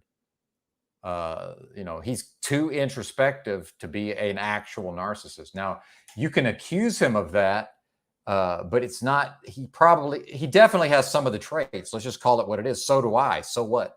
Having a few of the traits is not a big deal. A lot of people. Meanwhile, the entire society's become narcissistic. So what are we even talking about? Jack Talcott is, as far as I can tell, is a classical narcissist.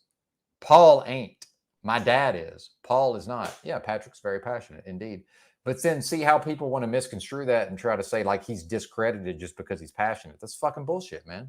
I'm going to send the paintings until I put them on blast in front of everybody. I put him on blast live on air saying how he never sent those paintings. It was over a month. And when is he going to send them? Because people were starting to contact me, telling me like, hey, this dude owes me paintings. So, this is the kind of guy calling everybody else delusional and not upstanding and, helping narcissists. But what is he doing?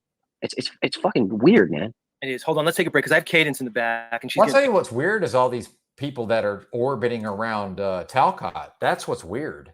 And I guess I need to go play, the old footage of me versus Talcott on the old In a Yurt with Books channel for the 10th time, right? Because as much as I replay that content, people just don't seem to get it. How did I pretty much size up Talcott's entire psychology like the second time I ever observed him, right? And let's not forget that when I first encountered Talcott, his what's his website? He said he'd paid thousands of dollars for this domain, which is what Live Without Fear or whatever. And I went on the website. I know, crazy me. Actually, let's go to the guy's website. And on his website, he claimed to be an enlightened being who is has complete and total mastery of all his thoughts and emotions. That's what Talcott said on his fucking website. Antsy. Are you kidding me? Cadence, what's the deal? You're getting antsy If back anybody there? doesn't have control of their emotions and thoughts, it's Talcott. Hold on. I'm not getting antsy. Can you hear me? Yes. Yeah. I was just curious how Yeah, long. well I said, mean, what's you up? know, I was gonna sit back there. Well said. I was just yeah, I was just gonna pop up and say hi, and that was kind of like it. And then you guys can just chat away. Hi, So Cadence. let's address this. Like you were Cadence. Yeah, and you know, Tommy made an entire video about Quantum Epic doing exactly what she's doing right now. But you know, shout out to Quantum Epic. But yeah, for like a good month or two. Oh, here we go. Without saying who you actually are, and then you just kind of came up here and displayed it. Well, you know. Cadence, let's get down to it. So I was wondering if I ever get to go to those hotels on the moon. I need ladies to come with me. Cadence, Ladies never come with you. would you Yes, fuck me they up? do. Would you Tommy, one of the quickest in the game. fuck me on the moon, Cadence? Would you do that? Would you fuck me on the moon? Like, come on, because here's the thing, Cadence. Like I said, if we're gonna get all the way up there to the damn moon, you can't get up there and be like, well, let's take it slowly. And Well, and by the way, I hate to do this to Z, and I know this was years ago, but let's do this to Z because based on how he's talking here, I feel like I need to shed a little light on this situation. Give me a second. Don't let his presentment fool you, right? This is the face of the man that's saying these things, lest we forget. Right there on your screen, right? So is this the face of a fella who talks to ladies like this and pulls these things off, right? The way he's talking. He's fucking bullshitting. I challenge you, Zetetic Warrior, to go out in fucking public and meet some broads. And I will do the same. And fucking film it or hidden camera or have a camera person. You know, because obviously if the lady knows she's being filmed, it changes the dynamic. Yeah, go out in the physical. See, he knows that this is what he looks like. And I know this was like 10 years ago or whatever it was.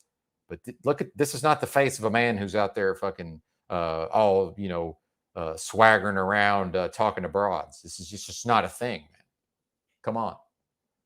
Meanwhile, I got no beef with Z, but you know, with the simping thing, I tried to talk a little bit of game to him one day about the simping, and he seems to embrace his inner simp. Well, that's fine, Z, but an actual simp doesn't then flip on a dime and start behaving based on the way he's talking here. So which is it?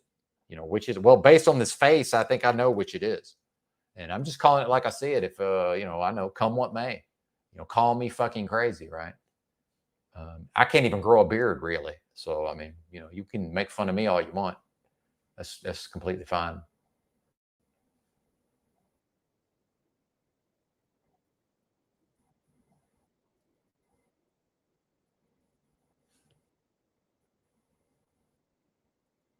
Going to bring that up and go down that road, but we're not going to go down that road today. Yeah, why do that? How can you just say It's one thing to have a beard and a certain presentment online and to behave as if the person is something they're not. But then hey man, go out in public and talk to women and have somebody film it. And then we will all see what's going on. And then I will do the same. And yeah, I'll be bizarre and awkward at times, but we will see the difference in the way the people respond. a girl is a hoe out of nowhere, dude? You just said, yeah, anywhere. I will not eat them in a can. But that doesn't mean that I do stuff with a ton of different guys. That doesn't mean I'm a hoe. Quantum Epic, I can barely fucking go back and forth with Tommy. You have no chance. Fucking do not engage, Quantum Epic. Do not engage. Are you having sex for anything but love appropriation? No. I doubt that. Yeah, I highly doubt so wait, here's the that thing. sounds like a cheerleader fuck you're trying to do on the moon. Here's my thought, Tommy and Moose, is that like, all right, Cadence, but here, if you would just fuck me here, well, why would I bring you to the moon? I would just fuck you here and bring somebody else to the moon who would, you know. I don't want to go to the moon anyway. I'd rather go to the ocean, somewhere near. Well, by the way, is this lost on anybody that Z's scenario involves no other men being around? It's just he's the only one because he knows he can't compete, right? I mean, I'm not envisioning scenarios where I'm isolating the women from all of society. Like, what, dude? This is fucking weird, man. This is fucking strange. near the ocean. I don't want to go to the moon. Oh, One okay. time a girl stuck her finger up my ass while I was fucking her, and that sent me to the moon. Oh my god, dude! TMI. Thanks. Did that really happen, Tommy? Is that a true story? God declared homosexuality a sin as he put a man's G-spot in his asshole. Not wrong, Tommy. And now we're back to the homoeroticism and the repressed homosexuality in these communities. Tommy is onto something here. Oh my gosh, dude! Hey, I'll just say this: it's my body. I'll fucking, if I'm by myself, I'm just pretty much going to do whatever I feel like. So, with the risk of putting the wrong, and at the risk of putting specific ideas in people's heads, it is what it is. Dude! You act like you never seen Road Trip before. Nice. All right. Well, Candace, at least we have that straight. All right. So I'm glad you came up this morning. So what? You're so antsy. So you really don't have anywhere to go in 10 minutes, as you were telling me. If you don't let me on Zoom, I'm leaving in 10 minutes. You are so full of shit, dude. That ego. Wow. No, I said. Well, and this is where I'm long suffering, Mr. Me. I will absolutely be friends with all types of different people, but I'm not going to be friends with somebody and pretend like there's some kind of, something they're not, right? Meanwhile, not that I'm some ladies' man, but I can go to the fucking grocery store and wait till a woman starts looking at me some type of way and just go talk to her. I mean, I don't have to envision scenarios of taking her to the moon and separating from her from all of the rest of humanity to have my way with her, right? This is fucking bizarre, man. Yeah, swaggering around talking to broads. Well, look, there's no men, Yellow Cake. Hey, good to see you, by the way. There's no men. So all I got to do is go to the grocery store, mind my own fucking business, especially if I pick the right time of the month, because I have read quite a bit of the research that's associated with the Kinsey Institute. We can be like, oh, that's the small hats. Well, I mean, there's something to that. There's something to the research, but all I got to do is wait until I see some sort of a signal. Oh, look, she wants me to go talk to her. Go talk to her. This is not fucking rocket science. But if I don't feel good enough about myself, and if I don't know what I am, probably even if I notice that she wants me to talk to her, I'm going to invent all these reasons in my head to not go talk to her. And now I'm so hesitant. She's picked up on the fact, because women are very tapped in. Ladies are very tapped in. Now she can detect this conflict within me and this hesitancy. So if I finally find my balls and go talk to her, it's going to be weird anyway. Or I can just, as soon as I can tell she wants me to talk to her, I can just start walking towards her and, oh, what do I say? I don't know. Fucking just say something, notice something about the environment and comment on it, right? If Z can do a fucking live stream for hours, I'm pretty sure he can just go talk to somebody in person, right? It's like, I don't know what I'm going to say. I'll figure it out when I get there. Hey, how are you? I don't know. My name's Benton. I mean, why are we overcomplicating this? And then if based on her reaction, it'll either continue or it won't. Fuck. What is this? This is not rocket science. Good God. I'm just astonished. And this is why I had a podcast. And this is why some fellas used to pay me for coaching. And I used to do podcasts. Like I would do these individualized podcasts and just email them the fucking MP3 file. It was more or less me telling them to get over themselves. There's all these women out here with alcoholic, fucking abusive boyfriends, and they'd rather be with you, you fucking jackass. If you'd pull your head out of your ass and quit treating them like they're the best thing since sliced bread. You don't even know her. And she knows it's weird when some guy's just overly nice out of the gate because he don't know her. Why is he being so nice? It's fucking strange. I was like, I'm just gonna bail. I was sitting back there for a while, so I just didn't know when. She's a bail. That's right, exactly. Thank you, Yellow Cake Maker. But anyway, Lucy Kraken just put Adeluma Tommy after the front slash. So Z was doing this thing where he was like gonna do a list of like the most, I don't know, the hottest flat earther guys, and definitely I'm going with Austin from Witsit. Gets it for sure, hands down. Well, and by the way, this is what it is to be a woman. See, she's not necessarily giving us her true opinion. And yeah, there you go, Dominic. But I can't tell you. I bet 100 times I've been talking to a lady, and I just mentioned in passing. I referred to Brad Pitt as an example of a man that pretty much everybody will agree is very attractive. Every single fucking time the woman says he's not my type.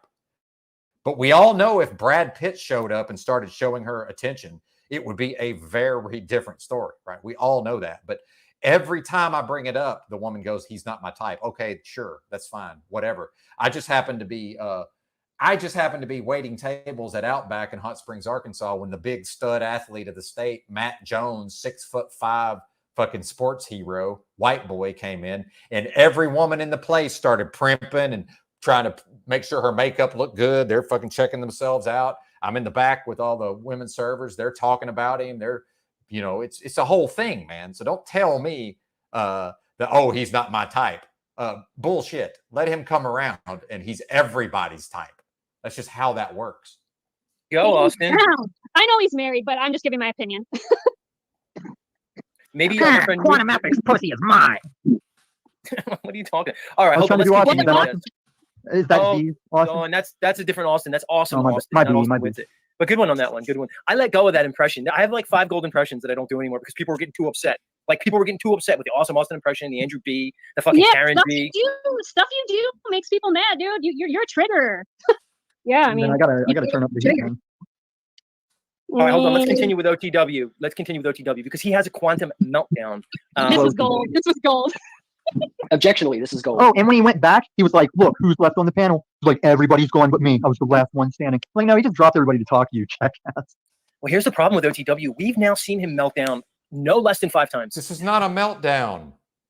Again, he's a male with Sun in Aries, and he's probably producing fairly decent amounts of testosterone. This is totally normal, folks. This is normal behavior. This is how pussified and sissified societies become. This is normal behavior.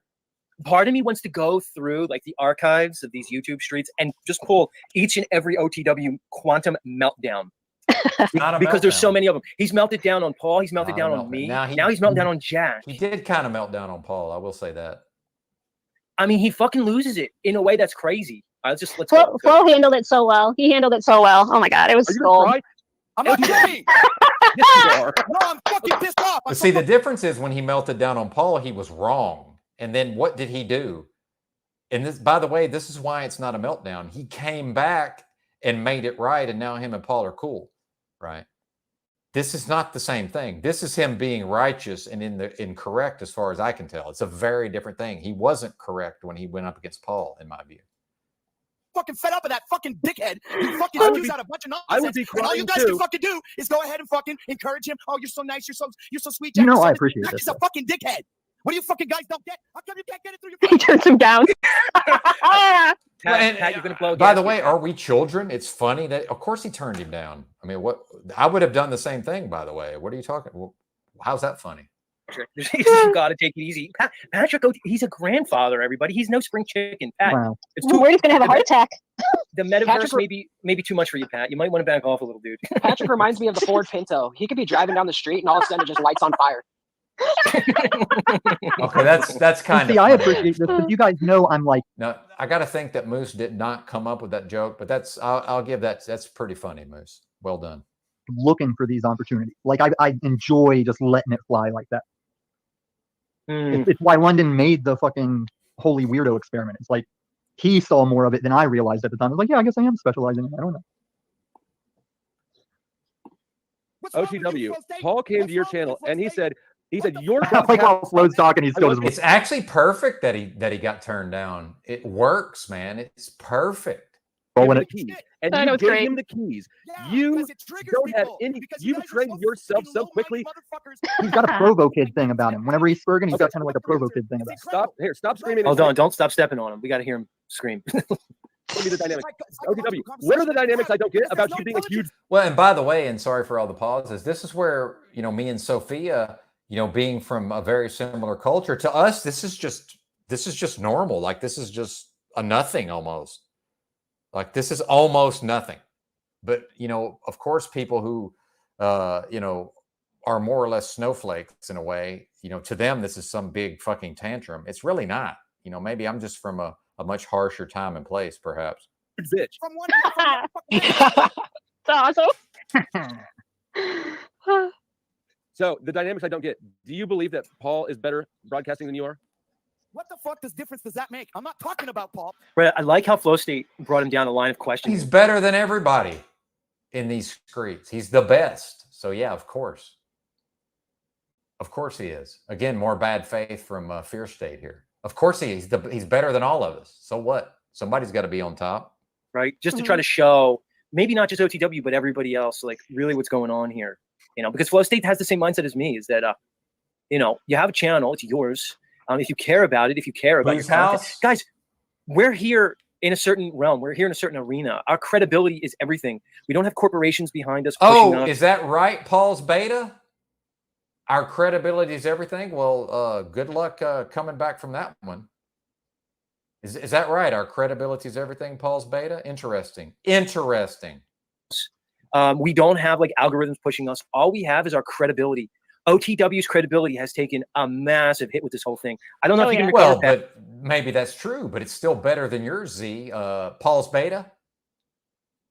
Paul's Beta? And I don't think it's a coincidence that the times I've talked to Z directly, there's none of this Paul nonsense comes up. Why? Because I'm not going to hear it. Because if he starts talking about Paul, I'm just going to be like, "Oh, you mean you're alpha? You're the beta hit to his alpha? That guy? Is that who you're talking about?" I don't know if he could recover. Thoughts, panel? Please. Well, the credibility is also relative to do the viewers. Yeah, that got a little see it? wild. Can the viewers That was the assess day before. the but, truth yeah. and the credibility of it. That's Oh, that partially was true. And I yesterday, think this is wasn't done on purpose. I think it's done on purpose to keep people in their place, because by ruining his credibility, now he has to stay tied to the anchor that he's tied to. Yeah, that is a thing. but Plus, he's it's why Well, we and by call the way, the Moose, no credibility as a man. Z attempting to bow down to another man and say, "I'm Paul's beta." So, okay, we've got two people with forms of no credibility commenting on OTW's credibility. All right, sure. Paul. So I don't know. Well, that's the anchor. I just don't say names anymore. Well, the same way You're right, I his should've did people that. don't Later, Mr. see Mead. his Thanks for being falsities here. and untruthitudes. Oh, well. See you next That's time. the way you still have to be able to recognize credibility on its own, you know? So I'm going to talk about cadence here. Cadence, part of you is like radio poison, but it might be so bad that it's radio gold. Like, Exactly. Like, Moose, what are your thoughts on that? Like, she steps on people. She has that Michigander accent. That's goofy. And the cheerleading aspect. But it might be so bad that it's good. I don't know. I haven't figured it out yet. You're it just so might be mean. bad. So bad that it's good. I don't know so what bad that it's bad. I don't know what No. avant-garde means, but my channel was recently described as Illumitami as avant-garde. Did you guys not get the layers of the cadence being? Tommy's definitely avant-garde with his content. Yeah, I would. That's absolutely the case. Definitely, Tommy. The cheerleader porno suck off to Ian and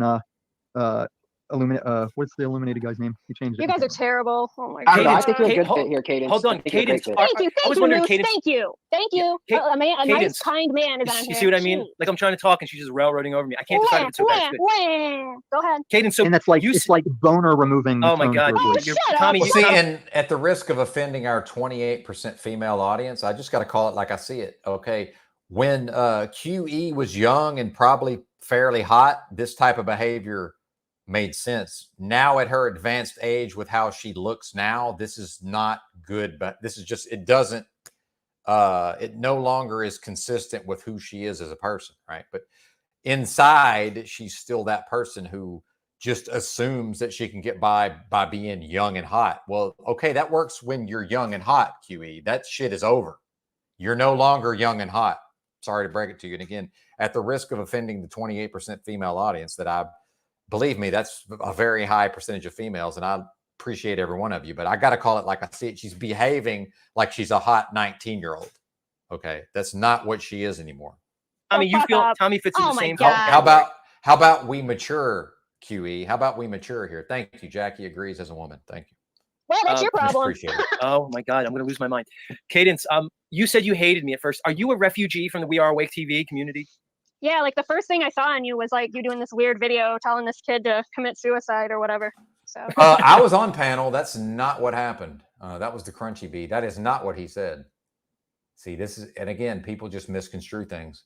That's not what happened. I was on panel for that, and I was on panel for Joshua's last appearance. I was there both times. Interesting how I happened to be there for both of that. Now, it's not what happened with Z at all. That was me attempting to get through to Crunchy Bee about his alcoholism. And what I told him was, hey, man, alcohol is obliteration. You're existing in this state of suspended animation between stasis and antistasis, something I borrowed from the previously mentioned movie Schenectady in New York. But I said, hey, man, get busy living or get busy dying. And don't try to do this thing in the middle. And Z went edgelord with it and said basically KYS. But that was not what he meant. He didn't mean literally KYS, clearly. I was like, what a motherfucker. Yeah, but now you want him to spank you. Not spank me, but he can do. Oh no, I can tell that's what you want because when you talk over a man, that's what you're gonna get. Oh, dude! I agree. Come on. It's annoying, and it's a suspended. What do they call this? It's an extended adolescence. She's behaving as if she's 15 or 16, right? It's a extended adolescence, right? And I've said before, I'm 18 in my brain, but I've still matured as a person. Meanwhile, I don't even have children. Imagine how much more mature and responsible I would be if I had kids, but I'm still mature and responsible for my age, although some folks are more mature and more responsible. I don't know how old she is. She's an immature person, right? This is not a good look, Quantum Epic, and I love you. I'm glad you're here. You're welcome over here anytime, but let's just call it what it is. This is not good that she's this age and behaving this way. This is very bad for her. It's not bad for me. I'm just annoyed. Guess what? I'm already annoyed. What does that matter? I'm already slightly annoyed by everything that happens. So yeah, I'm just a little more annoyed. Big fucking deal. You know what you're doing when you talk over Z? You know you want some of that. Oh, that bullshit. anger from What does Z. it matter talking over him? He's another man like the rest of you. Why can't you talk? Okay, whatever. You sound like someone else now, Moose. I'm just saying. That's all right. I'm telling you the truth. When you come in here, you make it all about you because I do this often. I make it all about me, right? And then you get the vitriol, and everybody wonders, oh, why did I get the vitriol? Well, you wanted it. You kind of wanted it. You stepped out into traffic and you got ran over. And Yeah, so I guess you're right in a way. In a way. See, the small percentage of positivity she brings is like Oh, fuck you. whenever I was meme editing the Toilet Bowl Earthsberg and she's just doing the geisha laugh in the background constantly, that's like the pro side. But then there's I really need to be meditative like you guys. I need to get as good as you guys. Oh, I really Tommy, I love appreciate you. this I stream. love you, Tommy. All right, so now pipe down. Let's listen to Patrick freak out again. Patrick. Talking about Jack. I know you said that I'm enabling a narcissist by supporting Yes, Jack, you are. but you Well, he gave is, Paul by the way. the keys to your channel. That's You what don't think he's that's doing. enabling a narcissist? Because you're saying that Paul's a narcissist. I'm not. I mean, for sure, he's absolutely a narcissist. He's a perfect. He can't be a narcissist. He's too introspective. Go read the fucking DSM about narcissists. They all lack introspection. Period. Across the board. My father, Talcott, are both most likely classical narcissists. Neither one of them will ever become introspective. Paul demonstrates a high level of introspection. So yeah, do I have some of what my dad has? I sure do. But I'm very introspective. Therefore, I can never be a narcissist. That's how that works. There's a clinical definition, folks. Perfect match to every single criteria on the DSM. I'd say borderline. Meanwhile, Yurt did a fucking narcissism masterclass on Paul, and we see how that turned out. It did not turn out well for Yurt in the short term, although in the long term, I would say it worked out very well. And in fact, a big part of why I'm even here is that Yurt did that. If Yurt hadn't done that, I might not even be here doing live streams. So, whatever. What's up, Capricorn? On his bad You and I, days. Tommy, you and I agree on that. Tommy, by the way, Yeah, you on and his I bad agree on days, that. he borderline sociopath. Yeah, he's Paul's beyond narcissist. Most narcissists are just idiot. Well, morons. and you heard Tommy knows that he's not a narcissist necessarily. He said borderline sociopath. Yeah, that may be the case. Borderline, meaning he's not. See? But now everybody's a lay expert in human psychology. I'm an actual fucking lay expert in human psychology. Fear State is not. You know how I know? Because I hear him talk. Okay. Now he's a smart dude. I'll give him that. But I think he's allowing his personal feelings to cloud his judgment. That's just my opinion. Paul is more classically has antisocial personality disorder. He lacks empathy. He doesn't have personal. No, he doesn't. No, he does not. Go read about, again, I know Z's read about it. What problem, and I'm not even getting into it. We already did the narcissism masterclass. It's 9 months later and we're doing it again. Why? This has already been done. Plus he's smart, which makes him a sociopath. Tommy sees it, I see it. Let's see it. Let's Because continue. that's when I realized people like Jack and others are typical narcissists. That's what made me Right. go, oh shit, he's borderline sociopath. Yeah, fuck, Tommy's on it. Tommy's on it, actually. Well, but by the way, not a narcissist. See, we're already, what are we talking about? Okay. Fucking A, man. And some of the most talented, capable people are, guess what, have some of those traits. That's just how it is. Let's welcome London Man. Part of me wants to bring London Man up for the next segment for solo. See, I'm under attack right now. Hey, Under attack. London. It's so good to see Later. Can you guys see these turkeys? Later, Keith. you. Hold on, Moose. Hold on. Fucking What's up, hell, London Moose. Man? What's up, What a way London to Man? spoil my introduction, Moose. For fuck's sake. Yo, London I Man. don't, you don't like me. I don't like you. It's all good. See, here we go. Here we go. Hold on. Uh-oh. London Man, London Man, you got time to sit in the back? I'll bring you up for the next segment. We'll talk about stuff. No problem. All right. No problem. Peace. All right. Just chill in the green room. And is there any problem? It was with my bad because my internet went to the cell phone service, so I missed that.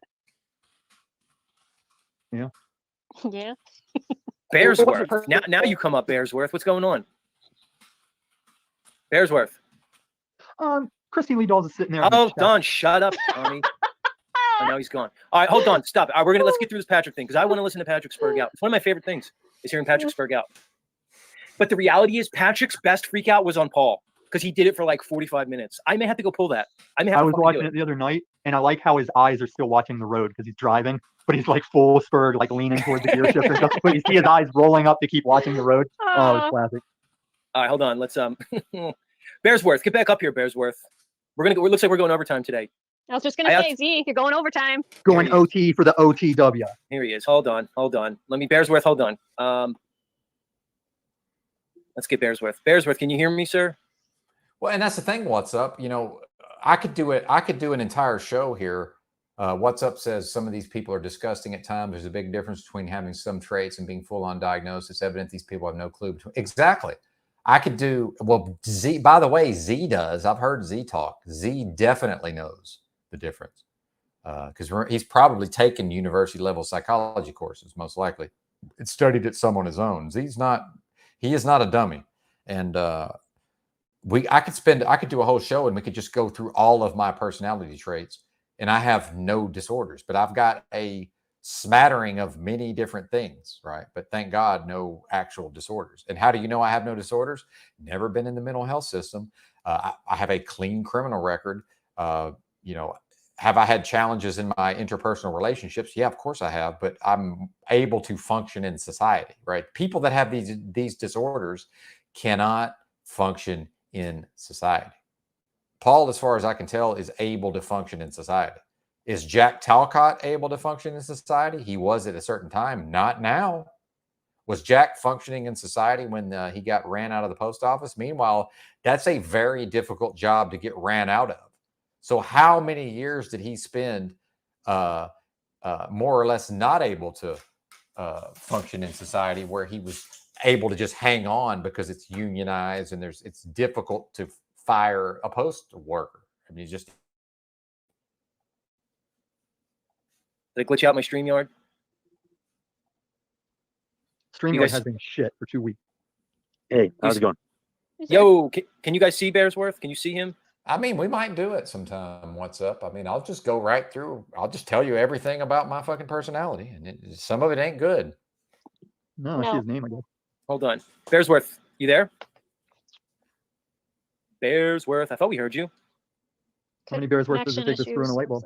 Well, and sorry for pausing for the bazillionth time, but how many times have I told Keith Highly Suspect that I said, look, man, you know, he's been a victim of narcissistic abuse, apparently several times now. He lets these people abuse him and use him up and steal his resources. I said, man, I've told him to his face multiple times, I have some of the traits, and that's what you're responding to within me. And he's actually trying to bring out these the negative aspects. He doesn't know it, but he's set up to try to bring out these negative aspects of my personality traits. But I'm not going to go there, man. Meanwhile, if I was going to, it wouldn't be with him, right? But I'm not. I don't have the. I'm not set up for that. You know, just because I have some abilities to manipulate and prey on people, no, I've risen above that. I'm not going to do that. Are you kidding me? He's a bear, everybody. I'm sorry. I'm trying to close YouTube. All right, we can hear you. We can hear you, Bearsworth. All right, Just Bearsworth, barely. work it out. There he is. Can you Hey, hear how's us? it going? Barry. What's going on, Mr. Bearsworth? Well, I requested Mr. Bearsworth, and he's here. Thank you, sir. How's it going? The universe is unfolding as it should.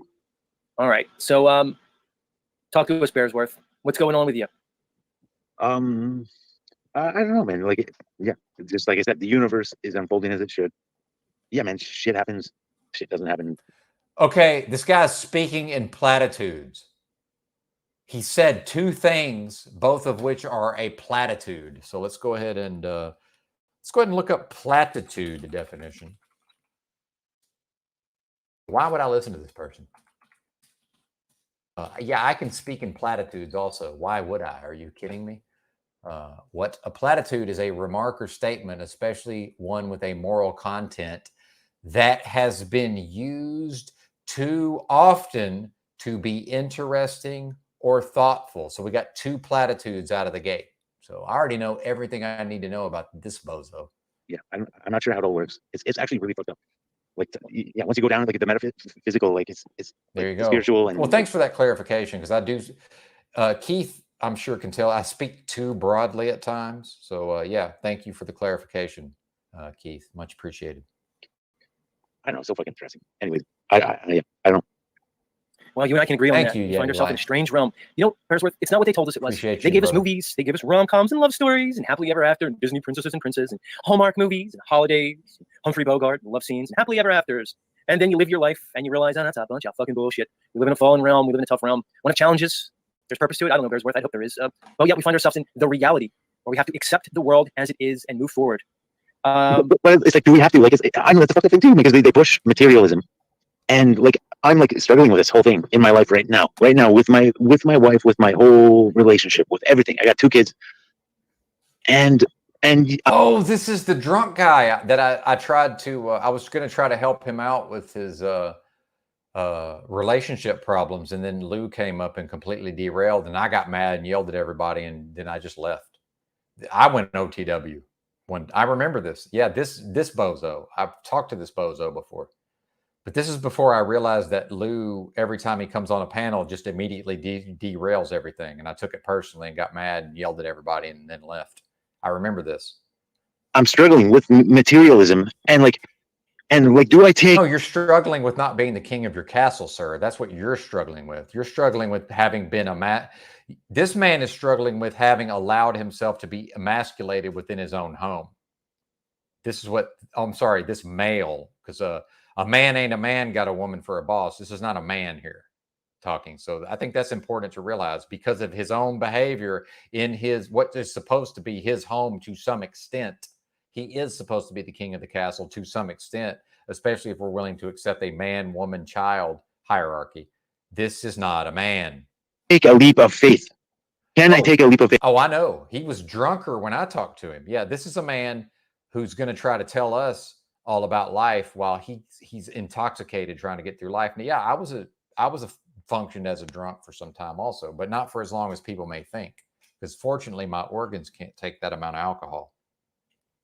Faith. Do I take? And I want to, because I think that God will provide for me. I really do. You think, but do you believe, sir? Because God, if whatever that is, right? And I'm not willing to even, whatever I know that to be at my direct, my level of direct experience, God has provided, or the universe, or, whatever we're calling it, has provided, has protected. And I trust that that will continue to be the case. He said, I think. See, he's already clued us in that he doesn't even believe his own bullshit. But do I take a leap of faith? Like, I'm not. I'm just going to say it, Wizard. Hecklebus is crying over his life not going right for him, yet it is unfolding as it meant to. Exactly. Well, yeah, because now he's a victim and it's not his fault. See, Hecklebus, his own ineffectualism, is that a word? His own ineffectualism is not his fault, see? So he's now a victim of things unfolding as they should. It's not his fault that he's ineffective, or rather ineffectual. And I've been a lot of things, Keith. Ineffectual's never been one, right?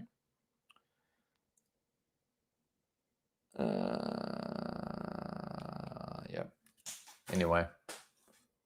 Not sure. Like, it's so fucked up. But like, I think, yeah, man, that's what they're hiding from us.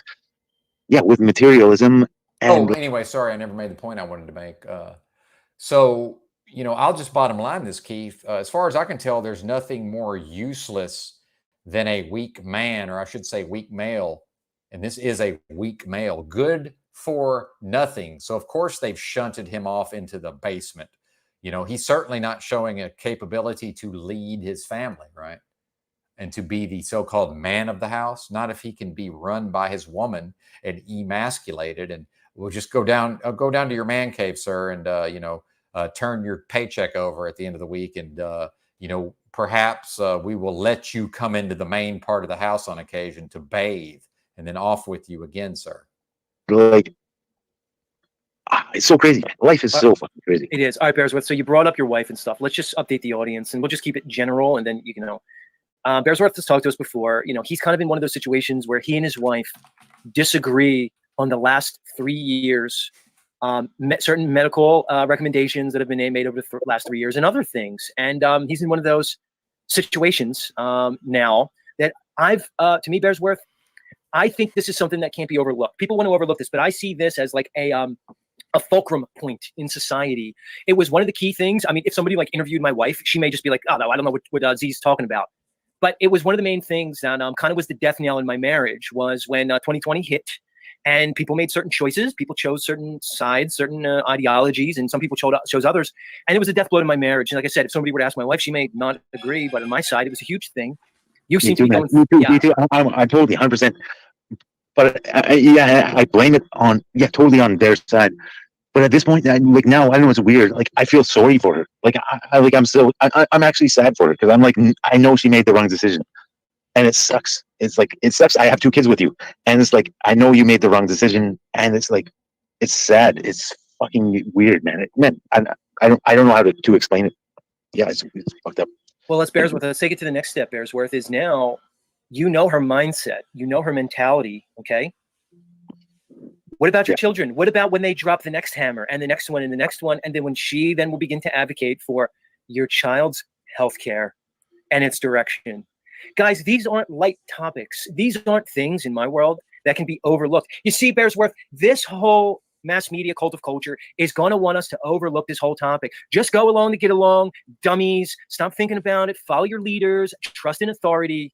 They're going to want to keep giving us this fucking narrative and make us forget about it. Well, Bearsworth ain't fucking forgetting about it. And so It's actually serious. It's serious fucking decisions. That is fucked up, man. Like I don't know. My whole life has been fucking put on hold for the last 3 fucking years because my wife is a fucking sheep and she can't fucking decide. And then, but the whole fucking society agrees with her.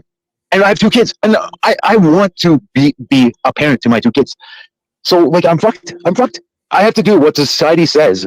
Like, if I want to be a parent to my kids, and I love my kids. That's all.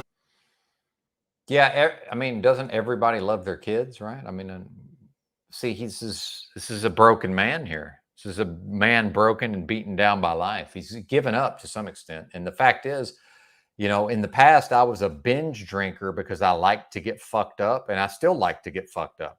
Like, I'm just genetically predisposed to want to get fucked up. Thank God a cult brainwashed me. Hey, thank God a cult brainwashed me not to do actual drugs, or I certainly wouldn't be here talking to you folks. But they didn't program me against alcohol, and eventually I started, you know, smoking cannabis. But, you know, I don't do any actual drugs, right? Although, lest we forget, alcohol is the worst hard drug of all, as far as I can tell. But, you know, this is the point I'm making is until he figures out why he's drinking every day. See, when I was drinking every day, that is because I didn't want to be here no more. And I don't like what's happened. And it's a way to obliterate how I feel and how I think about what's going on outside, right? Same with this guy. But until he accepts and understands that the drinking is to obliterate and kill everything he doesn't want to face, right?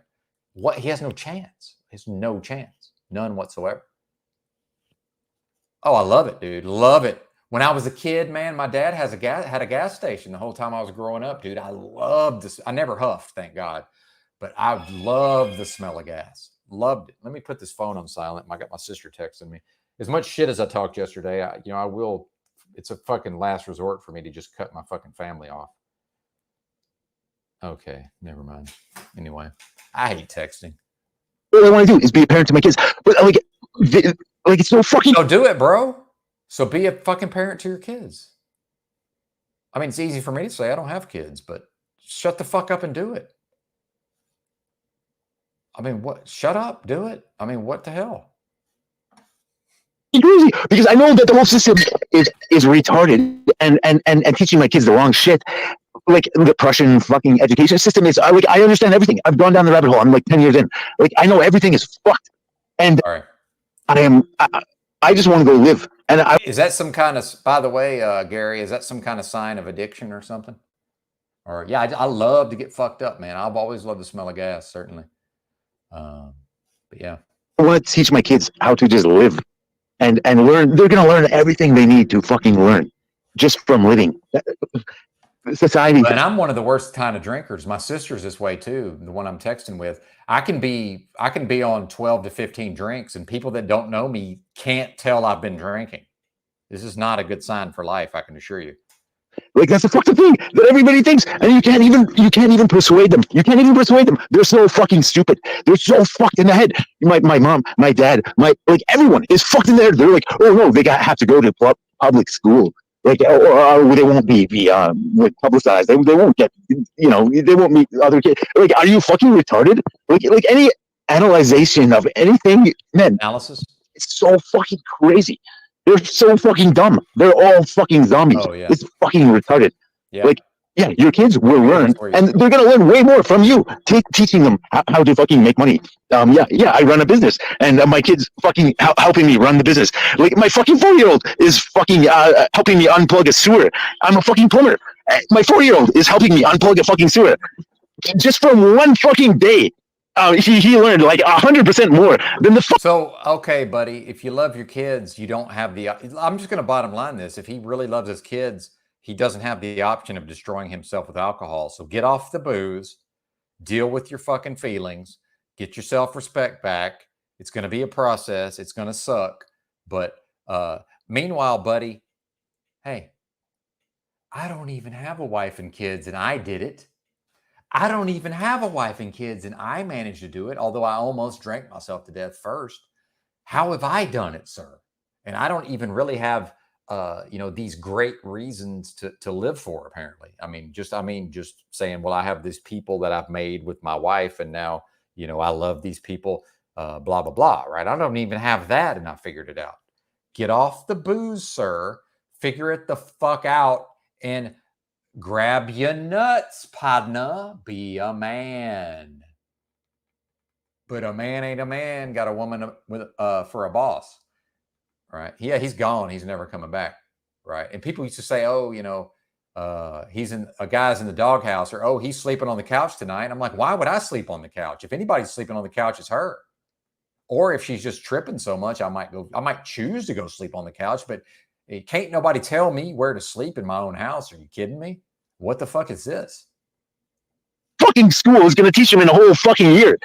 And yeah, I said my house, because if somebody breaks in that motherfucker, she's going to stay in the bedroom and call 911. I'm going down there and might get fucking dealt with. And meanwhile, that's the best day of my life on some level. Oh, you mean somebody thinks they're coming into my house and going to do something to my people? Good luck with that. I'm looking forward to that day. Fucking retarded. I do sleep on the floor, Gary, but I'm getting so thin that I'm gonna have to get some blankets or something to sleep on. It's probably half the reason I can't sleep. It's becoming quite uncomfortable. Just with like, hey, what's up, Leslie? Just with like the actual like he's gonna learn the physical shit of doing that, but he's gonna learn how to talk to people and communicate and may peace be the feeling of talking and yeah, man. Oh man, man, we're so backwards. Our I don't society often is so prescribe professional help to somebody. Sorry, I needs help. Sorry, Z. Go to some meetings, brother. And y'all know me. I hardly ever give people advice, and I'm just sitting here going, bro, what is this? Go to meetings. Go to some meetings. You can keep drinking and go to meetings, sir. You don't have to stop drinking to go to the meetings. Sorry, right? I mean, bare minimum, this dude could drag his happy ass down to the local meeting, right? It's not that fucking hard, man. Good Lord. You're obviously emotional. It's understandable. I just feel like everything's fucked. Like our whole life. Like, man, seriously. Like.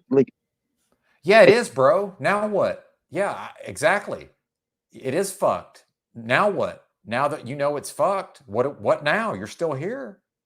Get busy living or get busy dying. Right?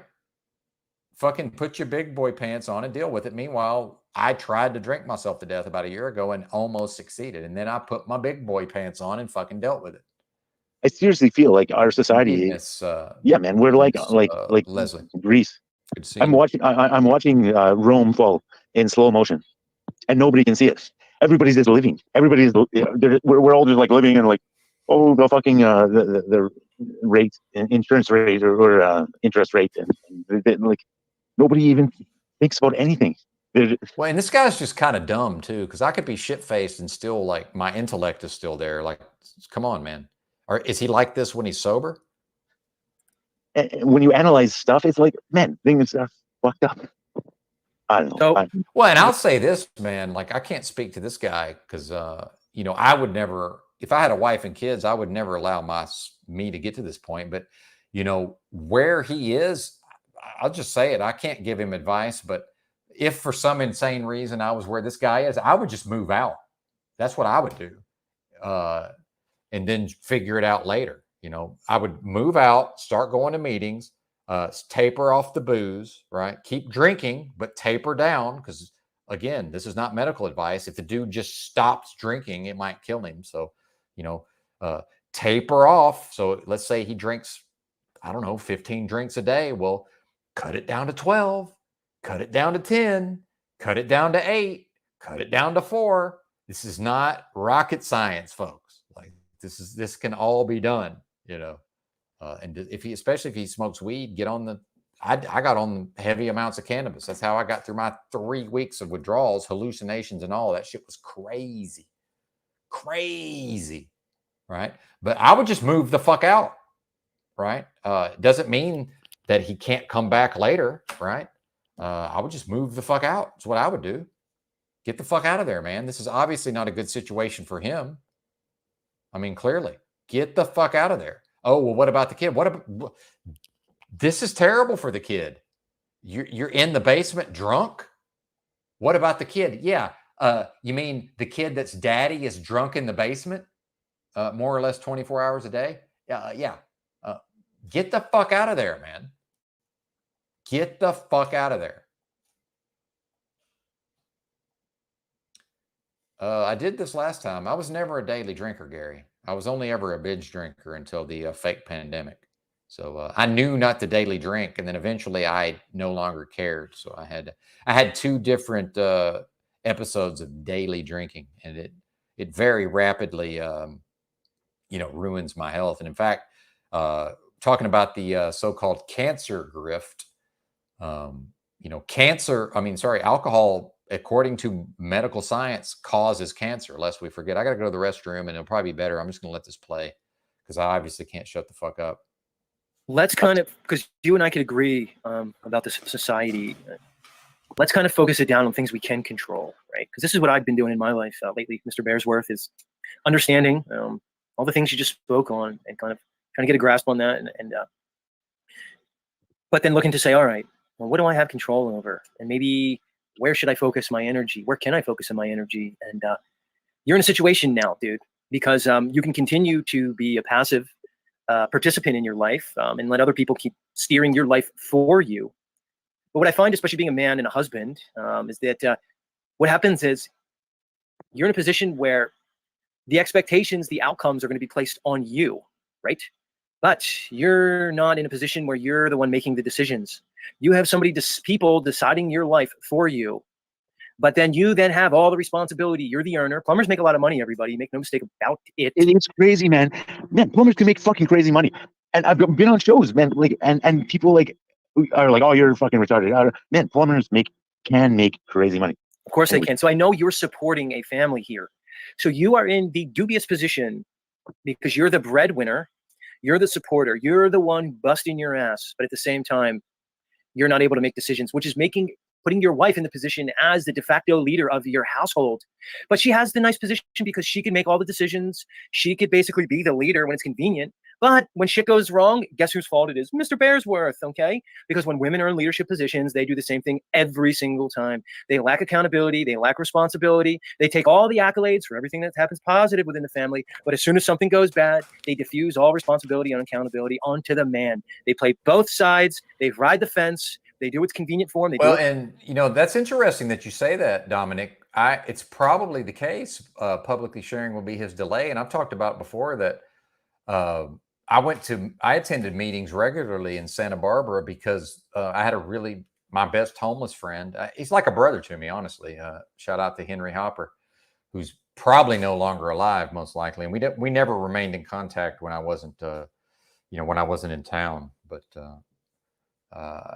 anyway, I came back to town after an absence, and I was like, "Hey, man, where can I find you? Where are you going to be?" He's like, "Oh, I go to these AA meetings every morning." So I started going to the AA meetings, Dominic, and I'm just sitting there, and it's like, well, fuck, I came all the way down here. I might as well share. And I didn't really want to, but it's like, fuck it, I can get up there and talk. And yeah, it was helpful, man. And I kept drinking, and I wasn't a drunk. I was more of a drink a 24 ounce and smoke a blunt type of guy.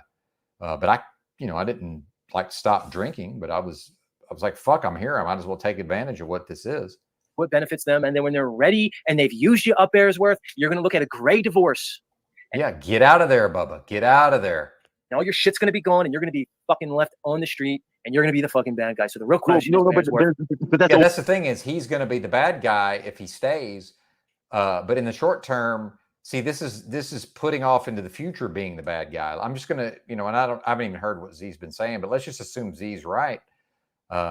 Which he may be, although this may be a little bit of projection from Z based on what he's been through, who knows, but which is fine. That's normal and fair, right? But Bearsworth, if he leaves and just moves the fuck out and takes charge of his own life, or begins the process of taking charge of his own life, yeah, he's going to be the bad guy in the short term. Or if Z's right, then Bearsworth is going to remain in this state, and he's still going to be the bad guy in the long run. So under the first scenario, he at least has the opportunity to regain control of his life. Under the second scenario, he's just going to be a broken, abused man left with nothing. So you tell me which is the way to go. Also, the shitty thing is, like, I don't even think she knows it, man. She doesn't know, man. She's retarded. Like she they doesn't don't even know it. It's just the doesn't know nature of things, Bearsworth. It's like the our nature of things. It's just how it is. We don't have to put a moral. Well, but let's call it what it is. What's up? That if he were to extract himself from the situation, he's very comfortable down there in his lair getting drunk every day. See, if he were to leave there, what's he going to do? Pay money to stay in a motel and keep drinking? Because when I'm saying get out of there, I'm saying get out of there and begin the process of regaining control over his life. See, exactly, accepting the prison. So that's what I'm talking about is, so if he leaves, see, that's also uncomfortable, because what's easiest and most comfortable is, and by the way, this is what has led to his weakness. His life is too comfortable as far as his day-to-day circumstances. It's just too easy for him to, I'm assuming he works. It's too easy for him to go to work and then come home, do the bare minimum of interacting with the fam, and then go down to the basement and get hammered. Well, how many episodes of Intervention have we seen, by the way? We've all seen Intervention. Sometimes it is a father who's out in the garage getting shit-faced while the family's completely neglected. This is not a good thing. The fact that he's in close proximity to his children, that's not the same thing. My dad was a workaholic. His way to avoid dealing with certain things was just to work all the time. However, he still came home and was made available, and he lived up to all his responsibilities as a man, and it was his house, right? If people feel some type of way, that's fine. It was not my mom's house. It was my dad's house. Okay. Now she lived there, and she had a lot of say in what went on. And meanwhile, he's off at work. So she's basically, running the household to some extent. But in my culture, by the time, and I say 12, but it's, it's a little hyperbolic. But by the time I was 13, 14, I outranked my mom when my dad wasn't around. That's a real thing culturally. Why? Because now the male hormones are starting to kick in, right? That's just how it is. But my dad did his job. He did what was modeled to him. He went out and made a living, and my mom, did not have to work outside of the home. She did, book work and stuff for the business, but she didn't have to have a job, right? My dad certainly wasn't, sequestered away from the family, drowning his sorrows in booze, right? This is just crazy, man. This whole thing's crazy. Construct on it. It just is the way it is. Women behave like that because it is in their nature to do so. She doesn't have to be aware of anything. Why are you blaming the women, Z? Man, society has instructed her to. It's your fault because you've allowed it. It's your fault because you've allowed it. See, it's your fault, man. This is where we get to lack of accountability. It's nobody's fault but his. Period. End of story. He is solely to blame for his situation. Who behave this way? Yeah, man. No, society has enabled her to be in a position where her behavior affects your life. This is not an engineered construct. The behavior is the behavior. Well, but if he was a decent man, and if he was actually about something, these dynamics would still be there, but I don't think he would be the victim of the dynamics, right? Would do what I ask her to. That's the fucked up thing.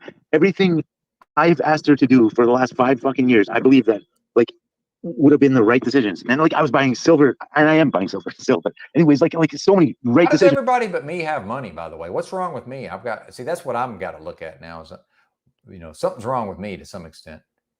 And every decision that was in her field that she had the option to make. Now, in the short terms, because I'm on the internet all day, clearly, but I mean generally, right? She made the wrong decision, and even with me being like, no, we're not doing this, and she was like, no, I want to do this. I know, right? Because she should not crazy. be in a position to be making decisions for you, for the children. 100% yellow cake maker. She'd follow and trust him if he was worthy and she felt secure. Absolutely, it's his fault. Because she's just reverting to, again, it is her nature. She's reverting to what people, not just women, she's reverting to what a human being reverts to when they're not supported, when they're not protected, when they don't have a partner that they can count on. Because I bet you there are certain ways that he can count on her, right? That's what the fellas don't like to talk about. I guarantee you there's various ways that he can count on her. She can't count on him for nothing. What, to go to work and make some money? Well, aren't they in Canada? I mean, if he just left, the government will they have a social safety net. If he fucks off, the government, what value is the money? If he's a drain at this point. He's taking from the situation. Oh, but he makes money. I don't give a fuck. Canada has a social safety net. If he fucks off, the government will step into that gap. Money, who cares? Do you think that kid cares about money? She is not capable. Sorry, ladies. I know it's going to trigger your sensibilities and your emotions. It is this socially engineered construct of a society that has put her in a position to be making decisions. It's not appropriate. Z, you're right to an extent. This is why he needs to leave. He needs to get the fuck out of there. What's up, OTW? Good to see you, brother. What's up?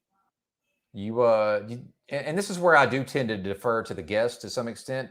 Should I keep playing this, or what? I can wrap. No. This is all right. Actually, have you seen the part where they did the whole fucking put OTW on the hot seat scene? Did you see that?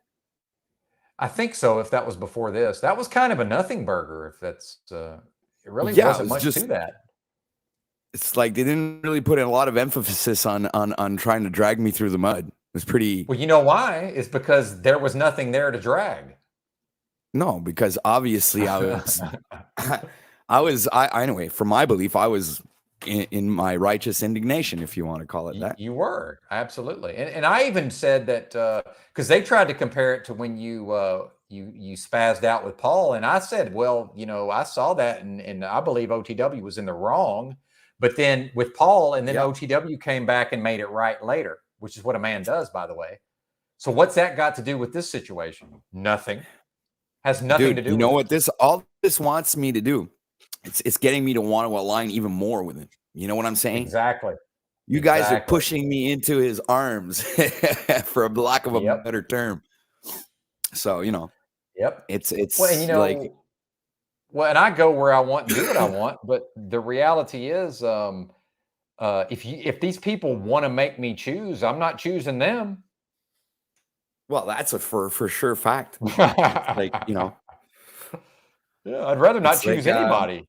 I choose No, but me, just think, OTW. just think about it though. I mean, yeah, but Benton, seriously, when you think about this, there's a divide happening right now, Mhm. and I don't think it's gonna like this is gonna go on. It's not gonna stop. I have this funny feeling that we're gonna end up with two communities at war with each other. Oh yeah, absolutely. And you know, I've Because this followed isn't that. like the Yeah, this isn't go like the ahead. We Are Awake TV situation. The We Are Awake TV happened like a bomb that hit a you know, like a Hiroshima or whatever, you know. It's like it just. But the way this is working, it's way up. It's all like incremental steps. The people are choosing sides slowly. It's an incremental thing. It's like baby steps, but eventually going to end up being the size of a mountain on both sides. Yeah, I Because I agree. And see in people fact, choosing I see the people choosing their sides or their camp, if you want to call it that. yeah, absolutely. And you know, to toot my own horn, I tend to be a little bit on the ahead of the curve, and I have a couple of different broadcasts from months ago under the theme of a war. Now, at the time, it was more of a CBO crew war, but in the context of the greater war, and I did declare myself a war chief, right? Right. And some folks think the idea of a metaversal war is ridiculous, but you know, when you see these high school dynamics and all these various human dynamics, why wouldn't war also be one of the dynamics? Of course it's going to be, and I think it's already begun. OTW. I think the war has already started. Right now we're in the it's the beginning stages. Okay, everything is happening behind the scenes slowly, right? And every broadcast, you're going to see an acceleration in the haters from different groups, and I can see the dynamic because I've been through it before when I went out on Paul. All right, but now I have this feeling it's going to be worse, and I think astrologically speaking, there's something going on. That's So probably maybe true. In that might fact, well, real have quick, an influence. OTW, I don't think it's a coincidence that you and I have started to talk about, you know, because I do things and don't even know why I'm doing them. You know, I'm starting to show people how to go into their birth charts, and you know, I probably need to teach myself, with your help, perhaps, how to keep up with what's going on day to day. You know, with the different various placements and such. I do think that is going to be an important piece of the puzzle. So I don't think it's a coincidence that, you know, over here at least, we've begun to sort of, you know, start the process of talking about astrology. I think it's going to be important. But go ahead, sir. I want to hear what you have to say. Well, I think astrology is a good way to pinpoint events. Okay, in any part of the world. And right now, there's there's a certain frequency or something is going on, and it's dividing. There's a war. It's as if it's a precursor to what's coming in the macro to the micro. Like, let's say YouTube is the micro, and the world is the macro. I believe that this is like the precursor to what's going to be happening outside of these YouTube. I think that they must be testing the technology, the frequencies. There's something going on. I can feel it. All right, man.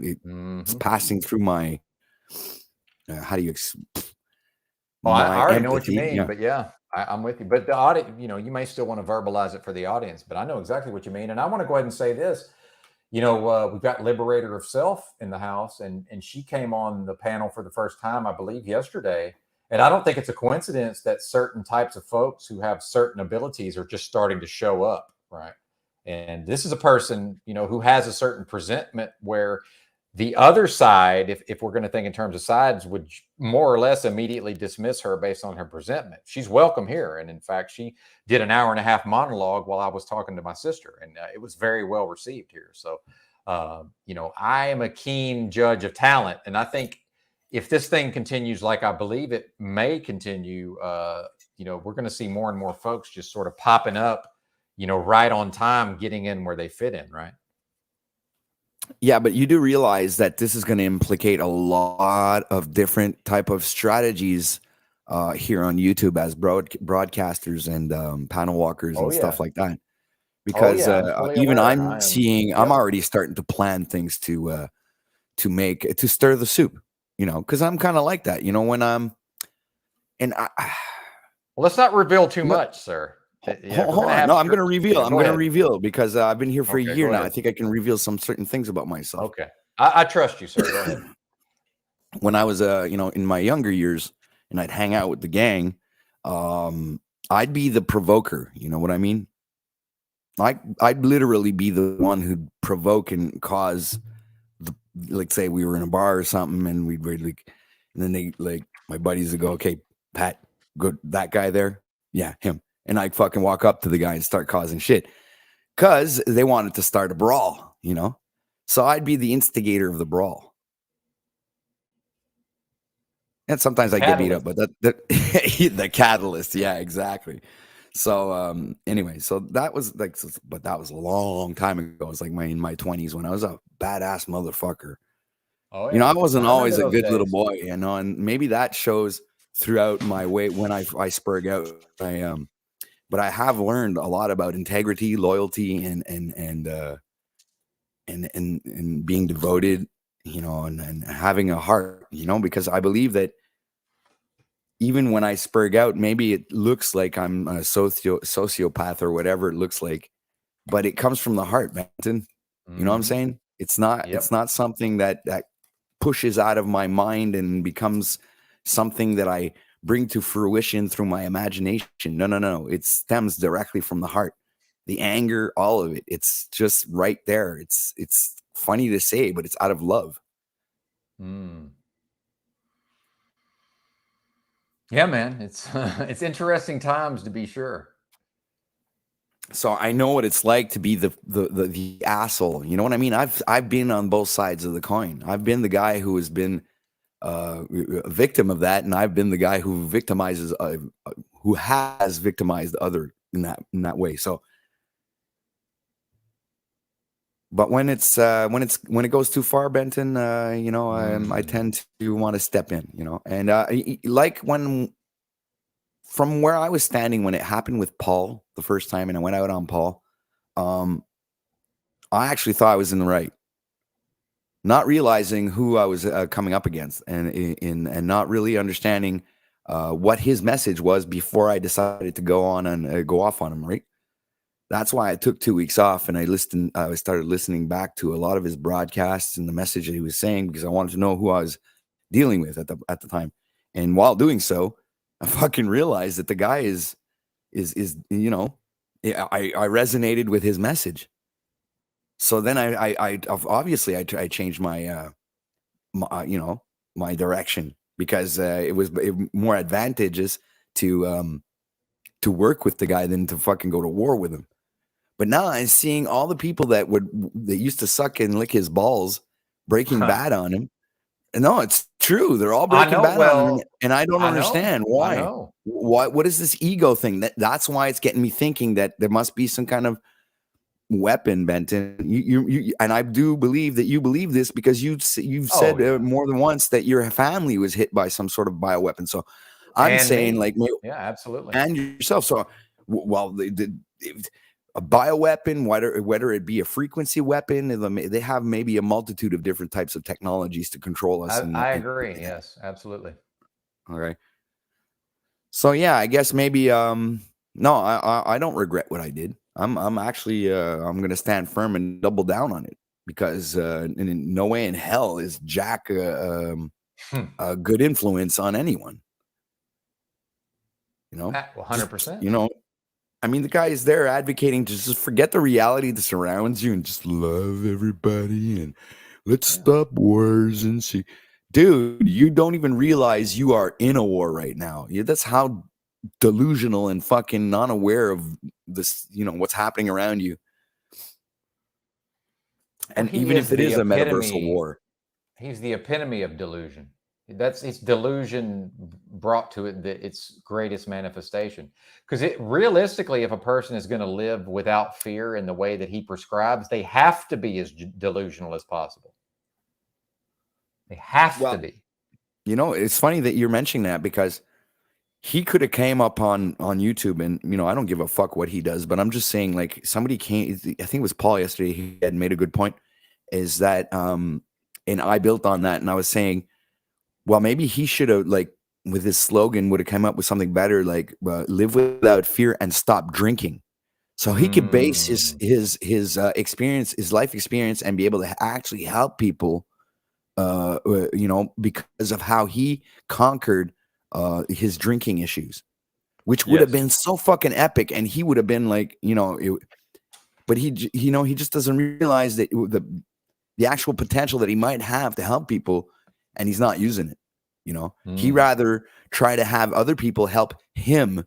Okay, but that's not the way this universe works. You give, and then if you're lucky, you get back. But it's like you get what you put out. So that's kind of like the law of this realm, I believe. I agree. Yeah, it's been that. Well, I should say that has been my experience. So and now I'm just seeing Zetetic Warrior going off on me now, doing hit pieces on his channel, fucking making fun of me and ad homs. I'm sociopath, multiple personality disorders. It's just fucking so funny, Benton. You wouldn't believe it. I'm just like, I was watching this morning. I'm going, okay, so now Zetetic Warrior is deciding he's choosing his clan. This is what I'm seeing, because he's having these miscreants up on his panel. Okay, well, I'm not going to say anything for Cadence because I'm not really too familiar with Cadence, but I mean, the rest of them, Illumitami. Who else did he have on his stupid panel? I can't remember.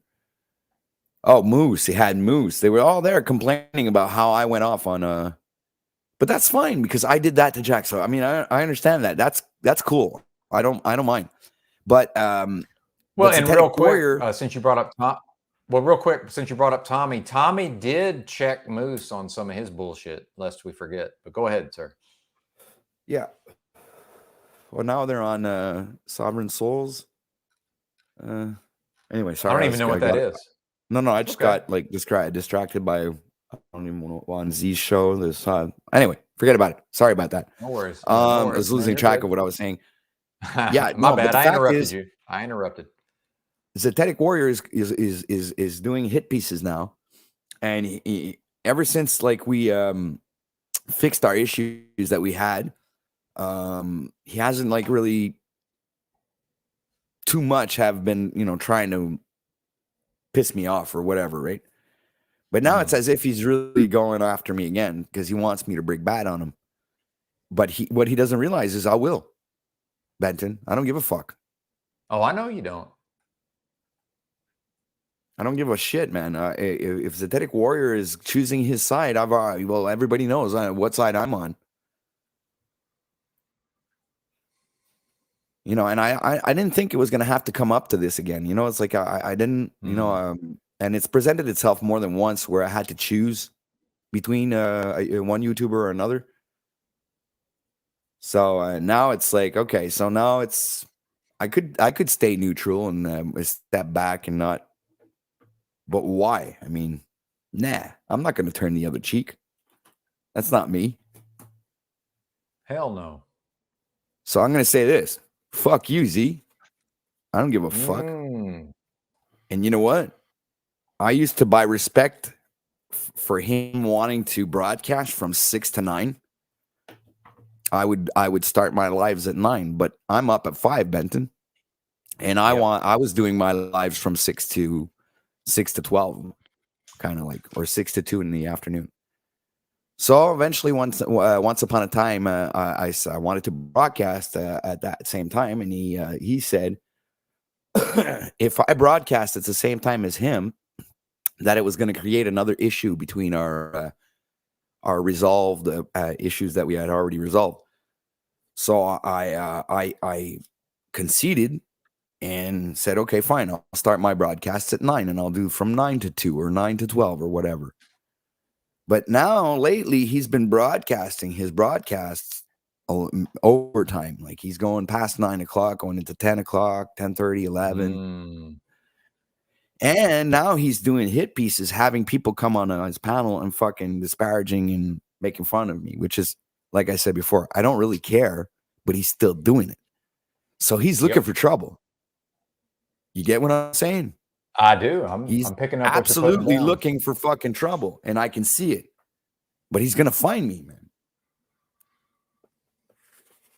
If he thinks I can't, I'm not gonna spurg out on his fucking ass like I did on Jack's. He's got another thing coming, man. Yeah. No And doubt. like you said before, I didn't even spurg out that badly. I was like, I was actually calm. I wasn't even that fucking pissed off. I was just like a little bit passionate, you know. When I went off on Paul, I was pissed off, mad, man. I was like, wow, I couldn't even control myself. I remember. I saw it. That was actually that was the first time I really knew anything of you. Actually, was all of that. And in fact, when I first encountered the Paul Enslaved, the people you were referring to earlier that are now Breaking Bad, I found those folks through through Yurt, the original In a Yurt with Books channel, who I'm probably the #1 fan of Yurt, going back to when he first started that channel. And I immediately identified these people and referred to them as the Paul Unslaved Rejects. And I had never even seen Paul's broadcast yet. And now fast forward 9 months or a year, and that's exactly what we're talking about. They are the Paul Enslaved Rejects. Yeah, So and how I did I know noticed that back then? all the ones Yeah, go that ahead. came Yeah. sucking up to him are the ones that are breaking bad on him today. And the ones that came in hot on him are the ones that are still looking and following and participating and contributing, and are the ones that are the that stand behind Paul's message and support him. So, you know, this is what mind boggles me, because it's funny how these relationships end up, you know, how they come to fruition after, 6 to 8 months, like you're saying. Yes, and by the way, they've been back and forth. It's been so for a while they would run over to Yurt and come and because this was right about the time Yurt did the narcissism masterclass, and him and Paul had their famous battle. But a lot of these folks, you know, without naming names, look, everybody knows who I'm talking about. They would come over to Yurt and sort of air their grievances, and the next thing you know, the same people are over there kissing up to Paul. And I watched this, and it would go back and forth and back and forth. Well, many people saw that. I didn't say anything other than to just call them the Paul Enslaved Rejects. But, you know, that's not, you know, people notice when that happens. And people like me and you remember it. Yeah. It's like, it's not that hard, man. These people, you know, like most of the people that have been following for the past year, know what the fuck's what's going on, and they know what's up. All right. And at least most of the people that have been watching understand like the whole dynamic of what's been going on this whole time. And seemingly there's a lot of people. Well, let's say like I'll mention more or less panel walkers or broadcasters, because I can't speak that much for chat. You know what I'm saying? But I can speak for what I've seen so far. Up until now, since I've already begun broadcasting here on YouTube, is that the looping, all right, and these like, what do you call Paul rejects? They end up revealing themselves over time. So you can end up making your own list of these people, and Illumitami is one of them. Snafu's another one. You know what I'm saying? Jack is an absolute one of the members of that crew. Flow State is starting to be one of those individuals, unfortunately. Yeah. You understand? Because eventually you get there's nothing new coming out of them. You know what I'm saying? It's an absolute echo chamber. And yes, obviously you've heard this before, but it's more and more present, and you're starting to realize who are the echo chamberers around. Absolutely.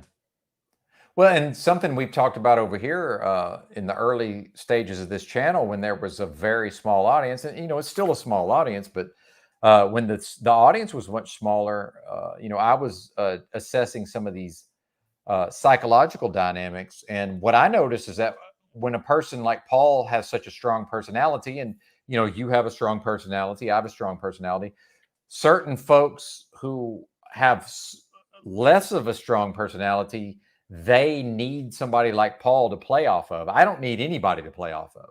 You Same probably here. don't need anybody to play off of. No, not at all, because I know who I am. I don't need to compare myself to anybody. I don't need to feel all high and mighty, or I don't have those desires that dwell inside of me. I'm all I want to be is peaceful, and I want to be truthful.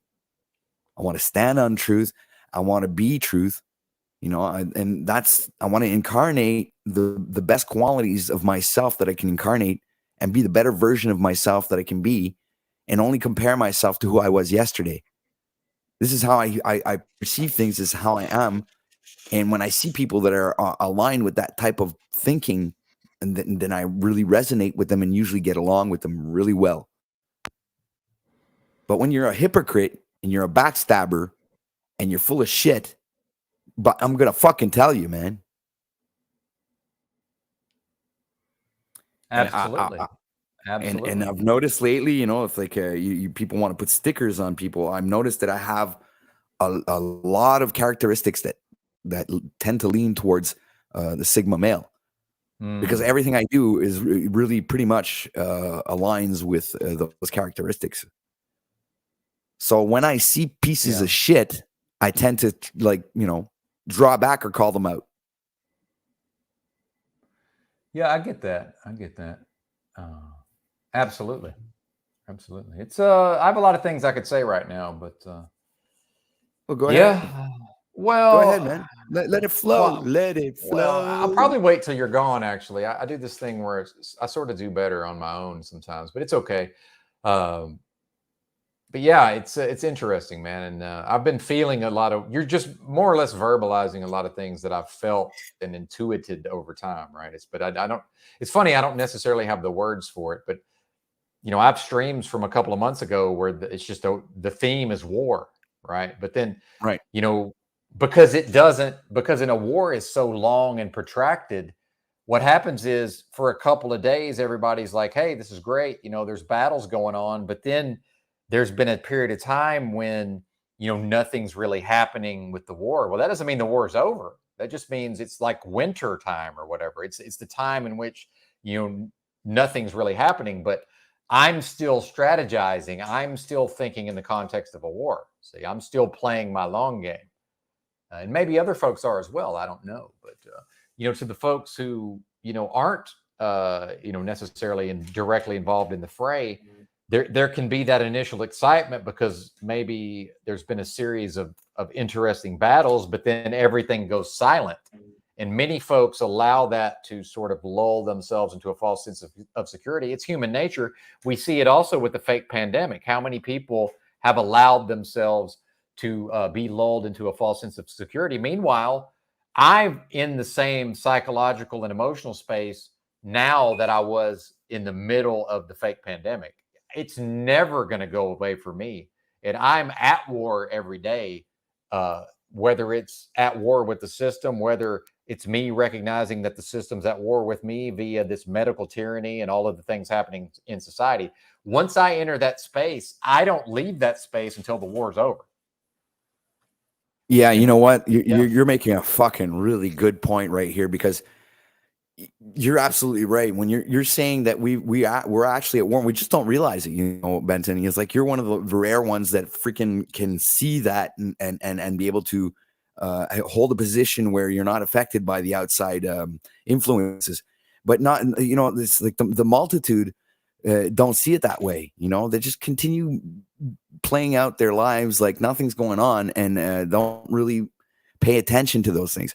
That's why I resonate with what you're saying, because I also am ready. You know what I'm saying? I'm also fucking on my guard and fucking waiting for anything could happen any minute. You know what I'm saying? So I believe that me being on my guards here on YouTube reflects the same type of personality that I would have in my real life, where I'd have infiltrators or people that would want to cause me harm or influence me to do things that, aren't in truth, dude, I'd get rid of them. I'd get rid of them. And the Grim Hustle says it, man. He says, I watched all of his videos, dude, and it resonates. You just got to cut them out, man. You got to cut these. Well, and some of that Grim Hustle stuff is just straight up Art of War mixed in with maybe a little bit of 48 Laws of Power. I've already read all those books, which is, I still enjoy the videos, obviously, but I see it for what it is. Yeah, absolutely. You're 100% right. Yeah, so these guys are going to continue this nonsense, and I believe that I'm not going to let it go. If they want to have, Zetetic Warrior is starting the week this way. It's the first day of the week, and he's starting the week, and he's already throwing the first fucking bombs. Yep, you're absolutely right. So, I want to show. Okay, go ahead. I need to go make myself a coffee. Yeah, man, and I want to show this, and I don't want to reveal too much of my strategy, but I can reveal some of it. But I actually commissioned the thumbnail for this stream. I commissioned this because I don't know how to make thumbnails. I mean, I could teach myself, but I'm not interested. Drew actually made this, and I donated to him in return. But this is the fucking metaverse. This is the movie Ready Player One, and when I did my walk and talk earlier, almost every time I go out here, I'm encountering these weirdos in the physical space, and more, I just want to go into the metaverse. I don't even want to go out there and mix with these people anymore. And you remember what happened to me on Saturday, same thing. Yeah. So if the war, people can make fun and say, oh, what are you talking about? It's just the internet. What are you talking about, a war? Well, this is obviously if folks like us and folks like the potential opposition are more or less shunted into the metaverse, out of necessity, of course there could be wars on here. How could there not be? And then, I was never in the military, but I've read about people like Stonewall Jackson. And again, this is apocryphal in some way, but it's the official fiction. But according to the official story, Stonewall Jackson was an army. He was a hero in the United States Army during the United States war versus Mexico. Then once the war's over, he went and taught became a professor at VMI, Virginia Military Institute, but he was a lolcow. Like, he's such a strange, introverted person, just this bizarre presentment. He was made fun of by the students, made fun of him. And they made sport of him, is what it was said. And everybody thought he was a joke. But then when the Civil War popped off, he immediately rose to the top of the ranks, second only to Robert E. Lee, right? Same thing with Crazy Horse. That I'm assuming this is him, my icon here, but this is what the internet claims was a drawing of him. They said of him, he was considered a strange person. They said when he was in camp, he just walked around and didn't notice anybody but the little children. They said he never joined a dance. Nobody ever heard him sing. But as soon as it was time for war, he rose right to the top. What was in him came to the fore. I know what's in me, OTW. I know that I'm, made fun of to some extent. I know I'm used as an object of ridicule. Who cares, man? When it's time for battle, I will rise to the top. I know exactly how what you mean, man. It's funny you mentioned that, and I'm not the type to gloat about in fights or stuff like that, but there was one time, man, where I was sitting I was with my ex-girlfriend in a car, and she was about to go out with her friends to a bar, dancing and whatever. And she wanted to drop her kids off to her ex-boyfriend, the father of the children. But he was all drugged up and everything, and he was like fucking on speed and you name it. He was all fucked up. So they got into an argument, and he started hurting her, right? So eventually, they were both warning me, don't get out of the car. She didn't want me to get out of the car. But I always thought that she didn't want me to get out of the car because she thought he was going to do something to me, right? Yep. But then she ended up getting back into the car, and he's like yelling and screaming and fucking yelling. So I just like through the window, put up my middle finger to him, tell him go fuck himself. So he fucking backs up and throws one hell of a punch and breaks the window that I'm where I'm sitting. But the kids were sitting right next. His kids were sitting right next to me, and all the glass fucking went flying one of the pieces cut my arm open about an inch and maybe an inch and a half or 2 inches circumference right on my arm. And I still have the scar. And the rest of the glass hit the children in the knees. They were wearing shorts that day. So all the glass went right into their knees. Oh my So you got God. like a bunch of little shards of glass all over their knees and everything. So something talked to me at that moment. All right. I'm seeing blood gushing out of my arm. I see the kids fucking crying, going nuts. And then time slows down, Benton. Would you believe that? And then I hear, "What are you doing, Patrick? Go break his jaw." I hear that. I hear somebody literally talking to me as clear as day, as if someone, and nobody was speaking. Everybody's screaming, yelling, and going crazy. And I was just there, and everything just slowed down, like time slowed down. And then I opened up the door, and I just walked up to him, but it felt like he couldn't see me coming. It was really, really weird, man. So I just started swinging at him, and the first couple of hits he was able to avoid, but like maybe the 15 other hits that came in, he couldn't stop them, man. And he just fell to the ground. I dragged him behind the car so that his children couldn't see what I was doing to him. I thought of all of that while I was literally putting the front of his face in the back of his head. And I let him go because he eventually started telling me, "Okay, well, end it, And I told him, "Well, I'm not the bad guy." And I smashed his head against the cement.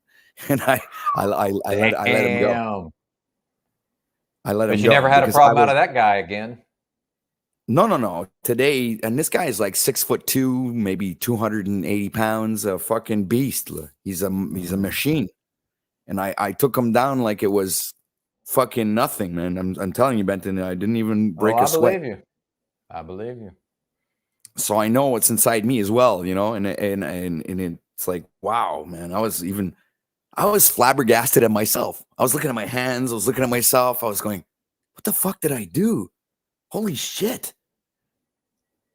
I started thinking I was the Flash. Yeah, I hear you, man. Because it's that time slowing down, Benton. Literally that's something, if you ever experience that in your life, I believe that's what being in the present moment is. And that's where God lives. So that's why when I fell into the present moment, God told me, "What are you doing? Go break his jaw." That's what I keep telling everybody. God's not just lovey-dovey, man. Exactly. That everybody thinks God is all love and that. No, man. That he dude just probably needed that at that time. That I guarantee you that he was on some bullshit in other aspects of his life. I bet he tightened the fuck up after that. He did. He's a great dad today. He takes care of them. He works. He has a job. He doesn't take drugs anymore. Obviously, he has dentures now, but I mean, what? Well, I'm a pacifist, just for the record, but I will defend myself, just so everybody knows. But hey, if I'm a pacifist, that has nothing to do with what OTW does. So no, but I'm not prescribing pacifism to other people. I can assure you. Well, it's not really a question of being pacifist. I think it's something that it has to do with honor. It's like, are you just going to stand there and let oh, hell no. That's a self-defense situation. No, that's a self-defense No, exactly. situation. I mean, the guy hurt his children, man, his own children. Yeah, that's crazy. There's Draw no way blood from them. Yeah, I wouldn't have let it happen either. I can promise you that. God used me that day as instant karma. Yep, I agree, man. That's people have trouble relating to those type of scenarios, but yeah, indeed. And again, because I swear to God, Benton, I never for 1 minute, I was like a spectator. It's like I wasn't in the driver's seat, man. Yep, out of body. Yeah, man. That's how it felt, man. Like I wasn't in the driver's seat. Somebody else took over. It's like, okay, wait a minute, something happened here. And then when I came back to myself, I'm like, wow. I could do that. That was Yeah, man. But it shows you to what extent you're when you're put in a certain situation, how your survival instincts or your connection with God can bring you to a certain place of I don't know where you're in. I don't know. I guess you could call it being invincible, or I don't know what it is, but you're It's like when the universe is with you, nothing can stop you, man. And that's what I believe happened to me that day. I think God was with me, the universe, creator, you name it. Well, and arguably was using you for its own purposes, right? Like to achieve something greater that wasn't necessarily for you, right? Those kids in that situation, that let this guy know that, hey man, I can't keep going down this path. He clearly, some folks never learn from that, and some folks say, okay, I don't want to go through this again. What do I have to do to what do I need to do to right this ship? And that doesn't come through being lectured by the police or being lectured by some kind of counselor, right? That sometimes it takes another man to show a man, it requires a man showing another man the error of his ways, right? I think so. And I thing. think it was, I think God was maybe teaching him humility because he's still a big piece of a man. I mean, he's like 280 pounds, 6'2". He's like, he's a head higher than I am. I'm 5'8". I'm scrawny looking. I'm not that heavy, or I'm like maybe 150 pounds. Mm-hmm. And I'm like half his size, in other words. So it was like a kind of a David and Goliath situation there. Absolutely. So obviously he had to get humbled. He was humbled just by that factor alone. Him being completely demolished by a little dude, a little fucking. I'm sure he couldn't believe it. Well, and you probably didn't hurt him that bad overall, I'm assuming.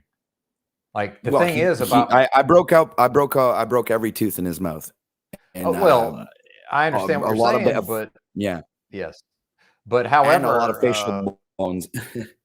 Well, I have some relatives on my dad's side who were big, scary, gigantic motherfuckers, and nobody could, even people their own size couldn't do shit to them. So eventually, they end up getting hit in the head with fucking heavy metal objects that affects their mental health for the rest of their life because somebody rung the fuck out of their bell, because that's sometimes the person is so big and scary that certain folks are just going to be like, all right, I'm just going to pick up a fucking a piece of lead and I'm going to crack this dude in the head as hard as I can, right? And that's probably what happened to at least one of my dad's brothers, and his fucked his brain up for the rest of his life to a certain extent. So you might have saved him from that. The facial bones can be reconstructed. The teeth, we can get some dentures, but if somebody just really fucking cracked his fucking noggin, sometimes a person never comes back from that. Yeah, that's but what I wasn't mean. hitting him on the. That's I what wasn't I hitting mean. him on the head. He actually the cement was hitting him on the head because I was like using his head as a punching bag.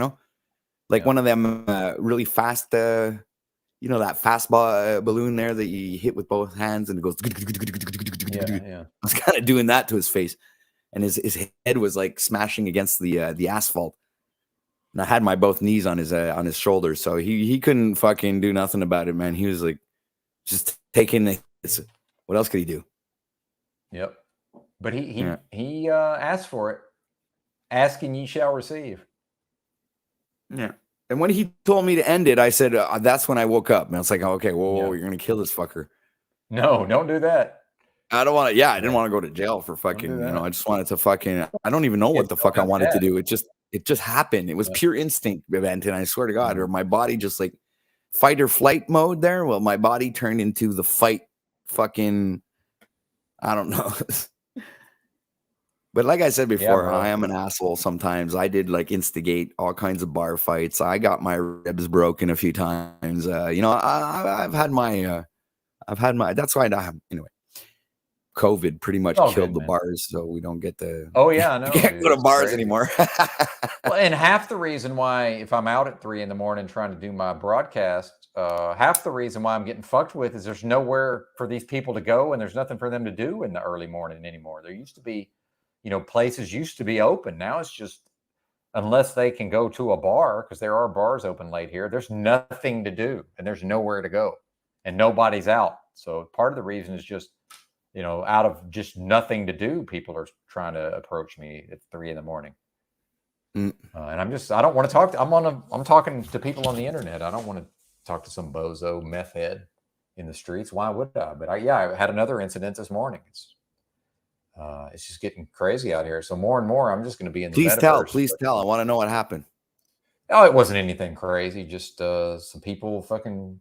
I walked past a couple of people at a bus stop. You know, a man and a woman, and the guys. You know, this is clearly a meth head. And on the other side of the street, next thing I know, I hear a noise, and they're just almost right on top of me.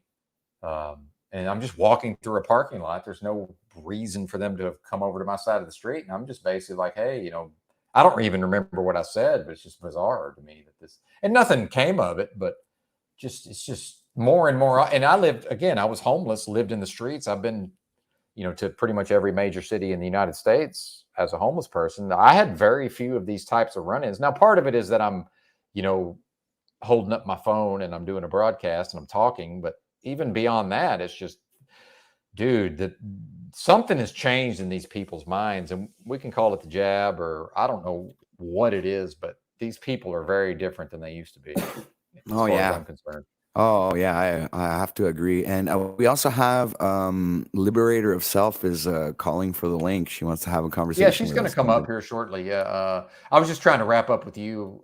Now, if you want to talk to her, that's fine. Because what's going to happen is at some point I'm that's going what to have she's to take a saying. break. Yeah.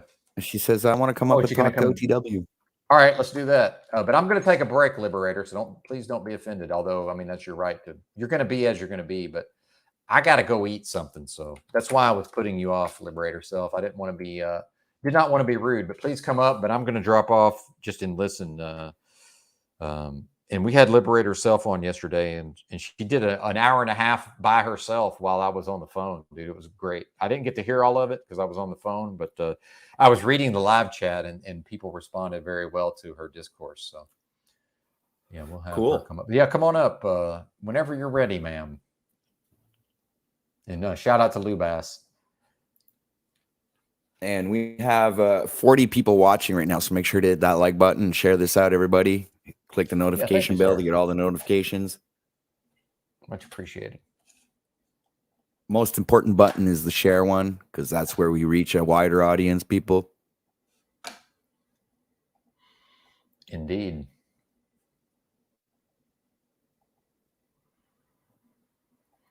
So you were there yesterday, Benton.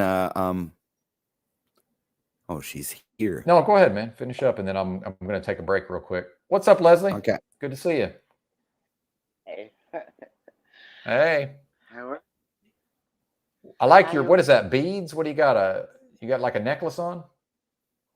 It's 3. Okay. They all say love. Yeah, I see that. Yeah. I have to turn off my camera because it's better on my battery. Yeah, no worries.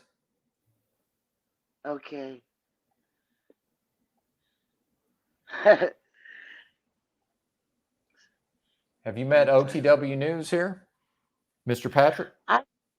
I've been in his chats a lot. Greetings, Liberator. Of course, and for you too.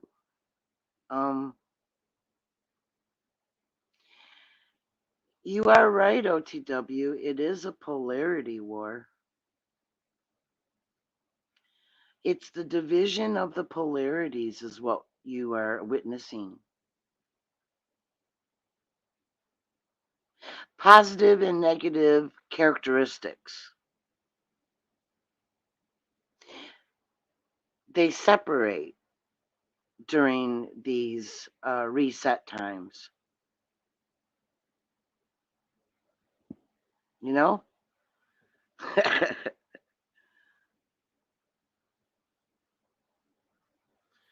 Sorry, I was muted. Don't you think the both sides think that they're the good guys? Just being the devil's advocate right now, though, but Sure. Yeah, but they're duality. This is a duality system, and duality corrupts souls. Absolutely.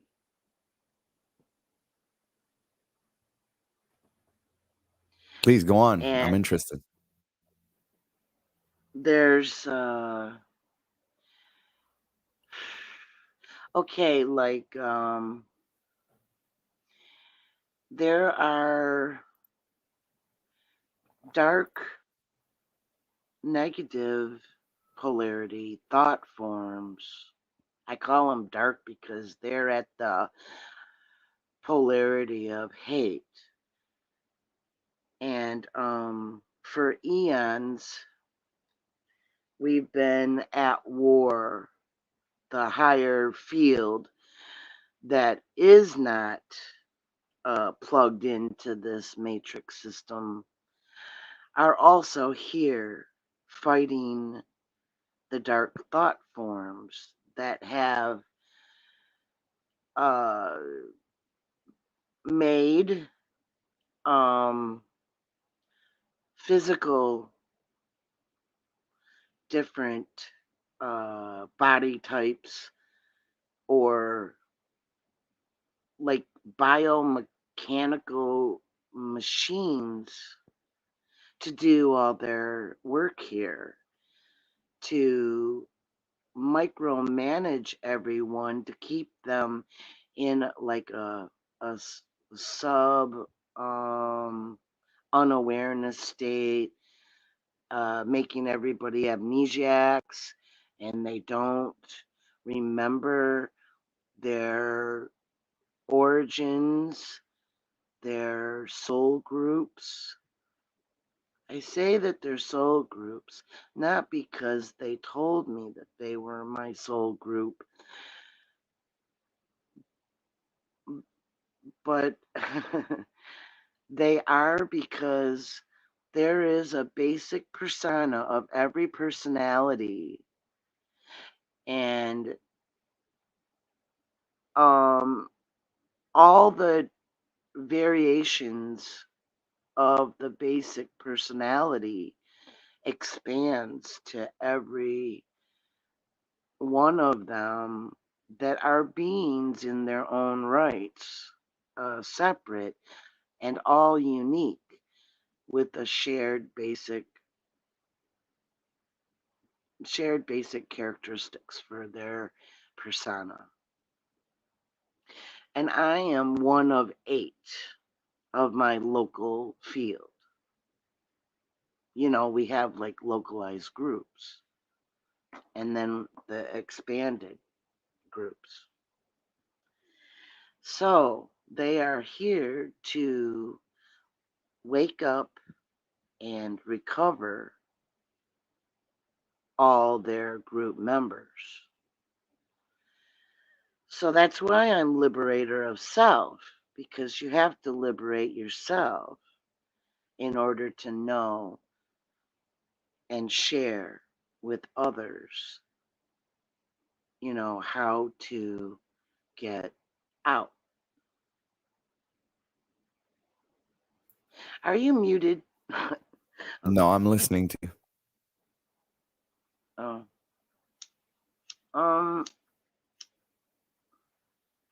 Now the dark thought forms, the negatives, they created this duality system to corrupt souls because they want to eradicate the positives, which are love itself, different polarities. The highest is the positives in eternal bliss, and then you have hate, and you see there's probably below hate, if that is, it's just kind of undescribable. They're really, really evil, right? They don't treat us very well. And since everybody's like got amnesia, I figured out a way to raise awareness. And that is when you start with forgiveness. And then you will automatically, when you're done processing that, you automatically go up into appreciation. And then you go into gratitude, you know, and you keep going up. It's just the process of raising your awareness. I wrote it all down. I got my channel. That's what I decided to do, to share. I don't care about subs. I don't care about money. I don't care. I don't want anything from this matrix. I just need to be restored 100%. And that has been my goal since 2017 or earlier, because I don't enjoy having to feed the body, house it, pay for everything, and, you know, do this living thing. You know, it's not real. It's stealing our true existence away from us as a manifester of energy. We have unlimited energy. We are eternal, sentient beings that are surprisingly about comparable to like fairies, but without wings. You know, the negative thought forms had designed these this environment and these vessels so that it wouldn't be like, they wouldn't put us in like creature bodies, you know. It has to be something that we can relate to, that we would accept. And these are the forms that were accepted. And they perfected this soul trap, closed system, matrix, light matrix, deception light matrix construct in the dark abyss. So, our consciousness is the only thing that is here in the light matrix. The light matrix is overlapped in the red spectrum. Because, see, the spectrums were all the construct of this system. Outside of this system, which I've been there, and I've been, you know, everywhere on the bottom in the red zone and out in the dark abyss, and there's shit out there too. But there's no planetary systems, there's no stars, there's no universe, nothing. I was shocked too, okay? But I was shown by my soul group very key points to like totally wake me up. But this is kind of like more advanced stuff, you know, info. They everything here is deception. All of the people writing writing everything, the philosophers and you know, everybody outside of the system that was set in place with all of the key, they're not beings, they're soulless entities that run the different forms that are in charge. It's you can't see with the way the human eye sees. The five perceptions are the very lowest level, barely functional,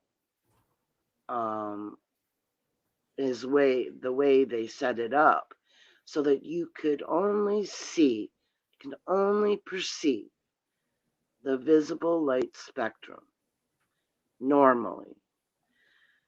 but there's some loopholes that they didn't cover, and I slipped through, and others will too and have. There hasn't been many, but it's very difficult to get everybody else up to speed.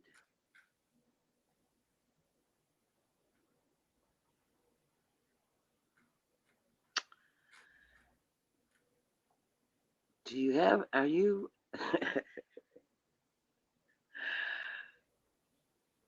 not what you expected? Oh, I'm hanging on every word here. I can't speak for the audience, but I am. So, Well, I'm kind of like, for me, I'm like, this is like Truther 101. Oh, really?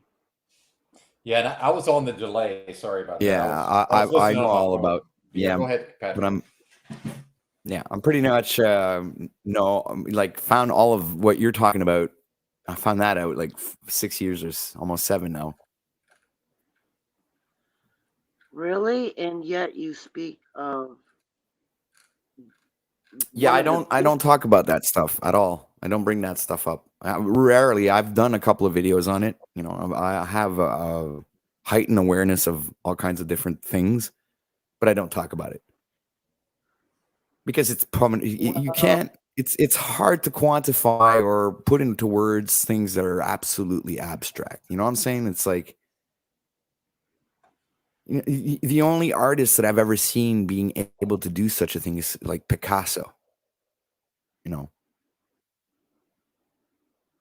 I'm not I know Picasso's stuff, but I'm not quite following your train of consciousness here. I'm just saying Picasso has seen reality for what it was. Well, are you talking about the micromanagement? I'm talking about reality as you perceive it.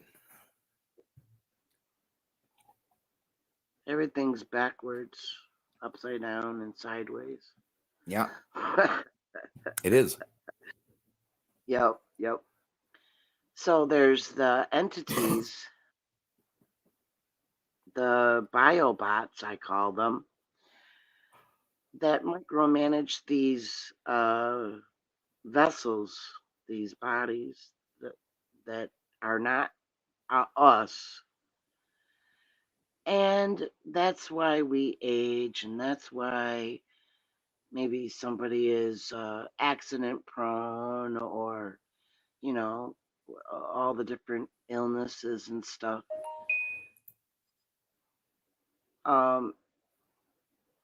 And that's why death exists. Death is really an illusion. But if you go out not on your own intention, then you get processed again and get deeper into unconsciousness. Like, you'd be totally controllable at that point. It's to degrade the soul, the being itself. And the object of their game is, instead of them having mortality and we are immortals, they want that for themselves. That's why we're here. And everyone is held their true forms in the red light spectrum and siphoned continually of their life force to keep this place, this illusion going, so that they can corrupt more. And when you die here in the normal, way, that is where they can steal your life force energy, and you no longer become a being, you become a soulless entity and work for the dark. Did you know that?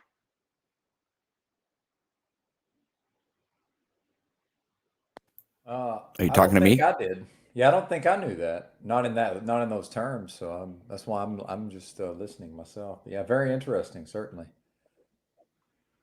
So the thing here is not so much to concentrate on the system. We have to look to our soul groups members who are in contact with us. They tone, they have tones, frequencies that they send to us, and it's not the ringing in the ears. It is actual tones that is sent to our directly to our being that is trapped, not hearing it with the ears. It's not, it's like above the five senses. So, in order to reconnect with your soul group, you have to meet their vibrational frequency. You have to feel as your origin self. You have to feel your essence, your own vibrational frequency. The lower cannot enter the higher because there is no alignment. That's why I decided to call it soul alignment, alignment of yourself, so that you can liberate yourself. But you're with your soul group.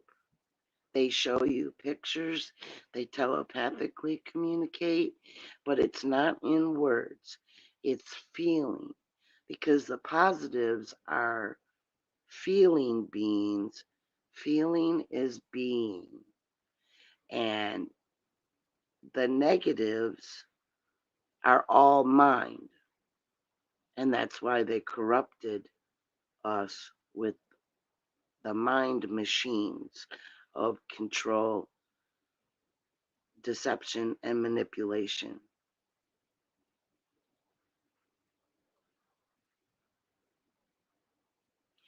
But that's the way out, is to raise your awareness level, and then you will reinstate it in your true form. And then you will not be able to be held anymore, because the only thing that's holding us is unconsciousness.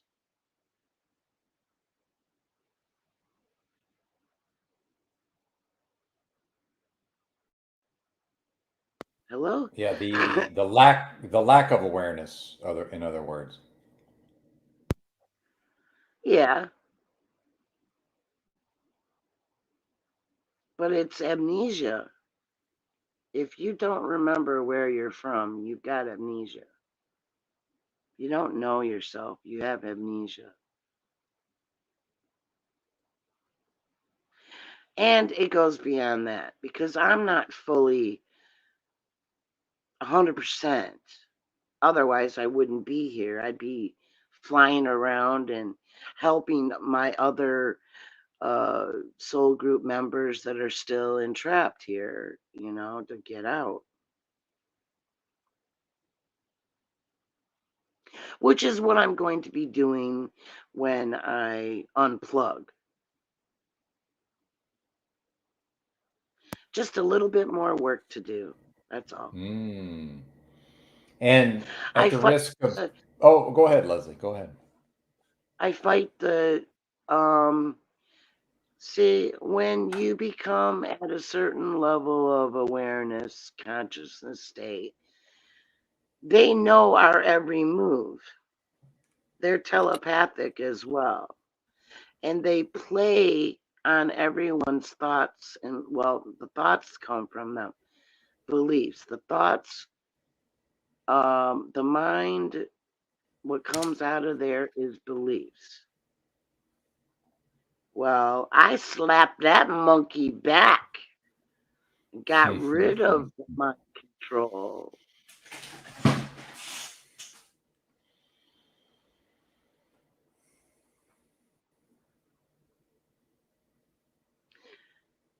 Okay. Yeah. And that's just what I hope for everybody to be able to do. Why bother continuing in the deception when your true existence is not what you're living? It's not what you're doing.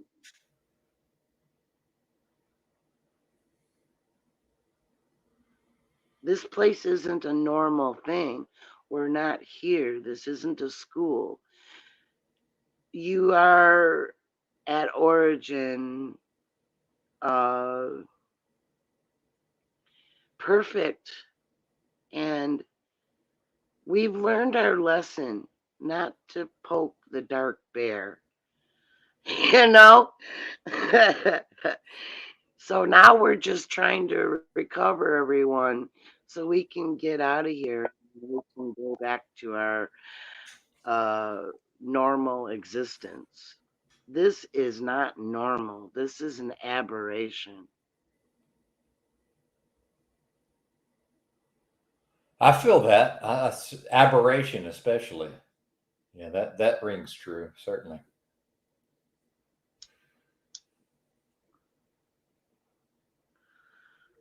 All right, so I wrote down what I did, and I'm not like trying to force anybody.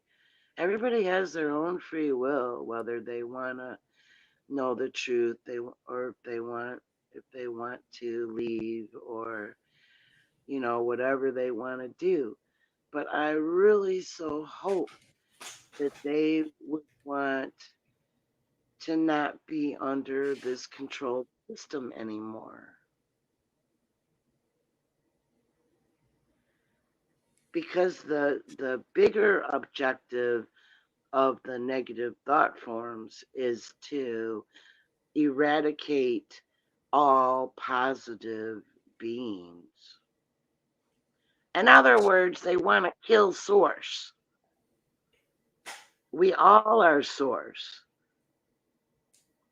We all emerged from source as a realized being with our own personalities.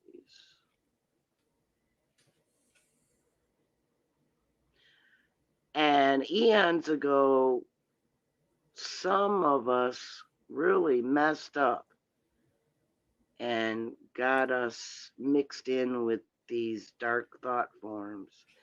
It wasn't a good idea. Here we are.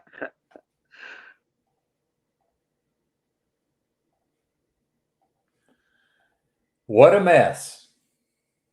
Yes. So right now, in order for me to unplug, I've gotten as far as I can on raising my awareness for here.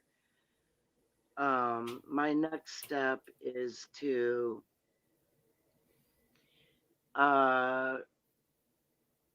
slip out. All I need is 4 seconds, this micromanagement stuff is like the stronghold. They do know how to shut these bodies down, and then that would cut off my communication with my soul group if the vessel is closed. Now, the chakra systems are a bunch of baloney. They are the systems of the dark, so that they can use it against us. But there is an opening at the top of the head, which they would call the seventh chakra. It's a place where if it's closed off, then you would be open to being controlled again. They could like foil your plans of escape and take you out, and then give you more amnesia, deeper into amnesia state. It took me 10 lifetimes to get to this point. So the amnesia like wore off. The programming, I escaped a lot of the programming, like the belief programming. But then through living, growing up,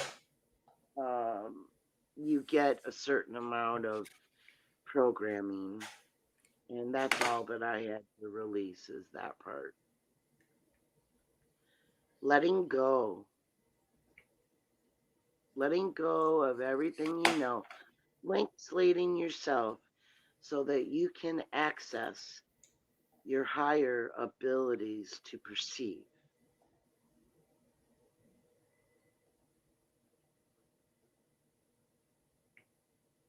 One more thought for this person, okay? They keep hearing songs. Always You getting a phone call there? our collective. Okay, so Oh, nope. Not Sorry, me. guys. No, that was at Leslie's mic. Oh, consciousness. Mind is like a bad word for me. It's just a mind control machine. And I know I don't continue their narrative. Some take offense to that, but really I just can't go back.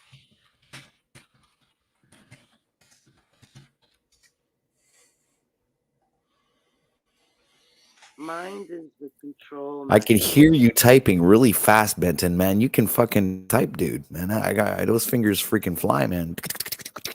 Yes, sir. I need to learn to kill my mic when I do that. Definitely. Yeah, training. It's not Benton, easy to type. Benton, the fire fingers. 80 words a minute. That's awesome. 80 words a minute is very good, actually. I was gonna say pretty good, but no, that's very good. Yeah, I went through my internet addiction in the late 1990s and the early 2000s. So, lots of typing, lots of IRC back in the day. Message boards. At a certain point, all one could really do on the internet was type words at other people to some extent, or read words. So yeah, absolutely.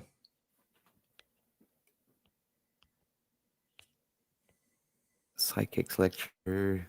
This doesn't transform the lecture into something incomprehensible. Yeah, you already have fans. Is it Leslie? I think. Yeah, you have a couple of fans in chat already.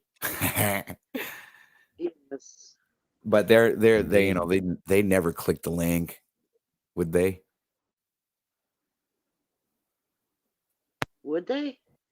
Well, nah. If we're talking about TBE, I'm pretty sure he's working right now, although he might be off today. But I think he's at work. Wow, great job. He gets paid to fucking fuck around on YouTube. Not bad. I like that. Not bad. Well, at the risk of defending TBEs, I know what he does. He works. He actually works, Patrick. Believe it or not. But I hear you, man. Many folks are paid to be on the internet all day, and I was one of those people at a certain point. Most definitely. But for my own intellectual or my own integrity, I must, regardless of my personal feelings, I must you know, uphold what I know to be true, right? Right. Of course. Absolutely. And just because you know, we don't get along doesn't mean you have to follow suit, right? Yes, sir. Right. Indeed. Jimmy You know, Shively. Tasty, tasty, Mr. Shively. Yum, yum, yum. when I did my alignment, I went OBE straight to when I got it, when I felt my own essence, I resonated or matched my soul group, and I immediately went straight to them. It was like a pre planned, or like I was on autopilot, is how I felt. And I just went in front of them and I was surprised. What I looked like when I was 19 is how they all looked, but more perfect. Like perfect faces, like there wasn't like one eye slightly bigger than the other or one ear or anything. They were totally perfect. They're a little different than human body forms, of course, but just by sight, they look like human, sort of. But the feeling of love itself is, it's just bliss. I would much rather be in bliss than feel the aches and pains of the body and the things that wrong with it, you know, joints wearing out and shit. Because I'm actually up there in age for this form, right? But actually, we're all pretty much the same age as far as our existence. There's no really differences there. Just some of us have recovered a bit more of our consciousness state in our origin form, while others are still sleeping and they dream within the dream.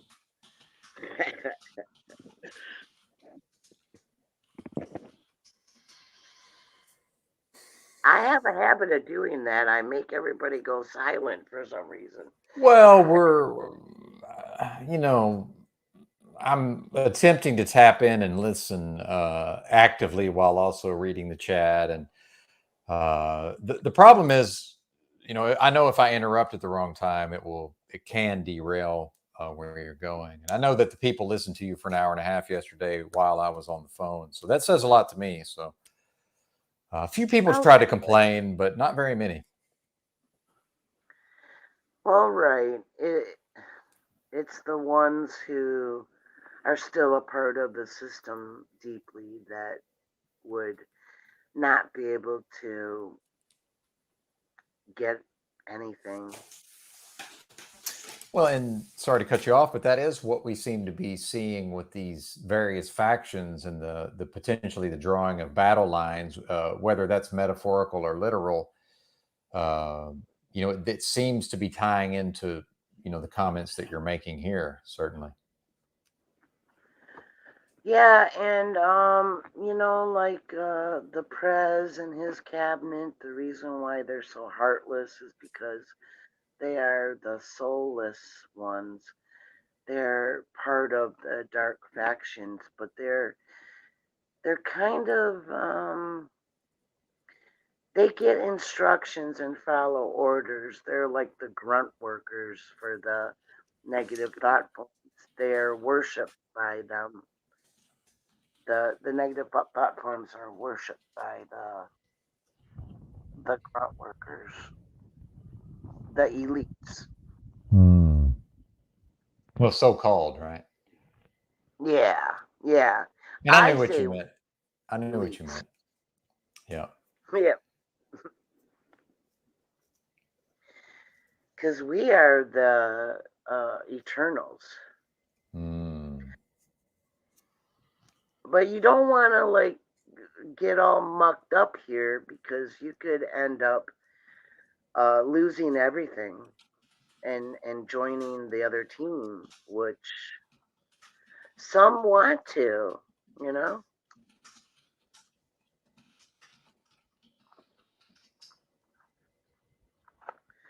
It's your choice.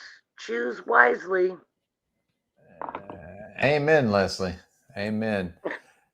Well, and I appreciate you being here. And I know I'm doing something right when you show up. I've seen you in the chat quite a bit over time, and I might have talked to you on panel, but I don't. You know, it's possible that I don't recall. But I know I've seen you around, and I know we're doing something right when you're able to come up here and speak with us. So I certainly appreciate it. Oh, thank you. I appreciate your time and being so welcomed. Thank you. Yes, it's my honor, I must say. Okay. Where do we go from here? Well, we might, at the risk of seeming rude, we might be done for today because I found that there's realistically, you know, folks can only digest so much at a time. And you're certainly Yeah. welcome to be here, you know, when you choose to be here from my perspective. And I always feel funny about sort of, you know, bidding someone good day, you know, or adieu in that sense. But I feel like you've arrived just on time yesterday and today. So I will mostly trust you to decide, you know, at what point, you know, is it time to make your exit, right? It's the synchronicity and the butterfly effect is what I counted on. Okay. I didn't make my channel to earn any income or anything because I knew that I wasn't going to be here very much longer anyway. And the wisdom of the higher field belongs to everyone, not just me. I didn't hoard it or conceal it or keep it away. I'm very forward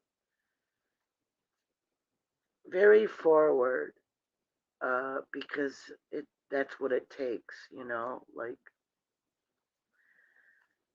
I just want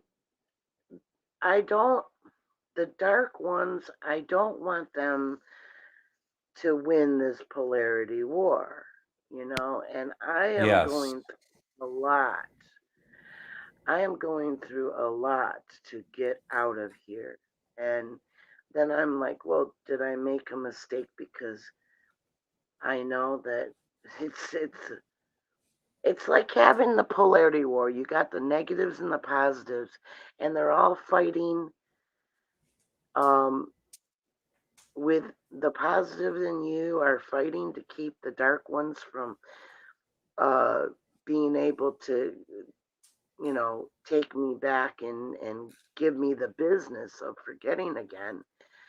And I'm fighting so that they don't close my seventh chakra.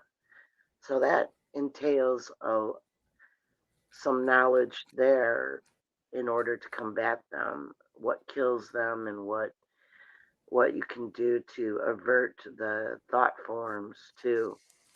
They have a cloud of with all of the negatives. They live in an ammonia environment. And so they take their cloud of ammonia with them. So I was like looking on the net, well, what neutralizes ammonia? And it said vinegar. So I was like, oh, cool. I'll just put some vinegar, white vinegar, in a spray bottle. And when those negative bastards come by me, I'll just spray them.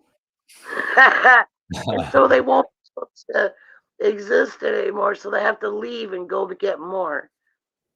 So that's how them. But they Vinegar. come Okay. back. Persistent. Hey, real quick, are you able to read the chat while you're on here? I can. Well, I only say that because there's some questions starting to come in. I can read them aloud if you prefer that, or you can read them. Whatever's most expedient. Would you like me to read them aloud? All right. Here we go.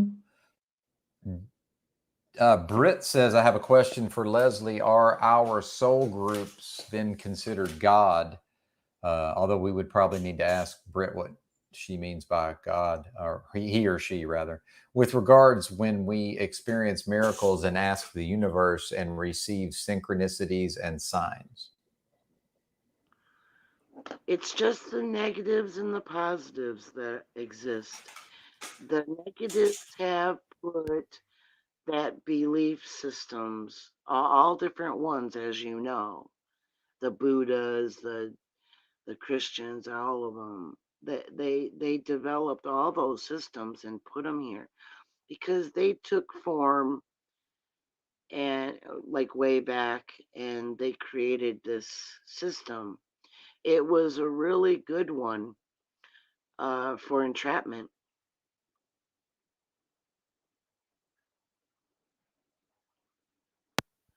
Also, go ahead, please continue. Our soul groups are the ones that make anything that happen good besides our own selves. Could you say that again? I got a little lost. Our soul groups are the positives, and they help us through synchronicities. Would that have anything to do with like things that seem serendipitous? Sure. Interesting. If it is a goal, if it's towards the goal of waking up, and removing amnesia, leading everybody to exactly what I am relaying, to wake up, get rid of the amnesia so that you can be recovered. Because you won't be able to perceive them. So they have to do it through synchronicities.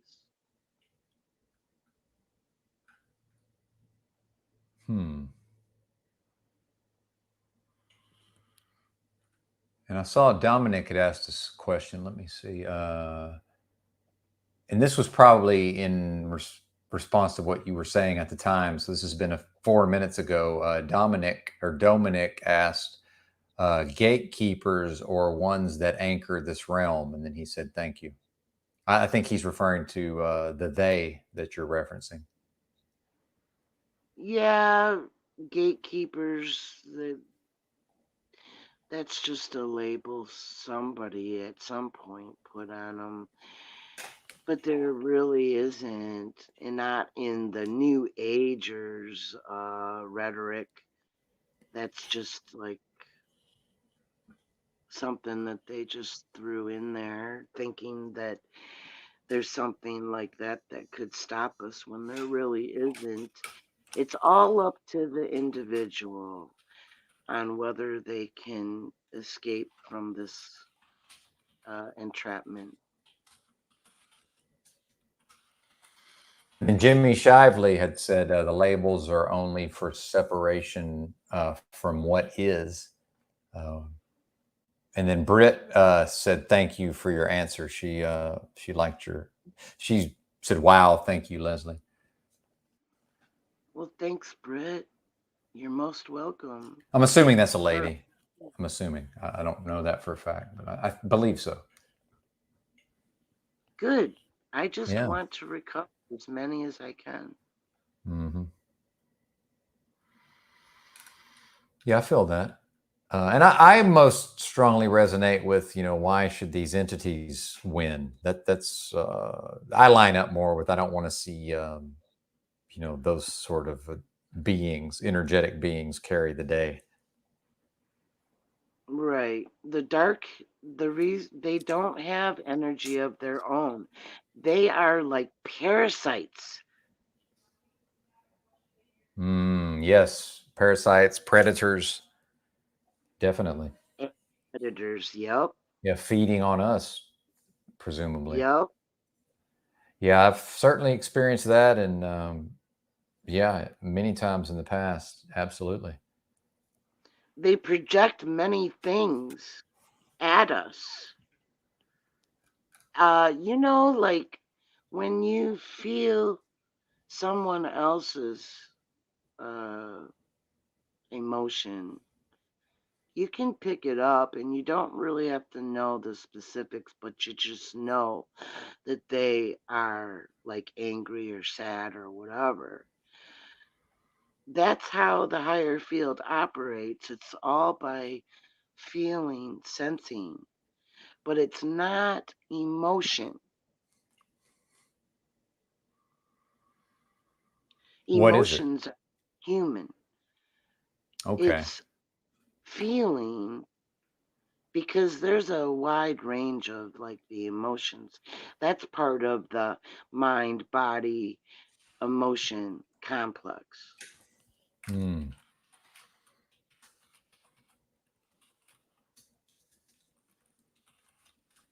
Anything to confuse, distract, uh, deceive is all part of the negative mind. Regret and guilt and all that. They do it through dreams a lot too, and make you feel regretful about something. Well, Or and real quick before you go on to that, something I myself started practicing. I pay almost no attention to my dreams anymore. I know some folks try to try to interpret and decipher. I figure that's an experience that's more or less it's a closed system or it's encapsulated within itself. I pay almost no attention to the actual context of my dreams for years now. I don't know if that's a good thing or a bad thing, but it sounds like it's probably the way for me to be, especially based on what you're saying here. that is so great. Well, thank you.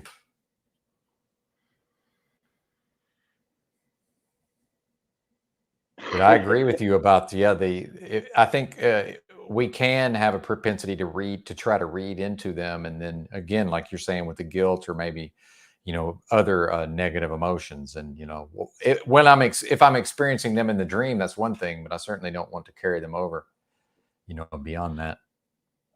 Yeah, I've had a lot of negative experiences in this lifetime, probably the last ones too. You have to know thy enemy, right? That was a saying. Mm-hmm. So you won't be tricked or fooled by it. They use belief against everyone. Yes. Big time. And we see it here, even on this channel, we see it here quite often. And in fact, not that there's a gigantic audience, but, even with a bigger broadcast going right now, there's 37 people watching. But at some point, part of that, Leslie, is that I service the drama to some extent. And there is some drama playing out. And at some point, I will, go back to just sort of covering the various, it's personality politics effectively, but then it is in the context of what you're talking about with the soul groups, and what me and OTW were talking about right before you came up onto the panel was, it's seeming the polarities, as you call them, and I certainly, resonate with that concept as well. But the seeming these factions here in this small corner of YouTube that we've been shunted into, seemingly falling on one of two lines, again, the polarity. So the drama will certainly be, I'll certainly get back to the drama. One good thing, I shouldn't say good, but one aspect of the drama, it's always there. Anytime I want to go to it, it's there. So. Yeah, well, polarity is just, well, if you just like imagine a scale, and at the top you've got the positive aspects of characteristics, and then you have all the way down to the lowest characteristics. That's what the polarity is it's just the characteristics of a positive being and negative and somewhere in between.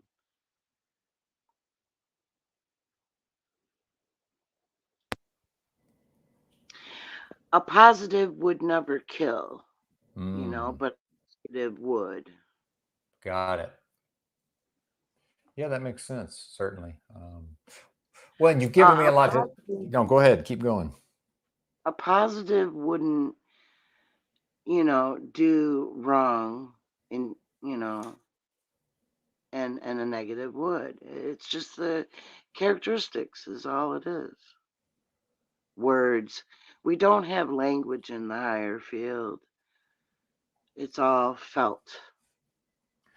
So Well, and sorry to cut you off, but that is interesting. While you were here yesterday, I was talking to my youngest sister, and I have not had a conversation with her in quite some time. And I mentioned the confusing aspects of the English language, and she really did. She took a lot of umbrage with that. It seemed to actually almost offend her that I would speak in that term. But I believe it to be true, and then I would tie that in with what you're saying in the higher realms where people are not communicating in a language such as English, presumably. right, it's all telepathic and felt. Because you can feel it, and the reason, like,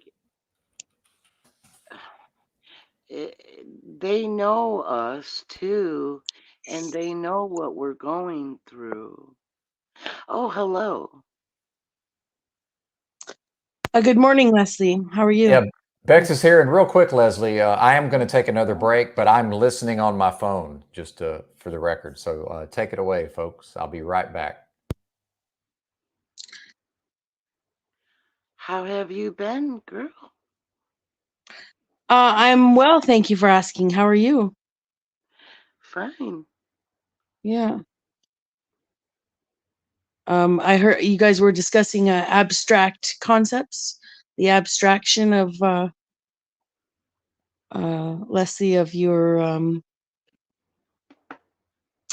I guess your your understanding, I guess, of the bigger picture. Is that what I'm getting here? Sure, you could say it that way. Sure, yeah. Yeah. Yeah. I see. And the dialing in, like, I guess that's dialing down the abstraction then. Anyways, I was just wondering, Leslie, because you came onto my panel. Yeah. Yeah, the other day. Yeah. And what I'm was it sorry. that you? Open panel. No, it's fine. What was you came on my channel to talk about what particularly? Yeah.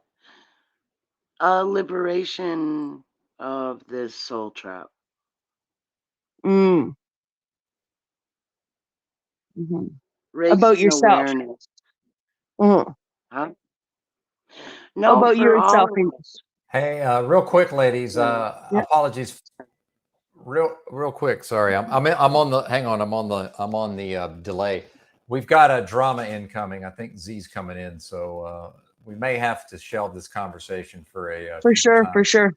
Well, just be aware he's not here yet. But if he shows up, Yeah. we're going to end up going straight to the drama, just so everybody knows what's happening. Yes. Yeah. Excellent. Thank you very much, Benton. Thank you.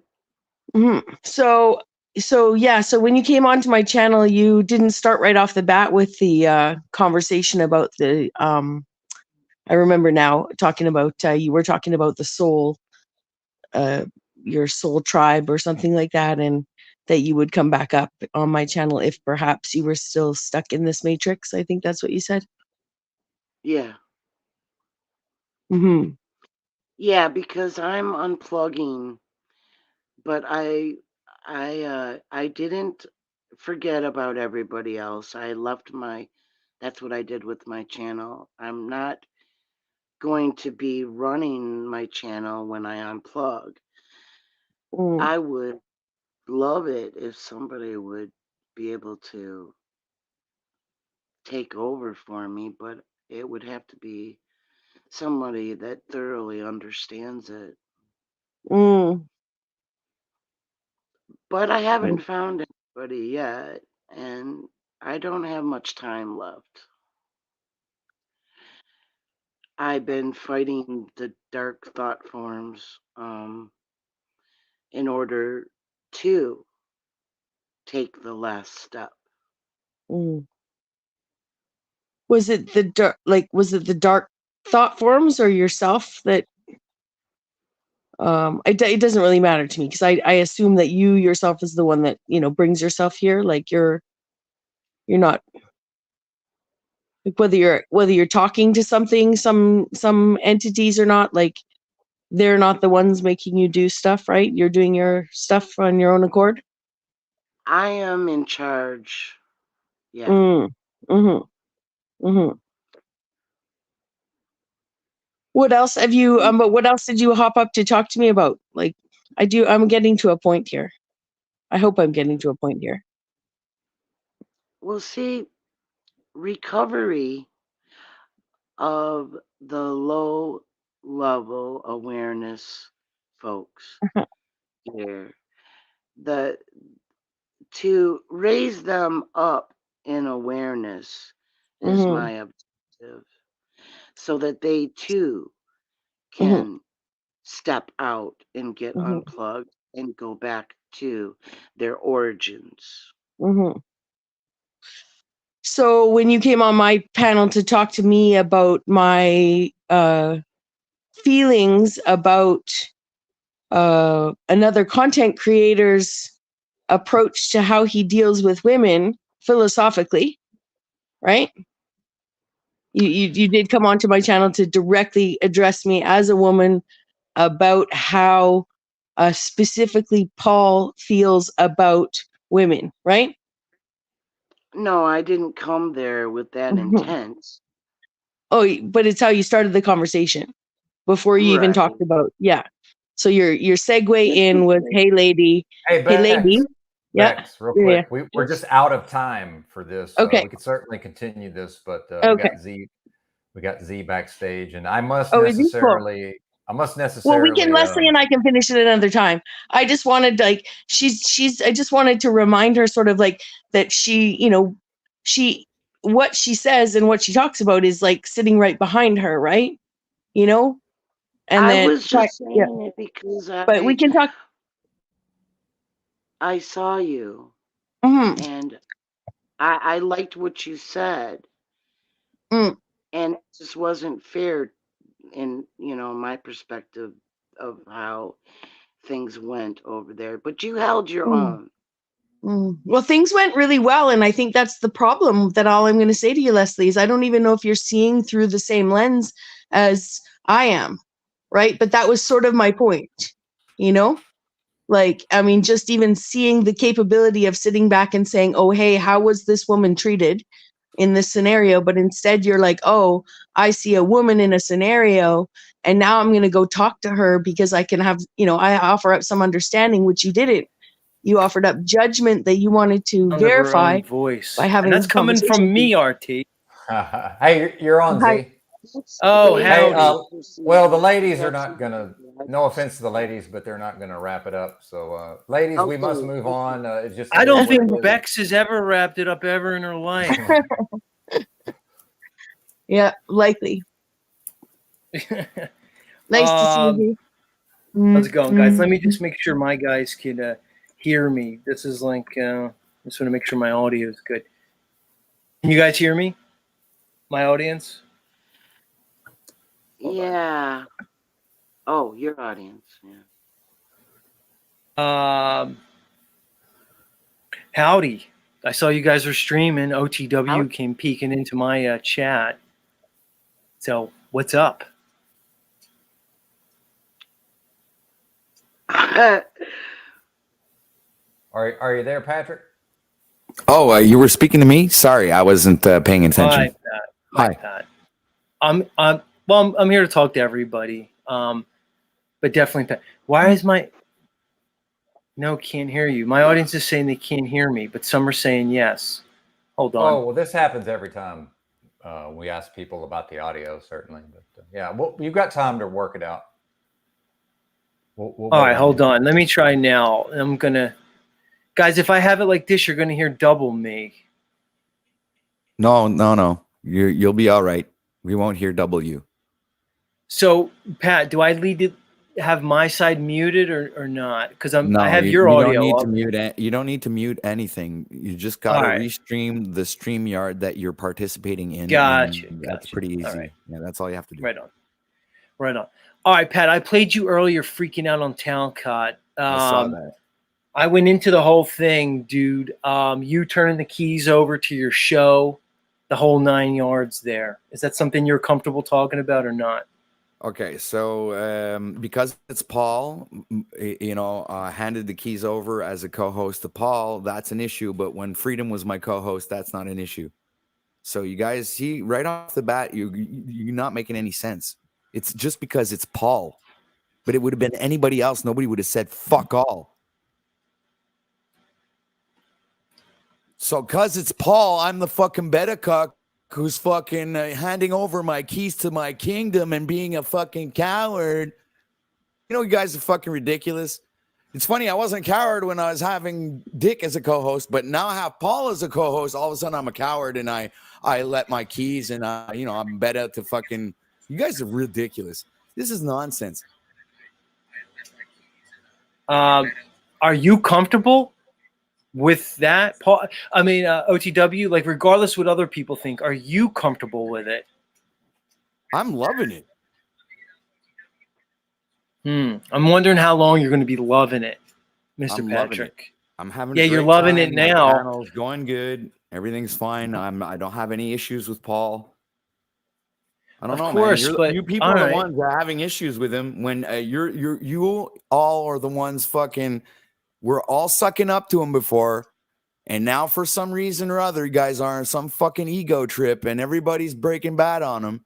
So I just decided Oh, so that's to what not it is. do So that. you actually think that, or you're just going to go along with the status quo that everyone's quote unquote breaking bad on Paul? You're just going to go along with his insane narrative.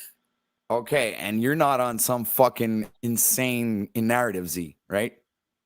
No, I'm not. So you're more you see, righteous because I and you have a actually, righteous I indignation that puts you in have a an eye for position the higher truth, than Patrick. Paul or anybody else. Patrick, I Please, Z. actually care about the truth. I don't fucking lie and spin narratives about every fucking single person that I could come across, dude. Come on, Z. Your channel's I all don't give about me you the making what, fun of other Pat. people. Don't give me the what, but I don't lie about people.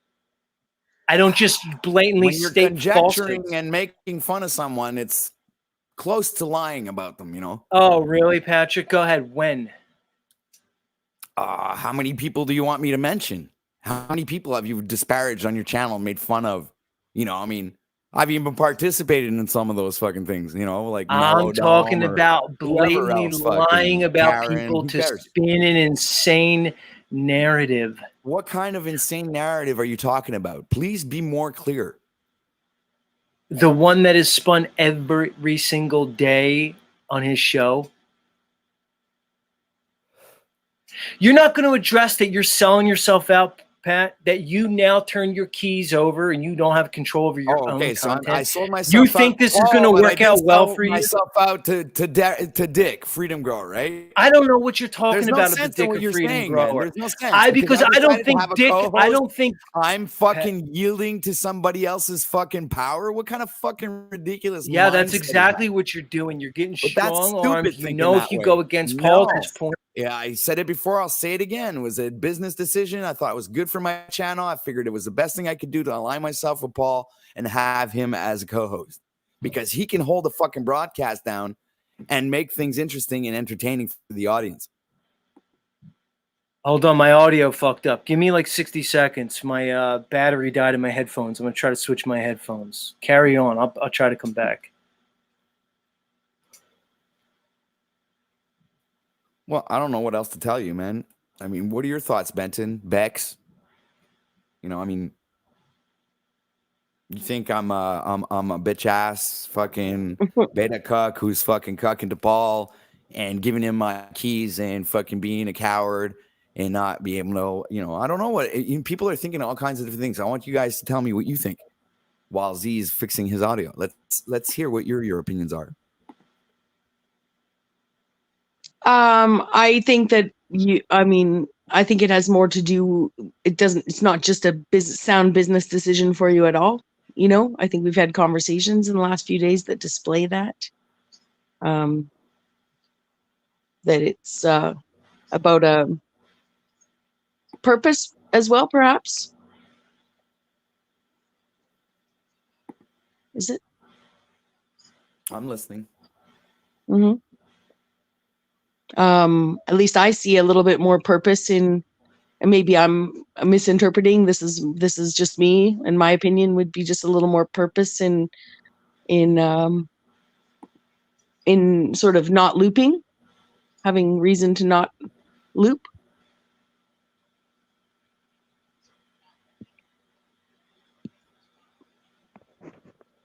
At least that Just to understand, it's like, are you trying to make a point, Bex? Yeah, I do. I'm trying to make a point that all of us out here tend to have habits on looping, right?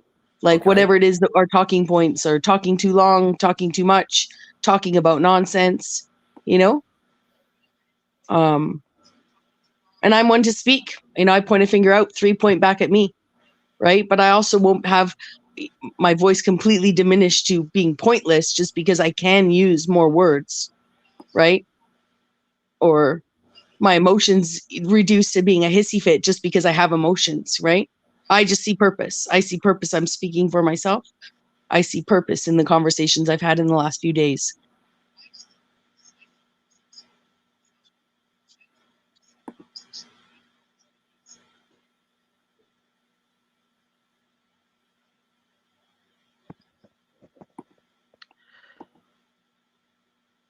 So do you believe that the fact that I align myself with Paul is not just a business decision? You think there's more to it? I do.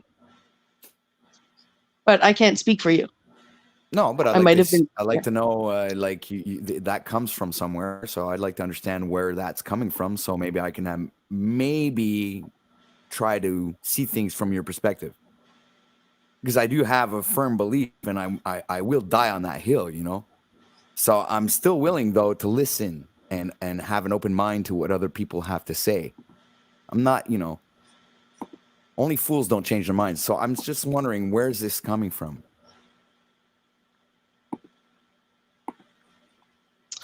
Where is it coming from for me to see or superimpose onto you that there's more than business involved in the direction that you've chosen to take your channel?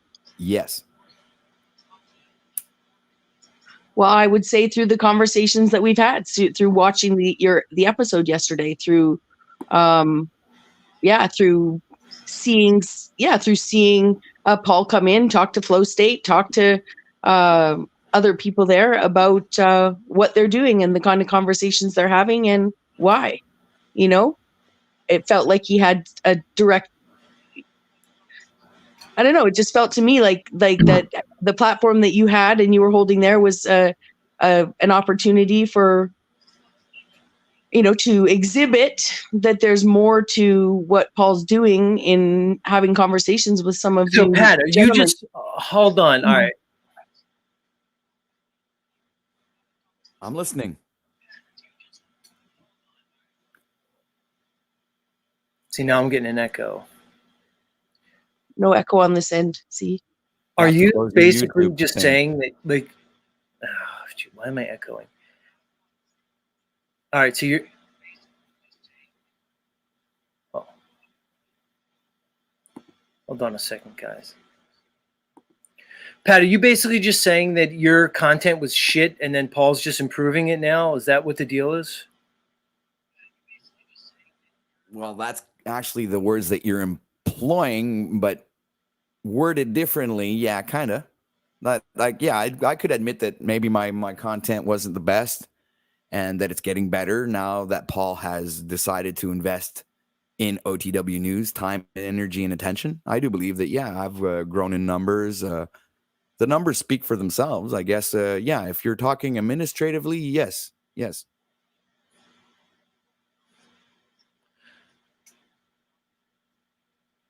All right, but the question is, at what cost, Patrick? Oh, you really think there's a cost? See, this is what you guys think. It's not costing me anything.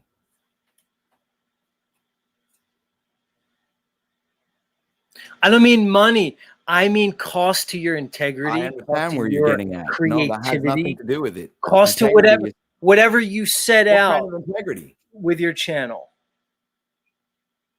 It still doesn't matter. It doesn't make any sense what you're saying. Because Do you have integrity, Pat? I'm at a loss of integrity. Oh, it doesn't course. matter. No. So what you're saying is you've sold out. You've sold out your channel and your content for quote unquote business. What are you talking about? The business is an analogy. It's good for business. It's an analogy. Oh my God.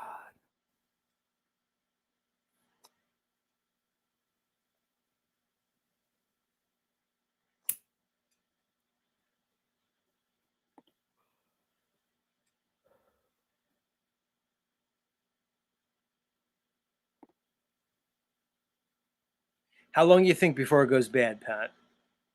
It isn't going to go bad. That's what you guys expect, but it ain't. Because I ain't going to be like you people. That's what defines the difference between me and you guys.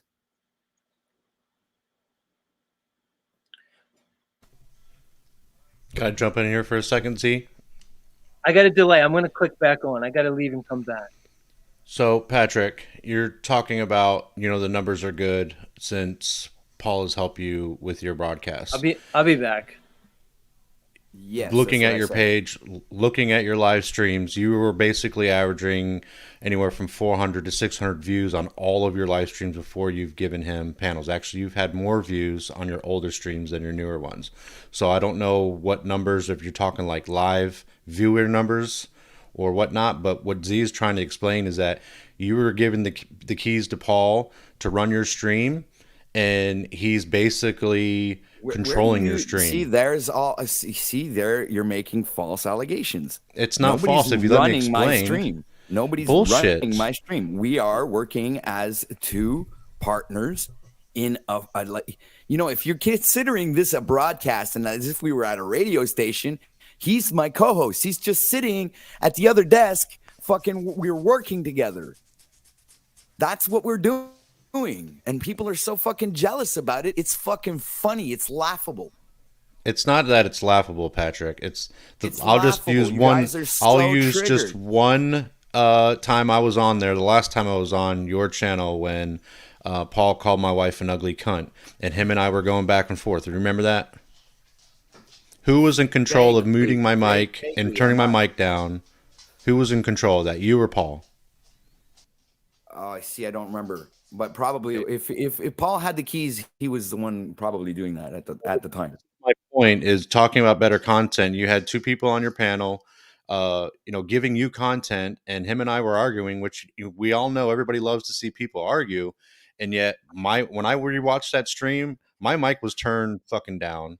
His mic was turned up. I was being muted during the conversation, which I knew that because I looked down and I'm talking and it was on mute.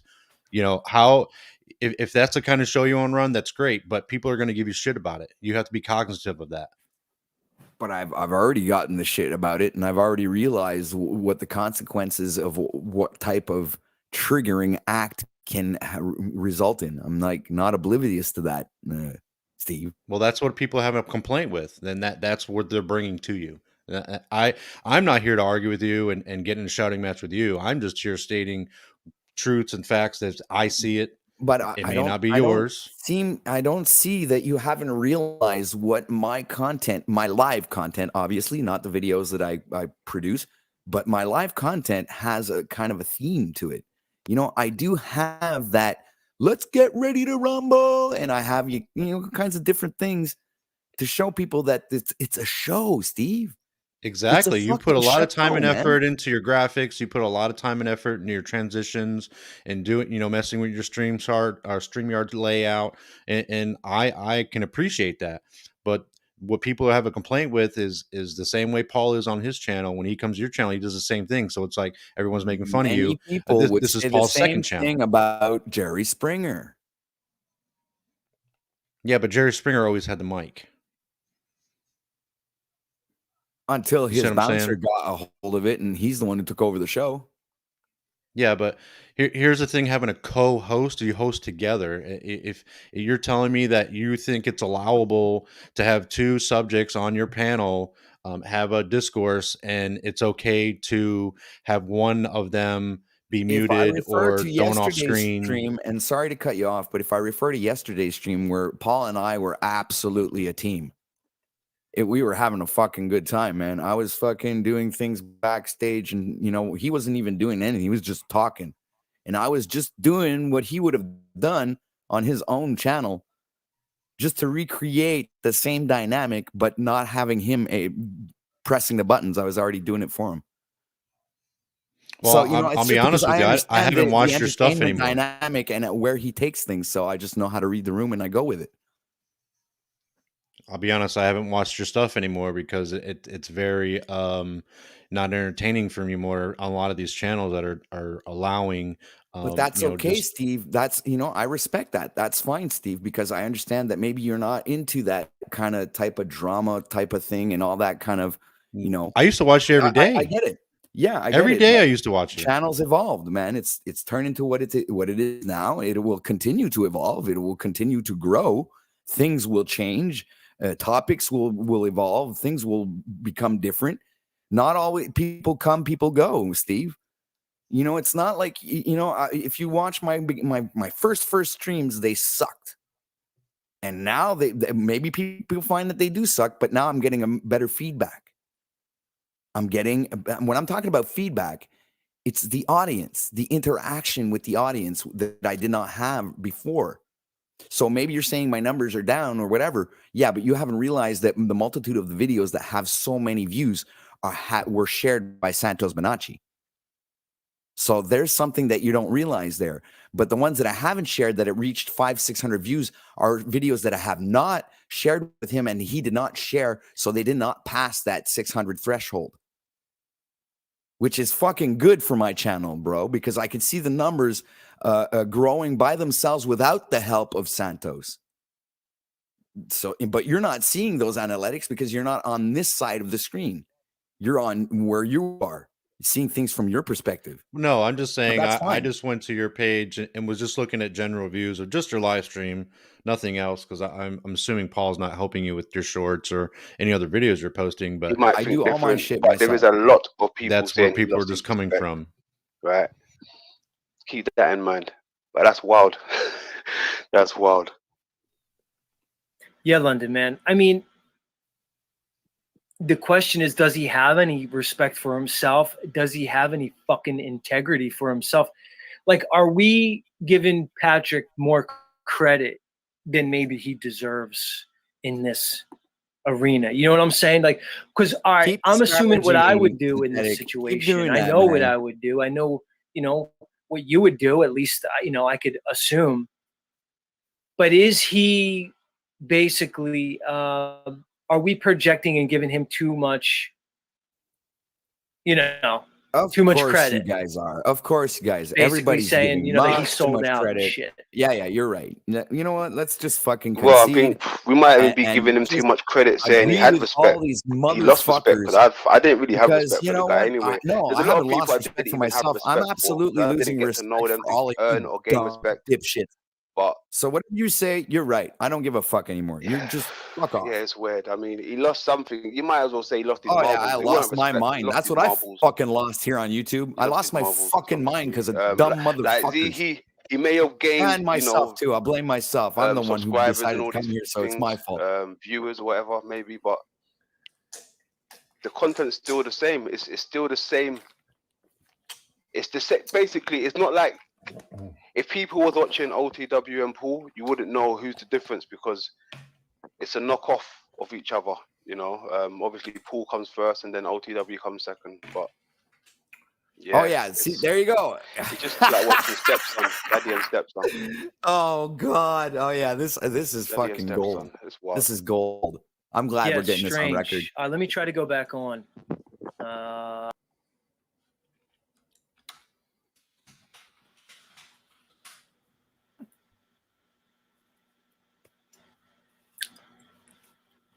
Mic check. Can you hear me?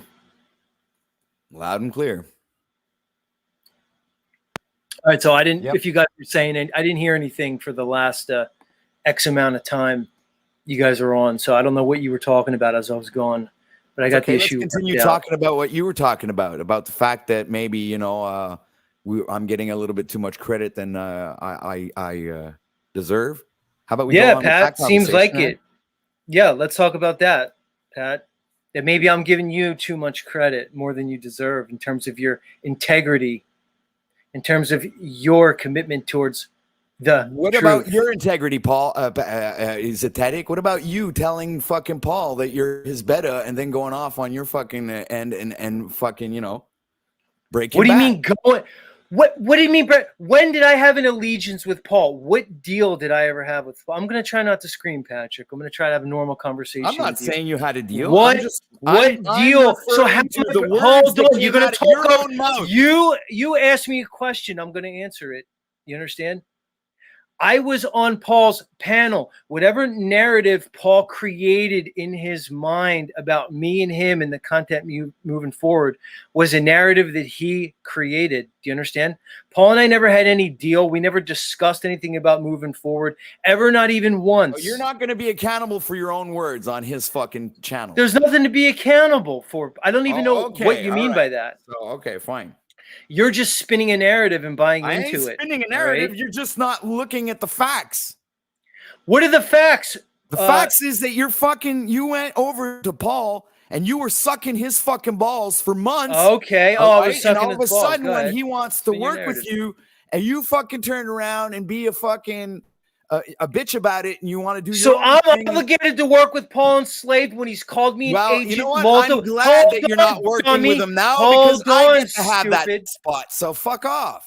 Go ahead. See how you do with it. See how it works out for you. It's gonna work out great. You know what? Yeah. You remember what your own words when you told me that when I was breaking bad on Paul or when I was freaking out, you said, "Well, watch out, Patrick. It's not gonna turn out well for you. It's not gonna turn out well for you. I'm gonna throw those fucking words right back at you, Z. It's not gonna work out well for you." We're going to Z." see how it works out, Pat. We're going to see how it works out because here's the deal. You know as well as I do, I don't need Paul Enslaved. You need him because you ain't got what it fucking I takes don't to care if really you think I fucking need do him. this. I And you have know him. that. Paul. I'm on you his know side. that.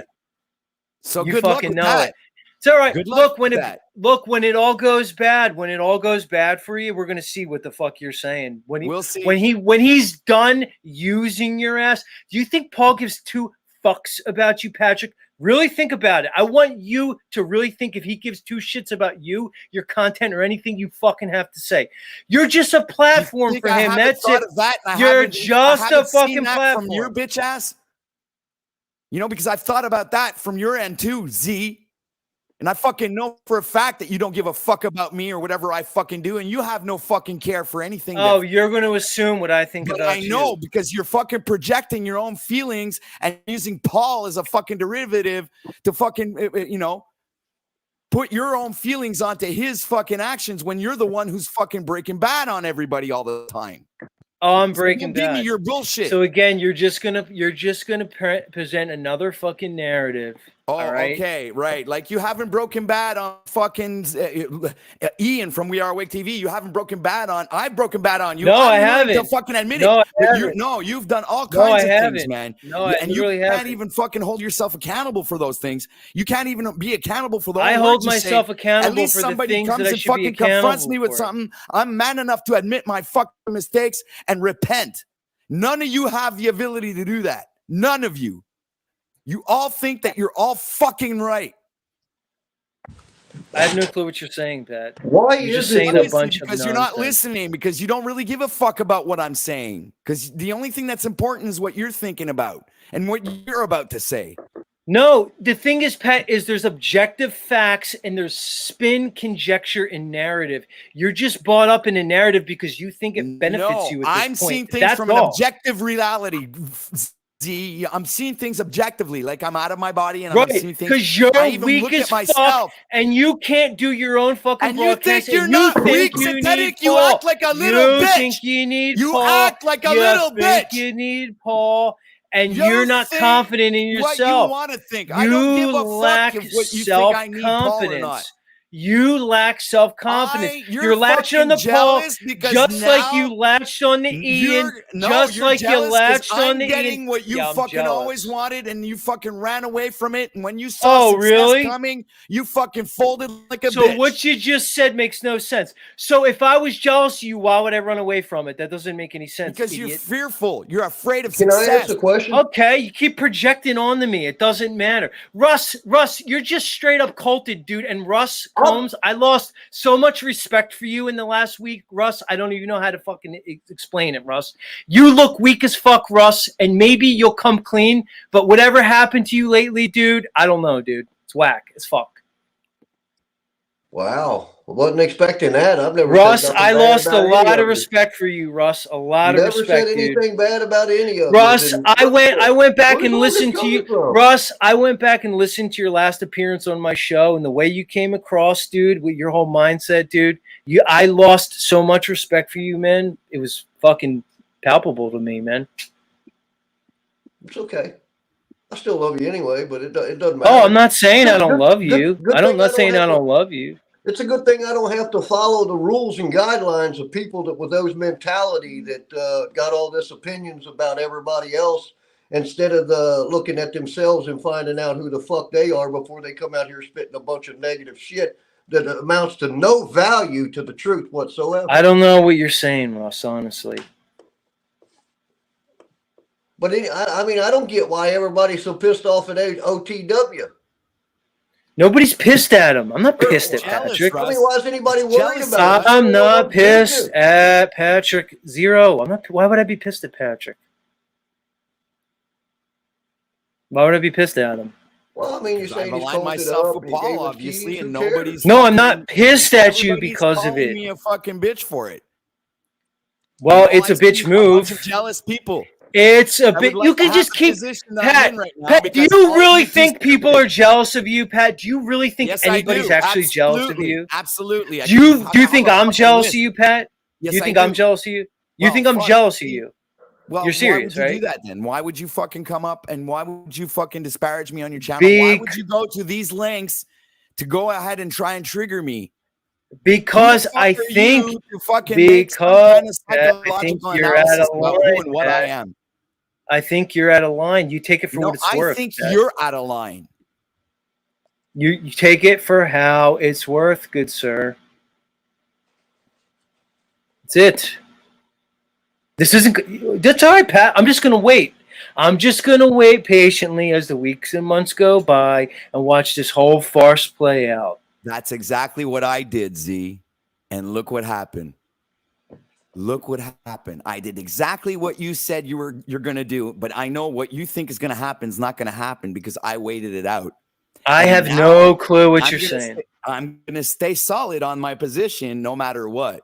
And more Pat, that you people you go on and you're fucked fucking yourself. delusional, you're You just gonna fucked yourself. reinforce me. and You you're gonna fucked push me yourself even more up to the align ass myself with no more. Vaseline. No, it's Pat, gonna you be fucked fucking yourself, great. Patrick. It's gonna be so You fucking great. You fucking have no idea. sunk. You have no integrity anymore, dude. You lost Okay. all integrity. You And sold you haven't, out, Z. dude. You You did too, Z. cucked. I didn't sell So out did to you. anybody, dude. I didn't sell out to anybody, and everybody knows it. Yeah. You sold out the You stupidity. sold Get it. yourself out. That's what you think. Paul, when he's done using you, is No, going to you're move just on, conjecturing and because you're you going to won't be stop left saying destroyed. you. That's it. You means You're that going to you're left projecting. destroyed. No, That's I'm not it. accepting your conjecturing. Oh, I'm not. you fucked you, I still won't. OTW, Patrick. You can say Patrick. that if you want because Patrick, you're you fucked broadcasting yourself, on your Patrick. channel and you You think that what you fucked say, yourself. I did not. I Because did here's not. the thing, you're I did done. You're not. corner to corner. You I have am nowhere not. to go from now, dude. You fucked Oh, yourself, and okay. everybody knows it. That's what you think. Everybody who's not consistently and completely culted knows exactly what I'm talking about. You're totally fucked. I expect it from somebody like Bex. She's new on the scene. She's a woman. She gets fucking tricked. I expected better from your fucking goofy ass, dummy. If I'm held to the test, to the idea that I'm not allowed to scream, "Oh, treat me different" because I'm a woman, it's pretty low of someone as intelligent as yourself to reduce me to just my gender. Z, you're better than that. Like saying because I'm a woman, I could be taken advantage. Like I think you know me. I don't expect you to have watched me much, but I think that just the people that you engage with and the kind of respect that they may have exhibited for me may have you, sort of grossly generalizing about me and reducing me to a common trope, right? Like just the Bex, naive because the female. Nordic warrior is a womanizer. Yeah, I don't think so. So Yeah, it's all I right. think that's I think that's a gross misrepresentation of me. But that's just my opinion. No, you're entitled to it.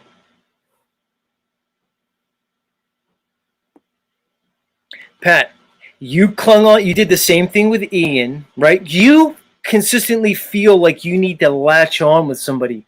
I don't understand what that is about you. You don't need to do it. You did it with Ian. Now you're just doing it with Paul. You're And fucking you're not better. doing with You're Flow State and Illumitami and fucking having a bitch fest about me and Paul over in your channel. You So think you're that's not the doing same that, thing? right? You're out of your mind. You turned your keys over to your channel to another entity. How are you comparing that with me having a the discussion mind. on a panel You with must Flow have a State? fucking psychological issue if you fucking believe your fucking narrative of turning keys over when all I wanted was a co-host that would be present and help me grow the channel. And I believe in fucking Paul's message. What's wrong with that? Because it's gonna fuck you because Paul doesn't give this much fucking shit about your dumb ass. That doesn't That's fucking why. matter. Okay, if you think that doesn't matter, because you and I both know that somebody like a freedom grower is a guy who has integrity and would never fuck you over. Paul will fuck you over in 2 seconds if it means his ass over yours. You fucking know it, dude. You just got railroaded because you didn't want to stand up to him. But you're dummy still idiot. fucking painting narratives where you think something No, like it's that's just gonna happen. true. It's just No, true, Pat. because it hasn't happened yet. Everybody knows it's going to You have happen. nothing to base It's only a your matter of fucking time. your delusions on. You have no. It's not a factual delusion, evidence dude. to It's prove not a what you're saying. delusion. Yes, it It's is. not a It's all delusion. conjecturing. It's all things that. What is it about you that has to latch on to other content creators? Why can't you be your own separate entity where you can form maybe relationships, allegiances? I distance myself from Paul because he was, look, the reason here's the thing, because when Paul was trying to do the same thing to me that he did to you, I turned around and walked away from him. You folded, idiot. Don't you understand that that's the only difference between me and you, Pat? Is when he tried to lean on me like he leaned on you, I basically told him to go fuck himself right to his fat grilled cheese eating face. You folded. That's what happened. That's the only difference between me and you. Get it? You're just second choice because I got more juice than you, Pat. And you spit on them. That's what I see. No, because I know I have an opportunity within myself. I don't need Paul enslaved for my opportunity, dude. You didn't believe in yourself enough. You folded when I didn't. That's the difference between me and you. He did the same thing to you. To believe in yourself. I'm exactly right. You know I'm right. You're going to come around eventually. Are you serious? You're going to come around eventually. Are you serious? You're actually telling me that? You're telling me that you, Zetetic Warrior, believes in himself? Go fuck yourself. You're so full I don't of know what shit. It's narrative. incredible. I don't know. No, I because come on you're every trying to fucking tell me that single I weekday. don't believe in myself. Well, I'm wondering Yes, I if you am. actually believe in yourself. Yes, I am. Yes, I am. I'm telling you, because you wouldn't have folded otherwise. I don't You believe wouldn't that. have folded to somebody who's This is strong arming you're your also ass painting a for narrative that you their think that I benefit. folded to something. I did You not fold to folded. anything. You folded to No, I somebody didn't. who was strong No, arming I didn't. you No, for I didn't. their benefit. No, I didn't. That's what you did. No. When it happened to It was me, for I my made the benefit. opposite But you decision. see, you're still I making made a the mistake. opposite decision. You know it's not. You know you're selling yourself out. This is for your short-term benefit. This is going to benefit you now. This isn't going to benefit you in the long term. And guess what? I think you know it. I think you're spun the fuck out because you actually know what the fuck I'm saying is right. That's why, dude. And you don't know how to deal with it now because you're fucking painted yourself into a corner and you're trapped. That's what you believe, Z, but I don't feel that way. No, that's what I know, Mr. No, Patrick no, of no, no, no. It's a OTW belief. News. You can't. That's You can't what know I things that you can't know. back up with That's facts. what I know. I'm looking at 4 sellouts in front of me. Benton, OTW, Russ, and Bex. Y'all sold out. Y'all folded. You're all getting played for the fucking fools that you're showing yourself to be. Every fucking person on this panel, except the person I don't know, is getting projecting. played. The Keep fucking fool. projecting. Paul is playing your dumbasses masterfully. Just so we You're can getting clear played by a sociopath, and you're all fucking looking like clowns in my book, each and every one of you. just so we can clear Z's record here. 5-speed and Russ Combs has been doing his own thing for a very long time. I've only associated with Paul here recently. And I align with Paul because I comprehend and understand. Russ, through you're my looking funny, own Russ. Russ, deal of what the Russ, truth is, and I Russ, don't you're bend looking outside funny. of it. Russ, That's all. you're looking funny, dude. The energy that you came to me with on my panel the other day, I went back and watched it because I couldn't figure out what the fuck you were trying to say to me because you just couldn't say it. And then I said, oh, he's coming at me weird. You're looking funny, Russ. That's all I'm saying. The truth to do that, the truth to make you seem those type of ways. Yeah, okay, Russ. Nice narrative. Well, I guess it'd be like this, Z. If any one of us, I don't care who it is, let's leave names out of it right now. Any group out here, if we're not on the truth, then we're on not the truth. So where's the value in the time of everybody's bullshit out here? Where is it? What's good in it? I don't know what you just said, Russ. I apologize. I have no clue what you fucking just said. I mean, time is the most precious commodity we have, and it seems like we're wasting a lot of it arguing and fighting with each other over what? Over what? If it's not the truth, then it's a lie. And anybody projecting that on anybody else out here on a platform shouldn't be given the time to do so because it's a lie.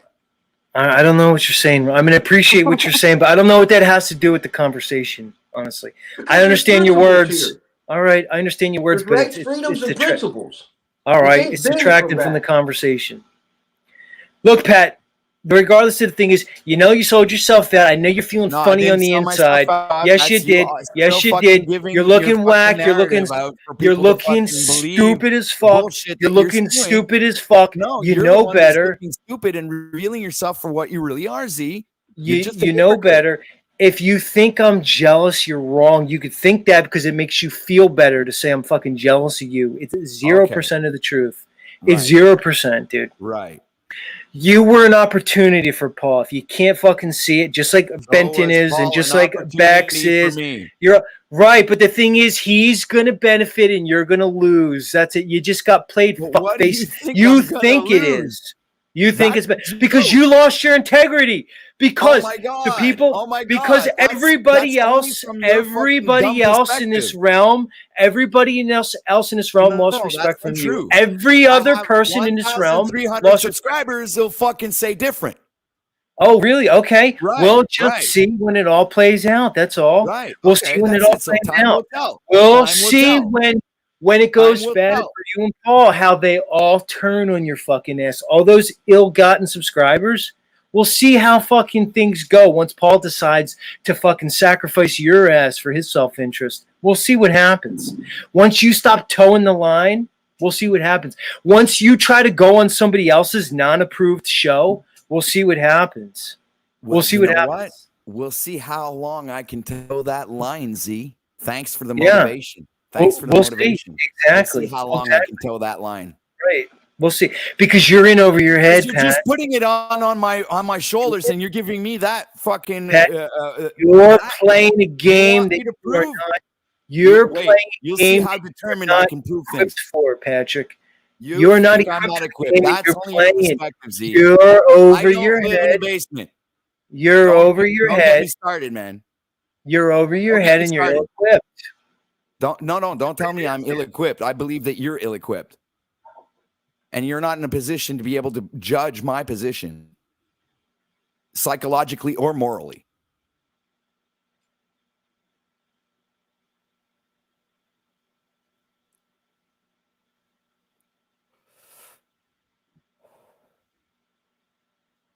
I don't really have that much more. Hold on. London man, they can't hear you, so just hold on for a second. I don't have much more to say to you, Pat. You played yourself out. You're looking funny. That's what you think. More than anybody else. And this ain't gonna be good. And don't worry, Pat. I'm a very understanding person. Always remember your words, Z. Don't worry. I know what you're gonna say. This isn't gonna be good. Isn't gonna be good for you, Patrick. We'll see. Oh yeah, we will see, Mr. Patrick. That's it. I don't have nothing to say. Benton, I don't know if you have anything else, but I came here to talk to Patrick. It's okay, Z, because I already mentioned Benton, are gonna end up choosing sides. Everybody's choosing their side. This is what you're doing. You're making enemies out of people that you don't need to. What do you mean I'm making You're enemies? doing this to yourself, Z, and you think that I'm the one who's making mistakes. Oh, I'm doing it, Pat? Yeah, okay. OTW, I'm making an enemy. OTW, I look at those sides as there's only two sides. There's the right side and there's the wrong side. At the end of the day, I don't give a fuck how you want to slice it with feelings and emotions. That's all there is.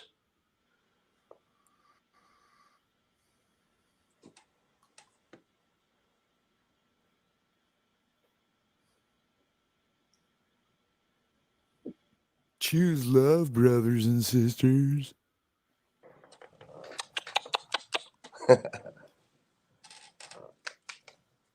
Benton told me to kill my camera because I'm lagging, but well, I'm lagging. That's what it is. I'll shut mine down, help out. no, I can kill it. Yeah, Thank same you here. very much. Appreciate it. But I mean, I wish a lot of these strong-minded individuals would come together. And You keep saying that, Russ. What do you mean? Because what you're really saying is everybody cuck to Paul is what you're fucking saying.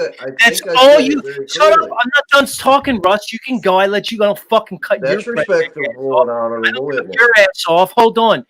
All you're basically saying is everybody come to truth under fucking Paul, dude. That's all you're saying, in other words. Geez, Rob Cleveland's here. Where the fuck has he been? Rob, what the hell rock did you crawl out from underneath? Nah, I just came up here to tell y'all to cut y'all cameras because y'all wasn't doing it, but y'all already got to it. So Well, and I want to say this, people wanting me to talk. I get almost no respect on this channel on the panels, so this is nothing new. And I don't mean you, Z. I just mean in general. So What do you mean? I'm fairly used to that. What's that? What do you mean, Benton? Respect from who? I don't understand the context. It's been a long theme on the channel, just with me on the panels on this channel. So On your own channel, you're saying? Yes, correct. So, I guess what I would say is if that's true. For the chat being, I was saying that for the chat's benefit. They're probably wondering why I'm sitting here saying nothing. So I'm just for context for them. But go ahead, sir. Well, Ben, I mean, it begs the question: if you don't get respect on your own channel, I mean, whose fault is that? I mean, come on, you know that. Ben. I don't have to tell you whose fucking fault that is. Well, I was specifically addressing the panelists. Okay. I don't know if you're referencing me or others. I'm not sure. No. This is again. It's been It's been over time. It's not you. It's been a thing. Yeah. Well, I mean, I don't know, Ben. Maybe it's because you've aligned yourself with a very particular group who has its own basically group think. And let me see, you guys, the sandbox is getting pretty tight that you guys are playing in. So I don't know. If you guys can't all see you're fucking getting played by somebody who's spinning a narrative, then I don't know what to tell you. You'll fucking see. You'll fucking see. And this narrative that I broke bad on Paul, you're all out of your fucking minds. I was a panelist on Paul's show. I think Paul has a good message. I liked his content, so I became a panelist. In what fucking world did I become betrothed to Paul? To the point if I was going on other... OTW, do you remember when I was going on your show and he was showing up butthurt? Telling you to cut your fucking stream and me to go over to his channel. I just didn't cuck to him. Come on, Benton. You're fucking better than this too. All you are better than this. That's all right. Yes, you cucked to him because you never came back. That's okay, everybody. You all know where to fucking find Z. You're all looking funny. You're all looking goofy. No, man. But no one... It's about working. No, it's about working yeah. together, man. As broadcasters, you know, Yeah. the fact that you came over to my channel, that you know, made numbers go up. It was a great thing. It's like I don't think you see like maybe there's something beyond just all of this metaversal fucking. Right, because we were collaborators, OTW. We may have even been friends. Why is it We that all of a may sudden have everybody had to even go into been the feelers? friends. Why isn't that you had to change your mind and I go didn't ahead tell and you not you wanna can't come back on my show. Did I tell you you can't come on my show? No, but you could. haven't you? All right. You So given what's me your problem? ultimatums yourself? Haven't you I given know- me ultimatums? I Like, haven't if you given stream you at, one at the same ultimatum. time as I do, that you know it's not going to go well for that newfound relationship that we were supposed to have. Haven't you done the same thing as Paul and try to manipulate me into doing things? No, that's And I not a agreed. manipulation. Haven't I done for the past That's 6 months? men. Start my show at 9 Hold o'clock on. and respect your fucking wishes. Hold on. That is men coming to an agreement based on certain Have I power respected dynamics that and an agreement? Yes or no? allegiance. Have I and respected? Have I broken allegiances. bad on that agreement? Yes or no? I'd imagine that you haven't broken bad on that because of our friend Benton here. It probably has little to do with me. You probably don't want to stream over Benton. If I had to guess, Mr. OTW. These time slots are going to get pretty tight. You got Bex, you got Benton, you got OTW, and you got Paul with his extensive long streams. How many more people is he going to bring under the umbrella? How tight are you guys going to squeeze yourself? I didn't. Hold on. And I've always looked at OTW as a collaborator, and dare I say, even a fucking friend. I still consider it the same. I'm speaking to you, OTW, because you're looking real fucking goofy, and I'm calling your dumb Canadian goofy ass out on it. I don't know what Benton's motives are, and I certainly don't know what Beck's motives are. She's fucking new to this whole street. Let's agree to disagree. All right, you think that of me? I don't agree with you, man. I think you're wrong. Of course you're not gonna fucking agree, dude. Of course you're not gonna. I am open to no, Z. I am open to fucking changing my perspective on things. That's what you don't see. I am open-minded. If I wasn't open-minded, I wouldn't be working with Paul. Because I had a closed-minded view on things. I was narrow-minded and I was fucking selfish and I didn't give a fuck. But I actually took You're the time. not. Hold on. I took the time. I took the time to do a retrospective on how I was reacting and how the fuck I was managing my own emotions and decided to say that, oh, maybe I was making a mistake. Pat, you're not working with Paul. You're working for Paul. That's and not if you true. don't see, yes, it is. And if you don't see it, you're fucking lost. How many You're in a hours am power. I holding You're up my own panel before he even OTW, decides to come and it's show not up your and give panel. an It hour ain't of your his time? panel no more. It's his panel. He just lets you run it. That's not true. He lets you run Still it, conjecture and Patrick. projection. This is what you That's think. It's all. not the facts. That's all. That's it. Still not the facts. It's still just your perception of things. Hey, this is how most of us see it, OTW. No disrespect to you, but this is how a lot of us see it. A lot of us see it. Like you're All right, working then. for Paul. Not with him, but you're working for Paul. All right. Right. That's your guys' opinion. It's fine.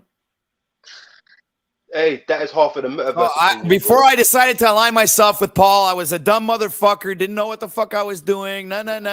Now that I've aligned myself, it's the same fucking story.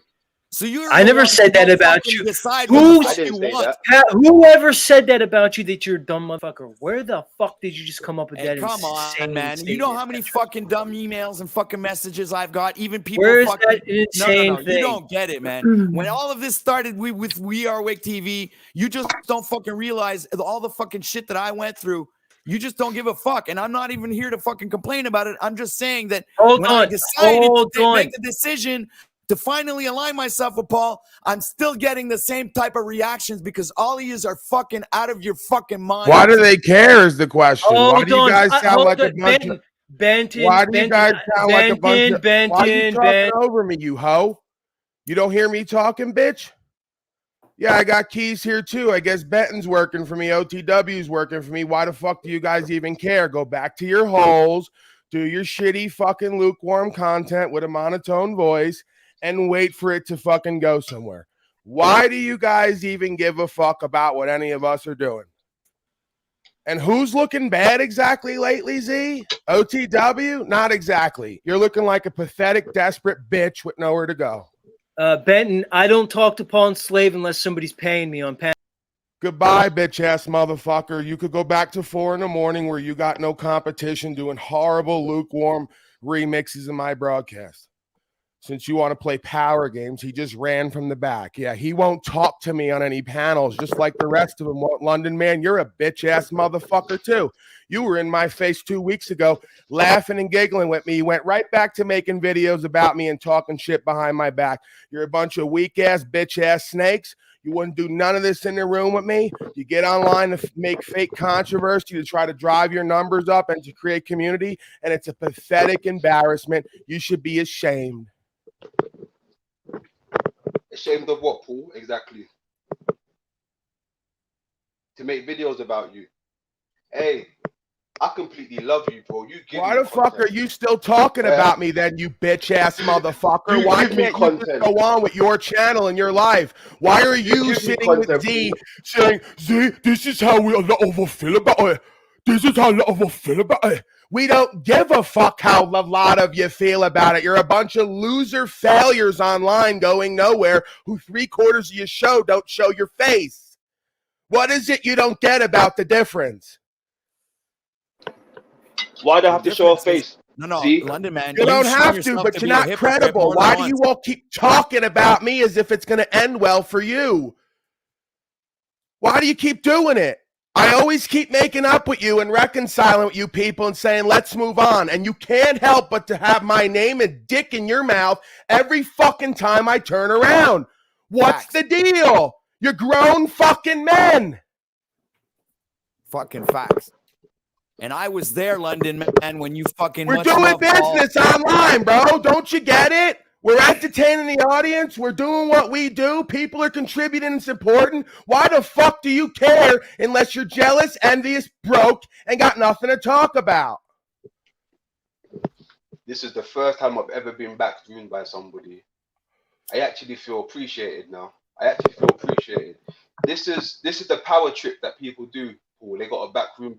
Paul, I've never backroom somebody, Paul. I don't give a fuck about what you all do and don't do. I don't give a fuck about how appreciated you feel.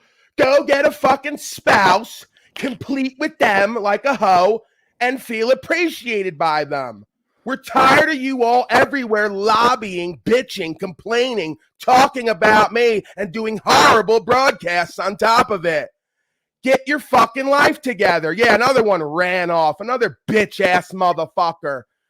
Just fucking woke up, right? God forbid I slept a little longer today. Just fucking woke up, roll out of bed, and I got motherfuckers messaging me and emailing me, telling me you bitch-ass motherfuckers have been talking about me all night. Get your fucking life and act together. How about that? Hey, Paul, just real quick for anybody who may be confused. Benton goes where he wants and does what he wants. And I'll ride into battle with these two ladies on panel before I will many of the folks that Paul is now addressing. You know what, Benton? I agree with you, and I'll say the same thing. OTW does what he wants, and he aligns himself with who he wants when he Who wants. is feeling like that's not true, by the way? I'm sick of these bitch-ass motherfuckers dividing us and bringing morale down. Yeah. When the fuck have I put out there that you're my bitches and you do what the fuck I want? Never. Right. Never. So why the fuck do you keep letting weak-ass motherfuckers who are jealous of the fact that we're working together because I won't work with them? Why are you letting them play these power games? We know it. You're all grown men. You do what the fuck you want. If you don't respect me and what I do, you take the keys and throw me out and we move on and I don't even care about it.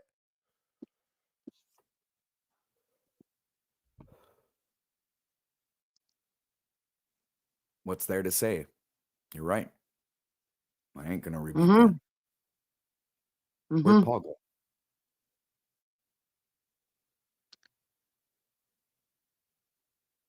What Very happened to Paul? succinctly put. I wasn't made a mockery of until the very day that I was put into a video based on the choice of hitting a link, you know? And again, so be it. Great content. Love Meg Griffin. Like, He doesn't know how to collaborate with others, so he just has to strong arm people. So what he Oh, does, we he got tries to Moose lean the on Hoe people. up there too. If I you don't want if to you don't collaborate fold, with you you're going to get people. branded as basically trying to use him, or you're just going to get sucked into his fold. That's what happened to LTW. That's what happened to Benton. That's what obviously happened to Bex. It's not going to work out for them. They've now pinned themselves in a small category. What's Oh going to my happen God. when OTW wants to go on somebody else's stream? He wants to go elsewhere. I'm gonna He's go. going to get fucked over. He doesn't understand. He's But called what you bitch think is like, now. I'm gonna He's gonna want to have a go hard onto your time breaking free. motherfucker bitch He ass doesn't streams where find out nothing's it's- happening, it's obviously and gonna I go would be bad more for him. inclined to go He's hang fucking out with cuffed like no Bro matter what, Sanchez and or he can say something about where it. there's something He's happening screwed, over there. 100%, dude. Yeah, Man, I mean, pause the it for a perfect second. example is when he went over to Jack Talcott's and started a bunch of. I'm just gonna put it out there, right? Then you all do whatever you want. These people are manipulators. They're at a desperate point. He can't get over 500 views. People are not respecting him now because he's been caught on the air saying everything he really believes. He's spinning, he's desperate, and he's going to keep talking about me and everyone around me so that we keep talking about him to drive energy, attention, to create a this versus that dynamic so people join his side. I'm not going to play into it. So when you say I'm going to stream about them, no, I'm not. I'm going to go continue to do my broadcast. I'm going to give them almost no time, energy, and attention because the best There you thing to go. do is let them spin and cycle and grasp for straws and not get the attention they're desperate for. That's all they keep doing. They're going to keep doing it. That's what all these communities do. They thrive off controversy and drama. The content creators got nothing to talk about, and they're not real online, and they don't know how to flow. So they're going to keep doing this because they're jealous and envious. And you all do whatever you want. I wouldn't cover these people anymore. I wouldn't give them the time of day. This is dragged on for too long, and it's going nowhere. And our masters, not mine, your masters for certain folks out there, are laughing and watching.